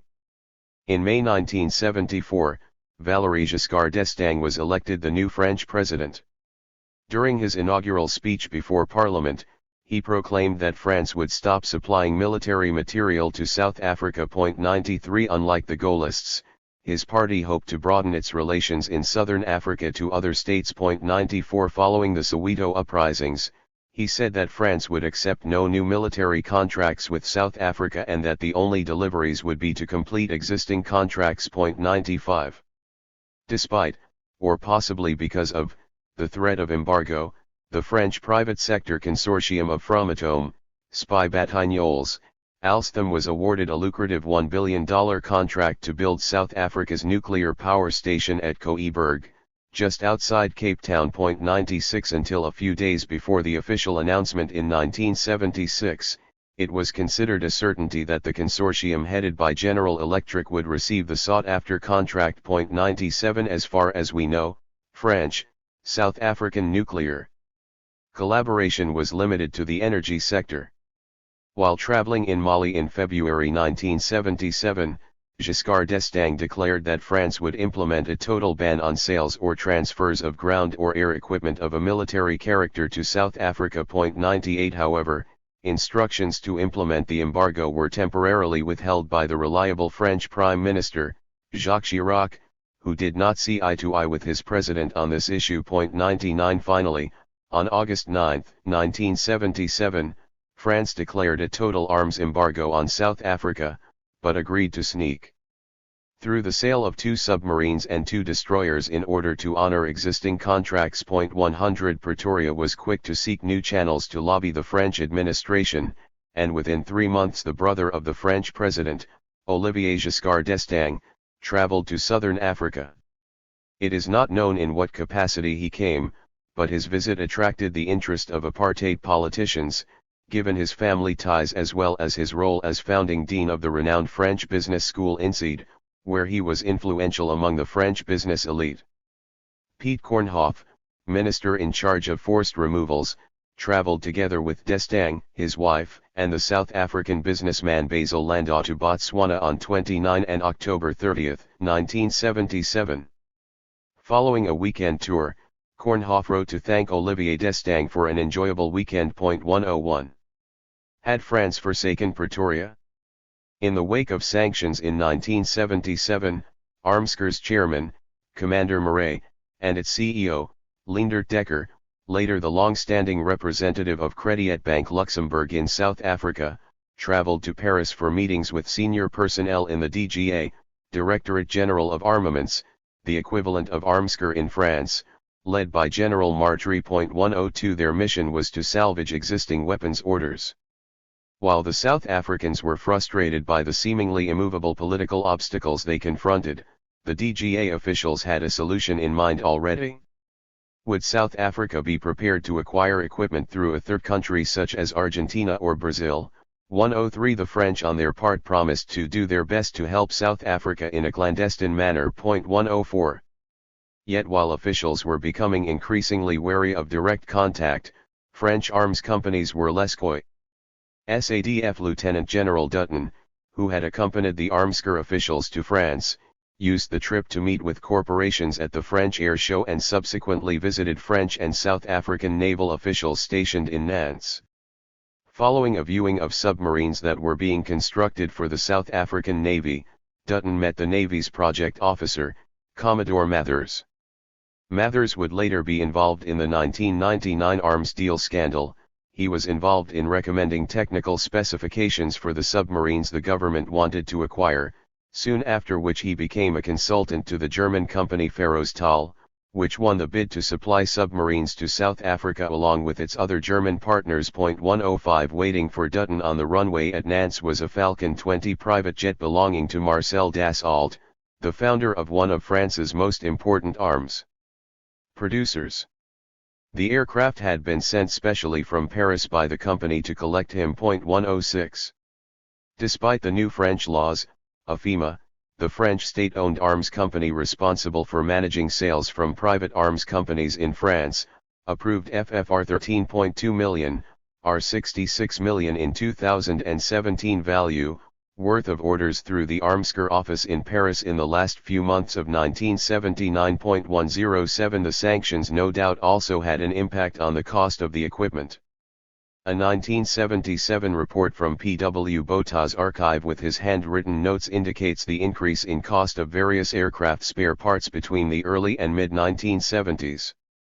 A number of items supplied by AFIMA had, in the short space of between 1 and 5 years, increased in price anywhere between 428% and 15,000%. 108. Clearly the French arms industry was raking in the cash. 109. According to Chris Thyrion, a former high-ranking military intelligence officer in the SADF, the French were always willing to do a deal, but at a very high price. 110. He describes the more general agreement as being that France would ignore the extensive South African operation in France during the 1980s as long as South Africa kept a suitably low profile. 111. The socialists take charge, talk left, walk right.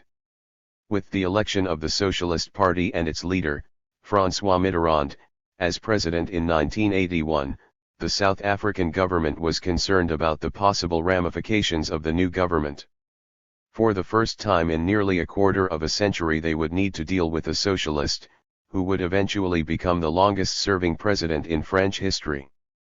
Mitterrand, who was in power until 1995, came to define French politics in this period in the same way that Thatcher, Reagan, and Botha did for their countries through most of the 1980s. As an elected president he had significant executive powers.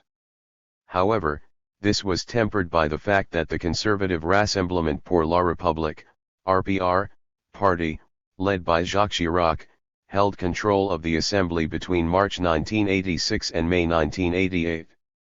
There was no doubt shock in the ranks of the Apartheid government at the election of the Socialist Party in France.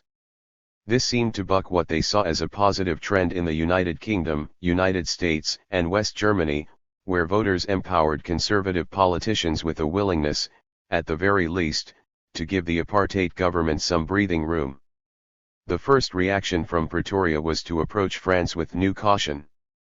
In a cabinet meeting on May 12, 1981, 2 days after the French elections that had swept the socialists to power, it was agreed that no minister would visit France in the near future, nor publish any statement about the presidential election and relations with France. 112 At a meeting 2 weeks later, the cabinet was so worried about a planned international conference about sanctions against South Africa in Paris that it proposed various countermeasures, one of which was to turn up the volume of the apartheid propaganda machinery.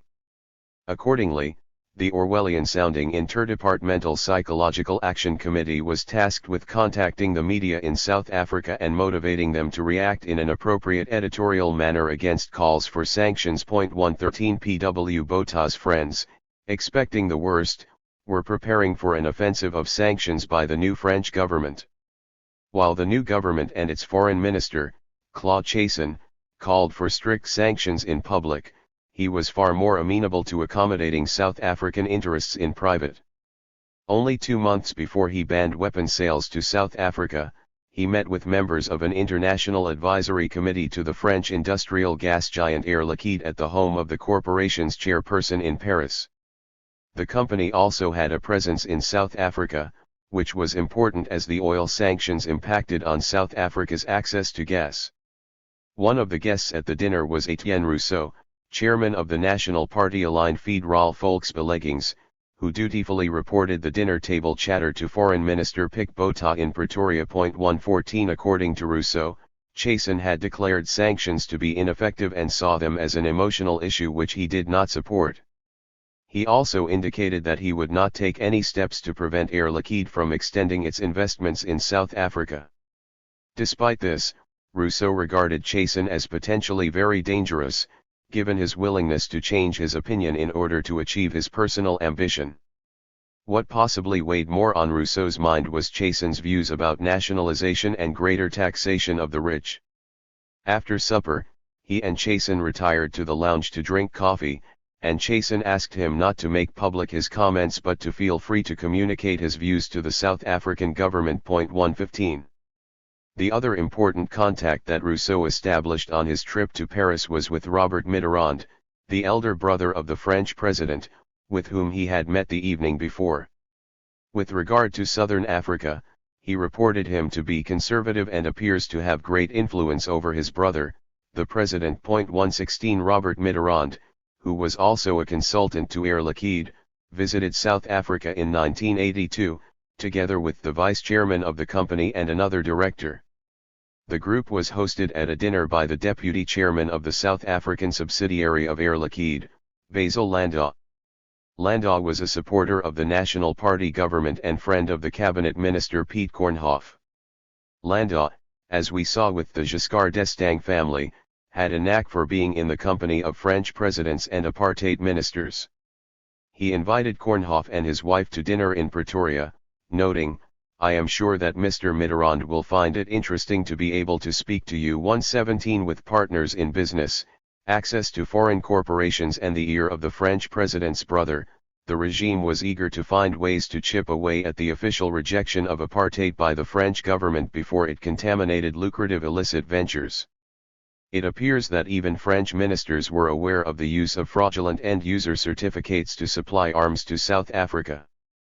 In 1981, the South African ambassador met with a former cabinet minister, Philippe Malade, who reported on a conversation he had had a few days before with an old friend, Michel Joubert, a left-wing politician who was appointed Minister of External Commerce by François Mitterrand. With reference to South Africa, Joubert is reported to have said that they have no intention to take steps to rein in the trade relations, although it would sometimes have to take place discreetly and even covertly. It appears that Mr. Joubert is fully informed about the fact that for practical reasons trade with South Africa takes place through certificates issued by third countries. 118. Efforts to nurture new allies was not limited to meetings with individuals but required the development of a pro-apartheid lobby presence in France. The lobby rested on 3 pillars: big business with interests in South Africa, French military and intelligence links to South Africa, and political support largely from the right, influenced in turn by French big business and securocrats. Central to coordinating much of the lobby work was the South African Embassy and its 4 diplomatic missions in France. As in other major capitals, South African propaganda included films, glossy magazines, and newsletters, which were distributed free of charge to schools, business associations and politicians. The South Africa Foundation, funded by South African business, would backstop these activities with its own initiatives. Full-page adverts were bought by the South African Embassy in major publications such as Le Figaro and Paris Match. 119 In order to influence editorial content, journalists from Paris Match were invited on a tour of southern Africa and given access to secret South African military bases and high-ranking officials, which in turn led to news articles displaying the prowess of the South African military. 120 Within the French Parliament, pro-South African initiatives were organized by the Franco-South African Parliamentary Group. The group enjoyed support from Jacques Chirac and other right-wing politicians, and was most effective when the Gaullist network was close to power in the 1980s, under the leadership of influential men like Charles Pasqua and Jacques Foccart, who in turn had strong relations with most African presidents. 121 Chirac, in turn, received President Lucas Mangope of Pretoria's proxy state Bophuthatswana on 3 occasions in Paris in the 1980s. 122 Plus CA change. Upon taking office, the socialist government of François Mitterrand signaled in public a hard-line position banning the sale of weapons to South Africa. The French foreign minister, Claude Chassin, declared within months of taking office that not one pistol, not one rifle, not one part of a rifle, will be sent to South Africa. 123 While the policy made the open sale of military equipment impossible, in practice the sale of weapons was simply pushed further towards the deep state. There it relied on the collaboration of arms companies, intelligence agencies, and corrupt politicians and their middlemen. Very little has ever been made public about the nature of military ties between France and South Africa during the 1980s.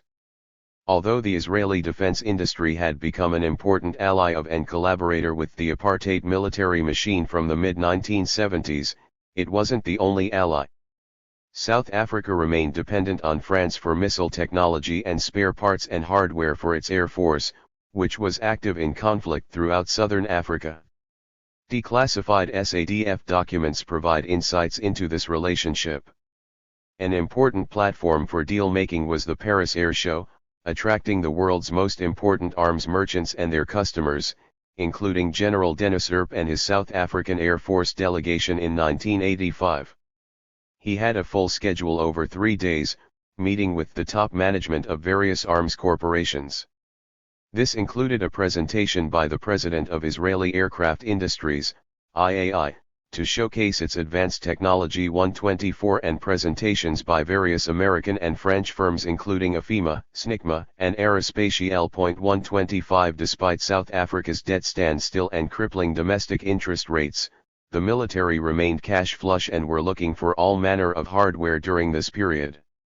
An important example was the secret project, codenamed Adenia, to purchase 66 Super Puma S-2 helicopters from the French aviation company Aerospatiale, which were originally intended for battle in Angola.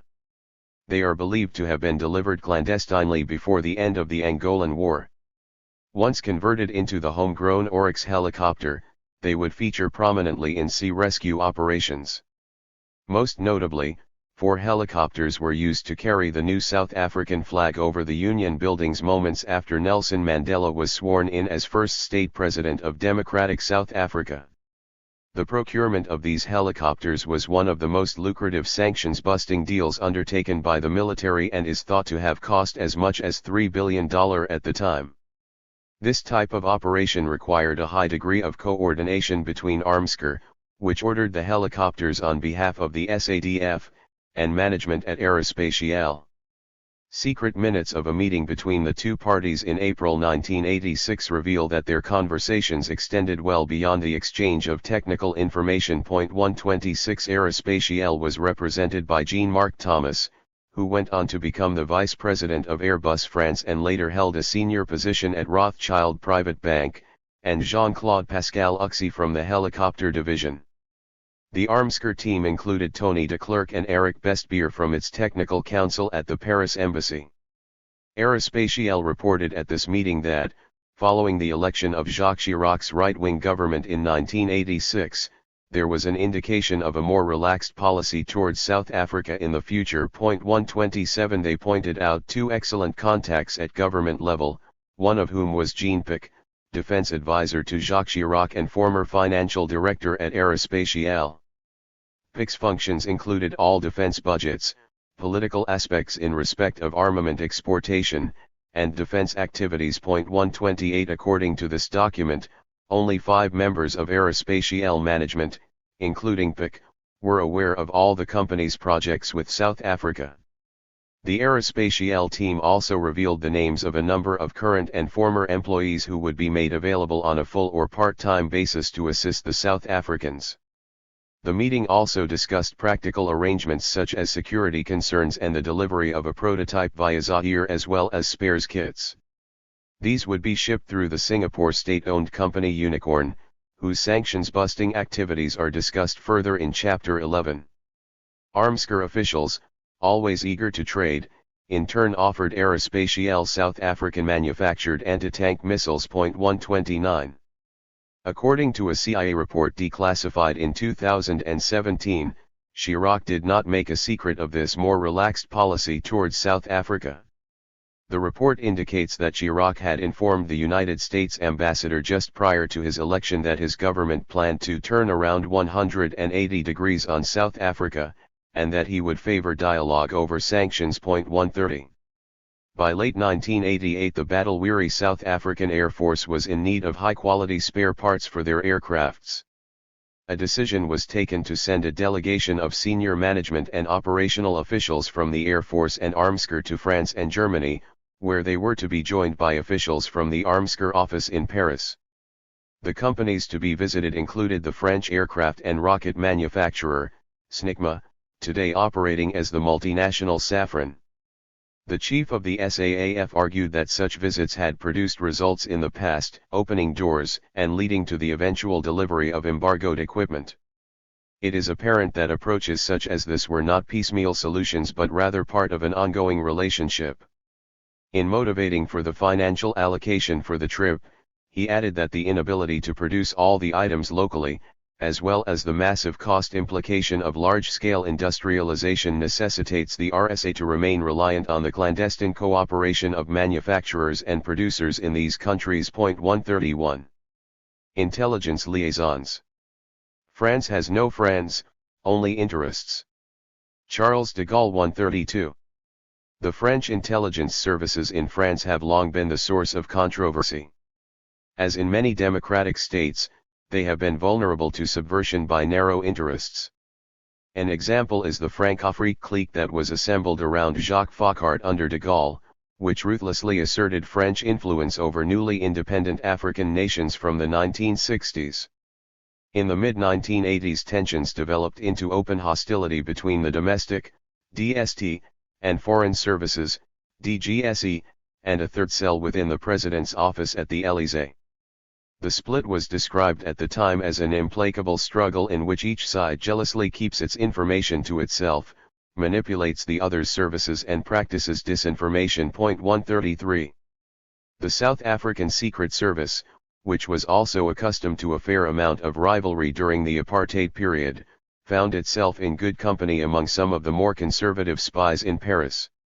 Records that we accessed in the SADF archives provide an important perspective on the secret ties that existed between the powerful South African military intelligence and its counterparts in the French Foreign Spy Agency, first known as the SDIS and later renamed the DGSE. One example of this is that routine annual intelligence conferences took place between the French and South African military intelligence services for much of the 1980s, with the venue rotating between the two countries. 134 The SADF went as far as to budget for the costs of flight and accommodation of 3 intelligence officials from Paris during that period. 135 How this collaboration worked in practice has long remained secret. 136 Extensive archival research illustrates, for the first time, the deep complicity of French intelligence in undermining the arms embargo, and the manner in which this benefited French politicians. The arms embargo meant that Paris and Pretoria were supposed to halt the co-development and production of missile systems. The first clear indication to the contrary is found in Secret Defense Force documents from 1980 that suggest that the French intelligence services would be the lead facilitator for future collaboration in missile development. In March that year, South Africa's Chief of Staff Intelligence and other senior officers met the head of French External Intelligence Services, SDIS, Alexander de Marin CHES, at the SDIS headquarters in Paris. 137 The party was warmly received by de Marin CHES, a tall, heavily built man who had headed the SDIS since 1970. This virulent anti-communist would, after leaving the French Secret Service, become an advisor to Ronald Reagan on American policy in Afghanistan. De Marin CHES had a concrete proposal for the South Africans: would they be willing to co-produce a carbon copy of the Soviet-made SAM-7 missiles, with Russian serial numbers and markings? 138 The weapons were intended for Jonas Savimbi's UNITA, which French intelligence was clandestinely supporting at that stage. The use of Soviet goods would hide the fingerprints of both the French and South Africans once they were deployed in Angola. In an internal memo, the South African officials revealed they had in fact already acquired the latest model Soviet SAM-7 missile, manufactured in Poland and Bulgaria. 139 A subsequent secret internal memo from 1984 confirms that French intelligence, in likely collaboration with the South Africans, successfully acquired the SAM-7 for Savimbi from behind the Iron Curtain in Czechoslovakia. 140 In addition, a facility was established in Egypt for the production of SAM-7s, modified with Soviet markings, thus obscuring their origin. 141 If forces of the Angolan government captured this equipment from UNITA, it would undoubtedly serve to cause mistrust, given that the Soviet Union was one of Angola's closest allies. 142 The top-secret SADF records of meetings between intelligence officials from France and South Africa from 22 to July 24, 1987 provide significant fresh insight into the nature of the close and clandestine collaboration between the two countries at the highest level. The chief of the SADF, General Jannie Geldenhuis, and the head of Defense Intelligence Operations, Niels van Tonder, traveled to Paris to undertake important negotiations with a number of officials. At play were prisoner exchanges, weapons deals and mutual support during the last stages of the Angolan War. They were joined in the meetings by General Marius Elschik, the military attaché in Paris. Elschik was a long-time military operator who worked closely with UNITA at the height of the Angolan War. After his posting in Paris, he would lead the Ciskei Defense Force, giving the order to shoot during the Bloody Bichot massacre, which left over 30 people dead. 143 During meetings with General René Imbert, head of the DGSE, and one of his senior officials, Pierre Lethier, the French made an extraordinary offer to the South Africans. 144 They would provide South Africa with 3 or 4 test models of the state-of-the-art French anti-aircraft missile Mistral. While details of the deal subsequently became known in a massive scandal that threatened to topple the French government, there has never been substantial proof of the meeting at which French intelligence initiated the deal by making the offer to the South Africans.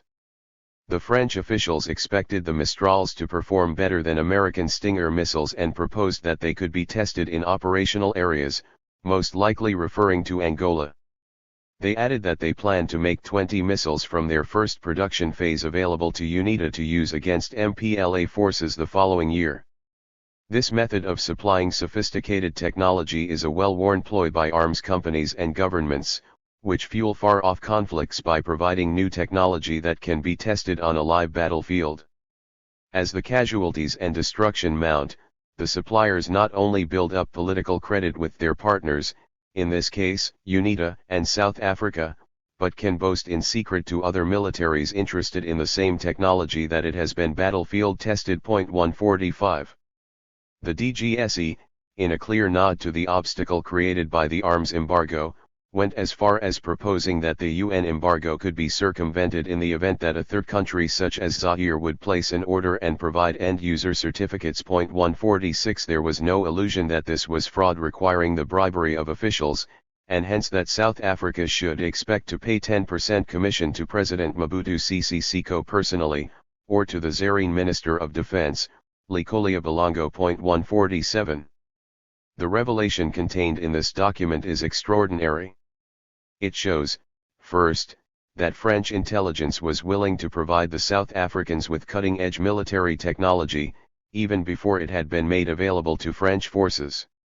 Secondly, it shows that the war in Angola, in which South Africa was involved, continued to provide a testing ground for new weaponry in a combat situation. This is not dissimilar to the way in which new Israeli drones were tested in Angola shortly before their deployment in southern Lebanon by Israeli forces in 1982. Lastly, the French were prepared to co-manufacture a fiction, using their network and influence elsewhere in Africa, when illegally supplying South Africa with such weapons. While the South Africans may have received this first batch of weapons, a much larger Mistral deal would be concluded a year later when, in August 1988, the French arms company Matra struck a deal with the Republic of Congo-Brazzaville for the sale of 50 Mistral missiles. This relied on the complicity of two Congolese officials, a Commandant Jacques Ngato, from the embassy in Paris, and Colonel Lucien Guégal, number 2 in the Congolese intelligence services. The transaction immediately raised eyebrows. Why was the relatively ill-equipped Congolese military dishing out cash for one of the most sophisticated missile systems in the world? It soon became apparent that the weapon's final destination was not the Congo, but South Africa or Angola. The Congolese claimed that they had nothing to do with the deal and that the official who signed the end-user certificates, Colonel Ngalundal, insisted his signature had been forged. 148 French researchers Stephen Smith and Antoine Glaser reveal that Matra knew everything about the real addressee, a deposit of 15 million francs, one-third of the amount of the contract, had been transferred via the Crédit Bank Luxembourg. The origin of these funds, already cashed by the French firm, South Africa 149. Once again, the money trail leads us back to Crédit Bank and its Luxembourg subsidiary. Professor Stephen Smith of Duke University and co-author Antoine Glaser revealed the involvement of Crédit Bank in their book Ces Messieurs Afrique, Le Paris Village du Continent Noir. Smith has confirmed via email that the arms company Matra challenged this account in a French court but that the authors prevailed. 150 In addition to this evidence, leaked records of Armscar's web of international front companies reveal that a company called Sedan Incorporated was registered in Liberia for the sole purpose of obtaining the sophisticated Mistral missiles from France via the Congo. Linked to a Crédit Bank Luxembourg bank account, it was opened in November 1988 and closed in March 1989, by which time the deal had been concluded. The Mistral affair caused serious embarrassment for President Mitterrand, not least because of the involvement of his son, Jean-Christophe. In March 1989, as French newspapers started to reveal the extent of the affair, the South African military's man in Paris, Elshik, provided an update to Pretoria. He believed that South Africa's involvement might be revealed in further investigations. He also predicted that an Armscar official by the name of Wilmot and the South African National Intelligence agent Louis Stein would be kicked out of France because of their close association with Thierry Meyer, the middleman who was later imprisoned for 2 months for his role in the scandal. 151 Elshik noted that there was no reason that Meyer would not speak the truth, particularly if he received a lesser sentence. He went on to add that Emmanuel Ngalundal, of the Congo, probably also spoke the truth, under duress naturally. 152 Pretoria initially denied any involvement in the deal, but by early February 1989 General Witko Badenhorst of military intelligence confirmed to Jacques Chirac's fixer, Jean-Yves Olivier, that South Africa was involved. 153 Meyer, the scapegoat, still retained enormous leverage because of the insider details he could reveal.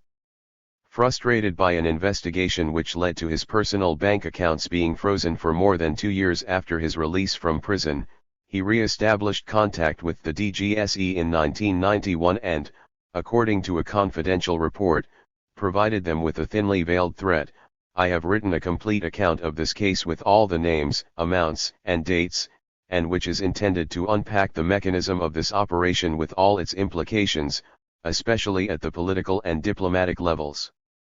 I am considering whether to submit this document to court, but in that case, there will be no choice but to open up the affair again, With media impact that can easily be imagined, 154 what Mile Liar might reveal could have had far-reaching implications across Europe, including for Crédit Bank and France, as the FRF 15 million payment via Crédit Bank Luxembourg was only the tip of the iceberg.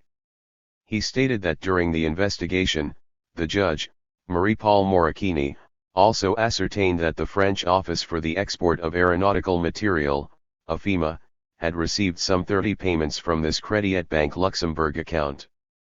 This fact would come out if the case proceeded to trial. 155. By implication, the French authorities and Crédit Bank Luxembourg were involved in systemic criminal conduct.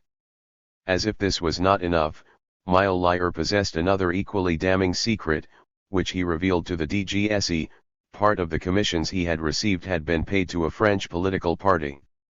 The transaction had been filed by representatives of the South African Embassy in Paris. The tape is kept in a safe place, but it would be produced in the case of a trial. 156 Smith and Glazer argue that a low-level South African Embassy employee, Nicholas N. Folk, who left Paris shortly after the affair broke, was denied permission to take up his post because he had facilitated the cash payment to an unnamed political party. He allegedly appears with his French partners on the famous video cassette filmed in the act of conducting business, complete with attaché cases and banknotes in their hands. 157 The authors, writing in French, may well have misspelt the name of the official. A document from the South African Foreign Affairs Archive reveals that Armsker had proposed the transfer of a man by the name of Nicolas Vlock in September 1985 to join the Armsker Paris section. 158. It is common cause that French political parties were kept afloat, particularly in the 1980s, by African governments.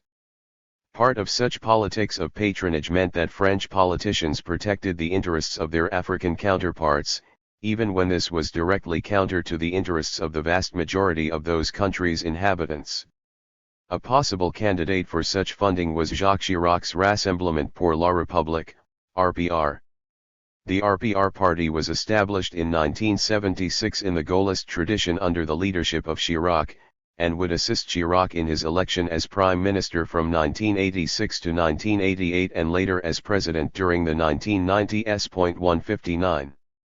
The DGSE report concluded, until now, Mile Liar asserts that he has remained silent, refraining from any statement to the press because of the interests of the people involved, but that, should he be made to appear, he intends to call as a witness the French president's advisor on African and Malagasy affairs, his son, Jean-Christophe Mitterrand. 160 Jean-Christophe is one of two French figures who escaped any responsibility for the deal.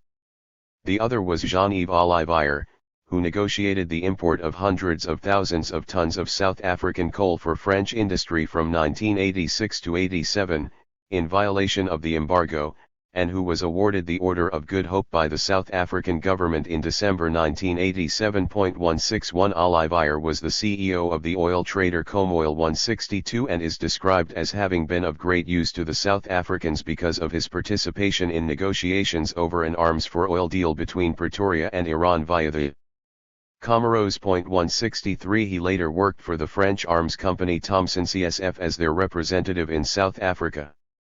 Olivier insists that he helped blow the whistle on the affair, despite his close relations with all implicated parties, South African military intelligence, the Congolese president, French intelligence, and Jacques Chirac. 164 Olivier, referred to as Mrs. Dominique's, envoy of the king, by Smith and Glazer, was also close to Jean-Christophe Mitterrand. 165 Jean-Christophe, an ambitious man, was later convicted in the Angolagate weapons scandal, in which he facilitated the supply of weapons to the government of Angola in return for $2 million.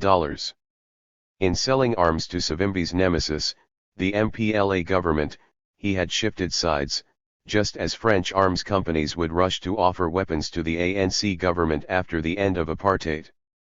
Soon after the Mistral affair broke, Jean-Christophe attempted to distance himself from the deal and said that exporting Mistrals to the Congo was as absurd as delivering aircraft carriers to Burkina Faso. 166 When the Élysée ordered an investigation, Jean-Christophe is reported to have said that the Mistral affair was explosive both for him and his father, and all but blew up in his face. 167 These close familial ties in the Élysée once led the visionary president of Burkina Faso, Thomas Sankara, with a smile on his face, to quip to President Mitterrand that the father can advise the son, but it becomes interesting when the son can advise the father. 168. The Mistral affair ultimately produced a single token prosecution, that of the middleman Mile Liar, but with little consequence for the powerful players who had directed the deal. If it had been fully investigated and prosecuted, the consequences would have been dire for President Mitterrand, given the involvement of his son.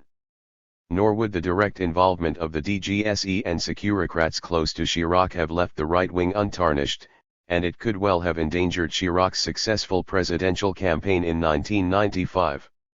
And if the matter had been fully investigated, the exact role of Crédit Bank in assisting with the sanctions busting would also have been exposed.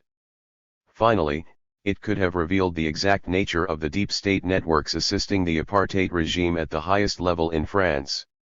Instead, the affair became wrapped up in public perceptions of the role of Congo-Brazzaville, a small, corrupt Central African state.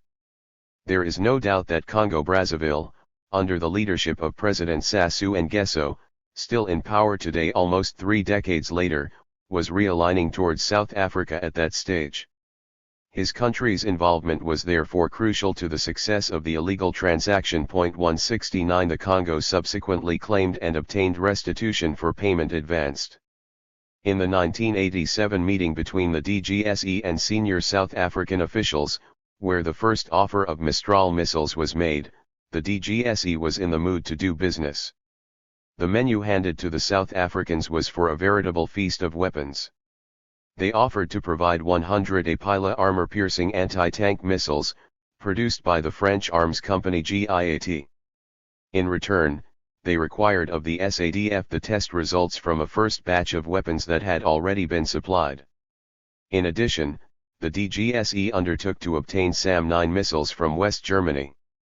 The final missiles on offer were newly manufactured Milan anti-tank missiles, which Savimbi had requested the DGSE to procure for him. 170 As Savimbi claimed that he had no money, French intelligence proposed that the South Africans provide the cash for 120 missiles and 30 launchers to the value of R17 million, R135 million in 2017 values. But the DGSE not only promised missiles, it was agreed that 4 members of the SADF's notorious Special Forces unit could visit France in the first half of September 1987 for training. They were regarded at the time as among the most skilled operatives in the world in covert military activity. Later in the year they would be followed by a team from the SADF's counterintelligence unit, which planned to visit the DGSE to discuss enemy electronic equipment, as well as surveillance equipment that could be used in embassies. 171. The Paris trip was not only about the procurement of missiles. Newly declassified documents show that the chief of the SADF and his colleagues also held meetings with influential politicians that would have far-reaching consequences for southern Africa. The first such meeting was with Jacques Foccart, the initiator of Francafrique. With decades of experience of linking African politics to French interests under his belt, Foccart was brought back into the inner circle of politics when Jacques Chirac appointed him as his advisor for African affairs between 1985 and 1987. Foccart was keen to help the apartheid state improve its relations with Africa, as there are only 2 countries with whom South Africa can conduct a fruitful bilateral relationship at this stage, Gabon and Ivory Coast. He undertook to supply African ambassadors in Paris with publicly available summaries of reforms being undertaken in South Africa. 172. Foccart had another far more sinister issue to discuss with the chief of the SADF. He wanted his assistance in ensuring that a French civilian, Pierre-André Albertini, would remain imprisoned by Pretoria's puppet regime in the Ciskei. The 27-year-old Albertini had been arrested in March 1987 in Ciskei on terrorism charges. 173 The Parisian was an academic at the University of Fort Hare and was close to the ANC-aligned United Democratic Front, UDF, and some of its leaders, such as Arnold Stofil, who would later become Premier of the Eastern Cape. His crime was that he had refused to testify against 5 people accused of terrorism for assisting the ANC. 174 His imprisonment had led to tension between the French government and Pretoria. Calls for his immediate release by the French government were met with the usual response from P.W. Botha's government that the Ciskei was an independent country and South Africa thus had no control over its government. As the French did not recognize the apartheid Bantustan, it instead retaliated by refusing to recognize the new South African ambassador in Paris, Hendrik Geldenhuys. Given the importance of Paris as the primary nodal point for the procurement of weapons in Europe, the South Africans needed the situation urgently resolved. As the financiers and political masters of the Ciskei regime, it would take little more than a telephone call to release Albertini. However, Foccart saw political advantage in his countryman's imprisonment at the hands of an illegitimate regime. He requested that South Africa should not release Albertini at that stage, given that in the event that Albertini is released now, President Mitterrand will receive credit for this. Prime Minister Chirac is eager to prevent this. 175 Both Foccart and the Prime Minister of France were eager to assist in prolonging Albertini's imprisonment, despite the protestation by French officials, echoed by the French public, who called on Pretoria to release him. While these newly established facts may appear astonishing, this was not an isolated instance of French civilians' human rights being undermined for narrow political gain. It closely mirrors the revelation of the French newspaper Le Matin that just days before Chirac's election as Prime Minister in March 1986 he had sabotaged the release of French hostages in Tehran by promising the Iranian authorities a better deal should he be elected. 176. In addition, Foccart believed that the release of Albertini had to be linked to a quid pro quo, including the recognition of the new South African ambassador and the release of a South African soldier, Wynand du Toit, who had been captured by the MPLA in Angola. If not, it would negatively impact on the image of the Frenchmen who were assisting the negotiations for du Toit's release. 177. On the same day, General Geldenhuys met Chirac's chief of staff, Michel Roussan, who was also a veteran of the French intelligence services. Roussan was joined by Chirac's other envoy, Jean-Yves Ollivier. Roussan turned the conversation to the Albertini matter. His position was unequivocal. He asked on behalf of Prime Minister Chirac that Albertini should not be released. Instead, the impression should be created that Mitterrand's actions had imperiled Albertini's release. The reasons he provided were that President Mitterrand would receive recognition for Albertini's release, and this is not beneficial for Chirac's image, and secondly the impression is created that the South African government reacts when put under pressure. 178 Albertini's liberty had become caught up in Chirac's aspiration for the French presidency, and it appears that no price was too high for the former mayor of Paris. If these facts had become public at the time, this might have imperiled his election as president in 1995. At the meeting, Roussan set out his plan. A representative of Chirac, possibly Fernand Wibos, a trusted advisor and part of Francofrique, would travel to Ciskei at the end of August 1987 and meet with President Lennox Sebe to negotiate Albertini's release. 179 He insisted that communication concerning the charade should be handled only between himself and the chief of the SADF, as Chirac is afraid that in the event that the French Ministry of Foreign Affairs are used as a channel, this matter could be leaked to Mitterrand. 180 Roussan felt that Albertini's release would force Mitterrand's hand to recognize the South African ambassador in Paris, and that Chirac can get credit for his release while Mitterrand is forced to accept the ambassador's letter of accreditation. 181. General Jannie Geldenhuys went away to consider the matter, and met again with Roussan on July 24 with news that the South Africans were in agreement with the proposed time frames and methods to secure Albertini's release. However, in return they required the French government to secure the release of Wynand du Toit. Roussan communicated this to Chirac and, according to Ollivier, who was present at the discussions, the Prime Minister responded positively and was considering sending his advisor to meet President Dos Santos to ensure du Toit's release. 182 The records provide no further details, but on September 7, 1987 a complex prisoner exchange took place which saw the release of Albertini, Wynand du Toit and over 130 Angolan prisoners. 183. The prisoner exchange was directed from the airport tarmac in Maputo by Jean-Yves Olivier, who would eventually be mistakenly left behind as the various aircraft took off. Olivier has been tremendously successful at cultivating his profile as a negotiator in unlocking the release of the prisoners, which in turn led to the eventual negotiations for Namibia's independence. His 2013 hagiography, Plot for Peace, directed by South African filmmaker Mandy Jacobson, suggests that it was Olivier who secured the freedom of the prisoners and thereby was instrumental in the eventual release of Nelson Mandela. 184. There is no doubt that the former apartheid sanctions buster and arms trader had first-hand insight into the events that unfolded.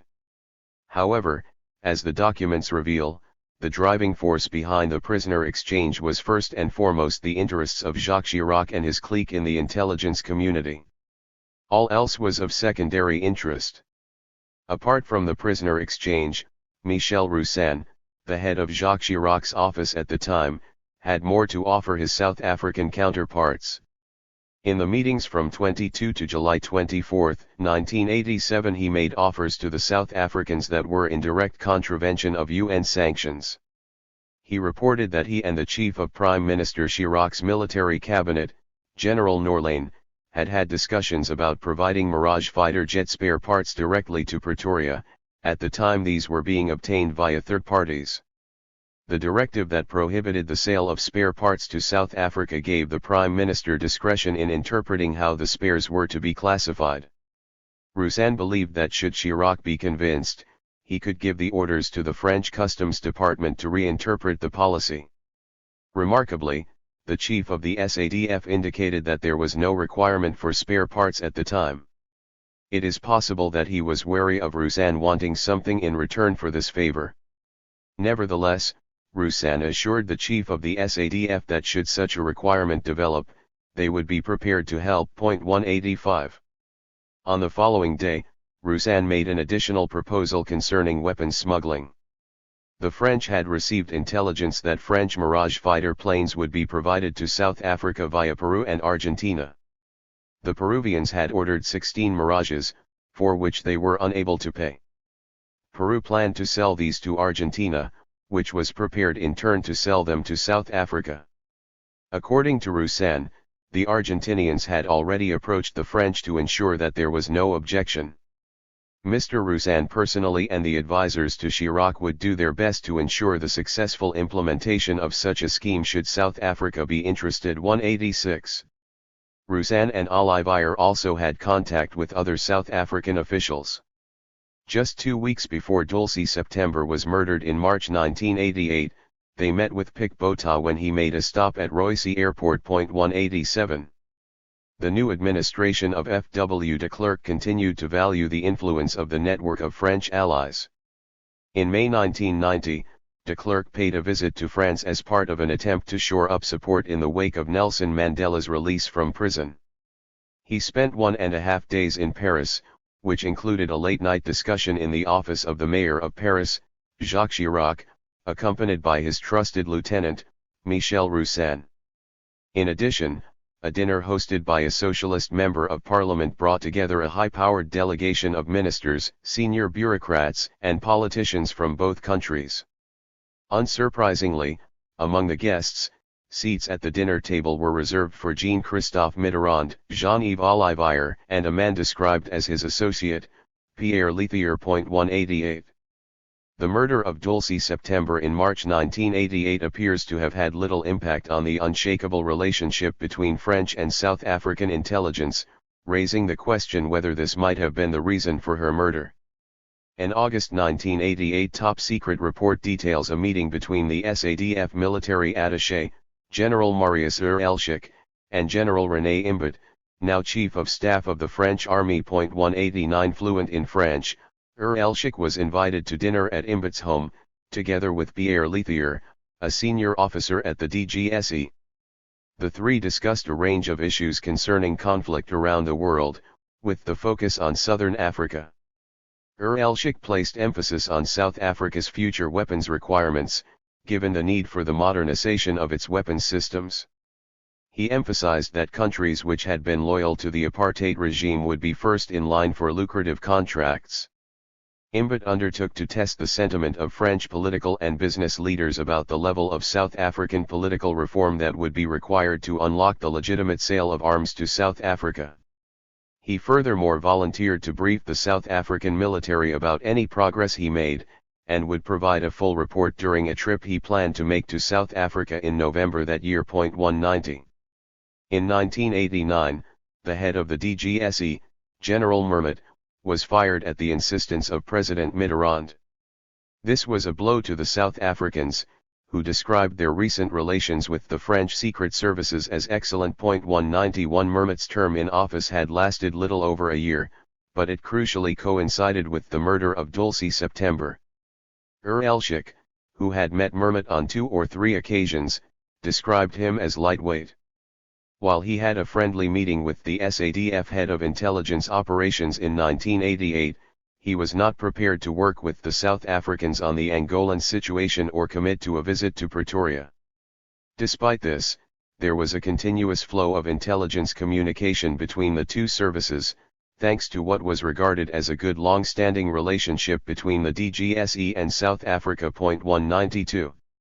Dulcie September was killed by forces close to French, South African arms deals during apartheid. We do not know who pulled the trigger. Most likely, he was an official in South African military intelligence. Perhaps he worked for the DGSE. He could have worked for Armscor or a French arms manufacturer. There was ample motive to murder her. If she had discovered only the tip of the iceberg of French, South African intelligence and arms dealings during apartheid, it would have been cause enough for a bullet to find its way to her as she opened her office door that March morning. A likely scenario is that Dulcie September was killed by a South African assassin with either the participation of French security services or at least their tacit approval. The arms deals at the time were not only a South African affair.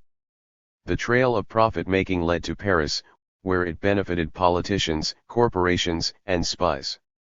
If any of this was revealed, it might have endangered the continued existence of the Armscor office in Paris and, with that, the entire arms money laundering machine. Those with power simply had too much to lose by her living. They continue to have as much to lose by the identity of her killer being revealed and held to account.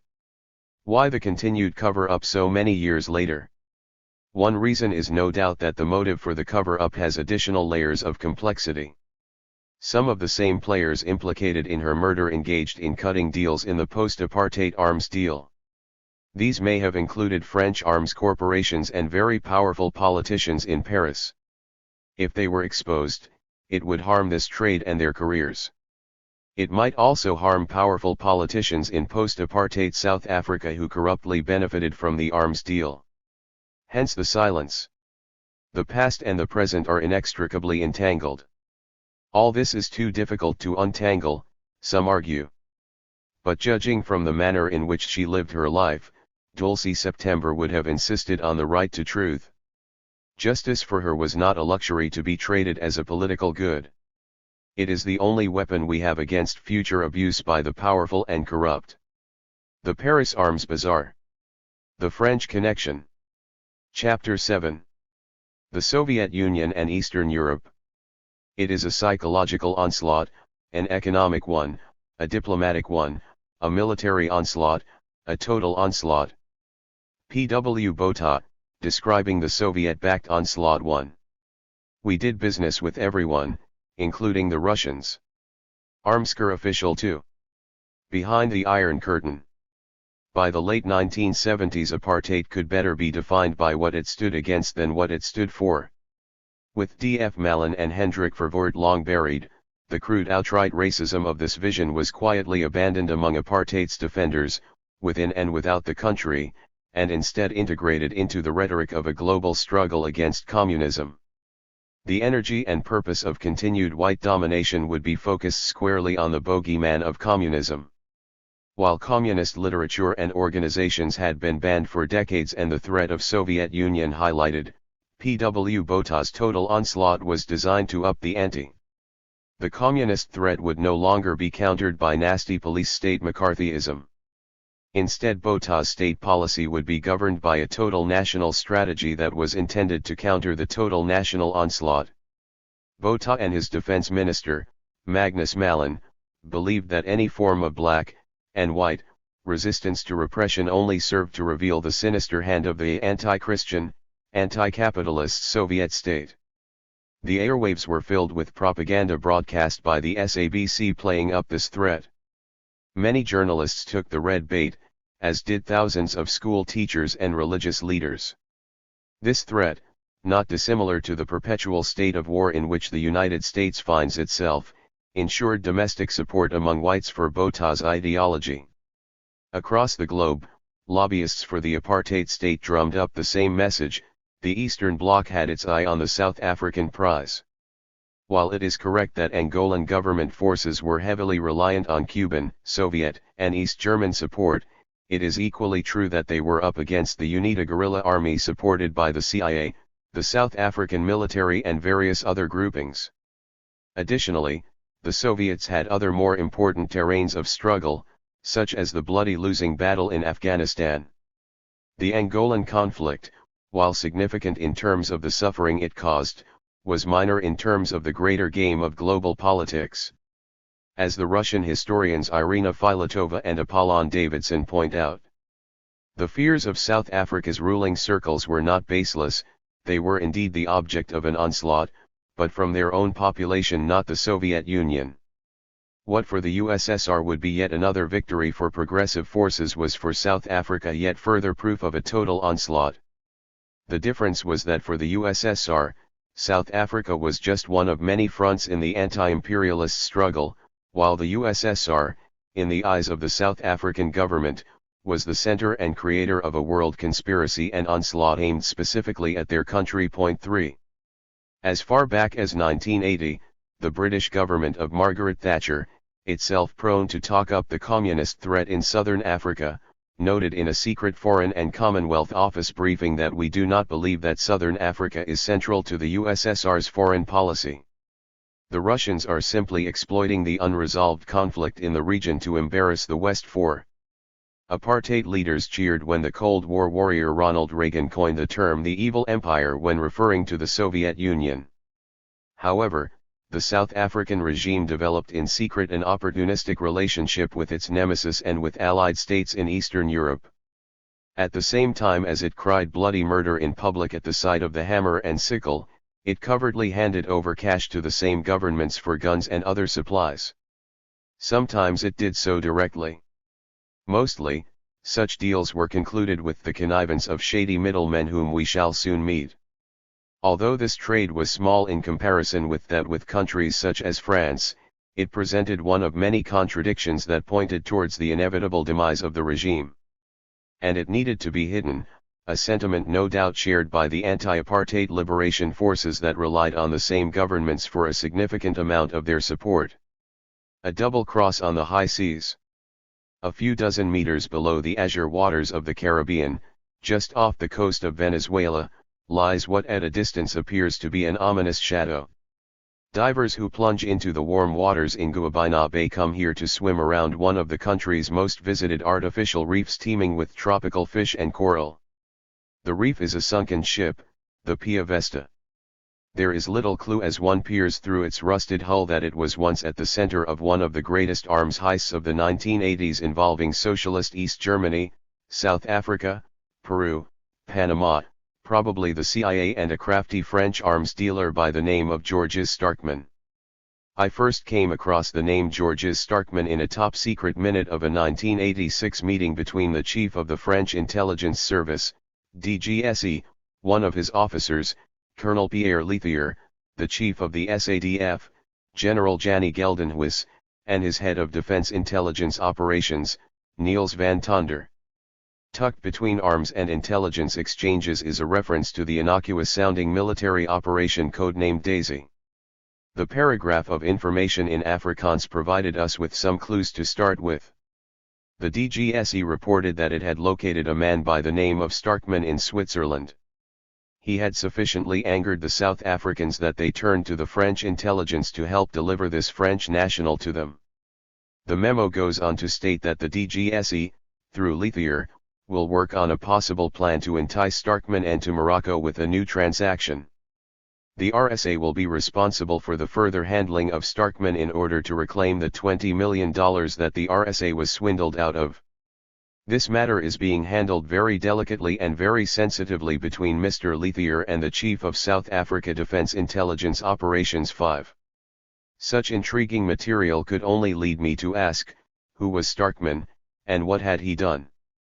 The former South African military intelligence boss Chris Ryan says he doesn't recall Starkman, but acknowledges that covert procurement of weapons was open to abuse by middlemen. 6 When probed about how one dealt with such situations, he responded that while this was a price one had to accept in order to engage in these kinds of activities, one also had to kill those who double-crossed one. Doing so sent the message that one would not tolerate betrayal. 7 He went on to add that many people the South Africans dealt with were killed by other governments first. They did get killed, not by us, but they did get killed. 8 Given that Starkman, aged 88, is still alive, the SADF and DGSE seem to have come to an amicable arrangement with the wily arms dealer, who has survived almost 5 decades in his treacherous trade throughout Africa.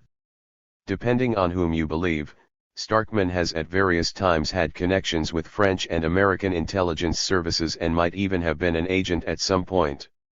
According to reports in the New York Times, he had a reputation of swindling clients. It was reported that, in 1976, Starkman had bilked the Libyan government for $15 million by shipping cheap field glasses under the ruse that they were sophisticated and highly secret military night vision binoculars. 9 When approached by the Wall Street Journal, he denied that either he or his associate, Patrice Hennie de la Sagne, had ever sold arms. His cover? According to Starkman, he and his associate were linked to a company unimaginatively called Star Productions which, among other pieces of media fluff, produced a French made-for-TV children's cartoon about a little bird called Watu/Watu. 10 I tracked Starkman down in Paris, where he had agreed to meet for an interview. At his insistence, this was a loose arrangement. I was to call him after I arrived by train from London. Pacing a friend's apartment for a day and night, I left without meeting him, as he never took any of my calls or answered my emails. While I couldn't meet Starkman, I managed to find a copy of his 1992 autobiography, Noir Cannon, Black Cannon, published in French. The cover photograph of a rusty tank turret pointed at the reader leaves little to the imagination. 11 Most remarkable is his account of a covert weapons purchase he brokered from East Berlin, intended for apartheid South Africa. 12 Much of my account here is based on information from his book, with supplementary material we have managed to locate. In 1985 Starkman received a visit from an old associate, Gabriel Chibub. The Egyptian-born arms dealer had just returned from South Africa and was in the market for 160 Soviet-built Gascon SA-9 missiles and 20 missile launch vehicles on behalf of his new clients. They were both well aware that the Soviet Union would not sell this type of equipment directly to South Africa, and so Chibub, aided by Starkman, had to create a channel for the goods to be delivered. 13 This tallies with a reference in the authorized publication of Armsker's history to a contract for $20 million, the same amount with which the SADF wanted to lure Starkman to Morocco, concluded for the purchase of SA-9 Gascon-type vehicles used to launch missiles with Poland and East Germany by means of a mediator. 14 Chibub was a known arms trader for the apartheid regime. From documents in the South African Foreign Affairs Archive we have established that he was offering wares to the South African Embassy in Paris in 1977, just as the arms sanctions began to pinch. According to the ambassador to Brussels, he could procure items such as bombs, rockets, and cartridges for Armsker with a commission that the diplomat balked at, given that it constituted almost a third of the price of the arms, 12% for Chibub, 10% for the middleman, and 10% for a fraudulent end-user certificate from Ethiopia. 15 Chibub again emerges in SADF documents from 1984 when he undertook to introduce South African military intelligence to the Deputy Prime Minister of Mauritius, Gaetan Duval, in order to facilitate the supply of oil to South Africa from Saudi Arabia, greased by the supply of South African patrol boats to Mauritius in turn. 16. Starkman, an old hand at the trade, flew to West Berlin. Crossing through the Berlin Wall at Checkpoint Charlie, he was met by an official from IMS. This little-known East German state company was run by East Germany's deputy foreign trade minister, Alexander Schulke-Lodkowski. Its employees were all from the feared East German state security service known as the Stasi. The company had been a key part of an international smuggling network, with secret bank accounts and shell companies in West Germany, Switzerland, and Liechtenstein. It was believed that some of its clients might well have included players in U.S. intelligence that organized the Iran-Contra scandal. 17 The IMS official helped Starkman clear customs with a visa stamped on a loose sheet of white paper, after which he proceeded to the IMS head office on Friedrichstrasse. 18 Starkman claims not to have declared the identity of the client. It seems that the cash-hungry enterprise, organized along criminal lines, was persuaded not to ask too many questions by the initial offer of $10 million. 19. Despite the allure of money, it is unlikely that functionaries of the Stasi would walk blind into a major deal of this nature which could get them into trouble, not least with Moscow.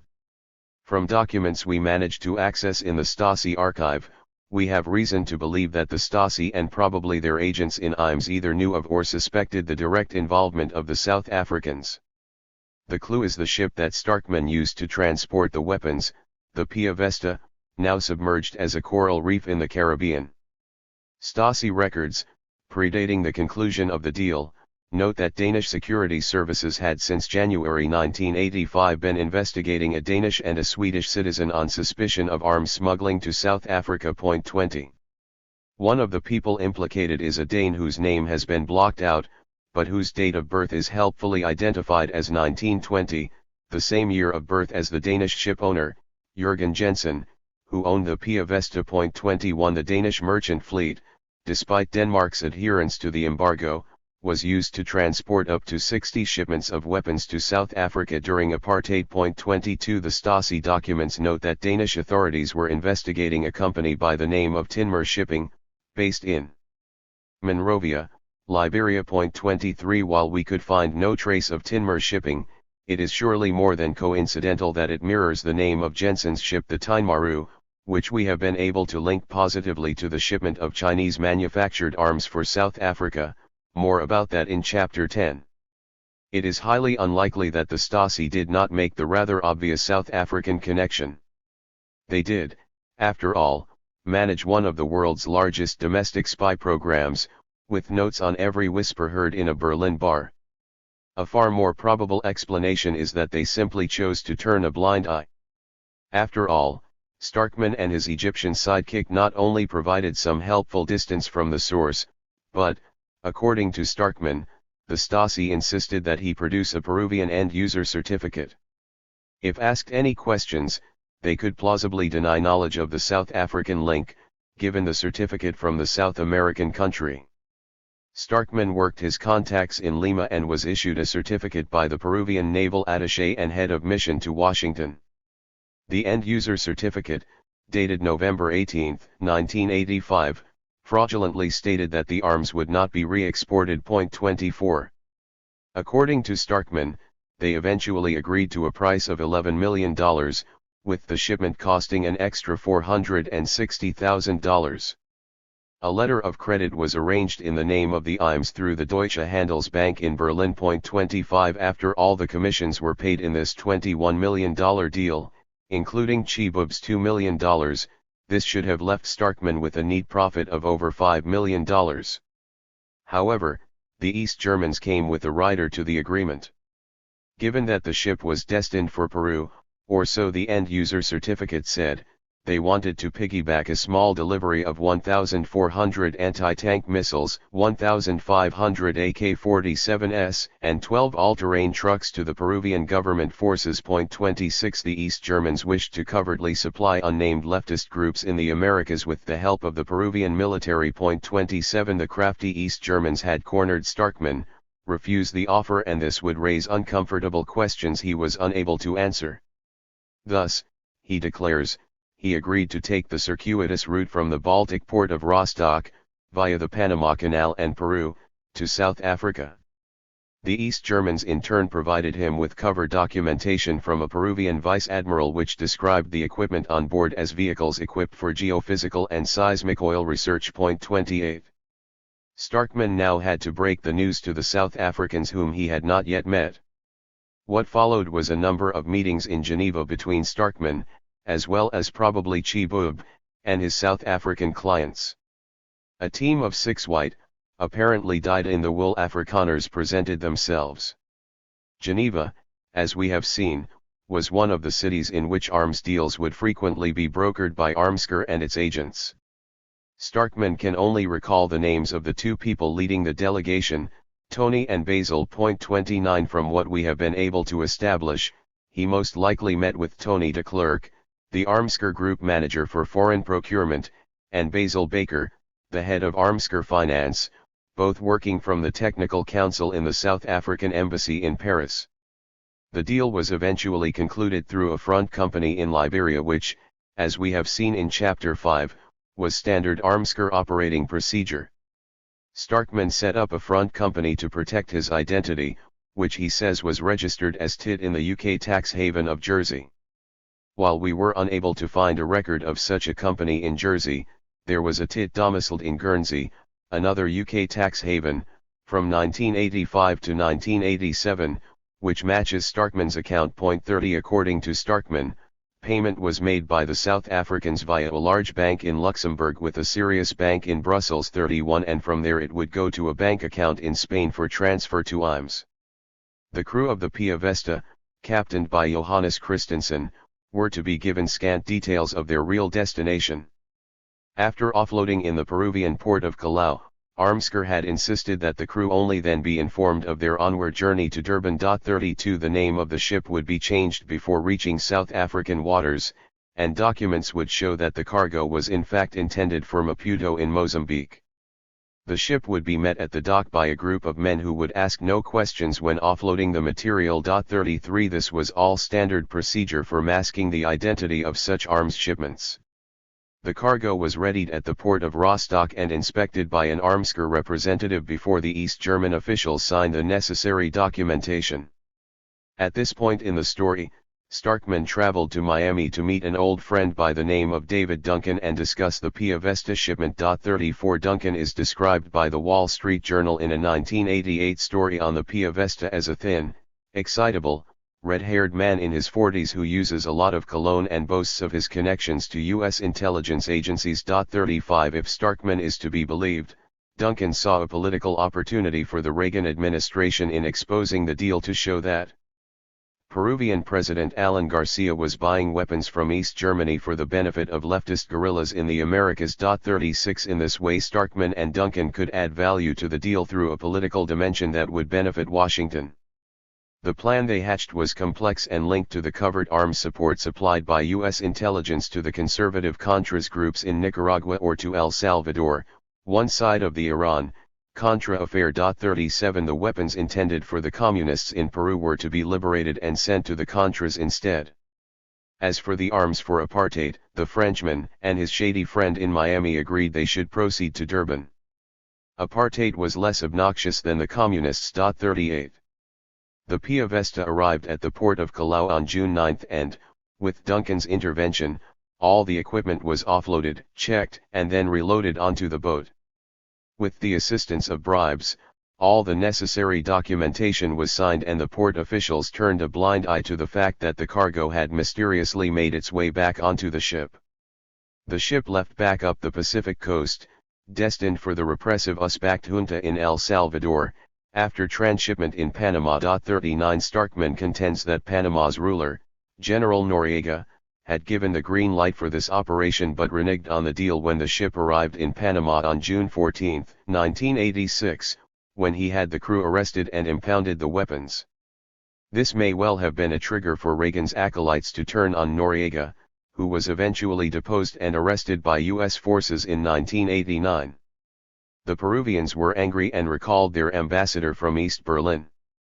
The East German Stasi officials in the IMS feigned ignorance and the right-wing government in El Salvador lost out on a windfall. 40 But perhaps the biggest loser was the apartheid government, which had entrusted a network of swindlers with $20 million to buy weapons from a country that it wished the world to believe was its enemy.